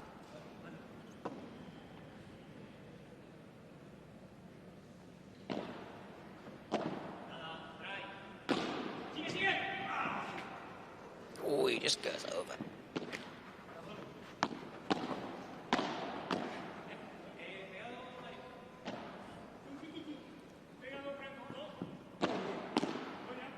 Powerful bajada, but really well controlled.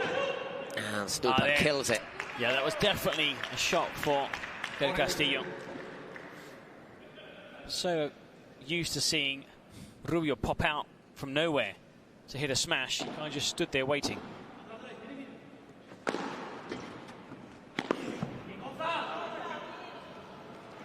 Oh, Rubio this time does come across and does what Del Castillo hoped he'd done earlier.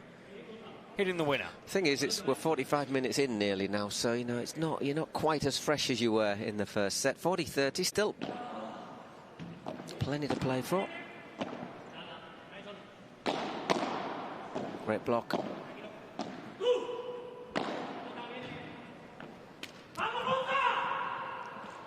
And the golden point, so they've got a real chance to get straight back into this set. Again, Rubio opting to receive.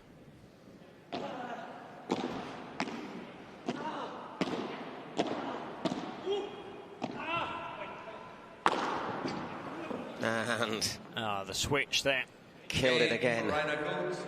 He's okay. Good to see Rubio just give his thumbs up after that slip. He was wrong-footed. You could see there he was darting forward. The change of angle on that smash. Just a little bit of frustration because they had that chance to get straight back into it. Yeah, they fought back to set up that golden point.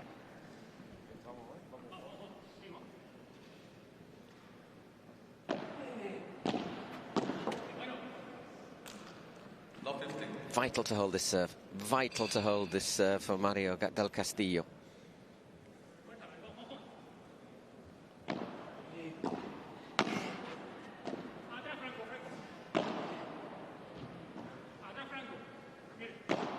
Atrás Franco being told that Stupa has stayed back. Wow, but so well played there. Just steps forward this time, angles it in that channel. It's love 30.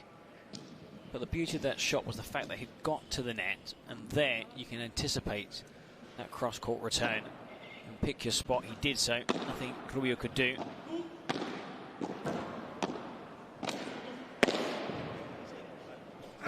Thinking if you get that one back, you're a better man.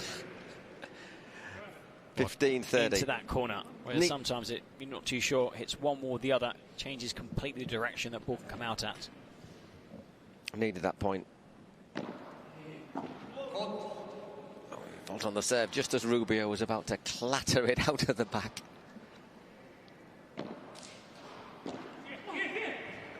Oh, what a return that was. Single-handed backhand cross-court. That was tennis-esque on the rise. It wasn't just tennis-esque, it was Djokovic-esque. That racket finishing high above his shoulder.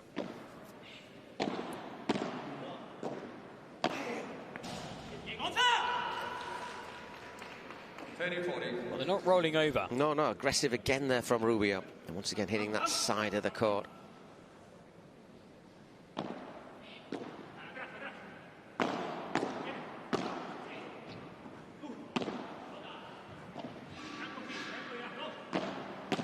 Now they both come forward again.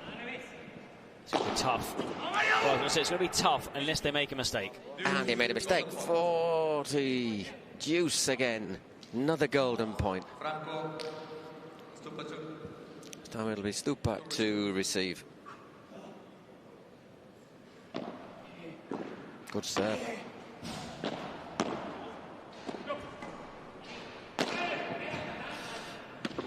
Oh, that's heartbreaking. Excellent. Yeah, it's heartbreaking for Rubio and Del Castillo, but I think that might be the nail in the first nail in the coffin. Games, yeah, the nail in the coffin. The last two games, you've seen how they've got there. They, almost crossing that finish line.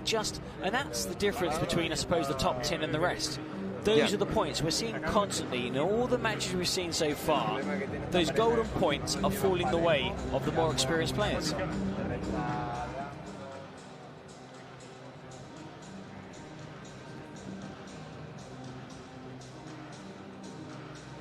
It's a little bit lucky maybe there, then Nenno jumps out of the way this time and it just falls nicely for him, and obviously from there he's not going to make a mistake. So 4-1, 2 breaks up. Now, the current scoreline isn't a fair reflection of what we've seen on this court. One of these ones where come the final game stats, I'll be interested to see the total points won. Might be surprised. I think this will be very, very close. Which game was it where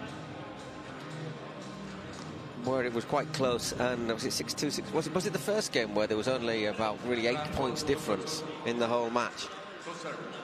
8 points, and I thought there'd been about 25. Yeah.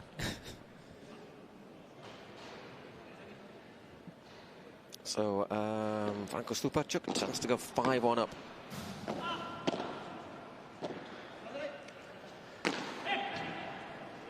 Leans back, bends his back like a young sapling.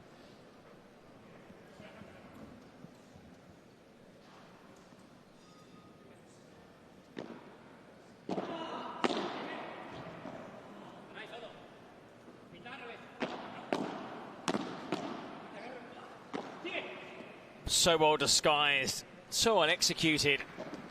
Again, somehow has that ability just to pause that moment, just so the opposing players commit, make a step, and spots that gap. Oof. And again, 40 love. All of a sudden it's cruising. Plain sailing, like the boats behind us on the Hudson.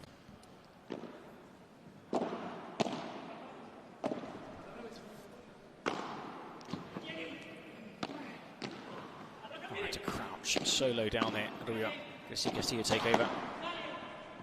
No, well played, well battled. Yeah, much better. Took over. Didn't just stand there, let Rubio dominate the point. A couple of steps forward, a couple of attacking volleys. Very lively at the net, Del Castillo.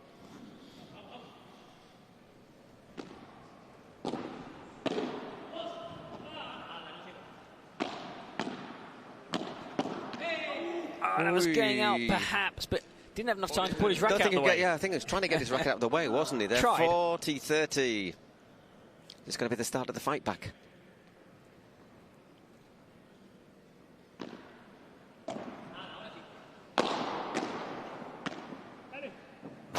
Oh, my word. Well, it is a solid call, isn't it? Because he gave that a good old bang. Clever play from Stupaciuk. It didn't need to hit that volley hard. It was just skidded up off the surface and just dropped dead. You hit it any harder, and it gives your opponents a chance to maybe retrieve that shot, keep the rally alive. Yeah, exactly. Hit it too soft, and your opponent will also keep that shot alive. Ah, good. Really good. Rubio serving now to stay in the match.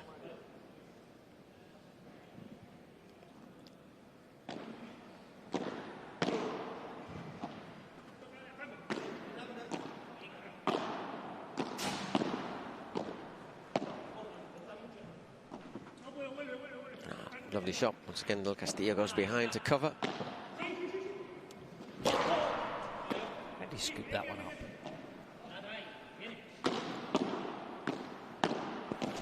Working this point, both teams. They get the chance to switch. Delightful. Yeah. Delightful. Both teams working that one, trying to find that opportunity. In the end, it was Stupa and Nenno, 15-all.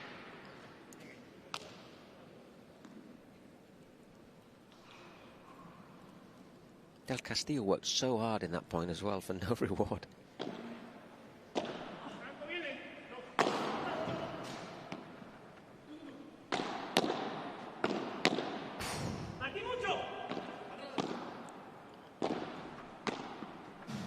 How many mistakes have we seen from these two in this second set? Two mistakes, two unforced errors in total? They've clicked, haven't they? There were a couple of fantastic blocks there from Nenno in that point.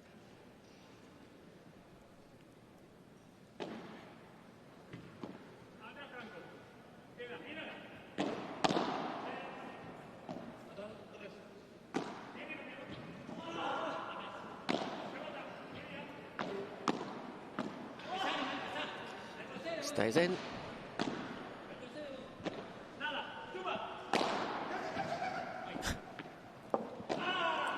And that's got too much on it. 15-40. Another great.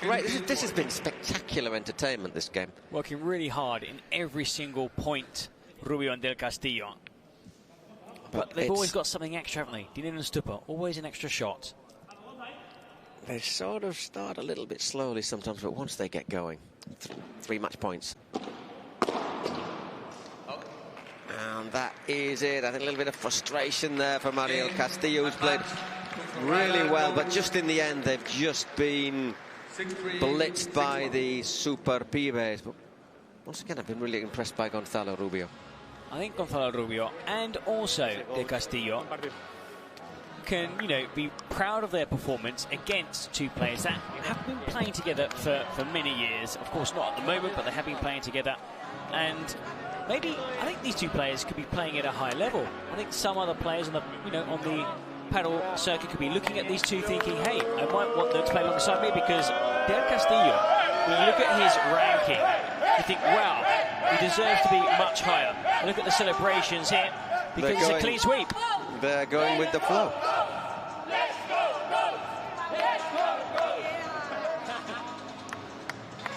You don't need to translate that, I don't think. Well, they've taken 3 points. They are now joint top of the group. So we've got two teams on 3 points in Group B, the gold group. The gold group. Toronto Polar Bears, and the winners here in this second. Well, obviously, series. In a moment or two, we'll hear from Julian, who will have a quick interview with the Super Pibes. We'll have some highlights. We'll bring you the stats. And then we'll have a little break again. But first of all, we have our Adidas Smash of the Match. There's quite a few to choose from.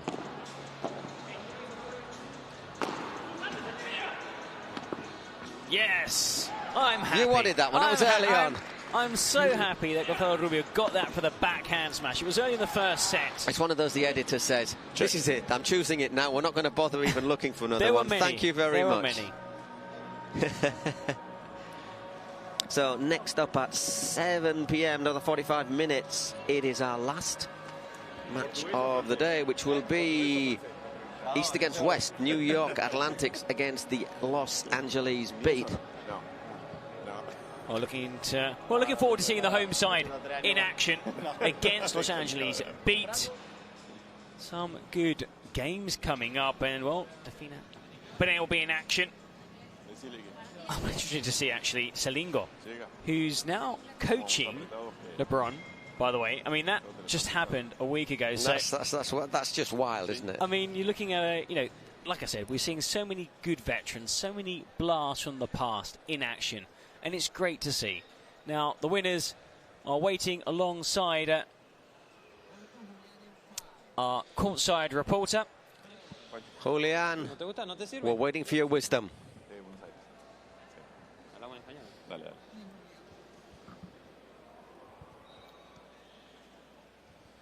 Congratulations to the Florida Goats for clinching the first day match.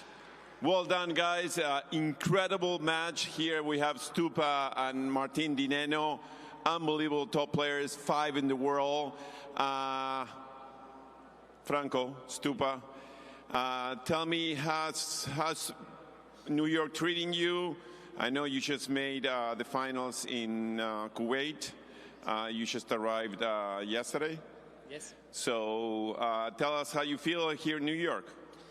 Bueno, sí, hemos llegado ayer a la noche, pero ya teníamos que adaptarnos. Quiero agradecer a todo el equipo que la verdad que ellos me trajeron a la final de esta semana. Y yo nada, tenía un poco de presión porque tenía que hacerlo bien y darle el mérito a ellos, así que lo hicimos bien. Y tenemos ahí a Daddy, el jefe del equipo, así que muy alegre por eso. Y nada, intentar disfrutar esta semana y contento por la victoria y por conocer Nueva York, que no conozco personalmente. Arrived yesterday from Kuwait, a long trip, happy for the win. The team has been awesome since I got here, so happy to give this victory to the team. Martin,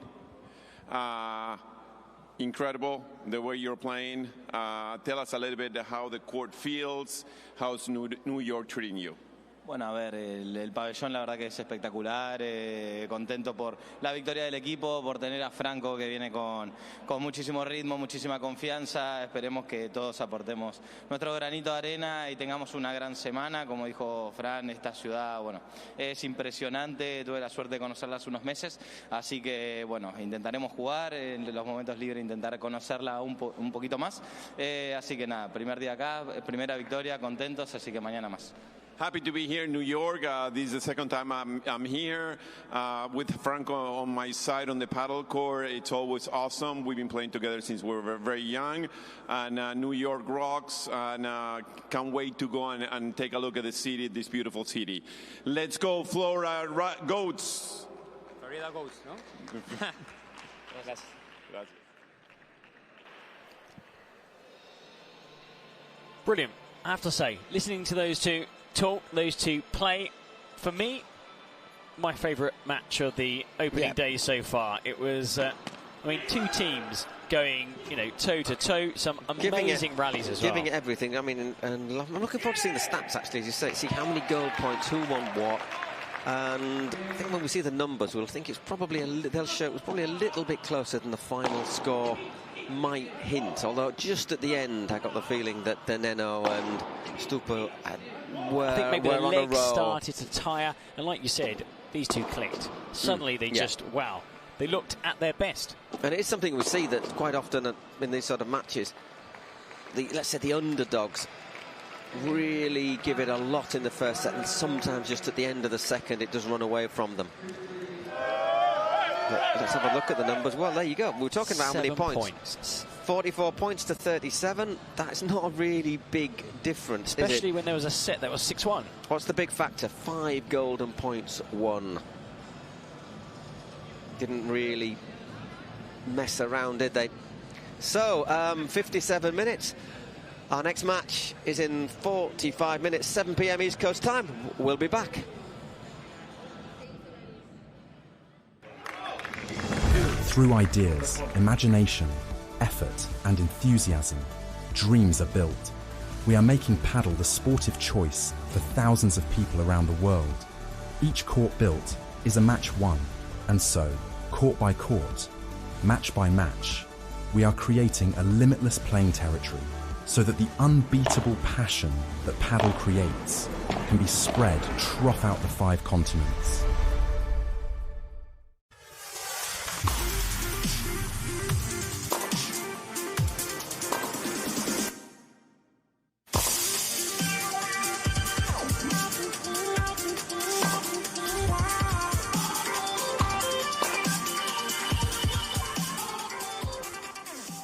You're still waiting on your turf?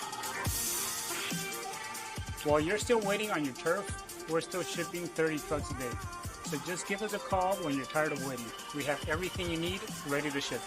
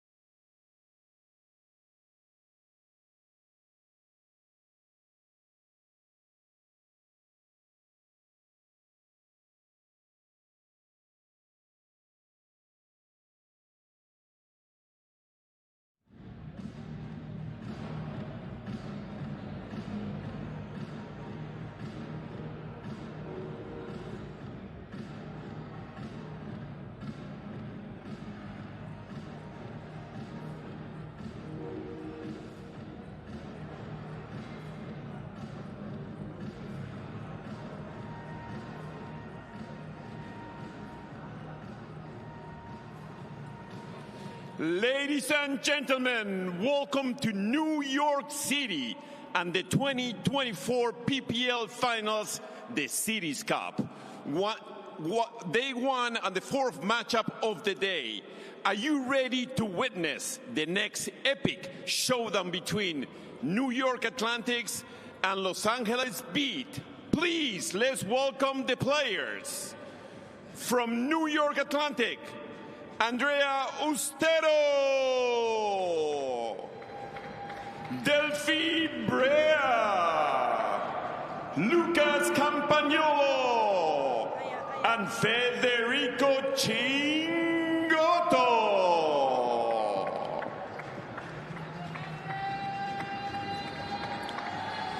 From Los Angeles Beats, Jessica Castelló, Carolina Orsi, Javi Leal, and the great Agustin Gomez Cilingo.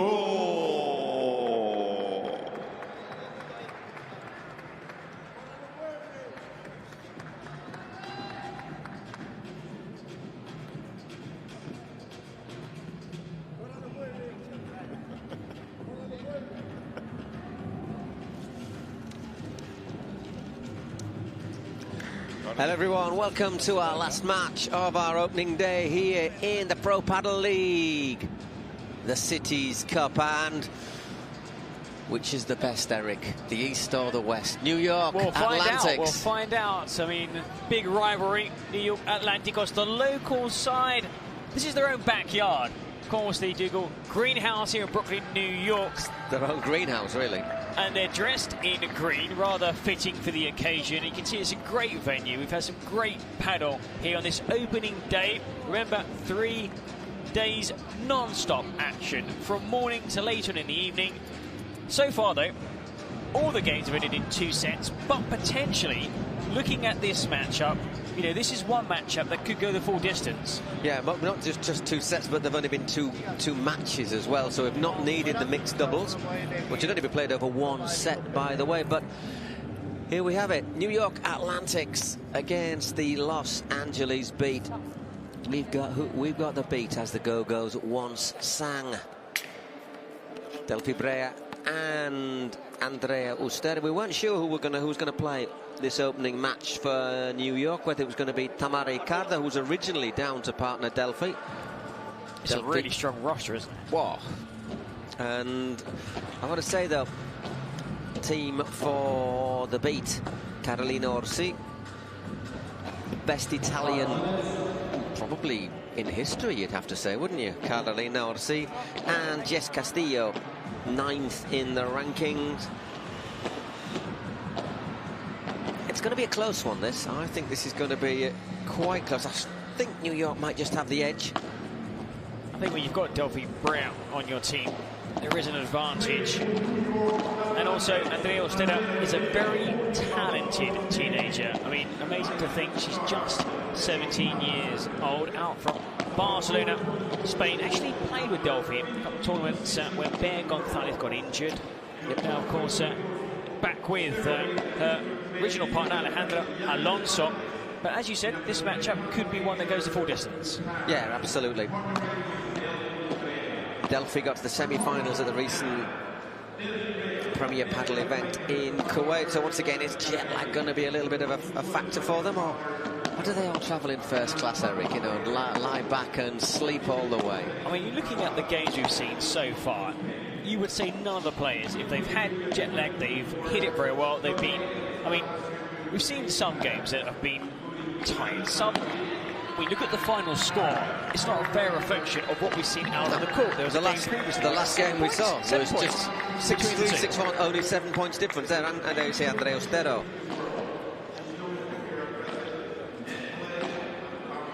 And Delfi, so back with Bear Gonzalez, who's had a few injury problems this season. From Argentina, Buenos Aires, lives in Madrid. You know, we've said this before, the vast majority of the players from South America are based in Europe, living in either Barcelona or the Spanish capital. And, you know, for those that haven't seen Brea in action, she's passionate, quick, talented, charismatic. And I think, you know, with a younger player, she's obviously got to pass on that experience and make sure that Andrea Ortega remains calm. It's a big stage, it's a big event, it's the end of the season, it's the season finale. There is a title at stake, but first, 3 important points in the group. Yeah, I think Andrea, though, she's shown over the fact that she is ranked 14th in the world, that she is pretty good at keeping her calm. Jess Castillo. Another one of those players who maybe just passes slightly under the radar, but is always chipping away quarters, semi-finals. 27 years old, top 10. And she's partners, these days she's partnering one of the legends of the game, Alexandra Salazar. Yeah. Plays alongside Salazar. There's been plenty of movement with those pairings, double partners swapping throughout the season. Of course, her doubles partner here, Karina Orsi, slightly more experienced, 6 years senior, 33 years old, dropped to number 27 in the world, has obviously been much higher. Plays on the drive you mentioned from Italy. From Rome. And it's going to be a very good matchup. Then, of course, after this women's doubles, it's going to be the turn of the men's doubles. We've yet to see it on this opening day of the Cities Cup. A mixed doubles. For that to happen, of course, one team would need to win the women's doubles and the other, the men's. Exactly. Carolina Orsi, apparently, as well as playing, if the website is to believe, she also works in sports management, so clearly preparing for the future as well. We saw it also from Mappy as well. In the previous session, Mappy also works in sport along with her twin sister. Well, they've got their own academy now. Paddle player. Quite a few paddle players also, you know. We talked about Martita Ortega. Yeah. Studied medicine. You know, a lot of players do have, you know, they've studied, of course. They've got their potentially their future careers sorted out, but now they're here to enjoy the fastest growing sport in the world. It's taking North America by storm. We're seeing a team in Canada, the Toronto Polo Bears. Congratulations. They won their 2 games, take 3 points earlier today. We're seeing clubs popping up across the country, across Canada, which is a great sign, really, because it's, you know, in Europe now, everyone's talking about paddle. Even in the UK, courts are popping up competing with tennis, you know, a sport that's been around for generations. Because it's a lot easier to get started and to enjoy yourself playing. You can basically, if you have a bit of hand-to-eye coordination, you can get the ball over the net, then you can start to play. Fans of all ages, of course, so we've seen fans of all ages here. People can, you know, take up paddle with friends. It's enjoyable. There's plenty of banter. It's 20 by 10. You know, the equipment is relatively cheap to start off with. Of course, you can get rackets. They go into their $250, $300. But to start off, a decent, you know, racket, $40, $50. Set of balls. The 4 of you on a court. The good thing is you also split the charge of a court between 4. You can buy them. You can basically buy your rackets in Decathlon. I don't know if Decathlon, the chain, exists in America, but it's basically. I'm sure they've got their outlets where you can get might well have decent rackets. Good Adidas rackets also. And for those wondering if you can play with tennis balls, don't. Tennis balls have a different pressure than paddle balls. The bounce is very different. The speed is very different. If you can, do play with paddle balls because they're the ones meant for a paddle court. And there are 2 types of paddle. There are 2 different speeds of paddle balls as well as depending on the altitude. In Madrid, they did actually make the mistake a couple of years ago of using these. Well, obviously Madrid is at altitude, but they use like the slower balls and. To try and compensate. And it overcompensates. They overcompensate because Madrid is actually the highest capital in Europe. There's a tournament there. Highest capital is 655 metres above sea level. And it was just incredible to see that the ball was going even slower at altitude because they changed the ball to try and compensate. Here, we're at sea level. The temperature is perfect. The court is perfect. The venue is perfect. So enjoy. New York Atlantics against the Los Angeles Beat. All set. That's a beautiful shot there. You can see there. It is good, isn't it? The skyline behind us. Up this Dougal greenhouse, which has hosted some of the biggest events in music, in cinema, and also in fashion, and now one of the biggest sporting events, the fastest growing sports, paddle. The Cities Cup, and I think we're very close to the start of the final session, Paul. We are indeed, yeah. Stand's filling up a little bit as well. I think that's probably as the local fans are turning out. We're just here. You know, if you're actually behind us, you can see it's the Williamsburg Bridge, isn't it? You can see the World Trade Center, and just behind us is where they actually repair the ferries for New York.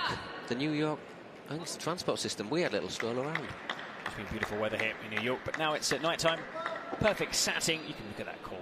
It looks, it's very good, doesn't it? Top level. So it's going to be Delphi to get us underway.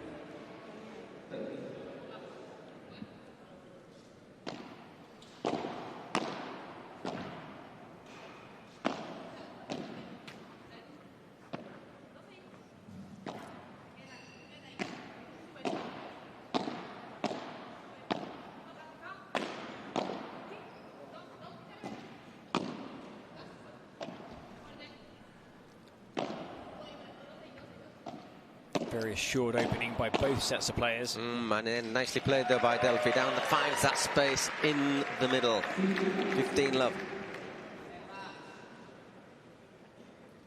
Just leave a little bit too much space between them there, don't they? Both players drifted out wide. Yep. At the same time. That's the sort of thing that might happen when you're not really an established pairing. Well played there. And by Andrea.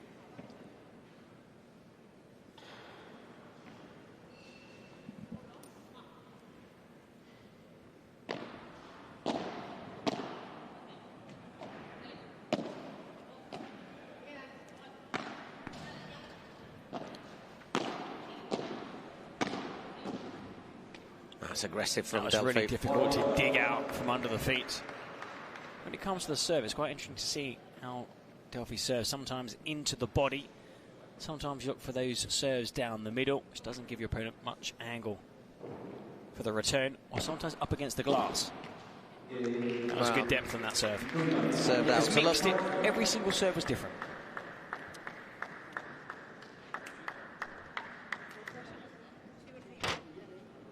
As you can see now, quick break between games, not the normal break you get when we get to the third service game. You get, what, 30 seconds, if that, just to pass on some instructions again to your players. Just saying, you know, take that extra step forward, step closer to the net. Try and hit those volleys if possible at slightly higher. Obviously, the further back you are, the lower. Normally, if these balls are played down to your feet, so try and get to that net. Put pressure on your opponents. Let's see if it works. It's going to be Jess Castillo to serve for Los Angeles beat.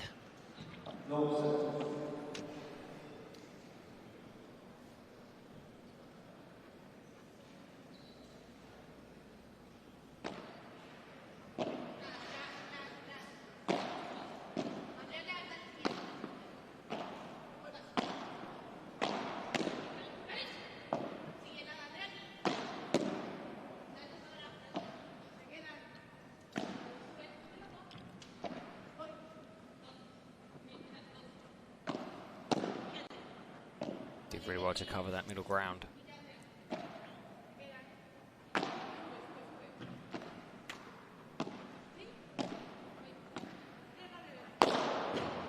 Well played by Jess Castillo. 15 love. Good put away. Again, trainer's instructions. When you can get close to the net, because if you're one step further back, then that volley could be, what, waist high, even below the height of the net. And there it's very difficult to hit a winning shot.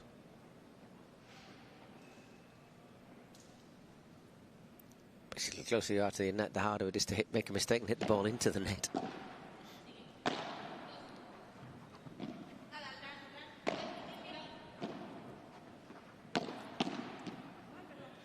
Quick reflexes. Sometimes you can wonder those slow approach shots. Why? You know, when you see tennis or other racket sports, normally, you know, topspin down low and then get into the net. Here, the slow shot is sometimes really difficult to return, because also the slow shot allows you and your partner to get to the net.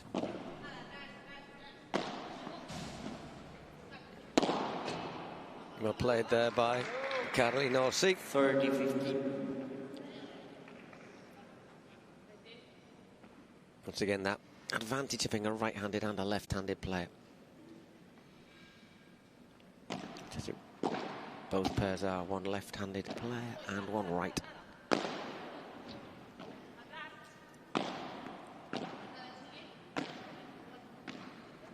We think that's just out.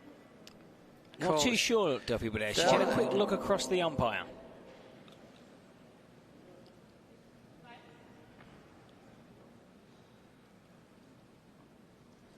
I think it's a correct call, though. Oh, good serve. Banter against the glass. 1 game all.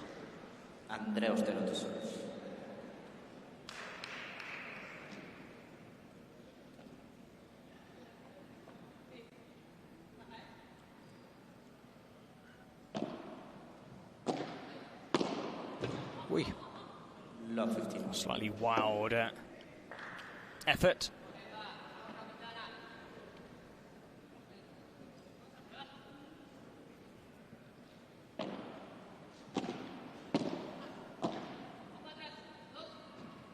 Oh, it's just gone a little bit long. Little jump of frustration there from Carolina Orsi. When it's so hard to churn out a point to win a point, it's really frustrating when you gift a point to your opponents. Look how hard they're working into win this point. Oof, once again, batters that down, trying to control it almost on the half volley, which is very hard to do if you've been watching a few matches earlier today in the play.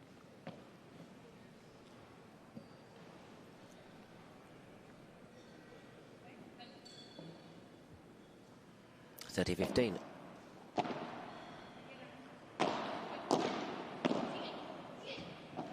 Oh, looking 40-15. It's a tough shot. It's one of those ones, if you get it over the net, then it's great. Yeah, but still, good effort. I think sometimes that is a shot that you probably shouldn't try at home either, because it might end in injury. Well played, Carolina. Anticipated that. Yeah, good positioning.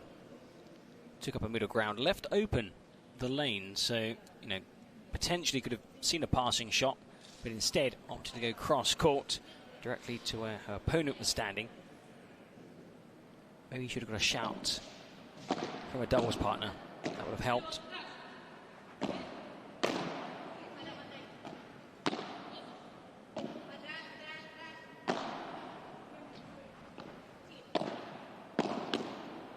And aggressive play, stepped in there, saw the opportunity, blasted it. And not a great deal that Orsi could do.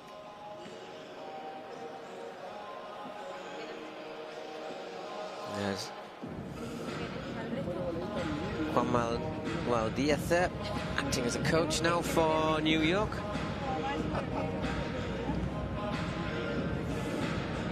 Well, the home side, to the delight of, I would say it's a partisan crowd here. There are quite a few supporters here supporting the local team. And, well, look at that. I mean, that is quite spectacular. It is indeed. It's an outstanding venue for an outstanding tournament. What a way to end I suppose if you're from New York, you probably see it every day, but we don't see it every day. So it's something you tend to see in cop stores, cop scenes, isn't it, when you turn the TV on? It's a pleasure to be here, to be part of the City's Cup. And, well, a good start to this game. New York Athletics. I'm sure there's no pressure being the home side, but of course, this is a battle, as you said. There's a rivalry between these teams. But later we can talk about this, Paul. From the opening day, there are already some clear favourites from the results we've seen in this opening day. Yeah, exactly. I mean, and I think it might become even clearer tomorrow. Obviously, full session of matches on Wednesday. Well, so I think we'll see maybe a couple of teams already book their places for Friday's semi-finals. We'll see if things go according to form. And if not, well, it'll go down to the wire on Thursday. Thursday, of course, is the final round of games in the group stage. Strawberry Day 2, and then the semi-final and, of course, the final on Saturday. Carolina Orsi to serve. Just to remind you, when you serve, you can't have the ball higher than waist height.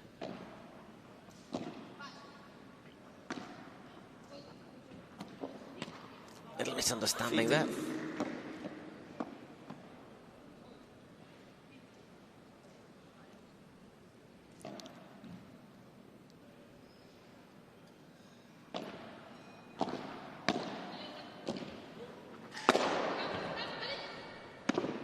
brilliant, brilliant. And that was, give credit also to Delfi Brea, because she was the one who said, dart forward. Yep. There was a shout, because you can see here, slightly lost, not too sure where to go, got the call, then tracked the ball. And put the kills touch. It, really, basically.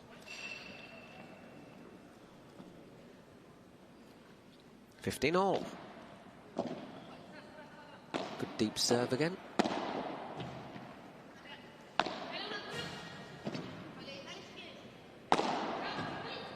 Gets it out of court. Well played, Carolina. 30-15. And Ortega had gambled, had raced out of the door. But so there's not quite as much room, is there, to the side as there there is in some. Execute. Especially when the ball is travelling away from you. If it's down the side, potentially you've got you can lob it back easier over. Task, not easy, but an easier task.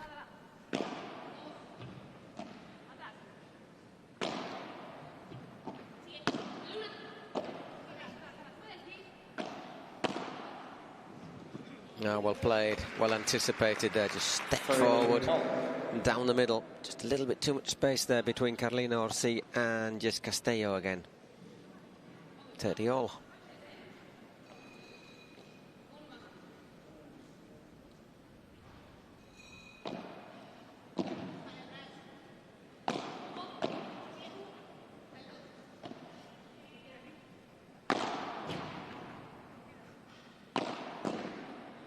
Drill down at feet. Backtracking was up the net. Couple of steps back, couple of steps back. Bang on the service line. Down at the feet. Couldn't really do much.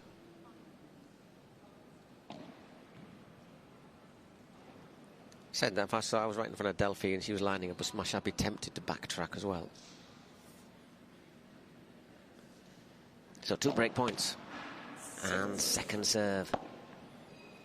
As I say, you don't see many double faults in paddle. I think I've seen about one. Is that going to be a commentator's curse? No. Very rare, double faults. As rare as aces. You might see an ace if I played. That was that would be. Would you be on the receiving end? I'll be obviously be on the receiving end, yeah. Oh, the backhand off the glass.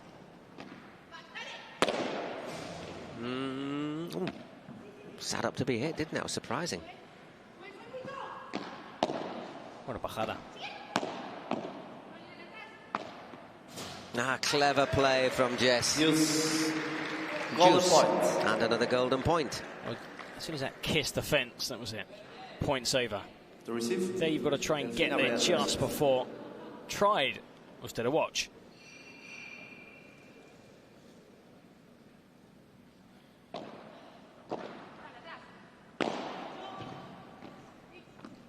That's a cracking shot from Delphi. Turning it, backhand, dipping it, ending up down at feet. Couldn't do anything with that, Jess. 3-1, first break of our set. No power needed. Just guided it towards her opponent's feet. Down low, difficult shot to return. Delphi to look to consolidate that break. 15 And again.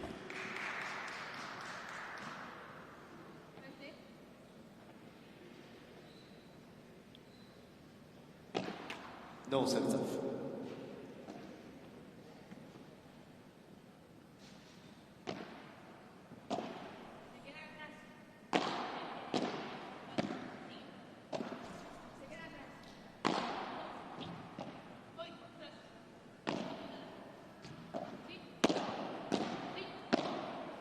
Taking responsibility, isn't she? Not afraid to say mine. Those shots down the middle, which is tempting for both players because, of course, it's their favoured shot, the forehand side. 15-all. They stayed in the point there, didn't they, Jess Castillo and Carolina Orsi? Looked as if they were trying to dominate it. Ustero and Delfi Brea. But it's 15-all.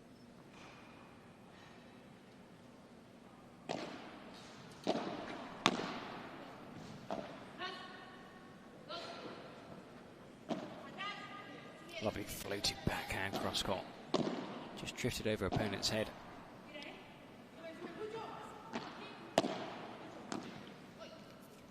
15-30. Shot from Castilla that really won the point. Sometimes, you know, you take the credit for hitting the smash, but it's your doubles partner that's hit 6, 7, 10 shots in a rally that has created the space for you to hit the winner. So once again, the serve is under a wee bit of pressure here.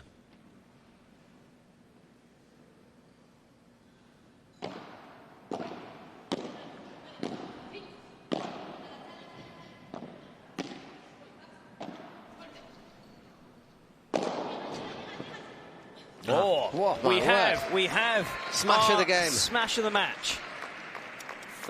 Start drawing those 3 Adidas lines on that.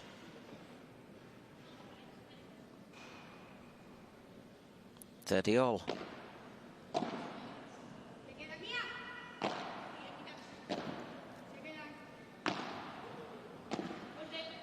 There we're hearing those together. She's staying back. She's going forward. That's not quite the smash of the match, but got lucky. That got lucky. Got very lucky. Got a second finish, opportunity. Yeah. Carolina should have killed that one. 2 mistakes by both sides. Also, you can see is frustrated. She's not in a really good angle to hit that, though, is she? Probably caught in 2 minds.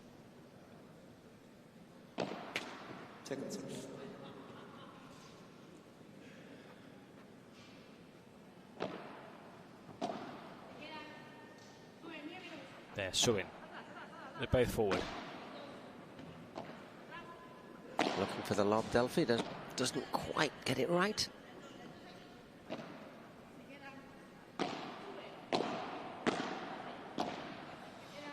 Does well there, Jess, because it was right down near her feet.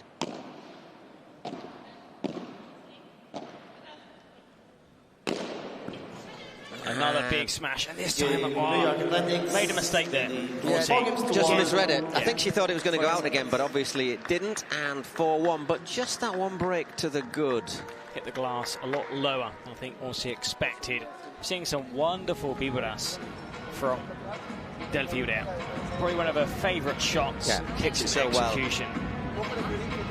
It's kind of the, you know, for those not too sure, the bibura, you know, it's the shot in between a smash and the bandeja, the tray shot. Attacking. Normally with a bit of effect on it. A little bit of venom in it, which is why we translate it as a viper, wouldn't you? A víbora is a viper in Spanish.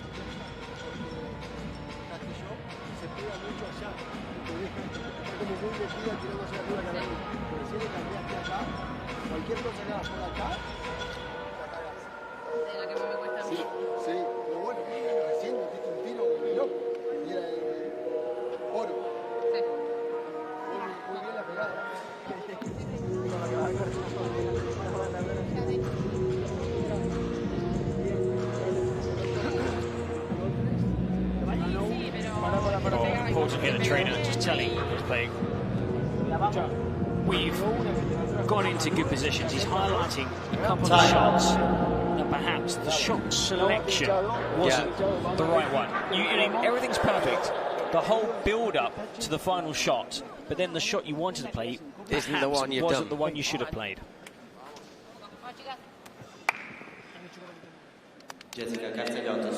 Yes.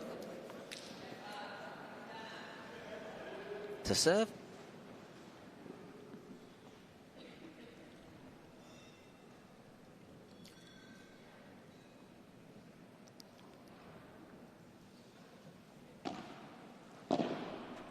So ranked 9th. Woof. Once again hits that side and 15 off. Dipped viciously. Gains new life as a ball almost.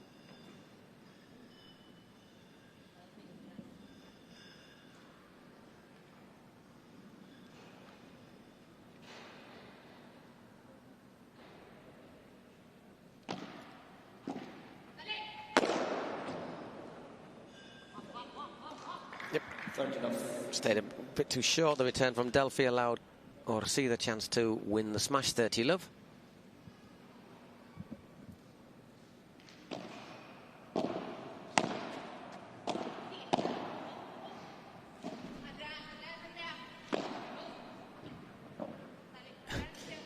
Nice little change of angle there. Yeah, how flexible. the wrist of Ulstetter. She somehow just managed to bend her arm backwards to try and flick it back into play. A couple of excellent shots down in the corner. I mean, changing the grip just before the shot, just to help with the angle. 40 love. And there is the game. Served out to love there by Jessica Castello. That's the best way to return after that break. And Delfi's... Sorry, it's Ulstetter serving.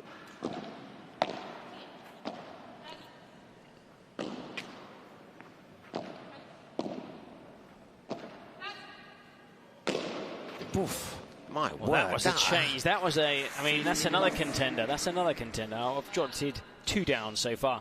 Everyone expected that to go cross court. Everybody, apart from the player who struck it. Wonderful winner, Ulstetter.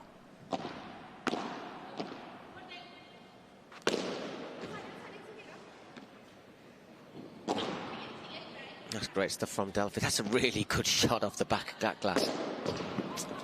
Did she need to just control herself a little bit more? Frustrated, didn't hit a winner with the first shot. The mistake was not hitting a winner with the first shot. There, you shouldn't have gone for a winner. You should have just kept it simple. Kept the ball in play and moved a bit closer to the net. Bit of patience. Of course, that will come with time, with experience. Still, remind viewers, she's only 17 years old. Oh, my word. And what a response afterwards. That is exactly what you were saying, isn't it? Cool as you like. She's cool as a cucumber, That was really just so relaxed, composed, class finish.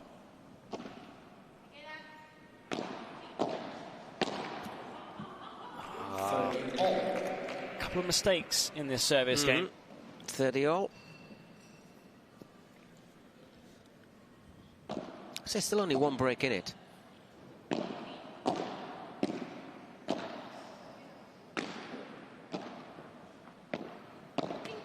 Hey, Carolina, that was the right idea, though. No, she stepped in, she saw it. Yeah, it was a good... Again, the reading of the game is excellent. It's just that shot. Sometimes it's not so much going out wide. Not so much the shot selection, it's the on this occasion, shot effectiveness. Yeah, definitely. The execution was wanting.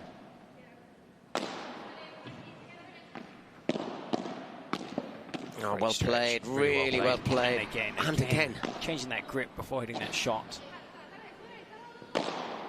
So resourceful. Ulstetter. And again.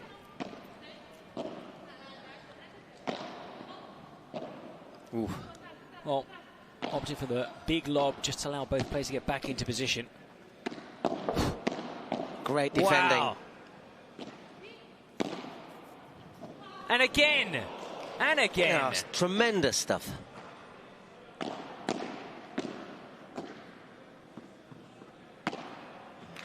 Has to be the point. What a point. The point, I would say, of the day. The point of the day so far.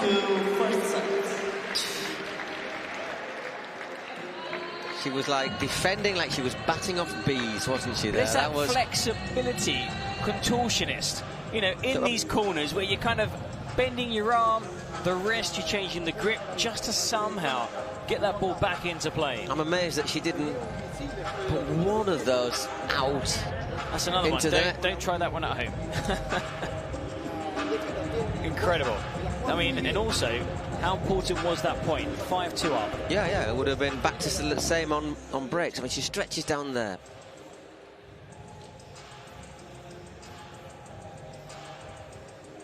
That one there, I mean, that's incredible. She shouldn't just defend it, but she puts Orsi under pressure. Well, yeah, turned what was a defensive shot into a shot that allowed both players to get forward.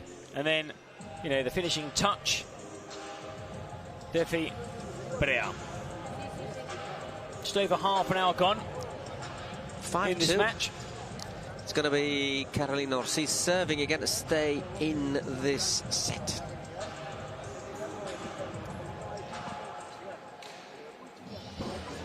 Time. Again, when you look at this, 90 seconds the trainer has with the players. I wouldn't say the entire conversation, but it is directed to Orsi. I think Castillo has made very few mistakes. But she's one of those players, she's a little bit, how can I say, she's sort of like the Coque Nieto, isn't she? Sort of flies under the radar, doesn't make mistakes, and that's why she's top 10. That was really clever. That was really clever. Took all the sting out of what could have been a smash, opted for the right shot. And with a bit of angle.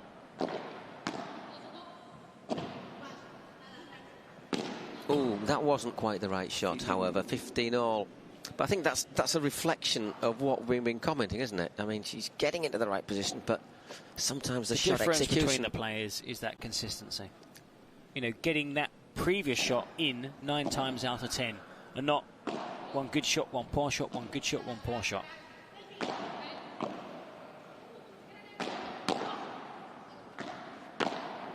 For example, the volley there by Orsi was too high. You either lob it or you volley down. She left it at a really comfortable height right, to knock for down, Brea to capitalise on.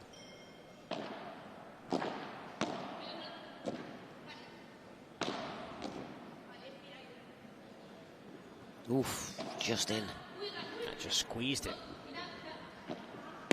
Oh, that's a lovely little change of angle there from Andrea. And all of a sudden we got 3 set points after being neck and neck almost.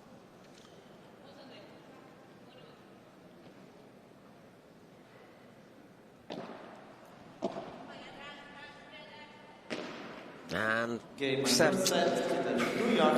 that's a sort of an almost, I don't see us getting back into this game sort of shot, isn't it? Well, we saw in that game an excellent shot from Orsi, and then 2 unforced errors. And so in the end, you're -1 in the global. That's a frustrating way to lose the set as well. It's just not a great shot at all. So, but credit, you have to say, Orstedo. The New York girls are so far. But so much credit when you're looking at, you know, the way she's playing, and to think that, you know, she's been playing competitive paddle at this level, if that, and, you know, the opportunity to play here, you know, at a venue like this in New York.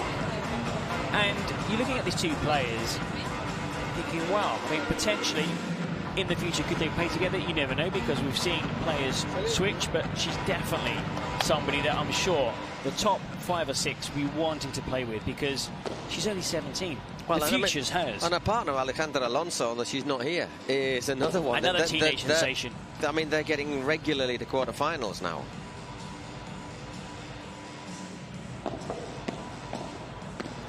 This is the point, wasn't it?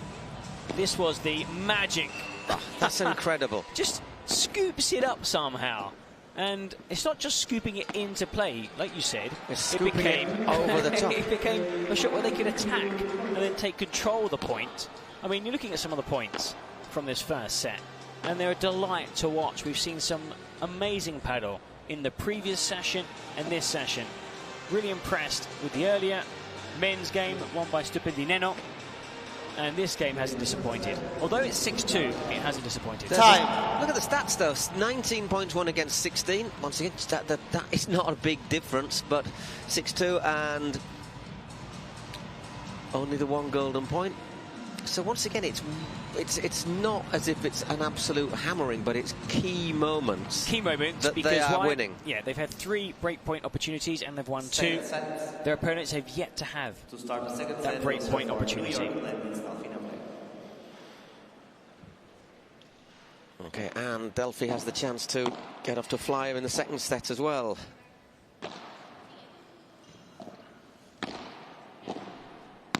Oh, great recovery. I thought it was a backhand down the line winner.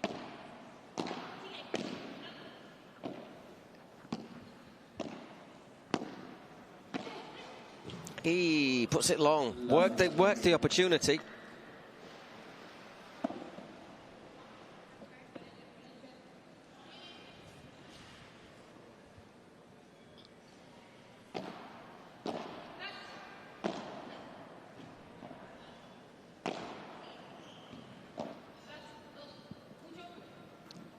Looking to attack the net. Seeing how Orstedo's mixing up her shots there, for example. Sometimes a bajada with pace, sometimes just slows the whole cycle down. That cross-court winner we saw in the previous game. And then sometimes the normal bajada has a amazing repertoire of shots. Oh, there you go. Well, that was another one for the rest. That's another one for the commentary curse, Eric, unfortunately. Love 30. Paul Ustedo. Just as I thought. I set her up for the winner there. I set her up for the smash. To be honest, I was putting my hands together to get ready to catch that ball when it came over the top. Love 30. Love 40. Love 40. What's happening? Oh, in a blink of an eye.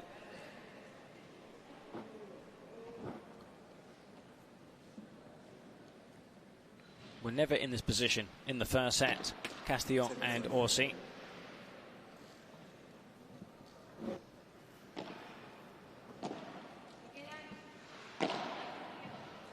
Oof. 15-40. That died. You know, it was quite flat. And as soon as it struck the side wall, scurried across the court.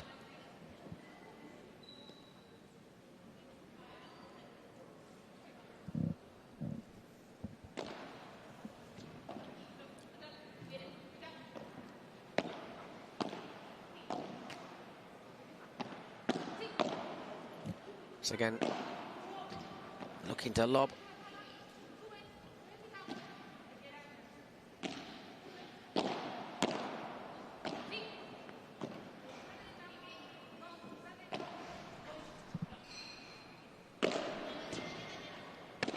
Yeah, slightly risky shot to take there.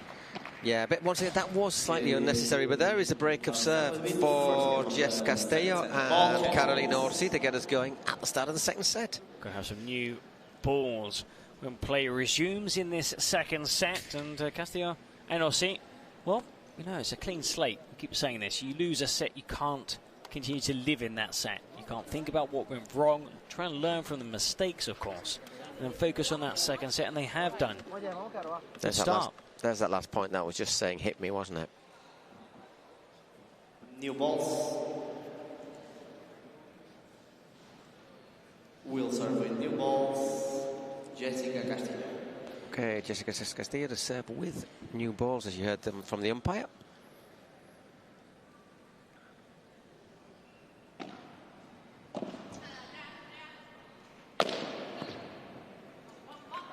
Whoa, well played. 15 left.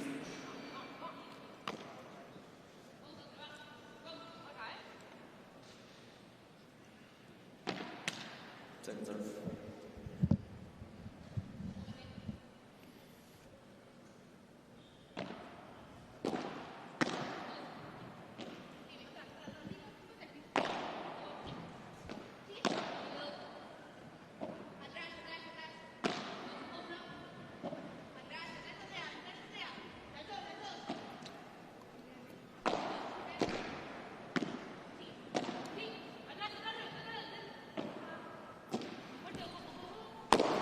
That's well played. That was good, that was good. That was patient. You can see there. Yeah. Worked the point really well.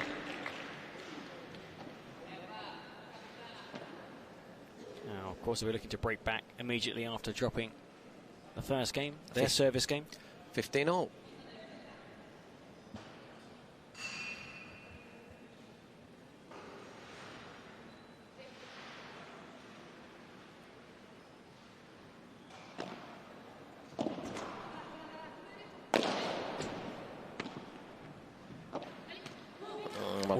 Almost got it over. Yep. Turned it around off those two walls. 15-30.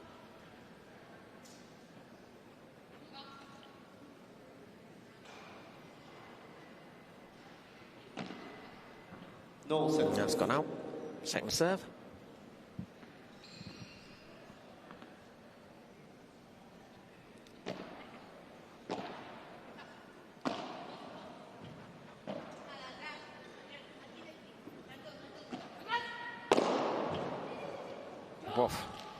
Well angled smash. Yeah. Castillo was on the back foot. Had she started off as she might have just got there. Ustedo was lining up for the smash, she could have got there. Reacted late.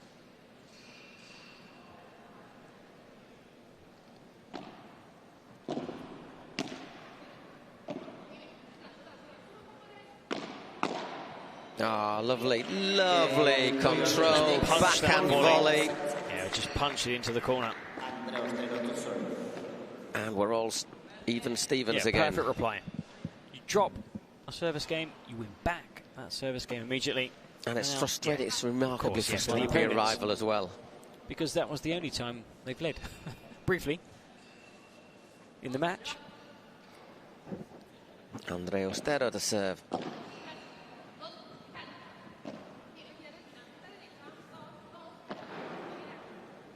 Lovely lob.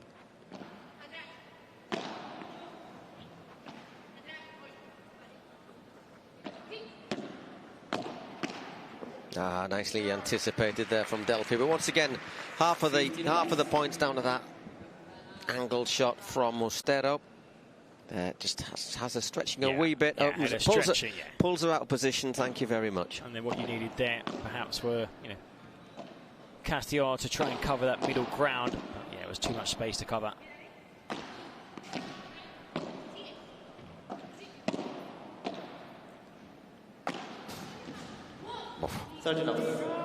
That's good aggressive play again.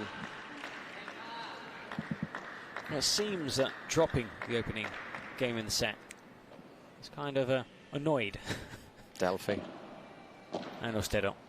I mean, they're playing much better now in these last two games. 40-love now in this game, turning a 1-0 deficit into 2-1 lead.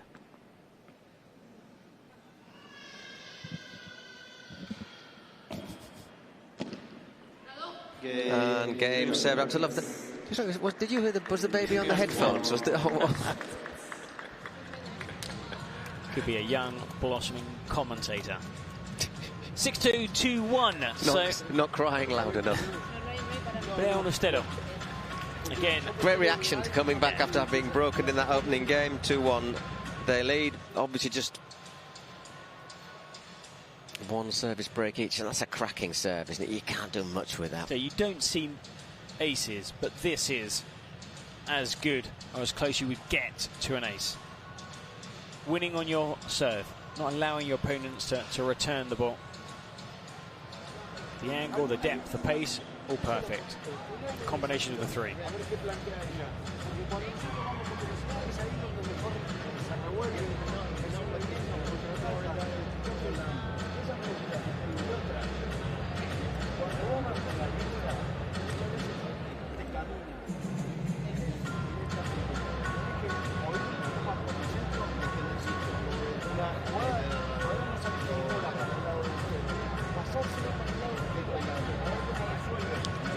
I think what we need to see is slightly more attacking Castillo. She's been solid, making very few mistakes. Maybe just needs to add something extra to her game. Why? Just to take a little bit of the... Yeah, surprise your opponents, because if you're always going to be selling over globos and blobs... It's checked, but that's the difference. But that's the thing about this, the City's Cup, isn't it, about the Pro Padel League, is because normally she plays with Alejandra Salazar, who's a bit more attacking. But so she just does the holding role. But here you might have to take on a slightly different role. Or definitely a different role than you're accustomed to. It's Carolina Ortiz serving now.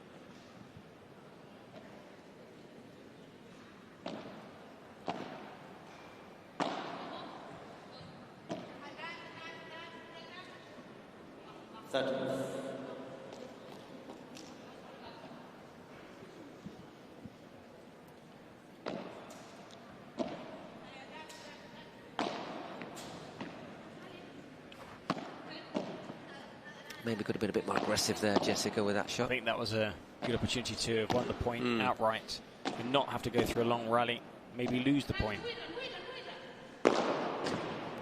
Well, or not. 40-love. Once again, I don't think there was a need for that smash there. I think that's something that maybe they'll be looking to just iron out of a game. Be slightly more patient, because a top spin from so deep is difficult to get enough pace in it, enough height to bring it back to your side of the court. And I think we've seen some winners. I think three of the last four have ended up with them losing the point, not winning the point. They've either gone long, like just now, or they've come up too short. 40-15.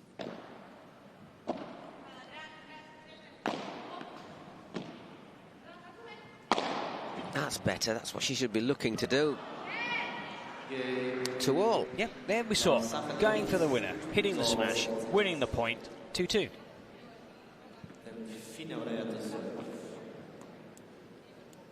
Remember, if this does go to a third set, what we have actually is in, as we sometimes see in tennis, is a super tiebreak to 10 points, as opposed to a third set per se.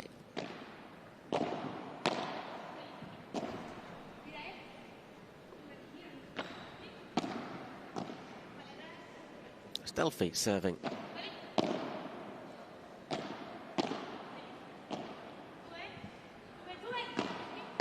Sue getting that call. That's going to go out. Getting that call from Castillo to attack the net, to put Delfi under even more pressure. It was a really good approach shot. She was in trouble. Just the fact that the two players were at the net, she took a bigger risk and misfired. Just a chance for them to get close. A bit short, that lob. And that one was as well. Ooh, love 30.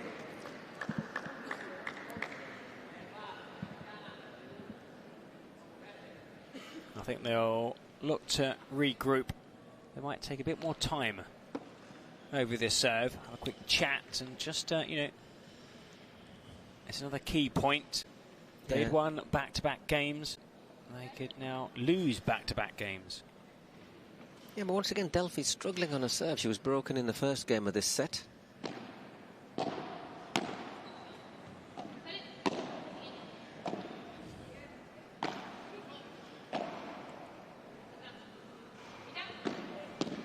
That's well brought down. There was no pace in that shot. There was no pace needed. 15-30. Had they been hit any harder, it probably bounced off the racket of Castillo and gone over the net.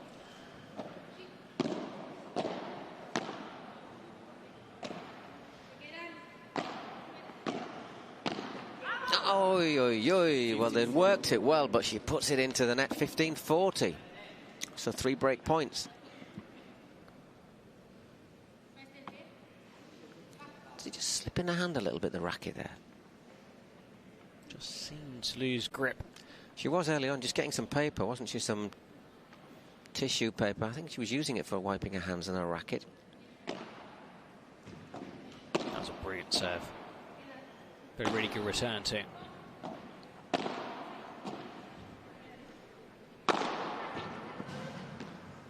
Oi, yeah, the ball too much on it. It came kind of straight at her. She was well positioned, but the angle changed, unexpected, and in the end, difficult. You know, you kind of lose your bearings on the court. To be fair, the direction it was good, just had too much on it.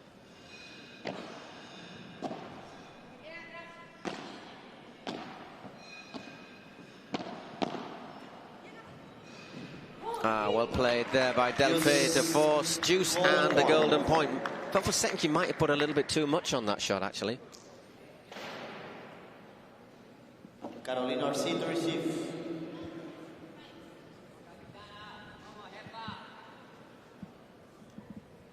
Here, they've got a couple of seconds to serve. There's the time warning from the umpire. Time for a bit of hurry up. No, that's gone long. Interesting, she chose to serve to a forehand there. Perhaps, I suppose. We'll give her less of an angle, perhaps.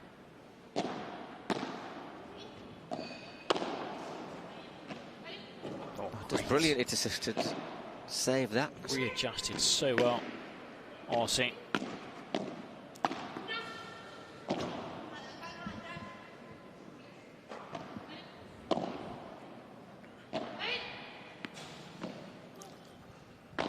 Oh, no, dear, that was... They were on top of the point throughout the point. You could see, you know, perfectly placing, moving the players around, and then just that final shot.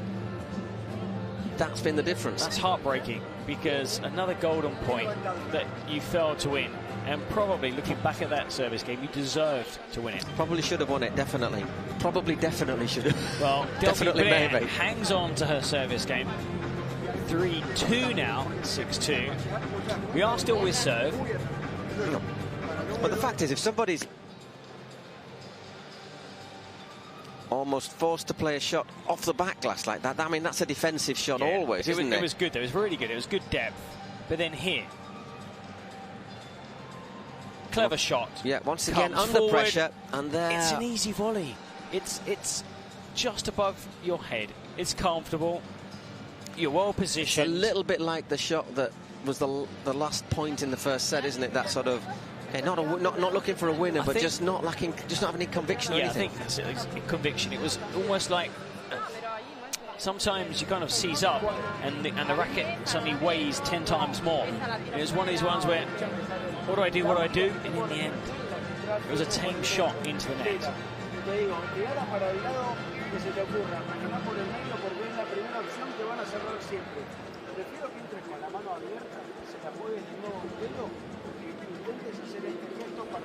Oh, the coach is saying, you know, when it comes to these shots, there's nothing I can, you know. I can't take it for you. No, I mean, you've been playing really well, but there are a couple of shots. You know, sometimes when you're looking for a bit of side spin, maybe keep it a bit simple. Don't, you know, try and look to push it so far up against the glass because there is a risk it will go too far, go straight out of play. And it has happened, you know, a few times to Castillo, less, or see To be more. fair, tactically, they've done really well. It's just been some of the shots from Carolina that just slid away. Anyhow, it's Jess Castello serving, 15-love. This game's still very finely balanced.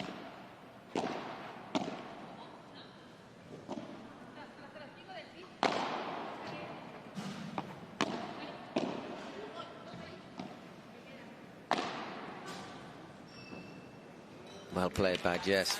Sorry, by Delfi. Evil bounce, wasn't it? That? You could tell she was aiming for that. It was, you know, the way she shaped her body was, you know, facing diagonal, got the shot away, and of course we know what happens when you hit it off the fence. Good serve.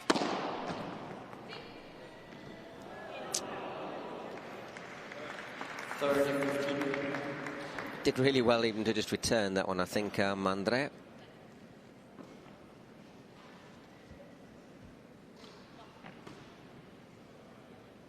I still think it's incredible how these players can race off the court, not run straight into the fence or the net or the post, and still manage to keep their eye on the ball. And, yeah, you know, more often than not, get it back into play. The paddle GPS is functioning.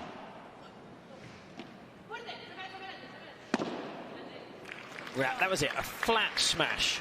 That was all about not the depth. It was getting it down nice and early, so it would just sail over the back fence. Let's have a look at that. Because if you hit this too deep, it could hit the fence. And bounce back up. And then bounce back up into play. So she tapped the net, got over the ball, flat, straight down. You know, I just thinking, in the paddle I've never seen anyone go into the wall when they've chased the ball out. Or even into the net. I'm sure there's probably YouTube videos of it. Oh, well played again.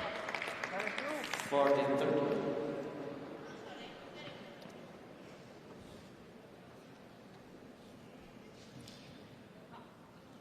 Once again, having to work for this game tremendously hard. But two good smashes from Orsi. Credit where it's due.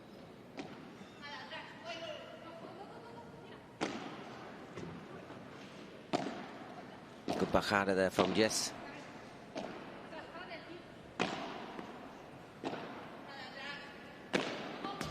Oh, well played. I mean, just the sound as it slammed into the fence. That sort of metallic sound, isn't it? When you hear that sort of metallic sound, clunk. which are the poles. Go vertical poles. Well, of course, if it comes off one of those poles, you are basically not getting it back. It's a lottery.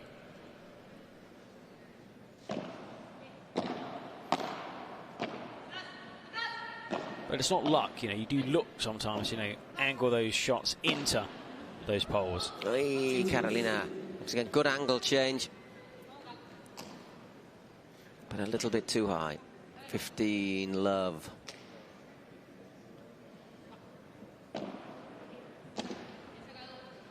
Well, good serve, wasn't it? That deep, close in. Get to that point now where any mistakes... Has been serving very well, Ortega. Get to the point now where any mistakes can be fatal. I mean, Delfi has struggled more to win her service games, but again, that is an amazing drop shot, but it's because of the serve. The serve was so difficult to return. Just getting it over the net was an achievement by Castillo, but then the simplest of volleys. Look. It looks simple, it's not simple. A little bit of backspin on it as well. Simple for Delfi.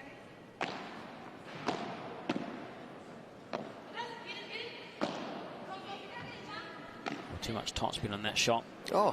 Another. Oh, there. Couldn't quite flip it over. 40-15.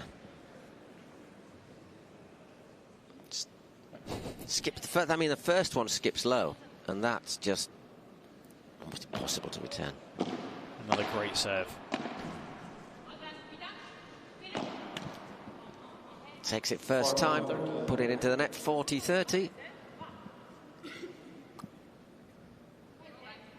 If we're looking at, you know, all the shots, your ground strokes, the volleys near the net, probably the one shot that she's been struggling with today has been those smashes, not that smash, not that one. Smashes from, you know, around about the service line area. 4 games to 3. Another break and another massive game coming up after this, when Carolina Rossi basically has to hold a serve C or C, as they would say. Yeah, because 4-4. I could see this going to a third set at 5-3. Break down. When you've always had that kind of feeling. It's catch up. We're there. We have a chance to no, again we're behind. There, we just quickly caught the coach saying it. Okay, not this shot, but if it's slightly deeper, don't try and hit the winner. There's no need. Well, you know, you're better than your opponents, and you will win that point. Just stay on top of the point. Don't allow them to get control of the net. Maintain that advantage, but just only take those many, you know, that many risks. Yeah.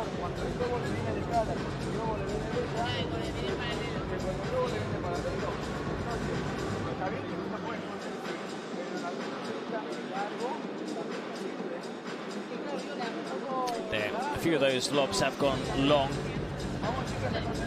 Obviously, you know, the lobs cross court. Ball has a greater distance to travel diagonally, so has it, you know, more time obviously to get high and back down again. But what the trainer was saying is, you know, also look for those little lobs down the line. Little chip and get forward, chip and charge. Right, Carolina Rossi, massive game. 4-3 down. Well, that's not a bad start. 15 love. Saying if you lose this, it's 5-3, and it will be Delfi serving for the match.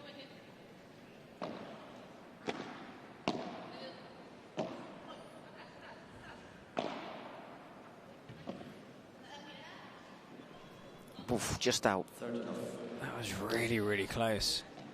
That's one of the ones where you kind of breathe a sigh of relief, as if like I didn't have to try and play that one. 40, racing through this game.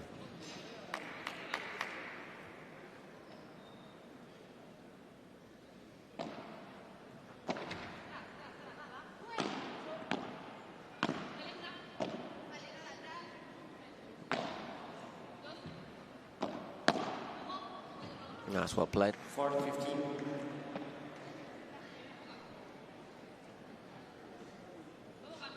Now that focus and concentration is so important now. Yeah, just got to serve out this game.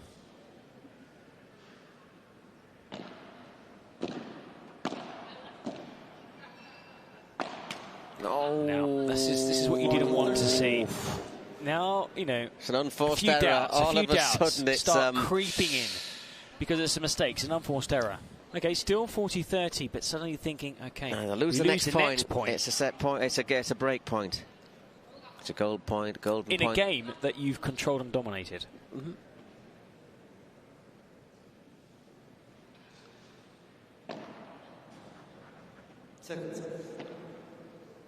Clips the net, I think. I was looking at the net and also went out.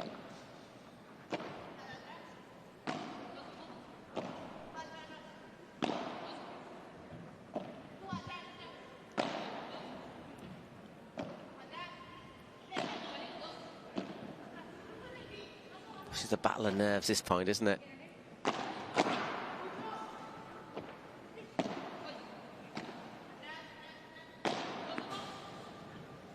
Oh, held up.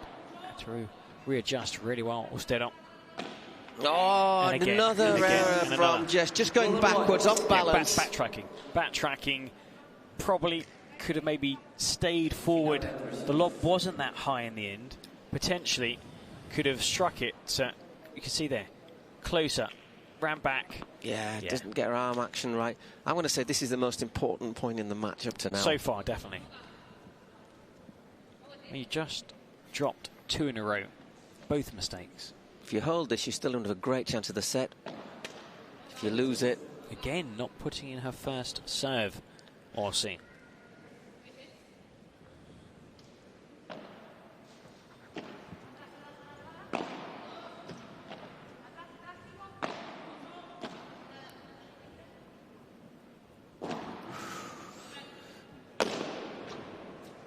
Oh, well, not short on confidence, is she? I mean, I think the training for a second and heart in your mouth is in, like, you know, when it comes at this time, what a whack. If it's not, you know, you don't have to hit those. What a whack.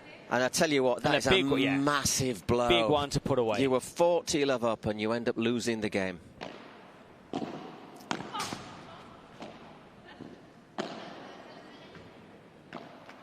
$15. 15-love. Delfi hasn't exactly been reliable on a serve. Delfi Brea. 1-1, lost one. And the one they won went the full distance.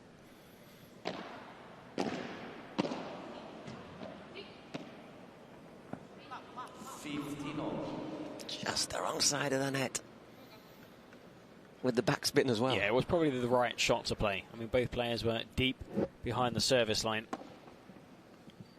But again, instead of playing that drop shot, you could have just sent another deep volley in, retain the position at the net, and look to win the next point. Oh, what a serve. That just scurried That scurried through like a rabbit, didn't it? There's no bounce on that ball. Amazing. I mean, the power and the spin.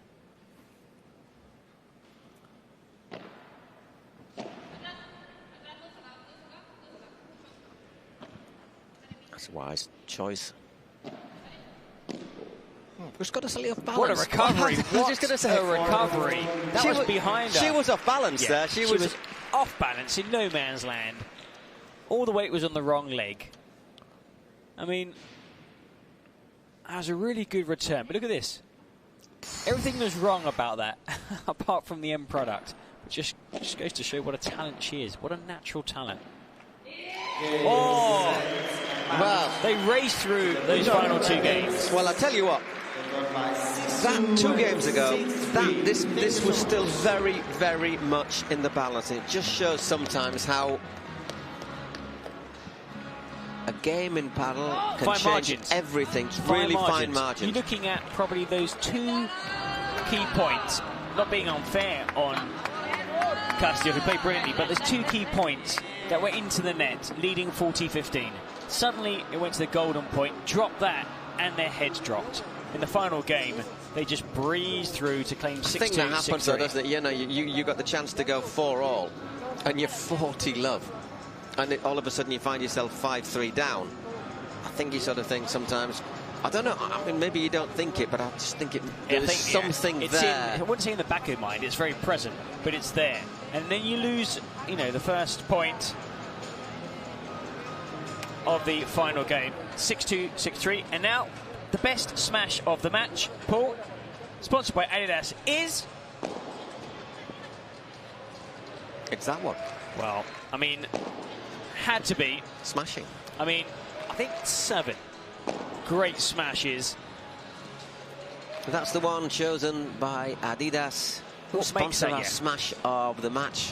What makes that so good is when the player's so far back, because when you're close to the net, you know, you hit the ball down like we saw, and quite flat, and it bounces over. And there were a couple of times when she tried it from far back, and it didn't quite work out. More than that, yeah, she found, she kind of struggled. I wouldn't say a ticking off from the trainer, but just, sometimes there's no need to, try that shot. A friendly word of advice. Yeah, words of wisdom.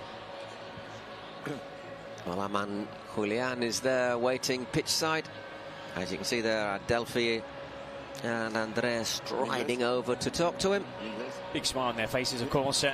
Winners in the opening game of this series. Meanwhile, the men start warming up. We're not looking at them. We're going to listen to our man Julian. Congratulations, New York Athletics, clinching the first point of this series. Delfi, tell us your first experience here on the court, and especially in New York City. Yeah, hi everybody. It's a pleasure to be here. We are at home in New York, so we are really, really happy to our debut here. We hope to see you all next year. Padel is rising in the US, so we are really, really happy. So thank you all. So tell me, your first time in New York, primera vez en New York, ¿cómo es la experiencia?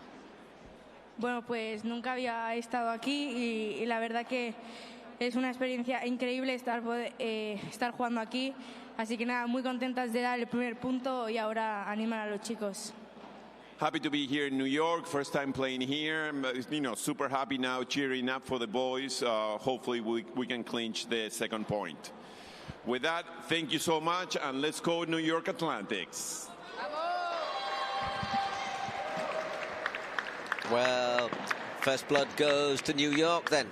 The Athletics are on a roll. 6-2, 6-3. I mean, excellent. Let's look at some of the highlights from this match. Great performance, well, from both Delfi and Andrea Ostero. But I was really impressed with Ostero. So she was a late selection because it did look as if it was going to be Tamara Ricardo starting alongside Delfi. In fact, yesterday we had a couple, our Spanish companion said, "No, we don't think Delfi will be ready for the first game," but she was indeed. Oh, she was more than ready, and just impressed by the repertoire. I mean, it's amazing to see. Of course, you watch it on TV. If you get the chance to watch it live, please do, because the movement and the acceleration, you appreciate. It's like most sports. It's like basketball. I always think basketball, when you watch it on court, if you can get a ticket. It's a different. It's a different event, and well, congratulations, 6-2, 6-3, and you can see now on the court, it's either, Paul, the penultimate game of the session or the final game of the session. We'll be back with our final or penultimate match of the day in a couple of moments.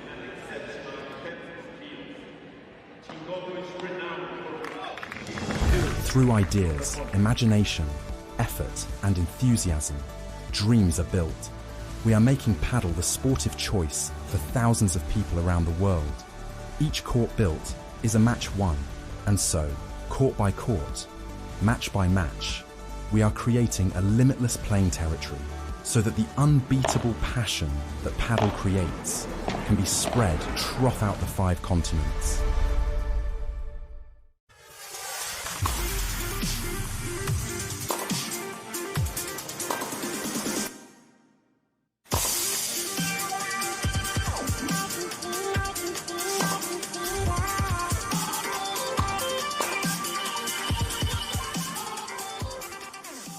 You're still waiting on your turf? While you're still waiting on your turf, we're still shipping 30 trucks a day. So just give us a call when you're tired of waiting. We have everything you need ready to ship.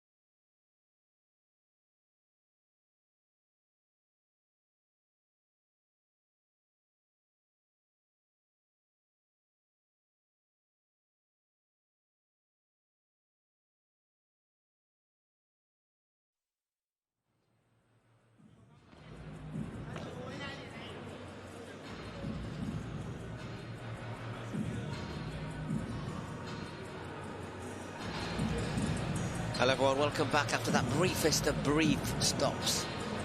And we are back with our men's doubles in our final tie of the day, the New York Athletics against the Los Angeles Beat. And what happened to the Los Angeles Beat? In the first match, they lost. They got beaten. They got defeated. They were second best. But they have a chance here to send this to a decider. We've yet to see on the opening day a decider. Mixed doubles match. Now, for that to happen, Leal and Selingo would need to beat Chingotto and Campagnolo. Now, I think what's quite funny is that Leal and Campanolo are teammates, doubles partners. No secrets, no surprises. Now, Selingo is a veteran. Chingotto, I think, is the best player on defense there is in the whole world. Yeah.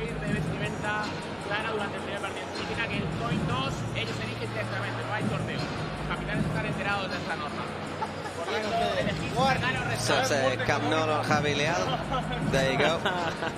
Usually teammates. I think we should have a... They might be enjoying themselves on court today. And Gus Selingo, another one of sort of the veterans, I think it's fair to say, the viejas glorias, as they might call it in Spanish. Oh, Selingo, 41 years old, another player with almost 25 years playing professionally. Moved to Spain back in 2004. His nickname during his playing career, the Beast. Big hitter, dominant at the net. Now is the trainer of both LeBron and Nenno. He was named their coach earlier this summer. Has played with some of the best players in the world. In 2017, he suffered a serious shoulder injury, which kind of, slowed down his career. Found it tough to hit the big time once again. But it's great to see somebody like Selingo playing here in New York. Exactly. It's one of these. It's like we've already seen a few older players showing that it can still be done. 49 years old. That has to be a record. It's not bad going, is it? And you should know, Eric. Yeah, I was going to say, but I wouldn't last. I wouldn't last 2 games out on that court. I mean, the standard has been so high. I mean, the world's best players are taking part. They are indeed at this event. Well, the tomorrow Cities Cup.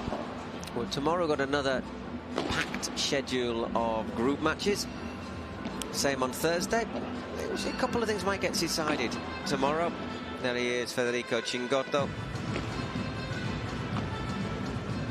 Another player similar to sort of Coque Nieto, isn't he? Busy, doesn't make mistakes. Is hoping to be the next Chingotto. I mean, spent many years playing alongside Juan Tello. They grew up together, played together.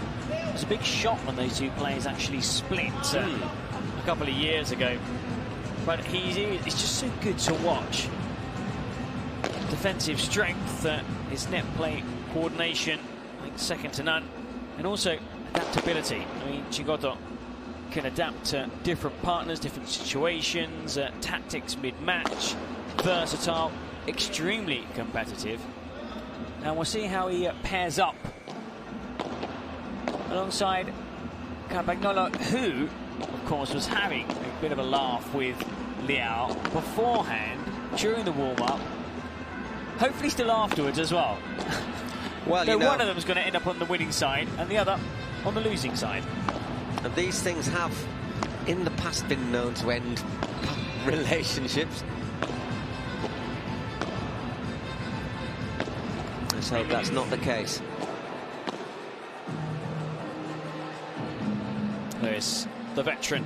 Los Angeles beat Selingo. 41, but in great shape. It was a dream to be playing here. Yeah, Javi Leal still just 21 years old. Good chance to learn. He's ranked, if I can read my writing in the dark, 30th in the world at the moment. In the world. I said plays with Lucas Campagnolo. He's from Cádiz. It's actually from Puerto Santa Maria, which is a great little town down on the south coast of Spain. Same hometown as the former Betis footballer Joaquin Sanchez. Betis supported, of course, by Gonzalo Rubio, who also played earlier on. Betis football fans here in attendance.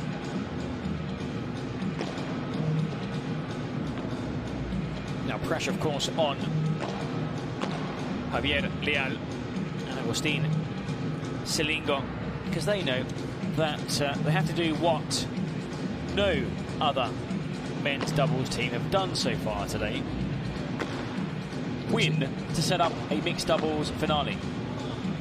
If it did go to a mixed doubles finale, it would be Delfi Brea and Chingotto against Javier Leal and Jess Castillo.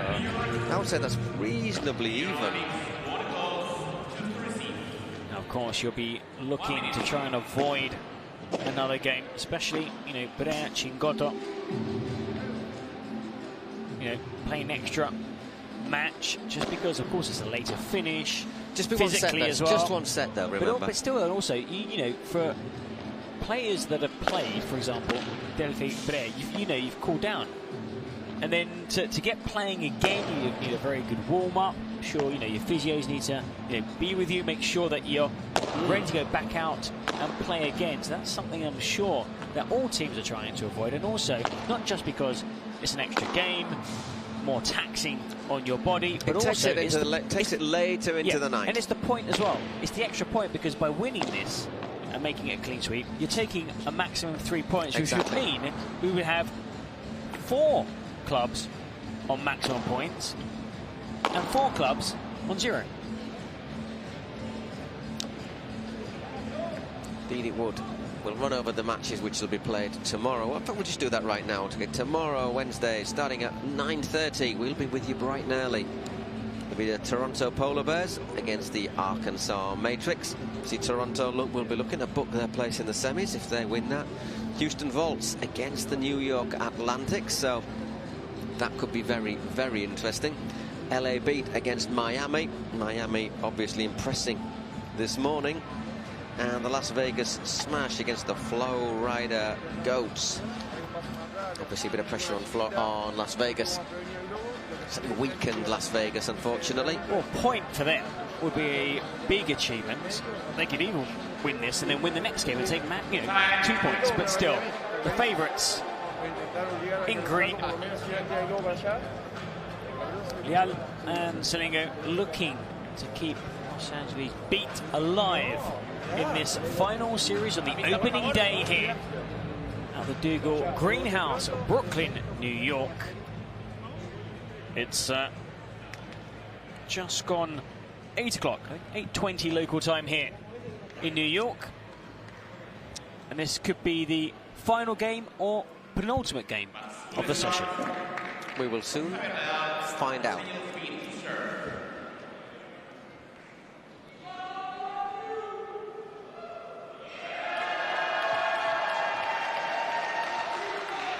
Well, Chingotto has a massive fan base here. Selingo to serve.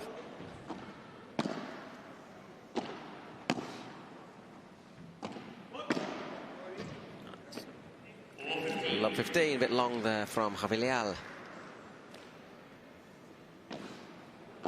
And also, when you just quickly, you think of your prototype, paddle player, you think, over 6 foot, 185, 190, 195. You're, Arturo Cuellos, for example. And you've got somebody like Chingotto, who is, top class, world class player. And the shortest player on the circuit.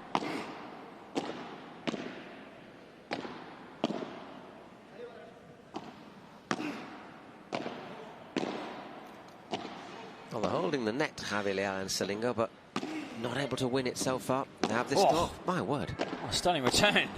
Well, they're drilling the ball here. Oh, what a set. It was almost like training exercise, ground shots volley, shots volley. They had the position, but they were returning so hard, Chingotto and Camnolo, that they just couldn't do anything with it.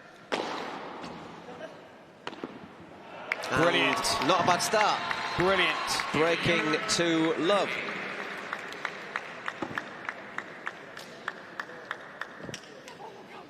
little backhand. Such a big flick. fan of those backhand smash winners. Yeah, little fact. Apparently, Javi Leal also likes go-karting. There we go. Another huge cheer for the men in green.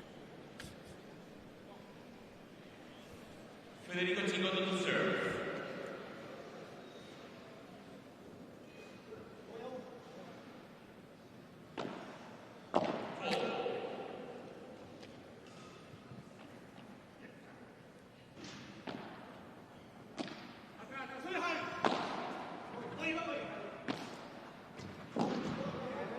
Well, first point for Javi Leal, love 15.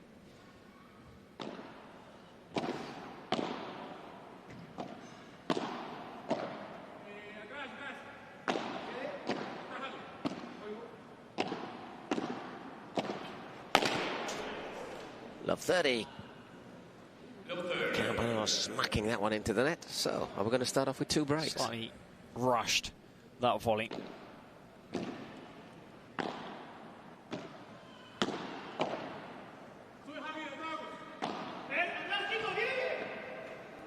No. Died on him a little bit there, Salingo. 15-30.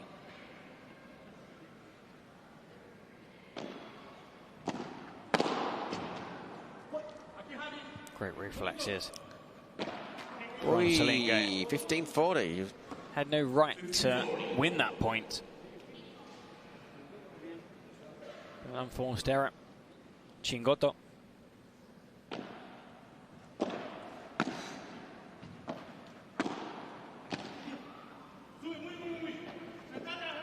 That's a lovely little lob, isn't it?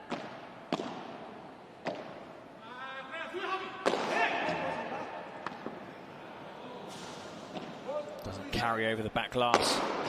That one does. That one. So, starting off with 2 breaks.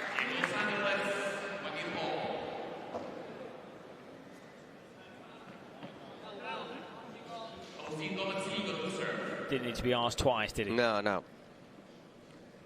Nice little one-handed catch there on the bench.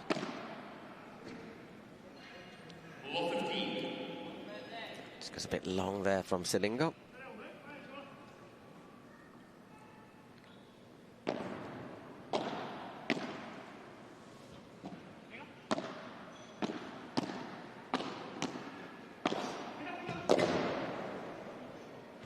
And once again, just a bit too much there. As he tries to get it back off the back glass. Love 30.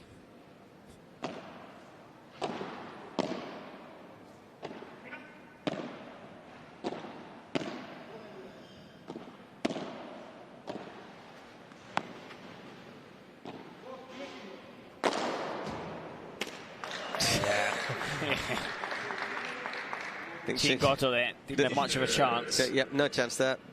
Also, he was static. If you're running towards the shot, you can kind of get a bit of a run and a jump and get some height. If you're static, no chance. Stationary jump is very difficult.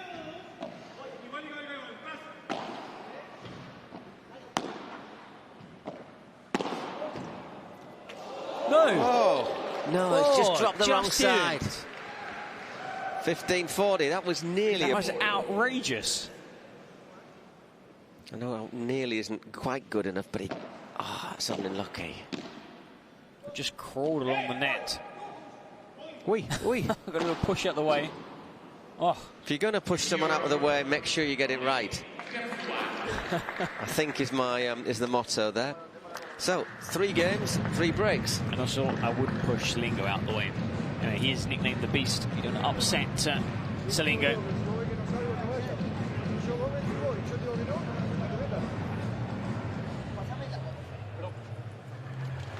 Once a quick sip of water. Chingotto. Well, 3 games, I think, in record time. 12 minutes. Well, 12 minutes, but the clock tends to start before before we're actually underway, so... I say, if you're going to do that, yeah, get the damn thing in. Get it in. I've never seen that before.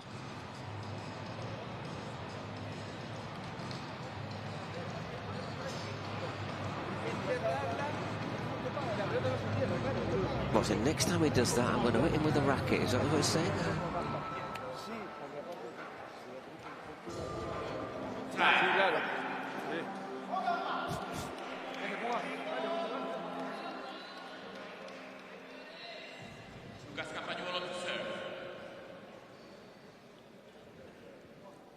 Okay, Lucas Campanolo serving. Can we see somebody hold serve?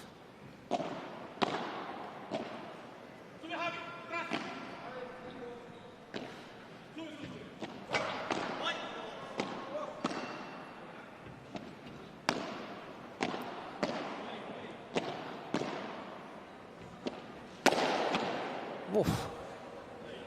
Straight away, again you see Liao taking over. Edging across into Salingo's territory, but if you're going to win the point, just hits the net there.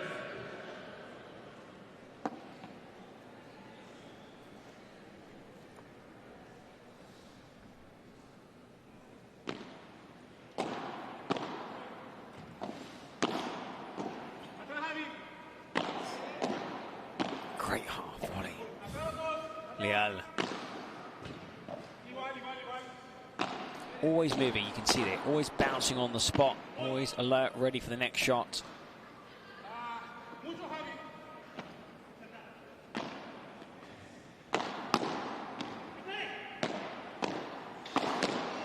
Oh. So love 30. Rally. Does well to even get a racket on that one. Chingotto. Just leaves that a bit short there. Campanolo and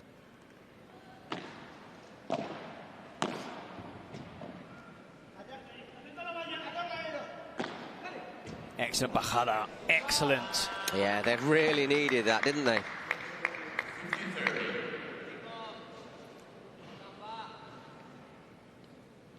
Oof. You saw Liao there, took one step to cover the lane, leaving the open middle part of the court unguarded. Don't think they're going to get to that 30 all. So are we maybe going to see our first service held? Still work to do.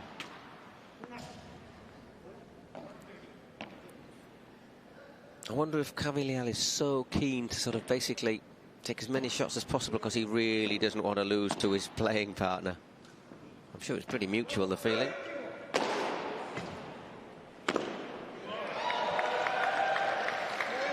Buried by Chingotto. Good catch by the person in the audience, by the way. Came about because of a smash that was poorly executed. It can turn into your worst enemy. That kind of smash. Look how easy it was for Chingotto. Yep. Probably the easiest shot he'll have all game.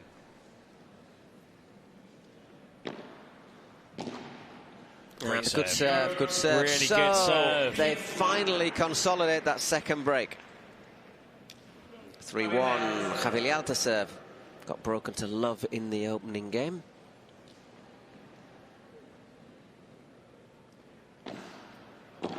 That's a better serve. Deep. Has one of the best backhand sliced volleys, Liao. 15 love. Takes the racket back really far. Good punch to it as well. It's a great technique.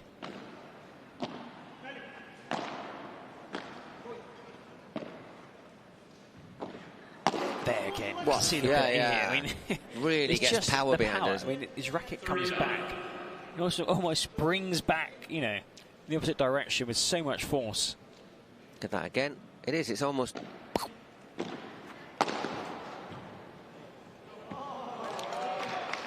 .40 love. So after seeing 3 consecutive service breaks, it looks like we're going to get 2 games in which the players hold on to the serve, which is a bit of normality. Snatches at that a wee bit. 40-15. You see the home fans yet? They are here for New York. Yeah, there's quite a few supporters supporting the local team.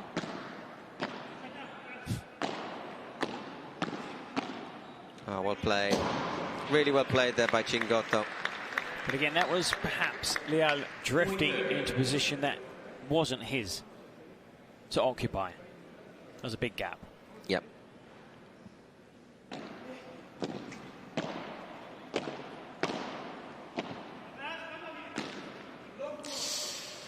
Well, maybe I spoke too soon. Yes. The commentator's curse strikes again. Golden point. Or I was in danger of. Golden point, break point.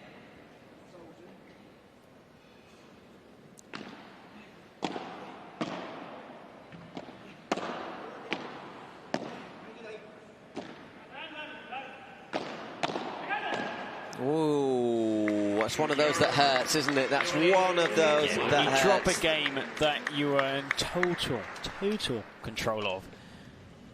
The way they did when they were leading, a couple of unforced errors, that backhand, wayward, poor positioning, and suddenly you're two in breaks a really down. tight game, you're 2 breaks down. It's 4-1 down. Chingotto is next up to serve.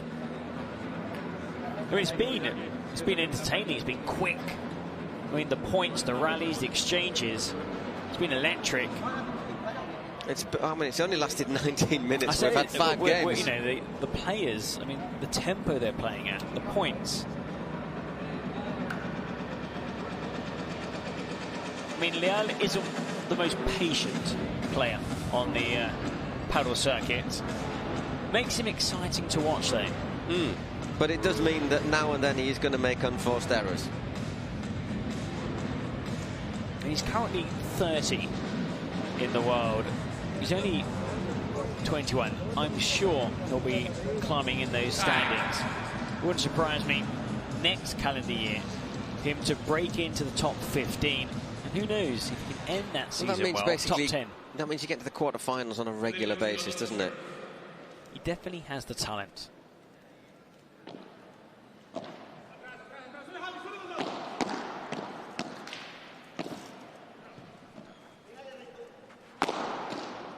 That's well defended by Selingo.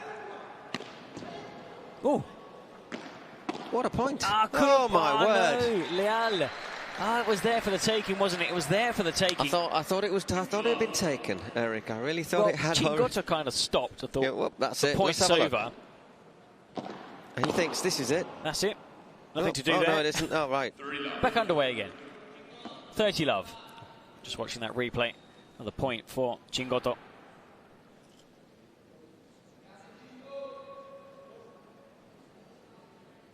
One of the most popular players in world paddle, Chingotto.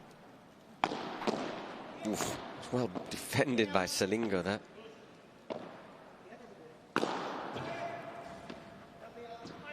And just steers that against the glass. 40 love. All of a sudden, it is a chance of 5-1. Looking amazingly good for New York. It is 5-1, as you say. Well, the player with the legs. Well, they've all got legs. Well, the player with the legs for the running for those kind of shots is definitely Leal. There we saw Selingo kind of struggle to get forward and to cover that ground in the pace that's needed, required to get that ball, keep that rally alive. As you know, Eric, once you get past 40, you just use that little extra yard of pace. I need a scooter. 15 love. Selingo serving.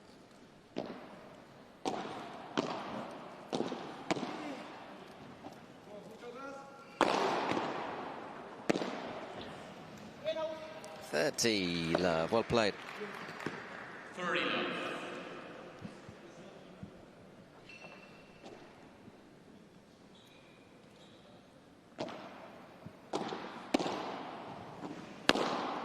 Oh, 2 wonderful volleys.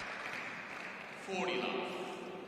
I think he has the best sliced volley of any player from his generation. Just gone long. He's powerful, brilliant with the ground strokes. Just needs to make a few shot selection. Yeah, I think a few, makes too many mistakes. But he's learning. 21 years old. Oh, that's a lovely little reverse there. That basically won the point. It's raced off for another break. 5-2. They'll be back, and it'll become Nenno serving for the first set. We're just seeing there, Leal, just so exciting to watch. He's dynamic.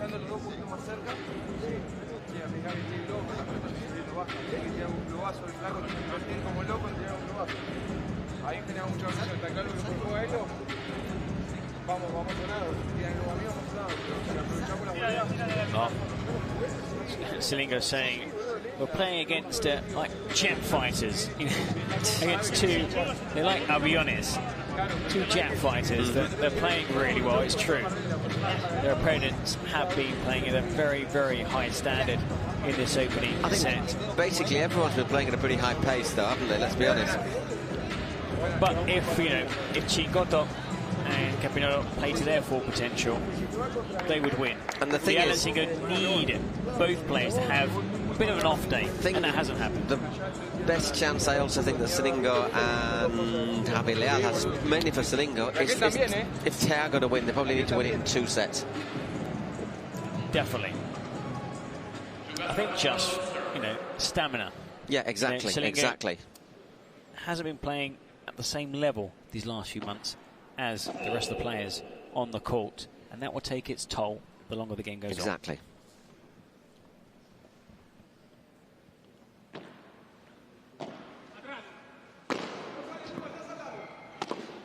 Whoa, very good. Casual, nonchalant. Has so many shots in the draw. Just, there we go, plucks out this backhand. Just stops, doesn't touch the net, puts it away. Clinical.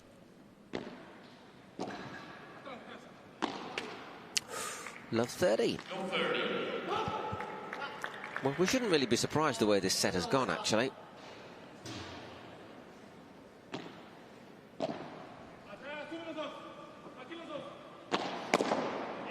That's that was some bajada. That was something. All Leal did was put his racket in the way. It just flew out. Wasn't a lot you could off really the glass. Do. No, but just the sheer power shot by Chingotto.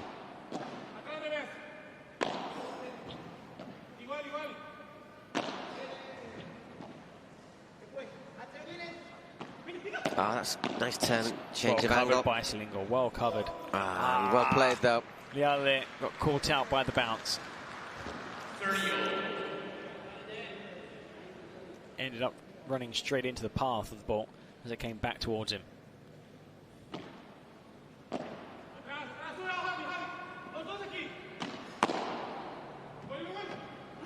Yeah, good lob.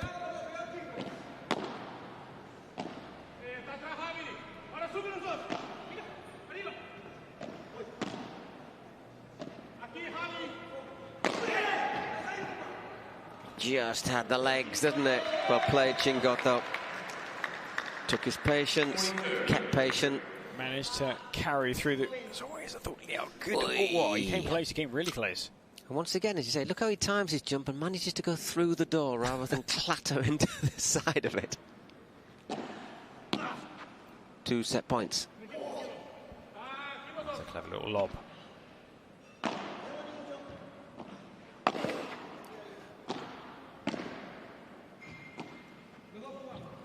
Cracking. Brilliant. Yeah, well played. And that is the first set for Campanolo and Chingotto. 6 games to 2 and 27 minutes. Lightning quick, but every single rally has been exciting. It's been pulsating. Let's just hear this. It's really slow, really slow. Well, they're enjoying themselves.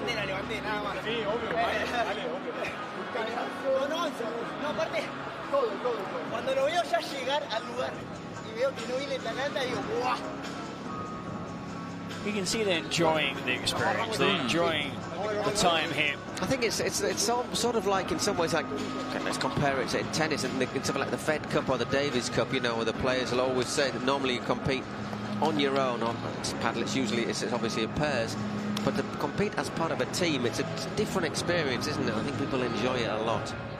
And also, you can see the players are really enjoying themselves, because also it's a different experience in that they're not playing with their normal, the vast majority, their normal doubles partners. And like you said, it is a team event, so you're relying on the women's doubles, perhaps the mixed doubles.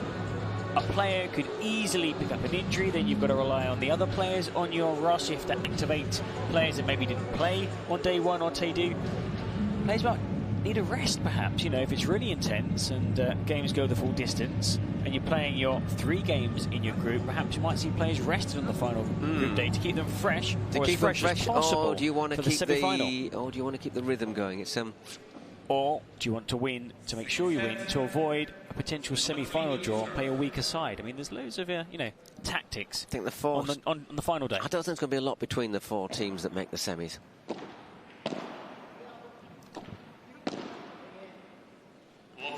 Selingo serving, by the way. Love 15.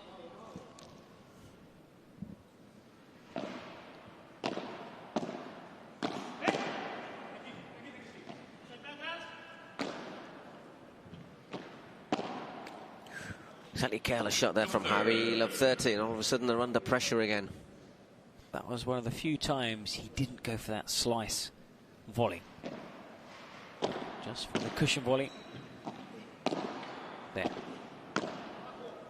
Always more comfortable playing his normal slice volley, Leal.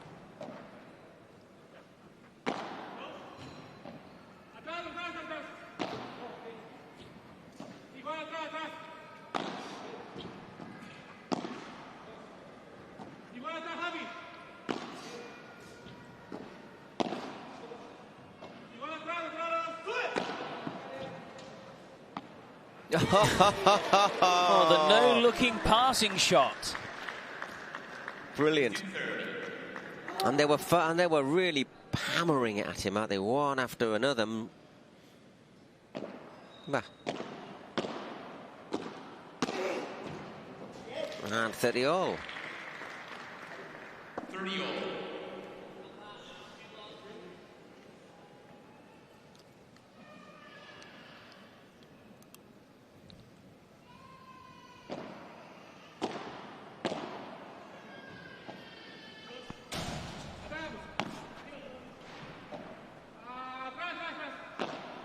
Shouts. Players are staying back deep. Come to net. Chingotto did. And made the most of being both players at the net. Just seemed to stick up there, the ball, didn't it? It seemed to bounce a bit awkwardly for there. Selingo mistimes it. And all of a sudden 2 break points.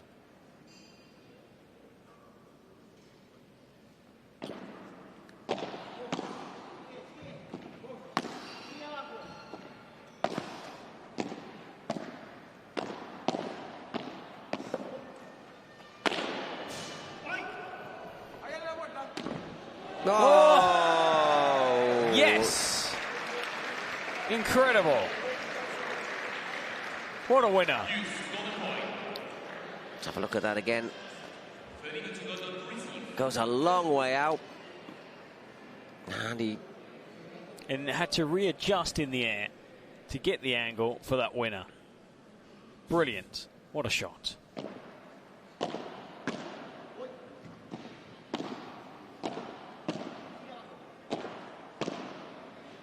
So, gold point. No, that was such a disappointing way to lose the game. I think he knows it. Yeah. Took it to drop it over, drops it the wrong side. Juan Manuel Diaz is happy, the coach for the New York Atlantics. Leading 1 match to 0, leading 1 set to 0. In this second match, and leading in the second set, a game to love. So it's been a perfect day so far for New York Atlantics. Also, of course, for Miami Padel Club, Toronto Polo Bears, and Florida Goats. Those are 3 clubs with maximum points so far.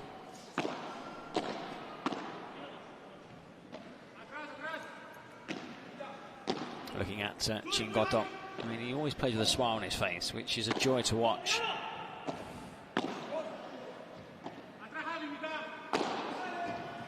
That's not going, is it? Again, Leal, but this occasion he admits he didn't quite get it over the net. Not quite that winner we saw earlier. Yeah, but everyone's enjoying this match loads, aren't they? Players, fans, I'm enjoying it. Maybe not Leal. I mean, if there was a bit of a bet with his doubles partner, I'm sure he won't be too happy. I think some of the best shots have come from Javier Leal. Without a doubt. Oh, it just clipped the side net. Just. Yeah. It grazed the fence on its way through. 30 love. I mean, hope it's not one of those bets where you have to like shave your hair off or dye it pink or something. Dye pink. I think Pete Consuegra, the Spanish commentator, had to dye his hair pink. He did, didn't he? We'll have to ask him later. 40 love. Delightful, delightful. Chingotto, again, that class act. Where he just, watch this. The flick of the wrist. There you go.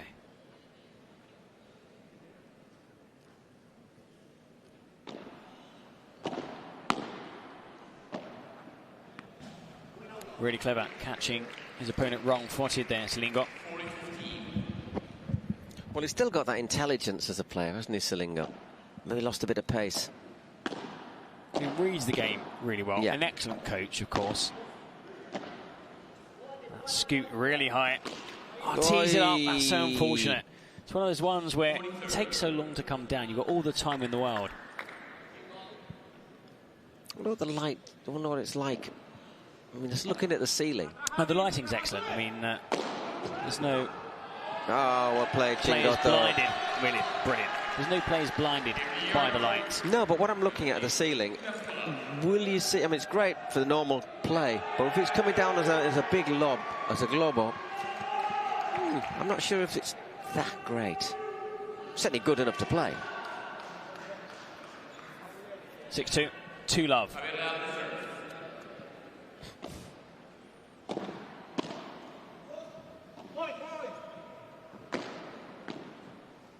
Just tucks it down the side. I mean, Leal knew straight away what his doubles partner was teeing up to do. Yep. But didn't have the running jump, couldn't get high enough. And you can see there, a bit of frustration. And pride is at stake, of course. Points are at stake too. Maybe a pink haircut's at stake as well. Love 15. We'll see. Pink and blue, you know, sort of stripes. Luckily, I don't have hair, so that would be a problem for me. You could just paint your head or something. You look like Captain America without you needing the pink wig. Fair enough. Chingotto. Well tied up there. 30-15. Oh, past the half-hour mark. It's incredible the amount of games we've had in such little time.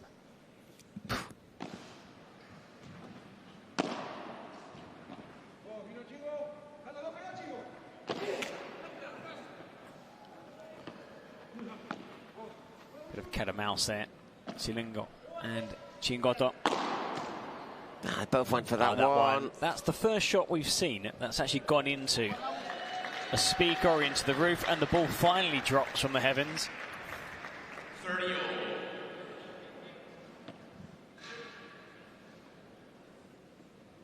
That crashes off the tape.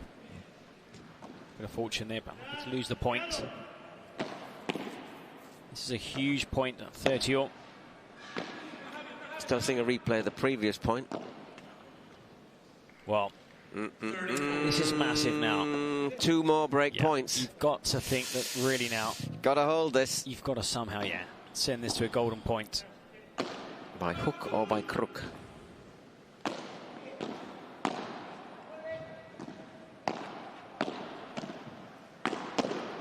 Great reflexes, Silingo.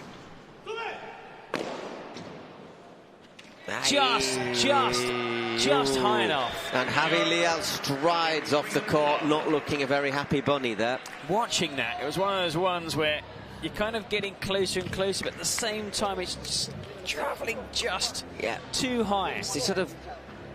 They do sort of like stall the balls, don't they? You think Look at them. Still.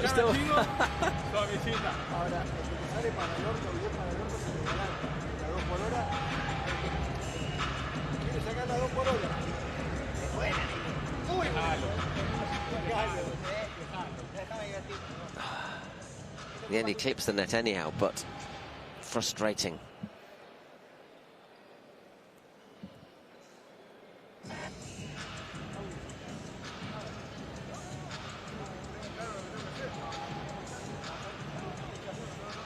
Oh, 6-2, 3-love, and been really impressed by the standard we're seeing. And here, fewer smiles on the other bench. Yeah, they're not enjoying themselves quite as much now, are they? So if it carries on like this... Just quickly tennis player, there's no need to get nervous or tense, upset. Yeah. We're playing well. They are playing really well. I mean, our opponents are playing really well. Give them credit. It's not something that, you know, they're playing well. They're putting us into difficult situations. Javi Leal's produced some stunning shots. I think the best shots we've seen have come from Leal. Right, it's Campanolo, Lucas Campanolo serving, 3-love up.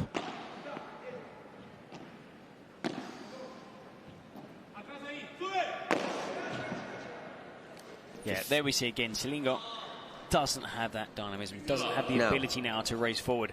So he's having to cover a lot of ground, Leal. Diagonally, that's a long way to go. I think he's getting a little bit frustrated at that as well. But it's a task he has to do, he has to take care of. It's basically the nature of the beast. It's the nature of the Pro Padel League with this, the way things have worked. I mean, a player like Silingo will bring experience, court awareness, anticipation, many good things to the doubles team, but maybe not, you know, the legs of a player who is 21 years old. And so, you know, you've got to maybe take on a slightly different role. And there we're seeing that lack of patience that the trainer was telling him. Yeah, he's getting very frustrated, isn't it? Especially because it's against his partner. His usual partner, Lucas Campanolo, there. And also, I mean, you're sat on your bench. Oh! All his frustration to good use. Great to see his doubles partner just sticking his hand out as he walked back through the door to say congratulations. When I say his doubles partner, you mean Campanolo? Yeah, his doubles partner during the normal calendar year, not tonight.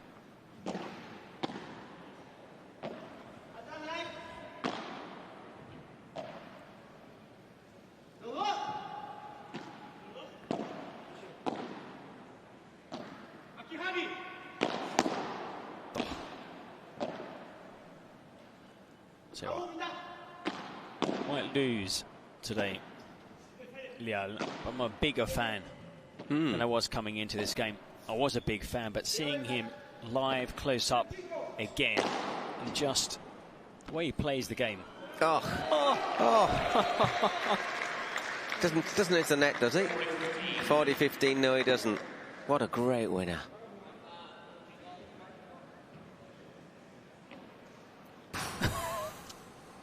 To be fair, let's watch it again. Oh, I think did so well to avoid effort, the net. The brilliant thing is not hitting the net as well.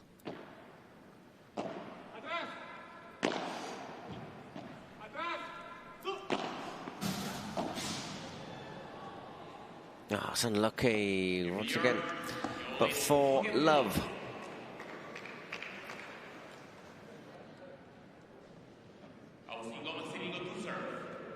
Oh, just over 40 minutes gone in what is looking more and more like the final match of the session. Would be the penultimate should Leal and Silingo come back. Well, it's going to be quite remarkable comeback if they do, and set up a final mixed doubles fixture. But it doesn't look like happening, Paul. I mean, if I was if I was a betting man and betting was allowed, which it isn't, I wouldn't be considering No, I mean, they're playing brilliantly. I mean, Chingotto and Campione complement each other so well. I mean, he's a big hitter. Very good ground shots as well. And Leal and Campagnolo are also a really promising pair. Oh, Chingotto. You what? He's turning on the style. He's turning on the style. Brilliant.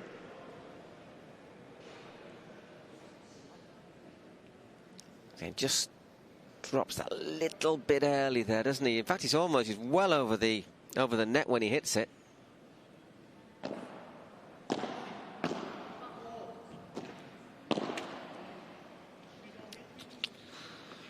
$15-40.